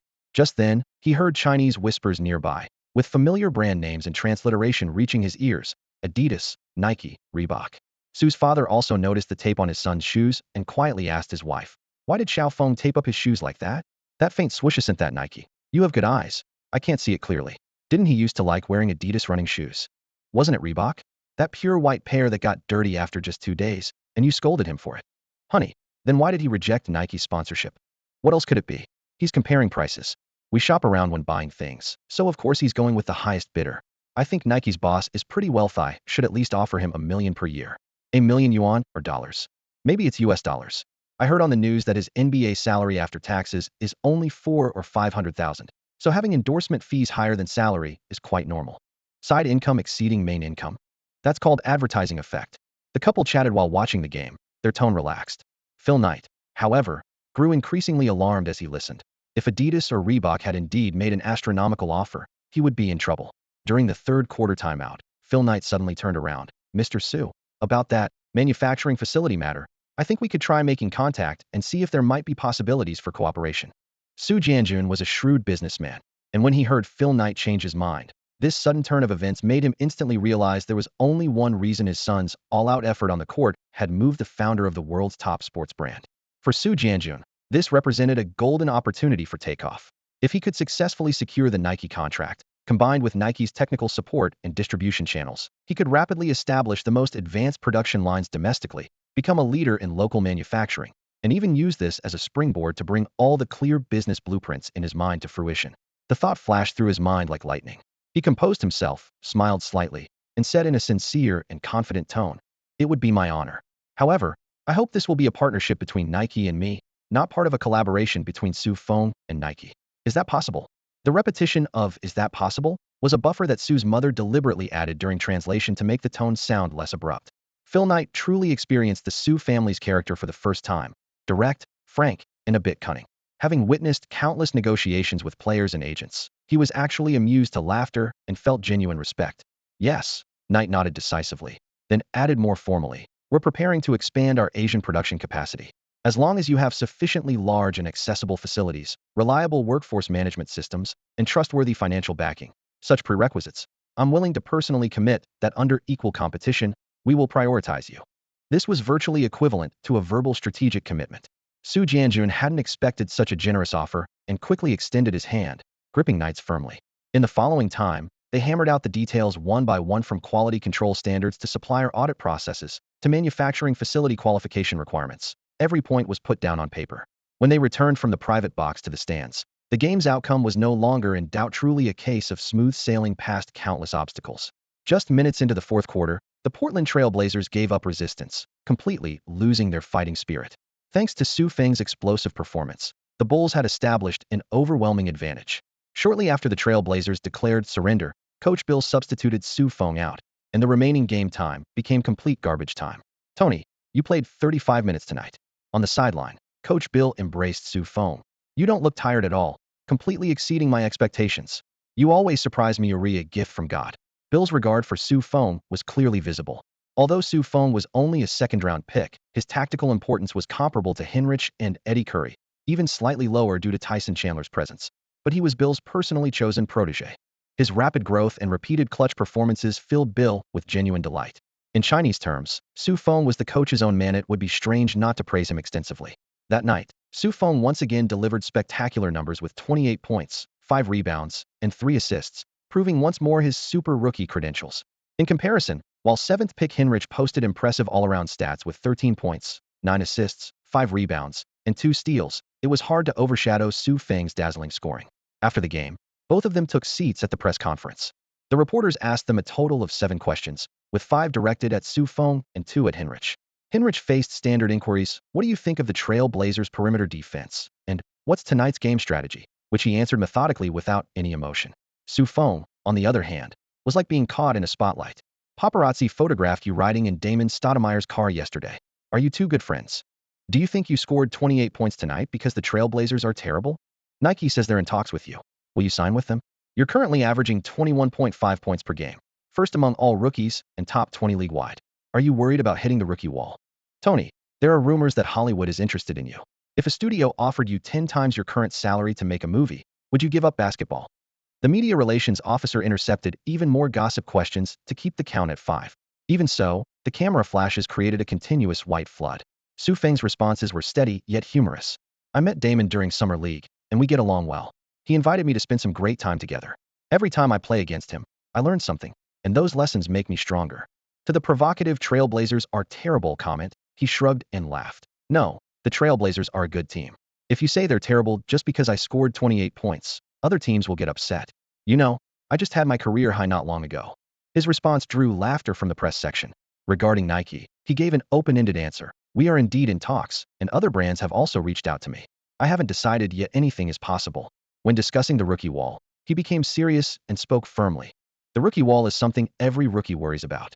I've heard about many players who performed well early in the season, but later faded into obscurity. But as long as I keep getting stronger and getting stronger faster, no wall can stop me. I will consistently reach my goals. Shifting gears, when faced with the false movie offer rumor, his playful side emerged. What would Hollywood have me play? I'm too tall. It's a challenge for cinematographers, and finding a female co-star would be even more troublesome. But if they really offered 10 times my salary, why would I refuse? Making movies is also my dream. Nobody says you can't have two dreams, right? The off-season would be perfect for filming. You guys should hurry up and give me that producer's phone number. I'll show off more acting talent. As long as they don't ask me to lick my own elbow with my tongue. Feng was charming and witty in front of the cameras, and media interest in him had already expanded beyond the courtly stars receive this kind of siege treatment. Watching this scene, Heinrich felt a twinge of jealousy, an inevitable emotion that no one could escape. It was human nature. What makes a basketball star? When the media cares about your growth off the court, pays attention to details in your personal life, and is willing to make a big story out of it. What makes a box office star? When your news goes viral, when TV stations boost their ratings by discussing you, and when your name appears in visiting team ticket information and sales immediately spike. That's the answer. Feng is gradually acquiring both of these identities. Now he's undoubtedly the most watched and highest profile player in the Chicago club. The media follows his games closely and delights in discussing his hero saves the damsel episodes, as well as his romance with Scarlett Johansson. In the Bulls' latest promotional campaign, he's no longer a small headshot in the corner, but stands prominently in the center alongside Eddie Curry, Jamal Crawford, Tyson Chandler, and Heinrich. The team has adjusted internally as well. At Coach Bill's insistence, the club specifically assigned him a staff member responsible for nutrition, meals, and supplements, plus an assistant to handle miscellaneous tasks. The victory in Portland further solidified his status. After the post-game press conference ended, Nike founder Phil Knight personally walked to the locker room entrance, shook his hand, and congratulated him on the thrilling victory. We'll continue following your games and look forward to working together. Knight's appearance itself was a gesture of sincerity, indicating that Nike's offer wouldn't be withdrawn. Feng remained quite composed, but the Bulls' locker room atmosphere immediately became lively. Hey Tony, is Nike really looking to sign you? Scottie Pippen called out loudly. Damn, I never dreamed you'd actually become a star. This treatment is only for real superstars. In Bulls history, virtually no one had ever had a true signature shoe. Pippen himself, though also endorsed by Nike, mostly wore team shoes from the Air series. He had released one signature shoe, but it was still a modification based on the Jordan 4. His endorsement fee was worlds apart from Jordan's astronomical contract. Besides Pippen, the other teammates had even less impressive shoe endorsements. Heinrich was an exception. He was signed by Converse at an extremely low price before the draft, along with Wade and Bosch in the same batch.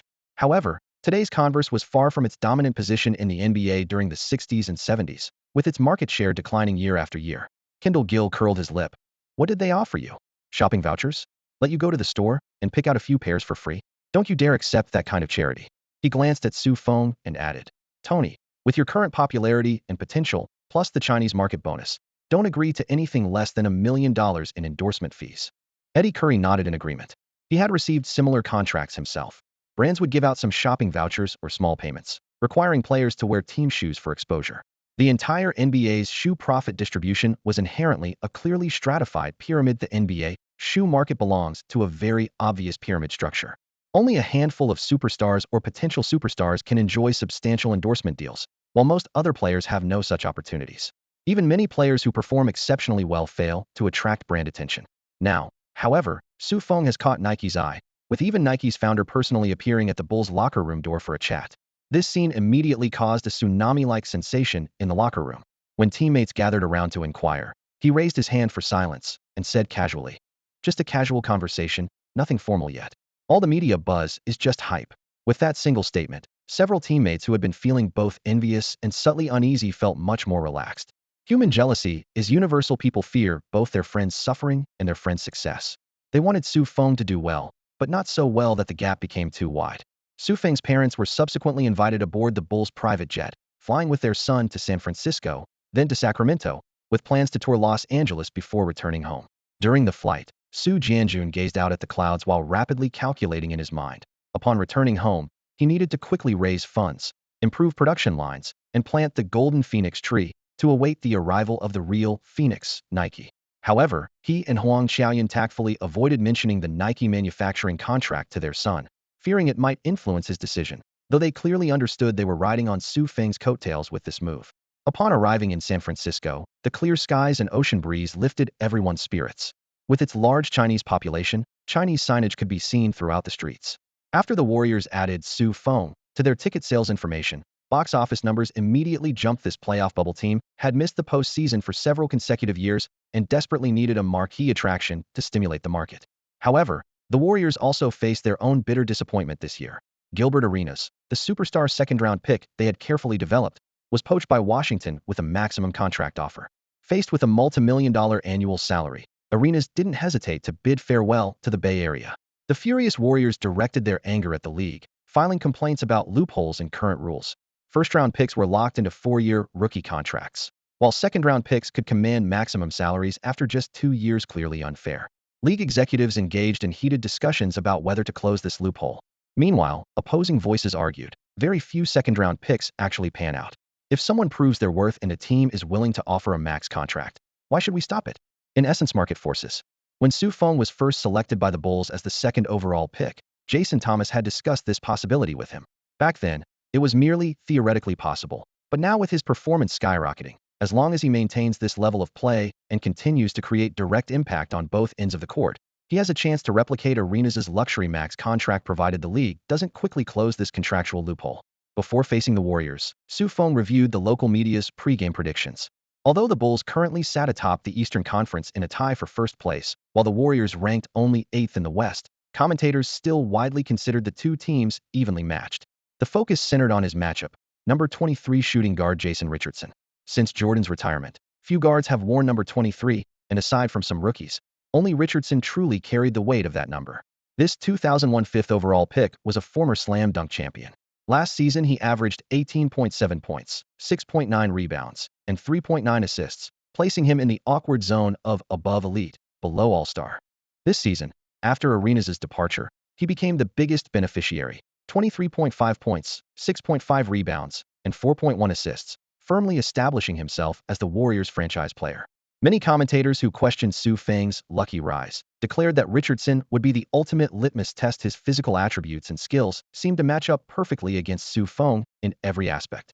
Scott Pippen had once warned Su Feng, "If you want to be a perimeter cornerstone, Richardson is your minimum standard."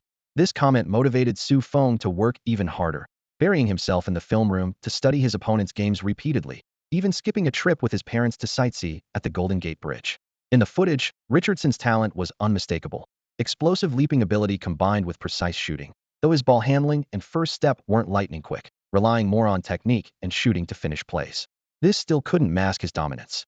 After watching, Su Feng took a deep breath. If someone like this was merely the perimeter gatekeeper, he still had a long way to go. But rather than being intimidated, his competitive fire burned even brighter. Game day finally arrived. Oracle Arena in Oakland was packed to capacity, as the rebuilding Warriors could still ignite the city's basketball passion. Today, Asian faces were particularly dense in the stands, comprising roughly 30% of the crowd. Su Feng's visit had completely electrified the Bay Area's Chinese community, with various organizations buying group tickets, even dragging along uncles and aunties who had never touched a basketball to cheer. The atmosphere even exceeded the excitement of Yao Ming's first visit. Compared to that towering giant, the medium-built, academically excellent, handsome, and record-breaking guard Su Feng was much easier for San Francisco's Chinese audience to relate to. Yao Ming was simply too imposing. In a way, this reflects consumer psychology. Every public figure carries a consumer label.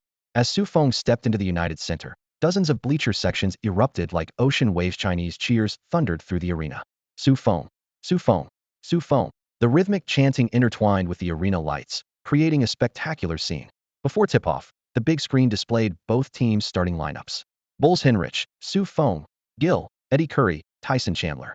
Warriors Speedy Claxton, Jason Richardson, Mike Dunleavy, Clifford Robinson, Troy Murphy. Both teams gathered at center court. Tyson Chandler won the opening tip, outjumping Murphy to secure the Bulls' first possession. Hinrich dribbled across half court, while Su Feng cut along the baseline at full speed, with Richardson staying close behind. Using a teammate's screen, Hinrich broke through the defense and drove toward the basket.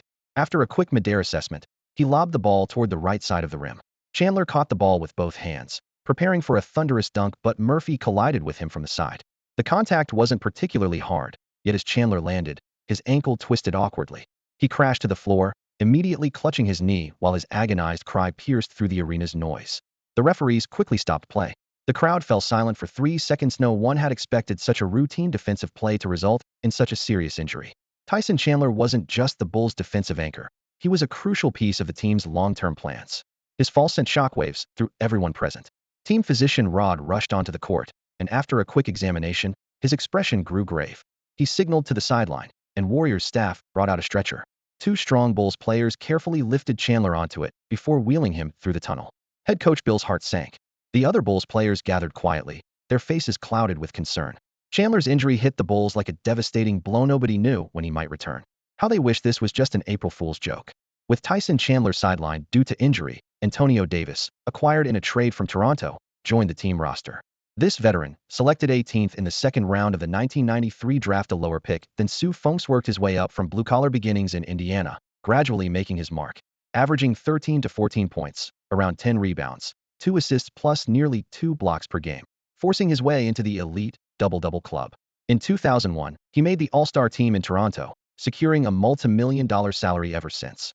This season, his $13.29 million paycheck tops the Bulls' salary chart, making him an inspiration for second-round picks everywhere. Even he wears success proudly on his face. On his first day in the locker room, he immediately assumed a leadership stance. Management and the coaching staff indeed hoped he would mentor the young players, but there's only a thin line between mentoring and being bossy. In the practice facility, he clapped his hands loudly, barking orders at teammates about positioning.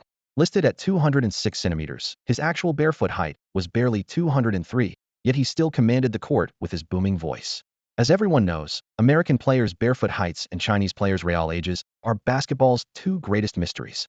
Early in the game, while Antonio was still in his defensive stance, gesturing about positioning, Golden State Warriors forward Troy Murphy slipped past him, cutting to the free throw line, where he received Speedy Claxton's pass completely unguarded, nailing the mid-range shot swish.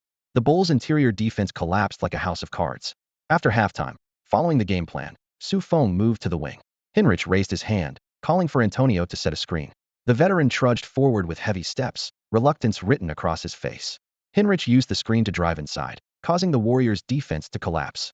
Feng quickly cut to the basket, caught the pass, pump fake to shake off the charging Jason Richardson, then elevated and sliced into the paint. In the chaos, he went airborne for a reverse layup with elegant arcus. The ball dropped through the net. Richardson's fingertips nearly grazed it, showcasing his terrifying athleticism. Had Feng not fully mastered Pippen's elite 95-point layup talent, this shot would likely have been swatted away. Richardson's explosiveness was jaw-dropping, but Feng's physical attributes were equally impressive. 1. Agility talent 94 copied from Mighty Mouse Stoudemire, ceiling 98. 2. Explosiveness talent 93 copied from Little Tyrant Stoudemire, ceiling 96.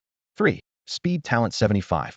4. Strength talent 92 copied from Baby Shaq, Eddie Curry, ceiling 94. 5. Vertical talent 72. 6. Coordination talent 92 copied from Fallen Talent, Vin Baker, ceiling 95. 7. Stamina talent 92, copied from Fallen player Ruben Patterson. Flexibility talent 68. Even in the NBA, a league filled with athletic freaks, Feng's impressive talents still couldn't be considered elite. Anyone who makes it to the league, even the water boys glued to the bench, would be superstars capable of dominating lower-tier competitions. Jason Richardson, whom Pippen called the perimeter gatekeeper, was a perfect example of such a freak. Unlike Feng's uneven ability curve, Richardson's physical attributes were nearly all approaching 90, with his vertical leap reaching an absurd 98. Against this kind of physical prowess, Feng could only rely on technique, elite finishing, elite ball handling, elite off-ball movement, plus top-tier catch-and-shoot ability. Fortunately, he still held slight advantages over Richardson in strength, explosiveness, and agility. Hey Tony, you need to learn to pass the ball. Don't just go unknown every time you touch it. Look around. Look around. On the way back down court, Antonio Davis patted Feng's back, his voice rumbling like thunder. Feng nodded respectfully. After all, Davis wasn't like Jalen Rose, who had specifically targeted him with criticism. Davis was the type of veteran who felt compelled to coach everyone, a complete dad mode player. Feng didn't need to argue back. Other young players would inevitably clash with him instead. On the other end, Richardson began his isolation play. While he possessed decent ball handling skills, his control clearly wasn't as refined as Su Feng's. Above-average face-up offense, stronger facing the basket than with his back to it. Su Feng locked in completely. Richardson jabbed and drove inside, but Su Feng perfectly positioned himself to cut off the driving lane. Richardson smoothly spun around, trying to use his body to create shooting space, but Su Feng stood firm and pushed back with greater force. The veteran Richardson, showing his experience, suddenly stepped back for a fadeaway shot. Plangerin. Su Feng had successfully disrupted his rhythm. Eddie Curry grabbed the rebound and immediately outlet passed to Su Feng. Su Feng pushed the ball up court, then handed it off to Hinrich after crossing half court. Hinrich ran a pick and roll with Curry, drove into the paint, and scored with a soft floater. The Bulls' offense wasn't complicated, and the Warriors were even more straightforward. The two teams seemed like natural opponents. On the next possession, Richardson isolated against Su Feng again. Triple threat jab step, created half a step of space, pulled up swish. This time he knocked it down cleanly. His natural talent provided shooting consistency that made it look effortless. The Bulls ran a play to get Curry a post-up opportunity, and he scored with a turnaround hook shot. However, the Bulls' overall offense was clearly fragmented. Antonio Davis saw himself as a leader but had no defined role in the offense, ranking outside the top 3 in shot attempts. The team's primary scoring options were Hinrich, Su Feng, and Curry, a true battle royale situation. On the sideline, Scottie Pippen frowned. In his eyes, the Bulls resembled a survival of the fittest experiment. Throw a bunch of highly touted young players together with equal resources and let them fight it out, with whoever emerged on top becoming the future franchise cornerstone. This was exactly why the team had traded away perimeter star Jalen Rose and installed the still-developing coach Skyle, scientifically sound in theory, but highly likely to tear apart the locker room. In Pippen's assessment, 1. Hinrich should embrace the traditional point guard role, managing half-court sets and serving as the first line of defense. 2. Curry should anchor the paint and become the primary interior scorer. 3. All remaining possessions should go to Su Feng, letting this scoring machine take over everything. Pippen had a special fondness for Su Feng. During the first quarter timeout, he leaned in close and whispered, "You need to be more aggressive. When you get the ball, attack. Your job is to Scarego take down Jason Richardson." He patted Su Feng's shoulder. "If you want to be a star, you have to knock down elite players one by one. Remember, Richardson's ball handling is average at best. Use your strength to overpower him. On offense, keep attacking his left side. His lateral movement isn't great." Through his detailed guidance, Pippen was already treating Su Feng as his protege, hoping he would emerge victorious in the competition against Eddie Curry, Kirk Hinrich, Tyson Chandler, and Jamal Crawford. After the second quarter began, Su Feng increased his frequency of isolation plays on the wing. While Hinrich often passed him the ball as a transitional move, Su Feng decisively chose to finish the plays himself, repeatedly using skillful ball handling to shake off Jason Richardson before driving to the basket for high-arcing layups, with both impressive volume and efficiency. His 13 points in the quarter made him the Bulls' most consistent scoring threat, while Richardson, who was guarding him, struggled with his shooting touch, managing only 9 points as his rhythm was clearly disrupted. Entering the third quarter, Hinrich regained control and deliberately reduced Su Feng's touches, instead running pick-and-roll plays repeatedly with Eddie Curry. He either pulled up for mid-range jumpers from the free-throw line or fed Curry easy baskets in the paint, finding success multiple times. While this approach generated points, it drew criticism from Antonio Davis. During a timeout, the veteran pointed at Hinrich and questioned him in a low but sharp tone. "A point guard needs to read his teammates' movement. I'm open every time, but you keep going solo. Tony's cutting well too." He pulled Su Feng beside him, clearly hoping the latter would get more touches. Hinrich didn't argue back, nor did he change his approach. Early in the fourth quarter, he continued attacking the paint but got trapped by a double team. The Warriors seized the momentum and took the lead. Coach Bill shouted from the sideline, "Get the ball to the perimeter." On the next possession, when Hinrich's drive was stopped, he passed to Curry, who immediately swung it to the corner without hesitation. Su Feng caught and rose for a three-pointer that swished through, single-handedly stopping the bleeding. From that point on, Hinrich noticeably increased his passing. As the game entered crunch time, both teams naturally shifted to the popular star isolation mode of that era. Warriors core Jason Richardson naturally took over, while the Bulls' former perimeter star Jalen Rose had already been traded. At this moment, Coach Bill viewed Su Feng as his new cornerstone. Dynasty advisor Pippen saw him as his successor. Su Feng had previously bailed out interior anchor Curry. Despite some competition with Hinrich, their relationship remained solid, and locker room leader Antonio Davis appreciated his humble demeanor. With all these factors aligning, the ball naturally found its way to Su Feng. Richardson first scored 2 consecutive baskets over Su Feng, instantly igniting the Warriors' bench. Su Feng immediately responded with 3 straight scores. First, he drove hard from the left side for a layup through traffic. Second, he cut from the right, using his body to create space for a floater in the crowd. The final shot, the game winner, came as he faced Richardson, pump fake twice, then stepped back into a fadeaway jumper with clean form. As the ball flew through the air, he honestly wasn't sure it would go in. Clang swish. The basketball hit the front rim and dropped through the net. Front rim shots are often considered lucky bounces, and tonight luck was on Feng's side. After hitting this crucial shot, Feng's scoring reached 32 points for the game. His parents on the sideline suddenly jumped up from their seats, waving towels and screaming so loudly they nearly drowned out the arena announcer. Chinese fans scattered throughout the stands chanted MVP in unison, their voices echoing in waves beneath the roof. Right in front of the bench, Scottie Pippen stood with his arms crossed, his face beaming with pride. He particularly admired Feng's clutch gene that kept beating strong under pressure. The media had dubbed this matchup a rookie battle before the game, since his opponent Jason Richardson wasn't quite a superstar yet. But for Feng, these 40-plus minutes meant more than any of his previous highlight nights, because for the first time under the spotlight of an entire arena, he fully displayed what's called franchise player mentality. In the NBA's evaluation system, shooting guards dropping 30 or 40 points in a game isn't rare. With the right system fit and favorable matchup, even end-off-bench guards can suddenly explode. But true stars must still demand the ball in crunch time, must control the rhythm, dribbling through screens, changing direction, and pulling up against the opponent's best defender, using individual offense to tear open the defense by sheer force. This killer instinct is what defines star quality. Tonight's Golden State Warriors were just a bottom feeder in the league, and Richardson's defense wasn't exactly locked down. But Feng still chose the most convincing way to close the game, taking the ball himself and finishing it himself.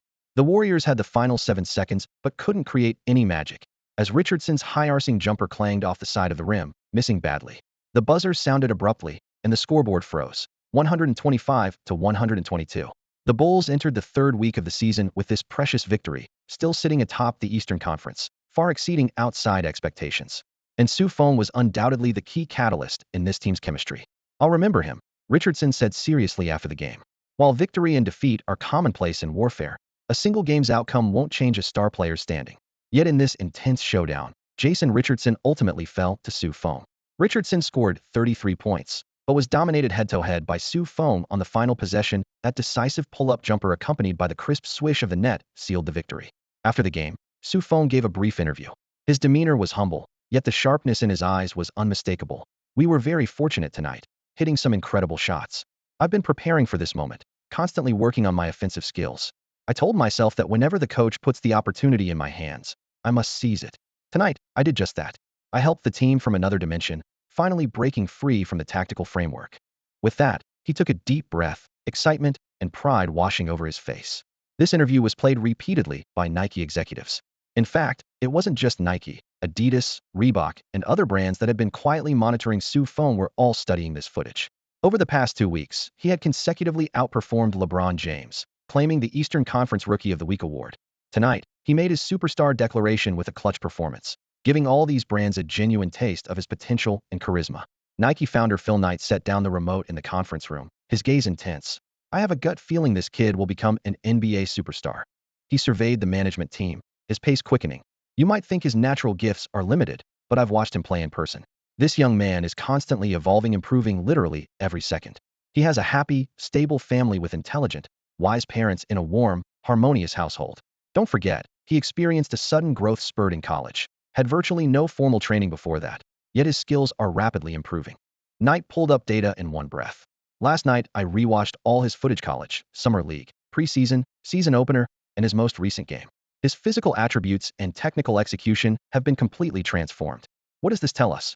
His body still has enormous room for development. He's still in his growth phase. Judging by his rate of technical improvement, his learning ability is equally remarkable." He spread his hands, his voice low but firm.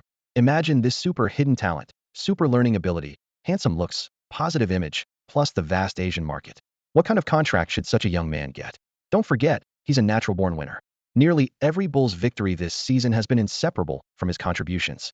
At this moment, Knight was, as the Chinese saying goes, as stubborn as a turtle that swallowed an iron weight, absolutely determined. The more he watched Feng, the more he liked him. However, many company executives held opposing views. Someone reminded him, "Phil, you're being too emotional. Feng is still an Asian player, and he plays the most competitive guard position. In NBA history, even white players have struggled to become superstars on the perimeter, let alone." Skeptical voices rose one after another. From a scientific standpoint and based on past experience, Su Feng will at best become a fringe all-star player. However, this was Philnet's company after all, and he held the majority of shares. The entire executive circle consisted of well-paid employees who now sat in complete silence, their eyes fixed on the boss at the head of the conference table, waiting for him to speak. After a brief moment of quiet, someone reluctantly spoke up. My recommendation is to offer him a 7-year, $60 million endorsement deal. 7 years, $60 million. Philnet repeated slowly, his face showing unwavering determination. We need to tie ourselves to him completely. As soon as he finished speaking, the conference room erupted. 7 years, $60 million. That was approaching LeBron James level, even higher than Kobe Bryant's contract. If this news got out, the media would definitely mock Nike, and their other signed players would inevitably feel resentful. After all, while Su Feng had occasional highlights, he had never received recognition from authoritative experts. Most people believed his talent was average with limited potential, seeing no hope of him entering the superstar ranks. Forget comparing him to the chosen one. LeBron Kirk Hinrich from his own Bulls team was viewed as having more potential and being more likely to become a perimeter cornerstone. Add to that the brutal competition at the shooting guard position, and Su Feng's future didn't look promising. Should we reconsider this? The senior vice president took a deep breath and proposed a more conservative approach. Give us another 2 weeks to evaluate. This isn't a small amount, it could have far-reaching consequences. His voice broke the ice, prompting other executives to voice their agreement. Everyone urged the boss to stay calm, even if it meant just delaying the decision. But Philnet couldn't contain himself. Once we identify our target, we must strike quickly. What if his talent explodes again and Adidas snatches him up? He spoke urgently, pounding the table twice. After much persuasion, they finally got him to compromise slightly, at least watch 5 more games. Just 5 games wouldn't take long and wouldn't derail their strategic planning. When the meeting ended, Philnet didn't go far, signaling for the Greater China president to stay behind. Back in his office, he gave a direct order: go to Wenzhou and help a shoe factory set up production lines. Make them one of our manufacturing partners. The president stood there stunned. According to protocol, Nike only chose the most established and reliable partners. But this factory was small-scale with limited technology. This move was essentially spoon-feeding them. Just as he was about to mention the risks, Philnet made it clear: that's Tony Hsieh's father's factory. The president was even more confused. The founder himself was acting so emotionally. What kind of spell had Su Feng cast on him? He couldn't figure it out, but could only nod and accept the assignment. Meanwhile, Su Feng's parents didn't accompany him to Sacramento, but instead made a detour to Los Angeles to handle business before rushing back to China. They needed to expand production lines, import equipment, and go all out before the opportunity arrived. They understood Philnet's favor perfectly. It was all thanks to their son's NBA status. Without that, how would Nike ever lower itself to work with them? Without their son, they would have spent their entire lives stuck in a small shoe workshop. Honest work, but not big money. Before leaving, Su Feng gave his father 2 Rolex watches. Su's father scolded his son for spending money recklessly, while grinning from ear to ear. Having a successful son was better than anything else. He could almost envision himself checking his watch 20 times a day after returning home, and whenever he met acquaintances, casually mentioning, "Hey, how did you know my son bought me 2 Rolexes? Look, one with diamonds on the left wrist, and another gold one with diamonds on the right." LeBron James loved watching the daily top 5 plays. As the screen on the TV wall lit up, he instinctively straightened his back. Last night, during a fast break, he had stretched out his massive hand and precisely stolen the ball from Vince Carter's dribble, then sprinted the full length of the court, exploded off both feet, and delivered a thunderous tomahawk dunk that left the rim buzzing. Being able to steal from the acknowledged dunk king and finish with a dunk on the other end made him certain this play would easily claim today's #1 spot. Young fans valued physical talent above all else, and the nickname, the Chosen One, was itself a tribute to his extraordinary physical gifts. However, when the rankings were revealed, his highlight only placed second. First place went to Su Feng, the Bulls rookie, who had isolated Jason Richardson in a crucial moment, pulled up for a shot, and delivered the game winner. Richardson was also a 2-time dunk champion and the Warriors' star player, yet he was overpowered by a second-round pick. In just one possession, Su Feng's edge and confidence shone through. Seeing this, LeBron couldn't help but mutter under his breath, "This kid's been stealing the spotlight more and more lately." Before his emotions could settle, his agent Goodwin walked through the door. "LeBron, Sprite wants you as their North American spokesperson. 6 years, $8 million, he said, handing over the documents. "They're promising massive ad campaigns across all major TV networks. For expanding your influence, both the money and resources are top tier." James glanced at the contract. "I can sign it, but they need to include the annual marketing budget in the terms." His tone carried its usual caution. Goodwin nodded, then added, "Also, they're planning to sign Bulls guard Su Feng too. They'll want you both in commercials together. Of course, Sprite will primarily market him in Asia since he's a Chinese player." At the mention of Su Feng's name, LeBron's shoulders tensed slightly. How much are they giving him? Trade secret. But definitely much less. Goodwin shrugged. 6 years, 8 million is already the highest tier in the industry. Only then did LeBron relax, nodding gently. Strangely, every mention of Feng made him nervous. They weren't even in the same league. He was the #1 draft pick, the chosen one, under the spotlight. Feng was just an emerging second-round pick who, while having secured a starting spot with the Bulls, was far from earning genuine recognition from experts. Moreover, he had already been confirmed as the Cavaliers' rebuilding cornerstone, wielding extraordinary influence within the organization could even determine the fate of most players on the team. He's an invisible general manager. James shook his head, muttering to himself, maybe I shouldn't take him so seriously after all, we're not even playing in the same league. 5 years, $5 million? In the hallway of the Hyatt Sacramento, Feng had just pushed open his hotel room door when he heard those numbers coming through the phone. Jason Thomas was so excited his voice shot up nearly an octave. The figures seemed to dance across his face like electric currents, making his expression instantly burn with intensity. After ending the call, Thomas rushed over to Feng in quick strides. Tony, you can't possibly refuse this now, can you? Sprite is offering a 5-year, $5 million global endorsement deal. They guarantee worldwide ad placement. Your influence will double overnight. Feng nodded to acknowledge he'd heard, then looked up calmly. But why not 10 million? Asia has the largest population, and the consumer goods market there is massive. If they truly value me, they should show greater sincerity. Thomas paused, lowering his voice. 5 million is already quite substantial. Then tell them, Feng shrugged, as if discussing the weather. I'll only accept 2 options, 1 million per year, or 5 years for 10 million. Thomas looked skeptical but still pulled out his phone to call back. His spine went rigid, terrified of being seen as a greedy opportunist, his face constantly shifting between apologetic smiles and worried frowns. Meanwhile, Feng leaned against the sofa armrest, crossing his legs as he gazed out at the city lights. He was certain he would become stronger and felt no rush to convert his potential value into immediate cash. The next day at Arco Arena, lights illuminated the purple court. The Kings remained a Western Conference powerhouse. Even though Weber had struggled with injuries over the past 2 seasons and his skills had declined somewhat, the Princeton offense still kept them competitive. From the opening tip, Feng matched up against Doug Christie, the Kings' only defensive stalwart. Christie was accustomed to battling superstars like Kobe, McGrady, and Iverson, so he seemed to underestimate the rookie Feng.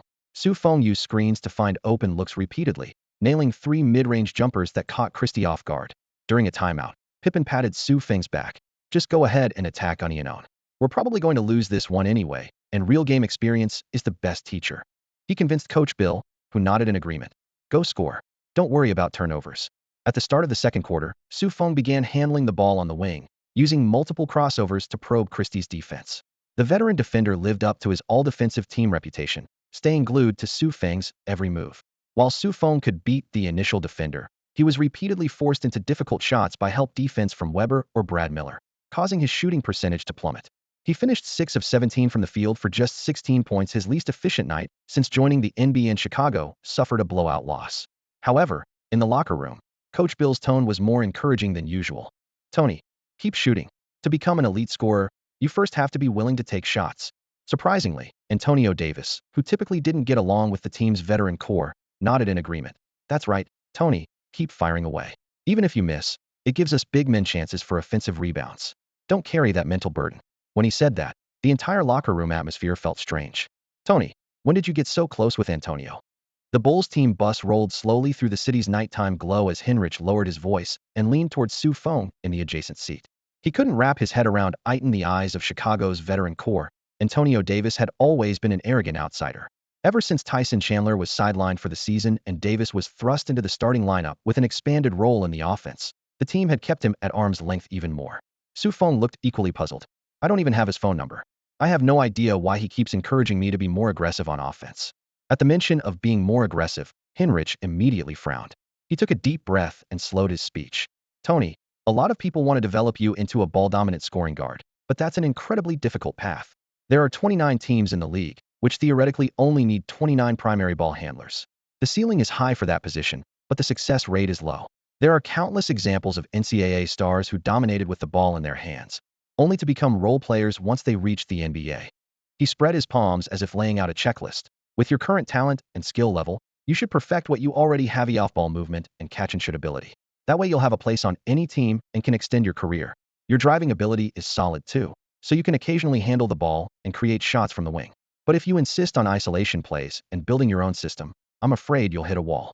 These words weren't entirely selfish. While Hinrich could feel his own touches being redistributed, he genuinely believed Su Feng was better suited to be an elite role player. Su Feng didn't argue, simply nodding quietly. He knew he still had a long way to go before becoming a true primary option, but he was confident he would eventually level up. Let me try it first. If it doesn't work out, I can always change course if there's still time. Seeing this, Hinrich fell silent. The two had once been inseparable, but ever since Su Feng started dating Scarlett and his status within the team skyrocketed to match Hinrich's own, a rift had begun to form. Human nature was like that.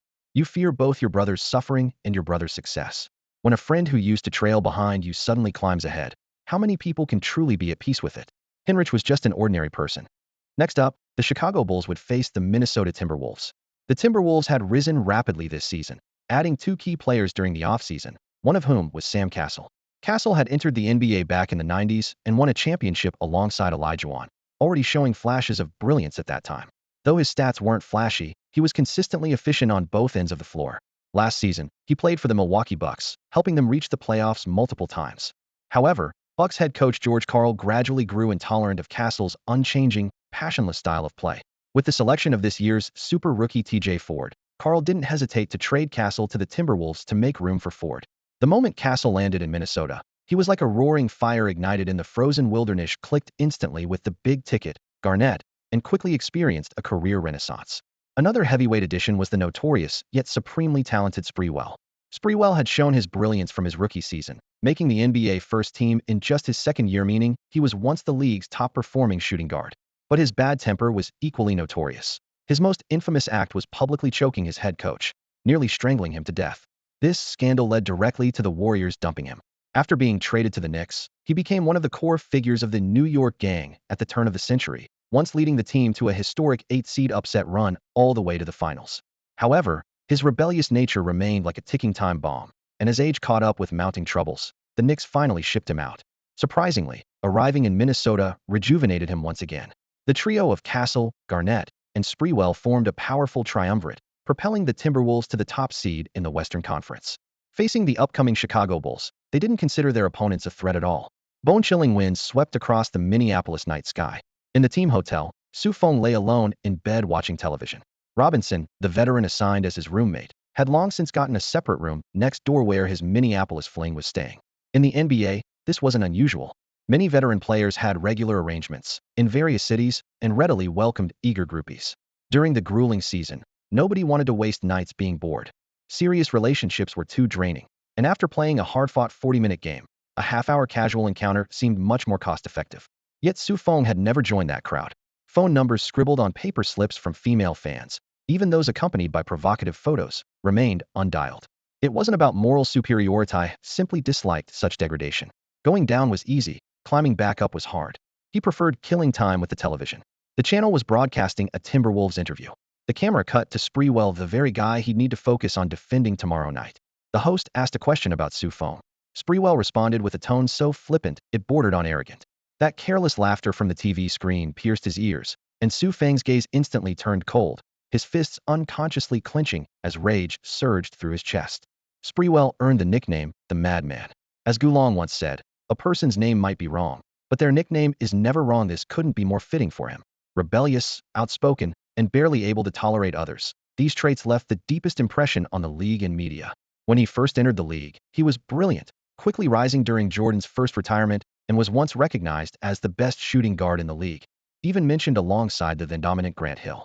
But as his true temperament was exposed, management's patience with him quickly wore thin. No one wanted to promote a star with obvious character flaws. Thus, he fell from the superstar stage, overtaken by new generation guards, unable even to make the candidate list when media selected the big four shooting guards. Now was the golden age of perimeter players. Kobe, Carter, Iverson, and McGrady shone brilliantly, carrying the brightest spotlight of the post-Jordan era, while chosen ones like LeBron James and Carmelo Anthony had already emerged. For Sprewell, this was undoubtedly a heavy blow, was even worrying about his next contract, wanting a retirement deal, averaging $15 million per year. In an interview, a reporter deliberately steered the topic toward the new generation.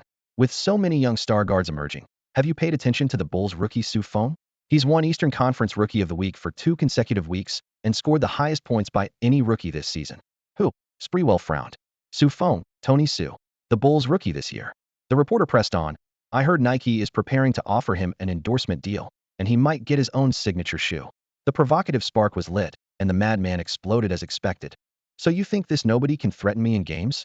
I've watched his tape. What does he have besides a pretty face? What are you media people trying to achieve with all this star making? Just because he can date? Just because he beat up two thugs on the street? Athletes speak through their performance. At his level, I can destroy him anytime, anywhere 7 days a week, 24 hours a day, right here, or anywhere there's a basketball hoop. He lowered his voice, but each word was sharp. I don't mean to discriminate against anyone, but yellow skin isn't suited for basketball, especially not at the 2 or 3 positions. Your fantasies need to enshine the spotlight on people with real talent. Tony Sue, sorry, but I'm going to destroy you not so much for myself, but to burst this ridiculous hype bubble. In front of the TV, Su Feng's fists slowly clenched. The madman's arrogance and contempt had clearly trampled on his dignity. Tomorrow night, the two teams would face off, and he had to respond on the core that couldn't let his opponent walk away unscathed after such outrageous words. Though he was far from elite level now, the stubbornness in his bones had been fully awakened. Everyone knew he was usually mild-mannered, but once his bottom line was crossed, he was not to be messed with. Knock, knock, knock. The sound interrupted his thoughts. Hey, Tony, let's go have some fun. Eddie Curry pushed open the door and poked his chubby head in, his face full of smiles. I'm not interested in women who throw themselves at me. Su Feng waved his hand, rejecting Curry's gentle trap at the door. You go have fun by yourself. No, bro, I'll take you to a better place. Curry squinted with a mischievous grin, lowering his voice. Hey, how about I show you a castle made of candy? Now. Su Feng raised an eyebrow. Yeah, right now. Curry nodded confidently. The two went downstairs, and Curry pulled out his phone to make a call. In less than 5 minutes, a stretch Lincoln glided up to the entrance. The door opened, and they climbed into the back seat. The cabin was spacious like a small private room, and Curry's massive 300-pound frame still fit comfortably as he leaned forward to greet the big guy in the passenger seat. Hey, how's it going, Michael? Let me introduce you. This is my little brother, Tony. Michael had shoulders as wide as a wall and a face full of stubble that made him look fierce, but when they shook hands, he broke into a childlike grin. Su Feng extended his hand for the greeting, and the next second he heard the guy say, Hello, Tony. I'm a big fan of Scarlett. Nice to meet you. Su Feng smiled awkwardly. Lately, quite a few NBA players had been using this approach to strike up conversations with him, and he had no idea when Scarlett had gained so many fans in the league. Tony, do you know Chinese Kung Fu? Do you know Jackie Chan? I'm a huge fan of his. Michael in the front seat gestured wildly, his exaggerated movements nearly hitting the roof. Su Feng certainly didn't know Jackie Chan and could only smile without saying anything. The car drove out of the city, and the scenery outside gradually became desolate. Su Feng secretly speculated. With such a massive build, he was probably someone from the NBA too, maybe a big man for the Timberwolves? With Curry's connections, any kind of friend was possible. The Lincoln soon pulled into a suburban castle-style villa. Anyone who could make it to center position in the league never lacked money. Even though the spotlight now shone more on guards, big men still commanded premium contracts, and the belief that whoever controls the paint controls the game remained deeply rooted. After getting out of the car, Michael led Curry and Su Feng through the corridors straight to this sweet castle. The moment they pushed open the door, Su Feng's jaw nearly dropped. In a space half the size of a practice facility, shelves stood everywhere with mountains of candy, chips, and drinks, like a private mega supermarket. He had witnessed countless nights of indulgence in the NBA, but had never seen this kind of sugar carnival. Curry and Michael's eyes lit up as they suddenly accelerated and dove toward the snack piles. Two big centers, each standing 6 feet 7 inches and weighing over 300 pounds, plunged into the colorful snack mountains like two children, instantly getting buried alive by candy. The scene was so ridiculous that it made one wonder if they might next dive toward some bare thighs that would at least make more sense. Su Feng turned his head and saw Michael's butler also wearing an awkward smile, and the two of them tacitly retreated from the room. The butler was named Naxon, also a black man, and the very, very dark-skinned kind. African Americans in the United States are actually lighter-skinned compared to those in Africa, and in the NBA, many black players even look white, like Jason Kidd. As Su Feng reached the entrance, he struck up a conversation with a tall, dark-skinned butler. The man introduced himself as Naxon, a Nigerian who had worked as a servant for Michael's family since his youth. When Michael made it big in the NBA, Naxon followed him to America and now serves as his personal butler. This brief conversation suddenly reminded Su Feng of the towering homeowner Michael Olowokandi. The 1998 draft's #1 pick, nicknamed the Candy Man, was considered one of the biggest busts alongside Kwame Brown. Before the draft, Su Feng had read a Sports Illustrated article specifically ranking draft busts, complete with photos, but he had never connected the man before him with that face. After all, with over 400 players in the league, he couldn't possibly know every single one by heart. especially Olowokandi, who had virtually no presence beyond his bust label. Sufong wasn't even aware he was now a Timberwolves player. Clippers GM Elgin Baylor drafted him back then. That article portrayed Olowokandi as a supremely gifted center. Exceptional physical attributes, wealthy background, son of a Nigerian diplomat family. Didn't receive formal basketball training until age 17. Rode the bench his first year at University of the Pacific, got injured his second year, then dominated college basketball in his third. At the time, the league had another Nigerian center with a similar story, someone who started playing at 17 or 18 but became a superstar, leading the Rockets to 2 championship titles. Hakeem Olajuwon. With Olajuwon's success as precedent, Baylor ignored Vince Carter, Anton Jameson, Dirk Nowitzki, and Paul Pierce at the 1998 draft, decisively selecting Olowokandi. The rest is well-known history. Despite being taller than Olajuwon with longer wingspan and superior physical gifts, Olowokandi proved even more raw than raw upon entering the NBA. On offense, he could do nothing beyond grabbing offensive rebounds and awkward close-range layups. His rookie season yielded only 8 points and 6 rebounds per game, with his sole career honor being All-Rookie Second Team. However, last season he actually performed decently, using his physical attributes to post 12 points, 10 rebounds, and 2 blocks per game. During the offseason, he seized the opportunity to demand big money from the Timberwolves, 7 years, $100 million. Even the Timberwolves weren't foolish enough to be taken for such a ride, so Olowokandi's agent team made some token gestures before contentedly accepting a 3-year, $16 million offer. For Olowokandi, money wasn't an issue. His greatest passion was eating candy and drinking soda while training half-heartedly, and this contract was enough to last him a lifetime. Eddie Curry and Olowokandi's friendship stemmed from studying under the same teacher during the off-season, Kareem Abdul-Jabbar. Both claimed to be Kareem's disciples, though Kareem himself refused to acknowledge them. At least Eddie Curry learned something useful, given his decent offensive talent and soft touch. Olowokandi, however, not only lacked offensive gifts but also refused to train. His trainer once publicly stated, "I've never seen anyone so lazy and gluttonous in my life." When it came to falling from grace, Olowokandi had his own unique stylino women. No drugs, no gambling, no drinking, just pure laziness and overeating, making him something of a refreshing anomaly in the NBA's Hall of Fallen Stars. During their conversation, Naxson repeatedly emphasized to Sufong, "Michael is a good kid. I watched him grow up. The league is like a Vanity Fair, full of backstabbing and cheap shots. Even his teammates mock him. The media is even worse. They'll lift you to the heavens just to watch you crash and burn." Learning that Sufong was also an NBA player, Naxson made sure to warn him, "Never let the media label you." Sufong couldn't agree more. Though he'd only been in the league for a short time, he'd already experienced the brutal competition, not just opponents on the court, but the political games in the locker room, with the media always ready to fan the flames. About an hour later, Eddie Curry came running to the door, panting heavily. "Hey, Tony, come on in. There's limited edition candy here. Why don't you try some?" His face beamed with satisfaction, his rotund frame nearly filling the entire doorframe.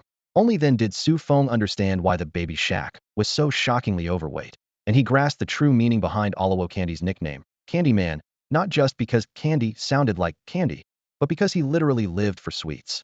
In the living room, Olowokandi opened his collection cabinet, revealing rows of exquisitely packaged candies like a showcase. British handmade toffees, Belgian hazelnut truffles, Japanese mizu shinjen mochi.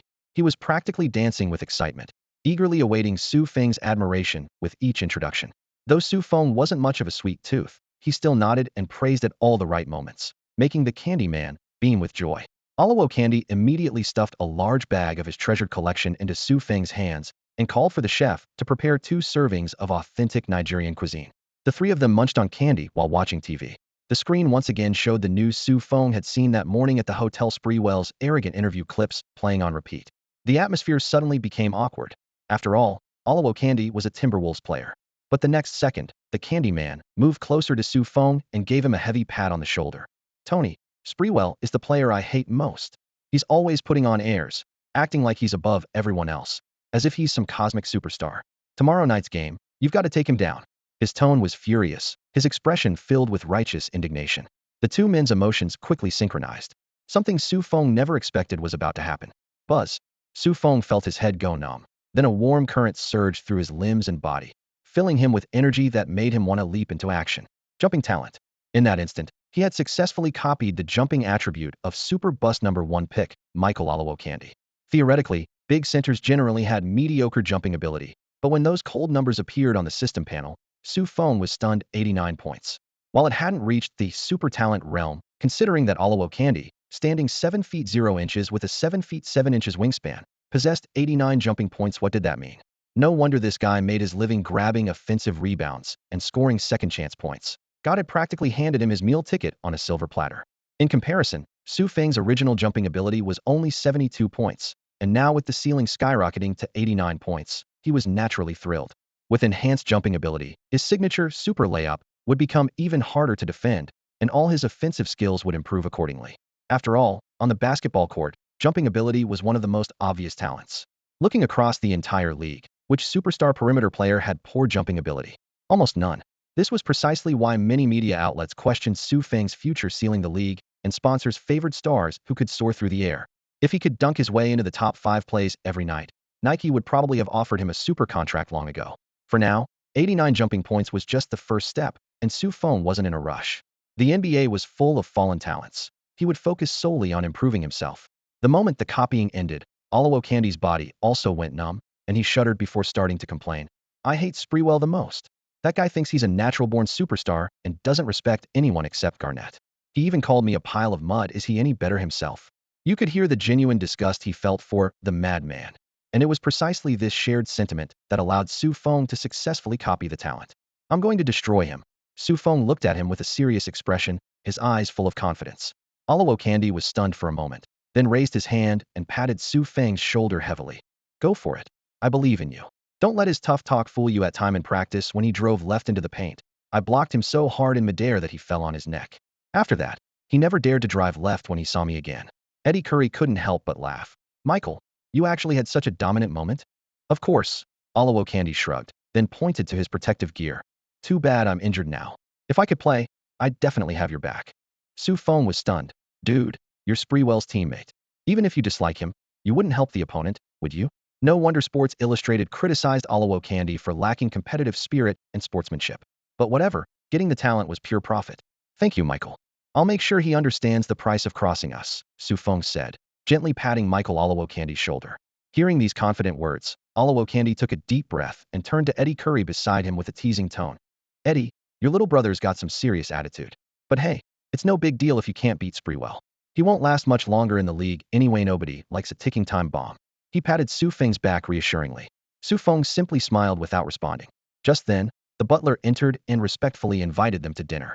The dining table was laden with delicious dishes, and the atmosphere was relaxed. After the meal, Eddie Curry and Olowokandi squeezed onto the couch to watch cartoons together. The two unmotivated big men chatted enthusiastically, occasionally bursting into laughter at the plot, displaying a rare childlike innocence. Su Feng's biggest gain from this visit wasn't the fine food or relaxed atmosphere, it was secretly copying Olowokandi's jumping ability. When they parted, Olowokandi even generously gave away over a dozen boxes of precious collectible candies, each with limited edition numbers on the packaging. On the drive back to the hotel, the winter night lights were sparse throughout the city, and the car was so quiet you could hear the wind against the windows. Eddie Curry suddenly spoke up. Do you know what Michael said about you? Su Feng raised an eyebrow. He said you're young and hot-headed, always wanting to go head-to-head with everyone, and you'll pay for it later. Eddie grinned. Su Feng smiled without responding. Eddie continued. He also said you have ambition in your eyes, and you're not the same type as us. Su Feng smiled again, his expression calm. He wasn't surprised. Olowokandi had long chosen to coast. Becoming the #1 draft pick was just an accident, had an exceptional body but lacked the matching will and drive. Even when the entire basketball world mocked him as a bust, he could contentedly waste away his time. This attitude was something Su Feng couldn't tolerate. Olowokandi's assessment was accurate, they truly weren't the same type of people. But that didn't stop Su Feng from copying his jumping talent. What the other man didn't treasure was, in Su Feng's eyes, a stepping stone to reach the summit. Minnesota's winter was bitterly cold, and many areas of the Timberwolves' home arena simply didn't have heating. When Su Feng arrived at the gym to warm up, he felt the cold wind howling through the stands. In the NBA, the facilities in small city arenas were worlds apart from those in big cities. Bulls players always looked forward to games in Miami, Los Angeles, or Oakland, but frowned at the mention of Minnesota, Milwaukee, or Toronto. The low temperature couldn't suppress the restless energy within Su Feng. He repeatedly sprinted, leaped, and slammed the basketball hard into the rim, then retreated to the three-point line to sprint again. His explosive power was already remarkable. That explosiveness came from the Stoudemire talent he had copied. Stoudemire was called the new generation beast forward, often compared to Shawn Kemp in his prime, showing just how terrifying his explosiveness and jumping ability were. With each leap, Su Feng seemed to be catapulted toward the rim by a spring, full of power. The training lasted nearly 50 minutes, and as sweat soaked his jersey, he could clearly feel the jumping talent being rapidly absorbed. The rating improved from 75 to 80. Su Feng had figured out the pattern. Copied talents improved fastest in the 0-80 range. 8,090 required refinement in official games, and 90 could only be achieved through intense insights gained in actual combat. When his jumping attribute broke through 80, his dunking movements became increasingly fluid and graceful. Most importantly, his layups had become more varied and lethal, showcasing a significant leap in skill level. This surge of hot shooting had Su Feng completely locked in during practice. Left-right crossovers, spin moves with extension, pull-up floaters. Every shot was crisp and clean, the satisfying swish of the net echoing through the empty arena, filling him with confidence for tonight's matchup. At that moment, on the second-floor walkway overlooking the court, Garnett and Sprewell strolled leisurely, followed by several photographers capturing footage for the team's new season promotional materials. Camera flashes popped frequently, but the two All-Stars paid no attention, continuing their conversation as if no one else was around. "So that's the guard you're planning to school tonight?" Garnett leaned forward, watching Su Feng find his rhythm at center court. "I wouldn't call it schooling," Sprewell said with a dismissive chin lift, though his tone dripped with cold mockery. "I just want to teach the media a lesson. Stop pointing their cameras at players who don't matter. Real superstars are the ones worth following." Sprewell craved attention and exposure, but right now, some unknown rookie named Su Feng was generating more buzz than him, which the madman simply couldn't tolerate. He was determined to destroy Su Feng and reclaim the spotlight that rightfully belonged to him. "The kid's silhouette really does look like Jordan," Garnett mused, squinting slightly before adding. "His vertical isn't as high as MJ's, but his first step is pretty impressive. Just looks like him, that's all," Sprewell scoffed. "I've studied his tape. I am 200% confident I'll destroy him." A twisted smile spread across his face as he added with mock casualness, "Poor kid.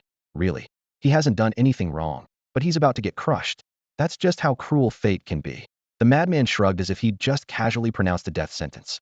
Garnett looked back down at the court, just as Su Feng accelerated toward the basket, leaping high with his back to the rim for a two-handed reverse dunk boom. The rim shook violently, and the wooden floor trembled slightly beneath. "Is this kid getting more bounce? Or am I seeing things?" Garnett wondered to himself. Beside him, Sprewell whistled appreciatively but still didn't take Su Feng seriously, not giving him a second thought. Destroying Su Feng was simply a matter of course. "Tony, you need to be more aggressive tonight." In the dimly lit locker room before the game, the air was thick with the mixed scent of rosin and sweat. Hinrich suddenly looked up and, with a deliberately casual tone but raised voice, threw this comment at Su Feng. "Sprewell has been eyeing you all pregame. You should teach him a lesson." Scott Pippen, sitting nearby tying his shoes, shot a sharp glance at Hinrich, his brow furrowing deeply. Something felt off to him until now. Hinrich had consistently opposed Su Feng's frequent isolation plays, claiming he needed to control the team's rhythm. But now, with a formidable opponent's provocation looming, Hinrich was suddenly encouraging Su Feng to go on his own. There was clearly an ulterior motive behind this. Pippen was a seasoned veteran who quickly saw through Hinrich's scheme, using someone else to do his dirty work. If Su Feng were truly crushed and torn apart by the madman Sprewell, Hinrich's position as the team's point guard would become even more secure. That's exactly the kind of move a point guard would think up. Pretty calculating, Pippen thought to himself. What surprised him was Su Feng's response, a broad smile as he patted Hinrich on the shoulder. "Thanks, Kirk. I'll definitely put on a good show tonight." Pippen's frown deepened. Was Tony really that naive? The kid probably didn't understand the treacherous nature of people's hearts, let alone the undercurrents flowing through the locker room. Coach Bill burst through the door, slapping his tactical board, and the atmosphere immediately turned serious. His game plan was clear: have Su Feng move more off the ball, play without the ball more often, and even assign Kendall Gill to guard Sprewell. Obviously, Bill had also noticed the madman's taunts.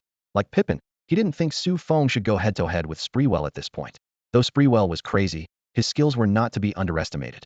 Among the league's shooting guards, aside from the big four guards, Ray Allen and Pierce, he was the most threatening representative of the second tier of elite shooting guards. Well-rounded on both ends, excellent ball handling skills, rich experience, and a cut above Jason Richardson. Su Feng had previously managed to match Richardson and even gained a slight edge through luck, but going toe-to-toe with Sprewell was still beyond his current capabilities. As the game was about to begin, Pippen pulled aside Su Feng, who was preparing to adjust his gear, and lowered his voice. "Tony, your career is just getting started. There's no need to go head-to-head with Sprewell. You have plenty of time ahead of you, rising while he's declining. Time is on your side. Move around more, play off the ball, get your points, and your stats won't be worse than his. That way you'll naturally come out on top." Su Feng listened intently and looked up at Pippen with a smile. "Thanks, Scott. I know what I'm doing." Pippen nodded, feeling somewhat reassured. He liked this young man cautious, humble, and eager to learn. During his own injury period, Su Feng had even brought fruit to visit him daily. After teaching Su Feng his finishing techniques without reservation, Pippen considered him his protege. During this time, Pippen had been networking everywhere to find teachers for Su Feng. He'd reached out to Rodman, Barkley, Magic Johnson, and even Michael Jordan. However, these old teammates were either too busy with packed schedules or had become too leisurely and lazy in retirement.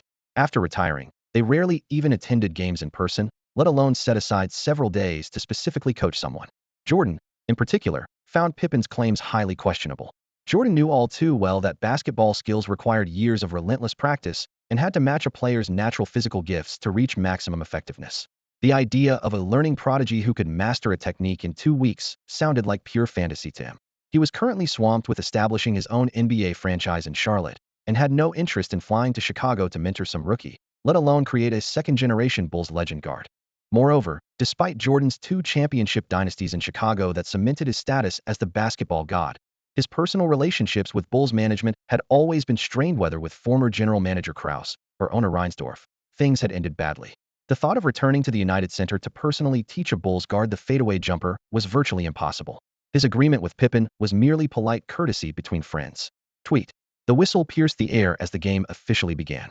Bulls starting lineup: Hinrich, Gill, Su Feng, Antonio Davis, Eddie Curry. Timberwolves starting lineup: Castle, Sprewell, Szczerbiak, Kevin Garnett, Irvin Johnson. Surprisingly, Antonio Davis out-jumped Garnett to win the opening tip for the Bulls. The crowd erupted as the scoreboard clock began ticking. Hinrich dribbled across half court, facing off against Castle.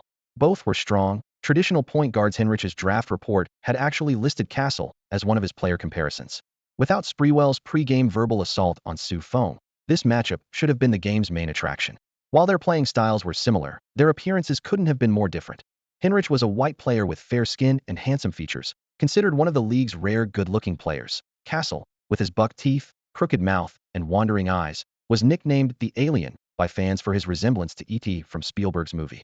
At the top of the arc, Hinrich quickly surveyed the court before passing to Su Feng on the wing. This drew a slight frown from Coach Bill on the sideline. Why pass to Tony again? Why isn't Tony moving without the ball?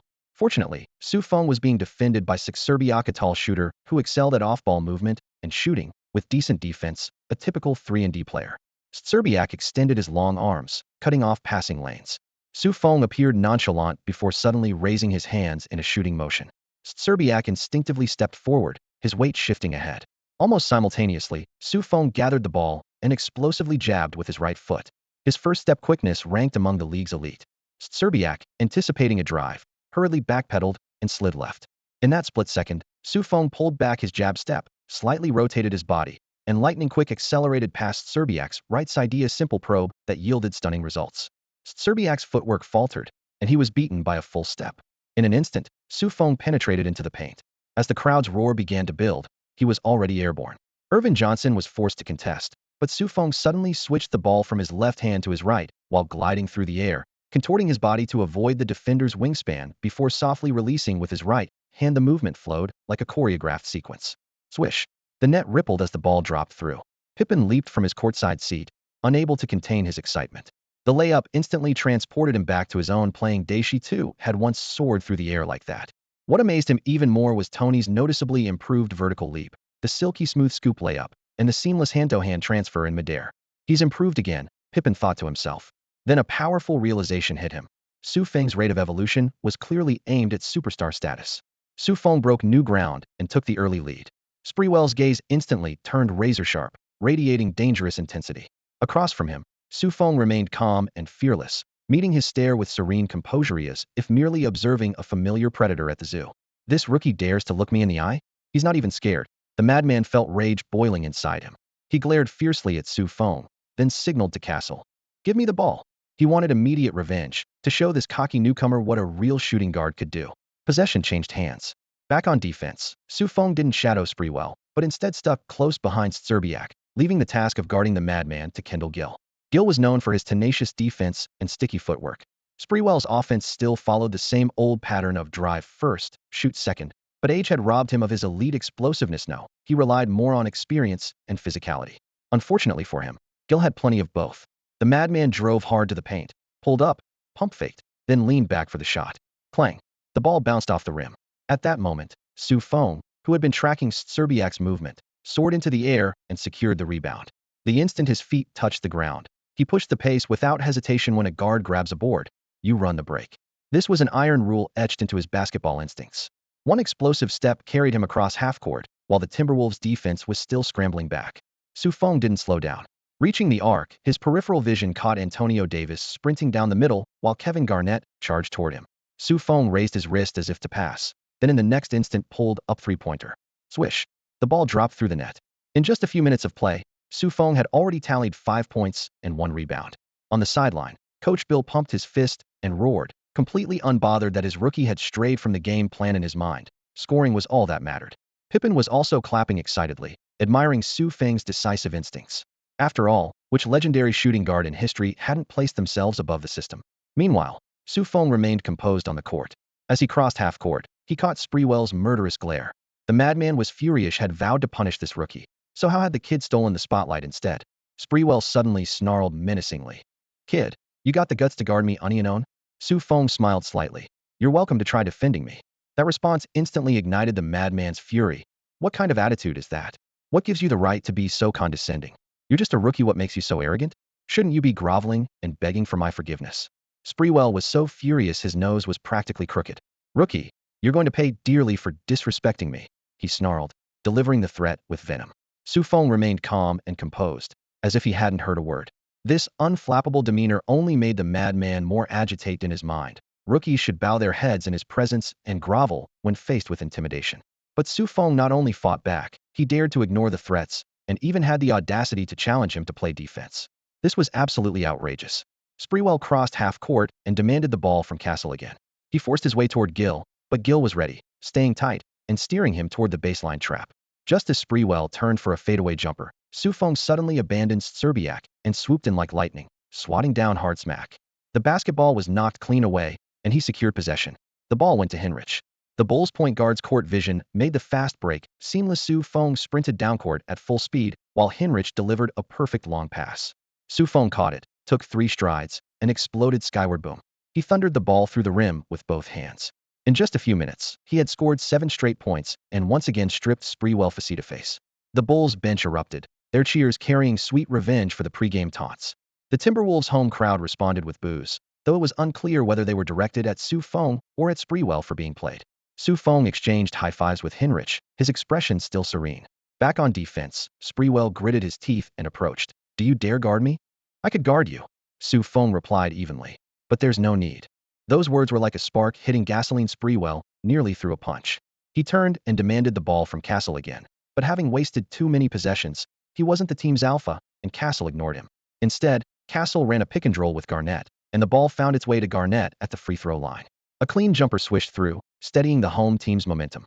As one of the league's top 5 all-around superstars, Garnett was a lead on both ends, and this shot instantly energized the crowd. Running back on defense, he clapped and shouted, "Defense! Defense!" Head coach Saunders was frantically signaling plays from the sideline. Sprewell gestured to his coach, but without waiting for a response, he walked straight towards Su Feng and forcibly switched assignments. Sometimes generals in the field must disobey orders from headquarters. Saunders took a deep breath and could only tolerate this challenge to his tactical authority. After all, what if this lunatic went berserk and tried to choke him? The suffocating shadow of Coach Carlesimo still loomed over the NBA. "You're finished. Rookie, you shouldn't have shown off in front of me. You'll regret this for the rest of your life, and everyone who disrespects me gets punished.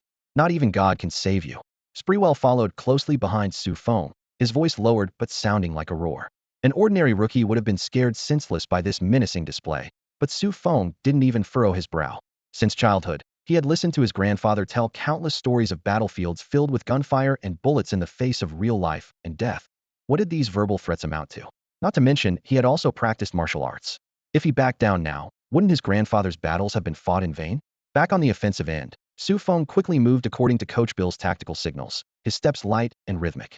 Sprewell had once made the all-defensive second team with his fierce defense, but that was during his second-year glory days. Now, he could only be called above average. He clung tightly to Su Feng as the two ran around screens for 2 full circles. Antonio Davis and Garnett stood shoulder to shoulder, and Su Feng flashed through the gap between their shoulders before the elevator doors closed, leaving Sprewell trapped outside. Su Feng rushed to the free-throw line, and Hinrich understood immediately, flicking his wrist to pass the ball over. Su Feng caught and shot in one motion, releasing the ball as Garnett's help defense came a half step too late. Swish. The basketball pierced through the net. Garnett raised an eyebrow, glancing at the rookie in front of him. This guy's shooting form was actually this solid? Su Feng was secretly startled when Garnett jumped to contest. It felt like running into a moving wall, a full 10 feet tall. He was grateful his shooting motion was quick enough and his jumping ability had improved, otherwise this shot would likely have been swatted away. Just then, the system notification appeared. Jumping talent increased by 1 point. Garnett's pressure had indeed triggered his physical potential. The brief moment of joy had barely surfaced when Sprewell charged out from the side, glaring at him viciously. "You sneaky little punk. Do you dare to go onion with me?" "I could, but there's no need," Su Feng replied calmly, his tone even more indifferent. "That shot was still worth 2 points, wasn't it? What's the difference? Onion is the soul of a shooting guard." Sprewell roared back furiously, convinced that Su Feng was playing games. As Su Feng took a step forward, his mental state grew increasingly tense. Watching the madman's chest heaving rapidly, Garnett patted his teammate's shoulder. "Stay calm. Winning is what matters most. Don't get worked up over a rookie. You don't understand? I have to destroy him. I have to crush him." Sprewell gritted his teeth, his eyes bloodshot. Sprewell had completely lost his cool. From the very beginning, he hadn't taken Su Feng seriously, convinced this rookie would bow down under his relentless pressure and look up at him like a leashed hunting dog, ready to take whatever punishment he dished out. But when the game actually started, Su Feng kept creating scoring opportunities, attacking the rim wave after wave, catching Sprewell completely off guard and instantly flipping the script. Furious and humiliated, Sprewell shook off his teammates' attempts to calm him down, his rage practically bursting through the seams. Even Garnett couldn't hold him back. After halftime, he straight up snatched the ball from Castle's hands, took a step back beyond the three-point line, and forcibly pulled the Timberwolves' entire defense outward. Then he locked eyes with Su Feng and crooked his finger. "Come on, rookie, let's settle this onion." That finger gesture was pure provocation, dripping with, "I'm about to teach you a lesson," arrogance. Only killers who were absolutely confident in their offensive firepower dared to call someone out like that. The home crowd instantly erupted, and the Target Center felt like someone had thrown a stick of dynamite into it. The entire arena was roaring with deafening cheers. The Bulls' bench, however, was tense as a wire. Pippen was frantically gesturing and mouthing, "Stay calm. Don't take the bait."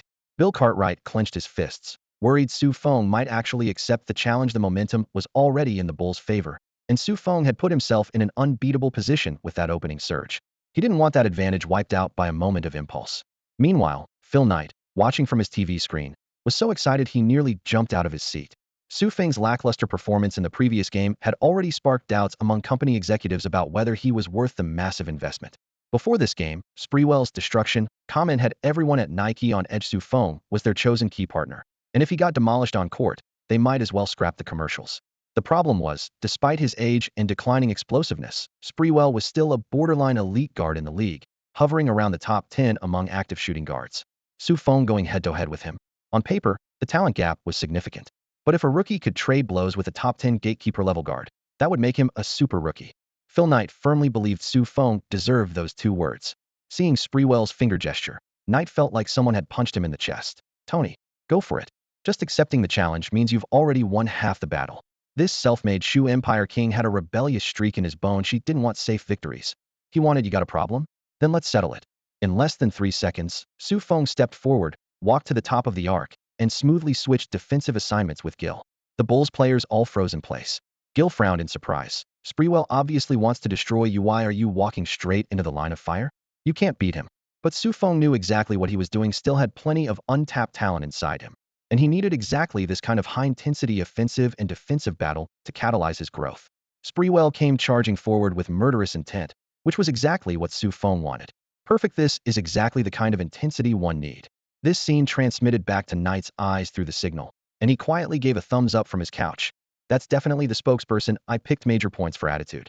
On the court, Su Feng spread his arms wide, assuming a defensive stance. His wingspan was remarkable, and combined with his nearly innate static defensive advantages, even with somewhat limited experience, he was enough to intimidate his opponent.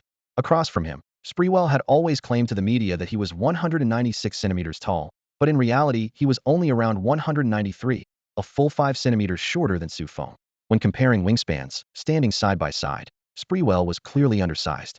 Though the madman sensed the pressure, he relied on years of experience to suddenly execute a sharp probe step. The finesse of his ball handling was far superior to what Jason Richardson could offer.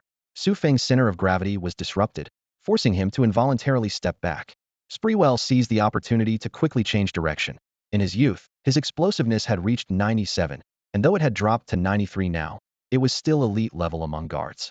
However, Su Feng's explosiveness had also reached exactly 93. The moment he was beaten by half a step, he spun around sharply and stayed tight in pursuit.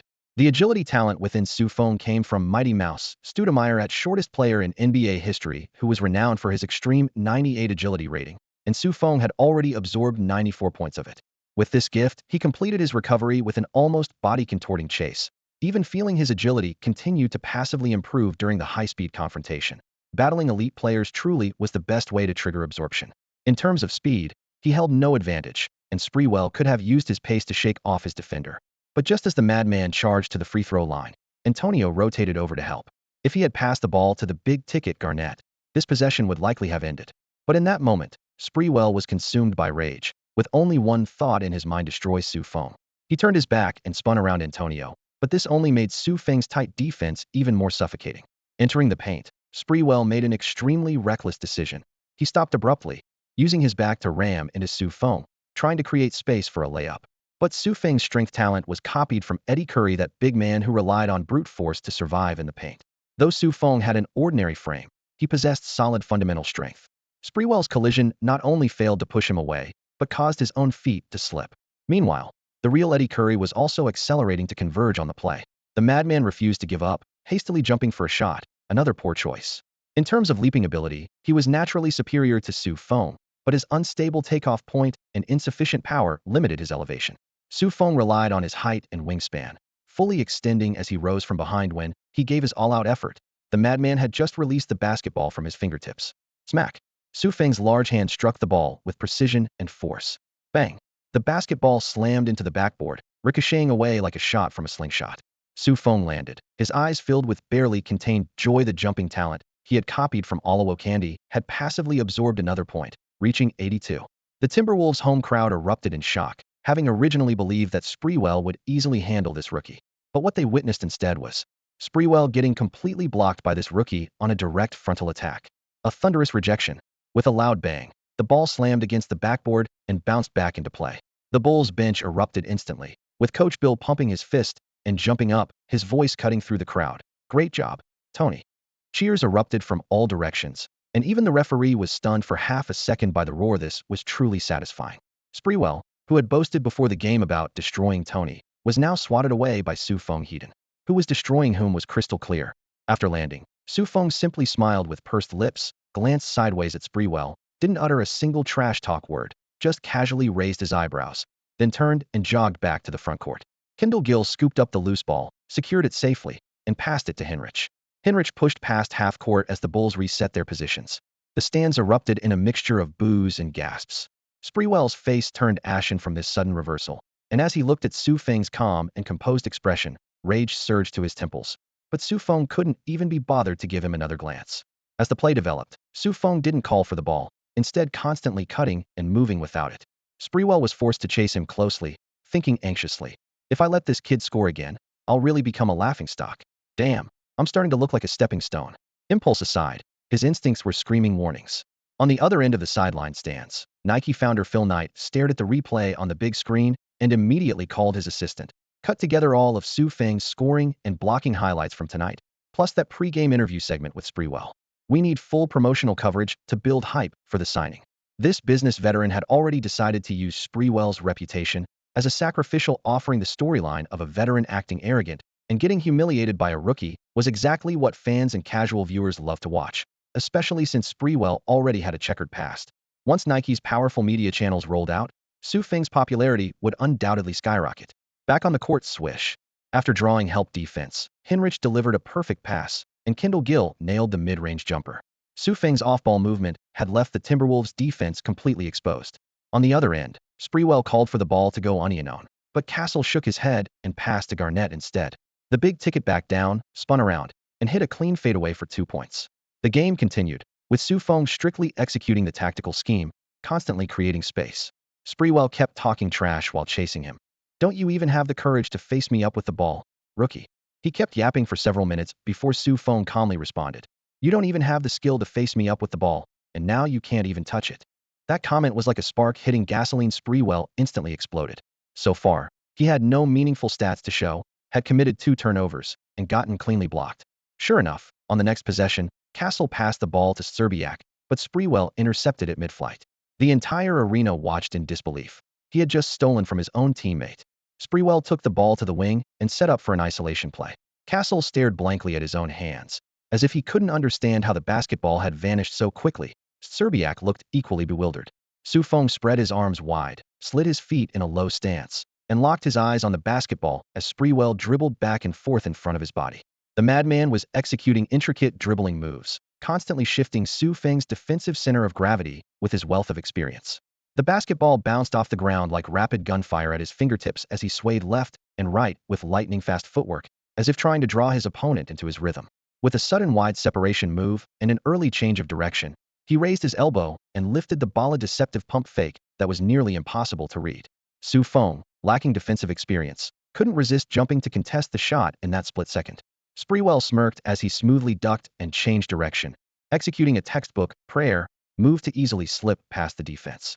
The moment he landed, Feng spun around outside the paint in an incredible display of quick rotation. That turn, executed without any wasted motion, allowed him to regain his center of gravity in a flash, compressing his body like a spring. The humiliation of being faked out transformed into fierce determination, and under this intense pressure, his super agility talent copied from Flying Squirrel, Stoudemire instantly increased by 1 point to 95, officially entering the super talent tier. Looking across the entire NBA, fewer than 30 players possessed agility ratings above 95. Simultaneously, his coordination talent, previously copied from Van Baker, was rapidly absorbed and enhanced through this reactive defense, jumping from 92 to 93 points. Sprewell could never have imagined in his wildest dreams that his fakeout had just unleashed an even stronger Feng. Now driving at full speed with time running out, he faced Antonio Davis's help defense. He took a quick step, stopped for a shot fake, gracefully sent his opponent flying, then slid laterally for another pull-up jumper, the entire sequence flowing like water. However, he overlooked the pursuing footsteps behind him. Americans have a saying for this kind of danger: the monkey on your back. Just as the ball reached its highest point, a shadow swept across. Smack! Feng's massive hand slammed down on the ball, the contact sending numbing vibrations through his palm as the basketball was swatted away. The crowd erupted as Sprewell suffered his second block in their head-to-head battle, coming away empty-handed and thoroughly embarrassed. The Bulls bench exploded in celebration, with applause, cheers, and fists colliding in the air. Phil Knight, watching on television, slapped his thigh in excitement, wanting to dive through the screen to embrace this rookie. He hadn't cheered this loudly for anyone in ages. But Feng always managed to shatter every expectation. After being knocked away, the basketball bounced toward the front court where Feng grabbed it and sprinted. He immediately formed a 3-man fast break with Gill and Hinrich. Feng pushed up the middle while Hinrich drove the left wing into the paint, only to be blocked by Garnett before making a bounce pass back. Feng caught the ball and faked a pass to the right, then suddenly exploded upward with a midair hand switch. At this moment, with his super agility talent breaking through 95 points and coordination at 93, his jumping speed and extension were comprehensively enhanced. His entire body cut through the air like a silver streak, contorting around Garnett's long defensive arm in an elegant aerial arc before delicately releasing the ball with his left hand. The basketball traced a smooth parabolic path swish, dropping cleanly through the net. 2 points scored in a seamless transition from defense to offense. In the backcourt, Sprewell was still complaining to the referee about being fouled, but the slow-motion replay showed Feng's block was so clean there wasn't a trace of contact, making the madman look even more foolish on camera. The Bulls bench continued their celebration as courtside fans rose to their feet in applause. Phil Knight studied the replay. Feng's grace in the air, his composure upon landing, even every breath seemed like another level up. He exhaled softly, confirming his assessment: this kid had gotten stronger again. Phil Knight's heart raced with excitement and admiration. Feng smiled. He was thrilled. After gliding past Garnett's defense and scoring with an elegant layup, his jumping ability increased by another point to 83, just 6 points away from the 89-point limit he had originally copied from Olowokandi. An 89-point jumping ability might be ordinary throughout the NBA, and even more common among the talent-rich guard circle, but for a player whose layup skills were nearly cheat-like, every additional point meant exponentially increased lethality. A gleam flashed in Pippin's eyes. Feng was like an inexhaustible treasure, bringing him new surprises every day. Garnett also glanced at Feng. Having been around the league for years, he had seen plenty of rookies, and there were many players with smooth layups. Feng's talent could only be considered average, But what truly caught his attention was the composure this rookie possessed, that Duncan-like calm demeanor. Duncan was his longtime rival, another power forward wearing number 21, and the two were often called career nemesis. Garnett was versatile on both ends, capable of playing 3 or 4 positions on the court, while Duncan focused on perfecting his fundamentals, simple and straightforward, yet tremendously threatening on both offense and defense, like Feng, using basic Taizu boxing to make heroes across the land bow down. Looking at history, Duncan had virtually locked up the number 1 spot among power forwards, while Garnett, despite being the highest-paid active player with considerable status in the league, lacked championships and faced constant questions about his leadership ability.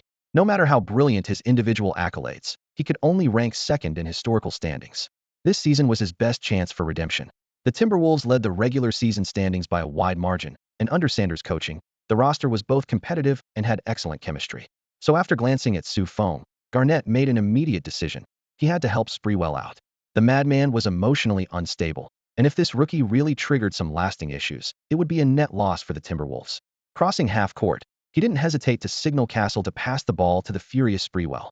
As the madman drove hard with the ball, Garnett immediately stepped up to set a screen, blocking Feng behind him. Sprewell used the opportunity to break free, but with Antonio's timely help defense, his pull-up jumper missed the rim. Hadn't scored yet tonight, and his shooting touch was ice cold. The rebound was grabbed by Eddie Curry. Switching sides again, Feng initially positioned himself on the wing waiting for the ball, intending to go on and on. Coach Bill on the sideline, wanting to quit while ahead, kept urging him to keep moving, still worried that Feng would struggle against the established veteran Sprewell in isolation plays. Henrich also didn't immediately feed the ball to Feng. Feng didn't argue, abandoning his plan to hold the ball in place, and began running off ball around the court. Sprewell had no choice but to chase him closely. Henrich lobbed the ball to Eddie Curry in the post, who backed down hard against his defender. When his opponent's balance wavered, Curry turned and hit a hook shot.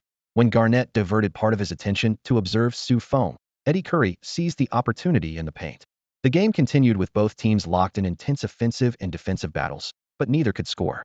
Sprewell missed 2 consecutive jump shots, while Feng kept cutting through the lane, tearing apart the Timberwolves' defense for the Bulls. After just a few possessions, Sanders simply removed Sprewell from the offensive schemes. The buzzer sounded, ending the first quarter with the scoreboard showing 29-21, Bulls leading by 8 points. Looking back at the entire quarter, Feng had delivered the complete opposite of Sprewell's pregame trash talk, had utterly destroyed his opponent. The madman seemed to have lost his shooting touch, going ice cold, while Feng was on fire, leading both teams in scoring with superior efficiency. Bill Cartwright gave a thumbs up from the bench, but then leaned close to Feng's ear with a gentle reminder. Tony, let Kendall guard Sprewell next quarter. In terms of raw talent, he's still stronger than you. We've got the upper hand now, no need to go head-to-head. The care in his words was evident. Pippen also chimed in from the side. Don't forget, he can't stay this cold forever. In the veteran's view, Sprewell's first quarter was just an off night, and once he found his rhythm, Feng might be the one at a disadvantage if he kept going toe-to-toe. Feng just grinned. He was actually hoping Sprewell would regain his touch immediately, because high-intensity competition made his talent grow visibly. If his opponent called him out for another unknown battle in the second quarter, he definitely wouldn't back down. During the commercial break, Sprewell sat silently on the bench with his head down. Sanders patted his shoulder. Stay calm. It's not that you can't beat this rookie. Your mindset is the problem. You underestimated him. He caught you off guard and scored. Your mentality got rattled, and your shooting got worse. Remember when you went shot for shot with Kobe in Los Angeles, both dropping 29 points? Is this kid really tougher than Kobe? Treat him like any normal opponent, and you'll beat him easily. Under this patient guidance, Sprewell's heavy breathing gradually slowed. But when he finally spoke, his tone was even more arrogant than in the first quarter. Next, I'm going to make him wish he was never born. Humiliation churned in his chest. There was no way back now. If he couldn't completely demolish Feng, his embarrassment would only double. Taking a deep breath, he repeated to himself over and over. Fine, I'll just treat you like you're Kobe. Beep. The whistle blew, and the second quarter began. Following convention, NBA teams typically deploy their bench rotations at the start of the second and fourth quarters, giving their starters precious rest time. For the Bulls, Feng had proven his monster-level conditioning with his stats, and his average playing time had jumped to 36.7 minutes over the last 3 games. The head coach no longer substituted him out according to normal rotation patterns. Kirk Hinrich also remained on the court as an older rookie. He was both young and durable, capable of providing immediate firepower. Gill got a brief rest, replaced by veteran Scottie Pippen. Antonio Davis continued to anchor the paint, while Eddie Curry was swapped out for Jerome James. The Timberwolves' personnel decisions seemed somewhat unusual. Sanders simultaneously pulled both Sam Cassell and Kevin Garnett, bringing in Keith McLeod, and Fred Hoiberg. Normally, when trailing, you'd have Garnett lead the second unit, but to contain Sprewell, the coach had to take this risk. This new lineup essentially handed the offensive reins entirely to the madman. Pippen actively stepped up to guard Sprewell. His defensive assignment couldn't have been more obvious. Standing nearby, Feng frowned inwardly. Prime Pippen was a two-way force, but now he was aging and injury-prone. Could he withstand Spree's relentless attacks? More importantly, Pippen was clearly taking the bullet for him. McLeod advanced to the front court and immediately fed the ball to Spree. Upon receiving it, Sprewell immediately slowed the pace, showing extra caution against Pippen's lengthy defensive wingspan. The memories of being defended into oblivion in his younger days still lingered. Once bitten by a snake, 10 years afraid of rope. He took small, careful steps, not daring to probe carelessly, and waved for Earvin Johnson to come set a screen. The moment he used the screen to squeeze past Pippen, he suddenly accelerated, slicing through the defense straight to the free throw line.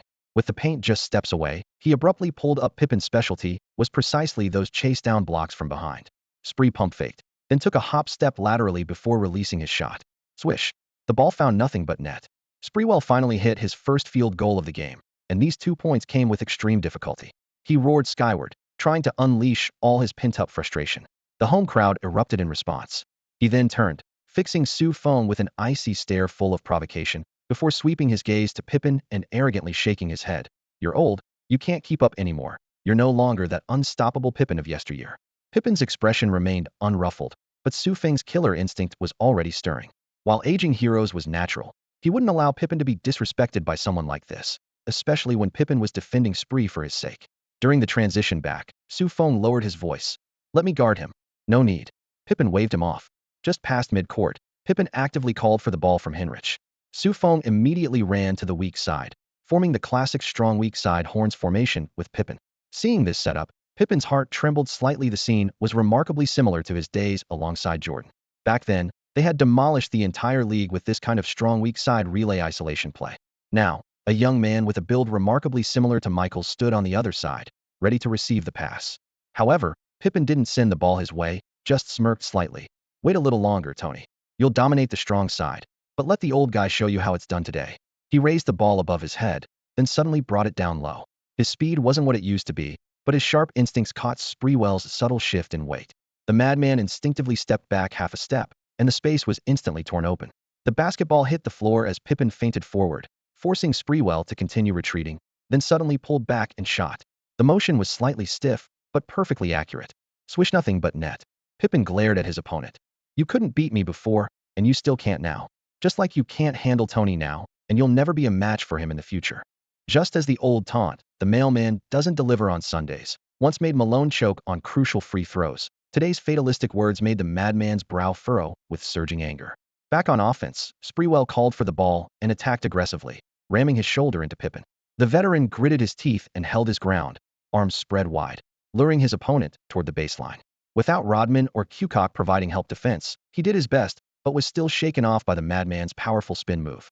Sprewell drove to the basket for a floating layup. Feng came flying from the weak side, his long arm reaching out, fingertips grazing the ball. The basketball hit the front rim, bounced high over the backboard, and went out of bounds. The referee awarded possession to the Bulls. The madman opened his mouth to argue but ultimately swallowed his words, preferring to lose possession rather than admit he'd been blocked. Feng didn't care about the stats. Gaining possession was more important than recording a block. "Nice job, Tony." Pippen praised quietly as they ran back on defense. Feng smiled and offered to guard Sprewell, but the stubborn Pippen refused. On the offensive possession, Hinrich set a screen with Jerome James, and Pippen cut to the basket for a layup, but Earvin Johnson interfered, causing the ball to bounce off the front rim. Feng smoothly slipped in, soaring above Serbiak, and grabbed the ball with both hands. Boom. A thunderous putback dunk.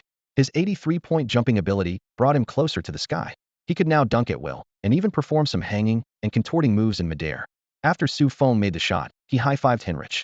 Pippen also raised his arm and shouted, "Nice job." These scenes pierced Sprewell's nerves like needles. Entering the second quarter, he continued to struggle against Feng in their matchup, finding virtually no advantage. His anger locked onto a target, Pippen, the tiger he considered toothless. Sprewell began attacking in the most despicable way, deliberately targeting Pippen's back injury with hard contact. On every drive, he would bump first, then deliver 2 heavy body blows from behind, appearing to create space but actually targeting the pain points. Pippen, already wearing his characteristic stern expression, had his muscles twitching from the impacts. yet he kept his jaw clenched tight. Swish! Sprewell's floater found the net. The moment he landed, he glared viciously at Pippen. You're no match for me now, and neither is that so-called rookie Tony of yours. Not now, not in the future, not ever. Then he leaned down and whispered provocatively in Pippen's ear. I'm going to slowly destroy you. Back on offense, Pippen took control of the ball. He started his move from the top of the three-point arc, but before taking his first step, Sprewell placed his entire forearm across Pippen's body, once again targeting that old injury. Pippen sucked in a sharp breath, but managed to maintain his balance, using a long stride to blow past his defender. Though his explosiveness wasn't what it once was, his stride remained impressive as he drove into the free throw line in 2 steps. When Szczerbiak rotated over to help, Pippen flicked his wrist, threading the ball through the defense to the weak side. Feng caught the pass, and without hesitation pulled up for the jumper swish. Another make. This was their first strong side to weak side collaboration, executed seamlessly as if they'd been practicing together for years. The two immediately high-fived, right under Sprewell's nose. On the defensive possession, Feng tried to switch on to Sprewell, but Pippen pushed him aside. I still have gas in the tank, he said with determined eyes. But Sprewell had completely lost control. After catching the ball, he made no fancy moves. Going straight for Pippen's weakness no longer looked like he was playing basketball, but rather trying to end someone's career. Feng watched with furrowed brows, while Garnett on the sideline shook his head disapprovingly. Pippen had mentored him on defense in his younger days, and seeing him targeted like this felt excessive. Thud! During his spin move, Sprewell's elbow landed precisely on Pippen's lower back. Pippen stumbled forward, nearly falling to the ground, as his opponent seized the opportunity to drive to the rim for an easy layup. After scoring, Sprewell raised both arms high, basking in the crowd's cheers like a conquering general. Feng rushed over to steady Pippen, who gritted through the pain. I'm fine. But Sprewell wasn't finished, moving closer to mock. Scotty, where's that toughness you used to have? How are you stumbling around from just a little contact? If it's time to retire, then retire. Stop trying to make money you shouldn't be making. Feng's eyes blazed with fury as he glared like a ferocious beast locking onto its prey. The moment Sprewell was caught in that icy, menacing stare, fear flashed through his heart, but he immediately suppressed it with his venomous voice. What are you looking at? After I'm done with Pippen, you're next, rookie. With that taunt, he strode away. On the other side of the court, Feng and Pippen advanced together. Just past half court, Feng created space and called for the ball. Unexpectedly, Henrich didn't pass to him but went straight to Pippen instead. Feng stared at Henrich in confusion. You're still giving Scott the ball at a time like this? Can't you see he's barely hanging on? Henrich avoided that burning gaze and quietly moved into position. Of course he knew Sprewell was physically punishing Pippen, and he understood that Pippen was already battling injuries.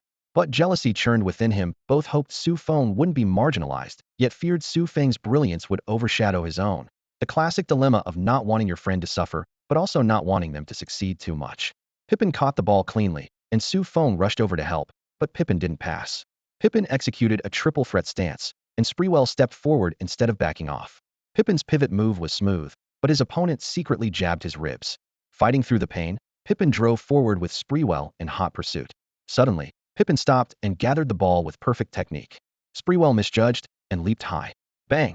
Pippen smoothly changed direction and stepped laterally, jumping for the shot. Sprewell charged like a raging bull and slammed into him hard. Thud! Pippen crashed heavily to the floor. Tweet! The whistle came too late. Pippen didn't cry out, but his chest heaved rapidly, his body trembling uncontrollably as cold sweat beaded across his forehead, the telltale signs of excruciating pain. Sprewell spread his hands in mock innocence. I just couldn't stop my momentum. The cunning performance was written all over his face. Feng's rage exploded as he raised his fist to charge forward, but Antonio Davis grabbed him tight.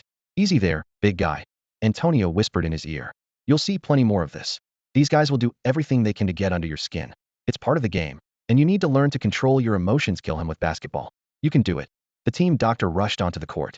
The Bulls' medical staff, familiar with Pippen's condition, immediately understood. The old injury had been aggravated. While not serious enough for hospitalization, he'd need close monitoring tonight and couldn't continue playing. Feng hurried over to help Pippen up. Pippen whispered quietly, stay calm. Don't let him get to you. If he tries any dirty tricks on you, do what I taught you, give it right back. Pippen's concern only fueled Feng's anger further. He clenched his fists, his gaze locked on Sprewell's fake, innocent expression. He swore he would make Sprewell pay. That's all for today. Thank you so much for watching. I hope you guys enjoyed. If you wish to have another part of this recap, please give us at least 1,000 likes. Please don't forget to comment and subscribe to our channel for more content like this. Until next time.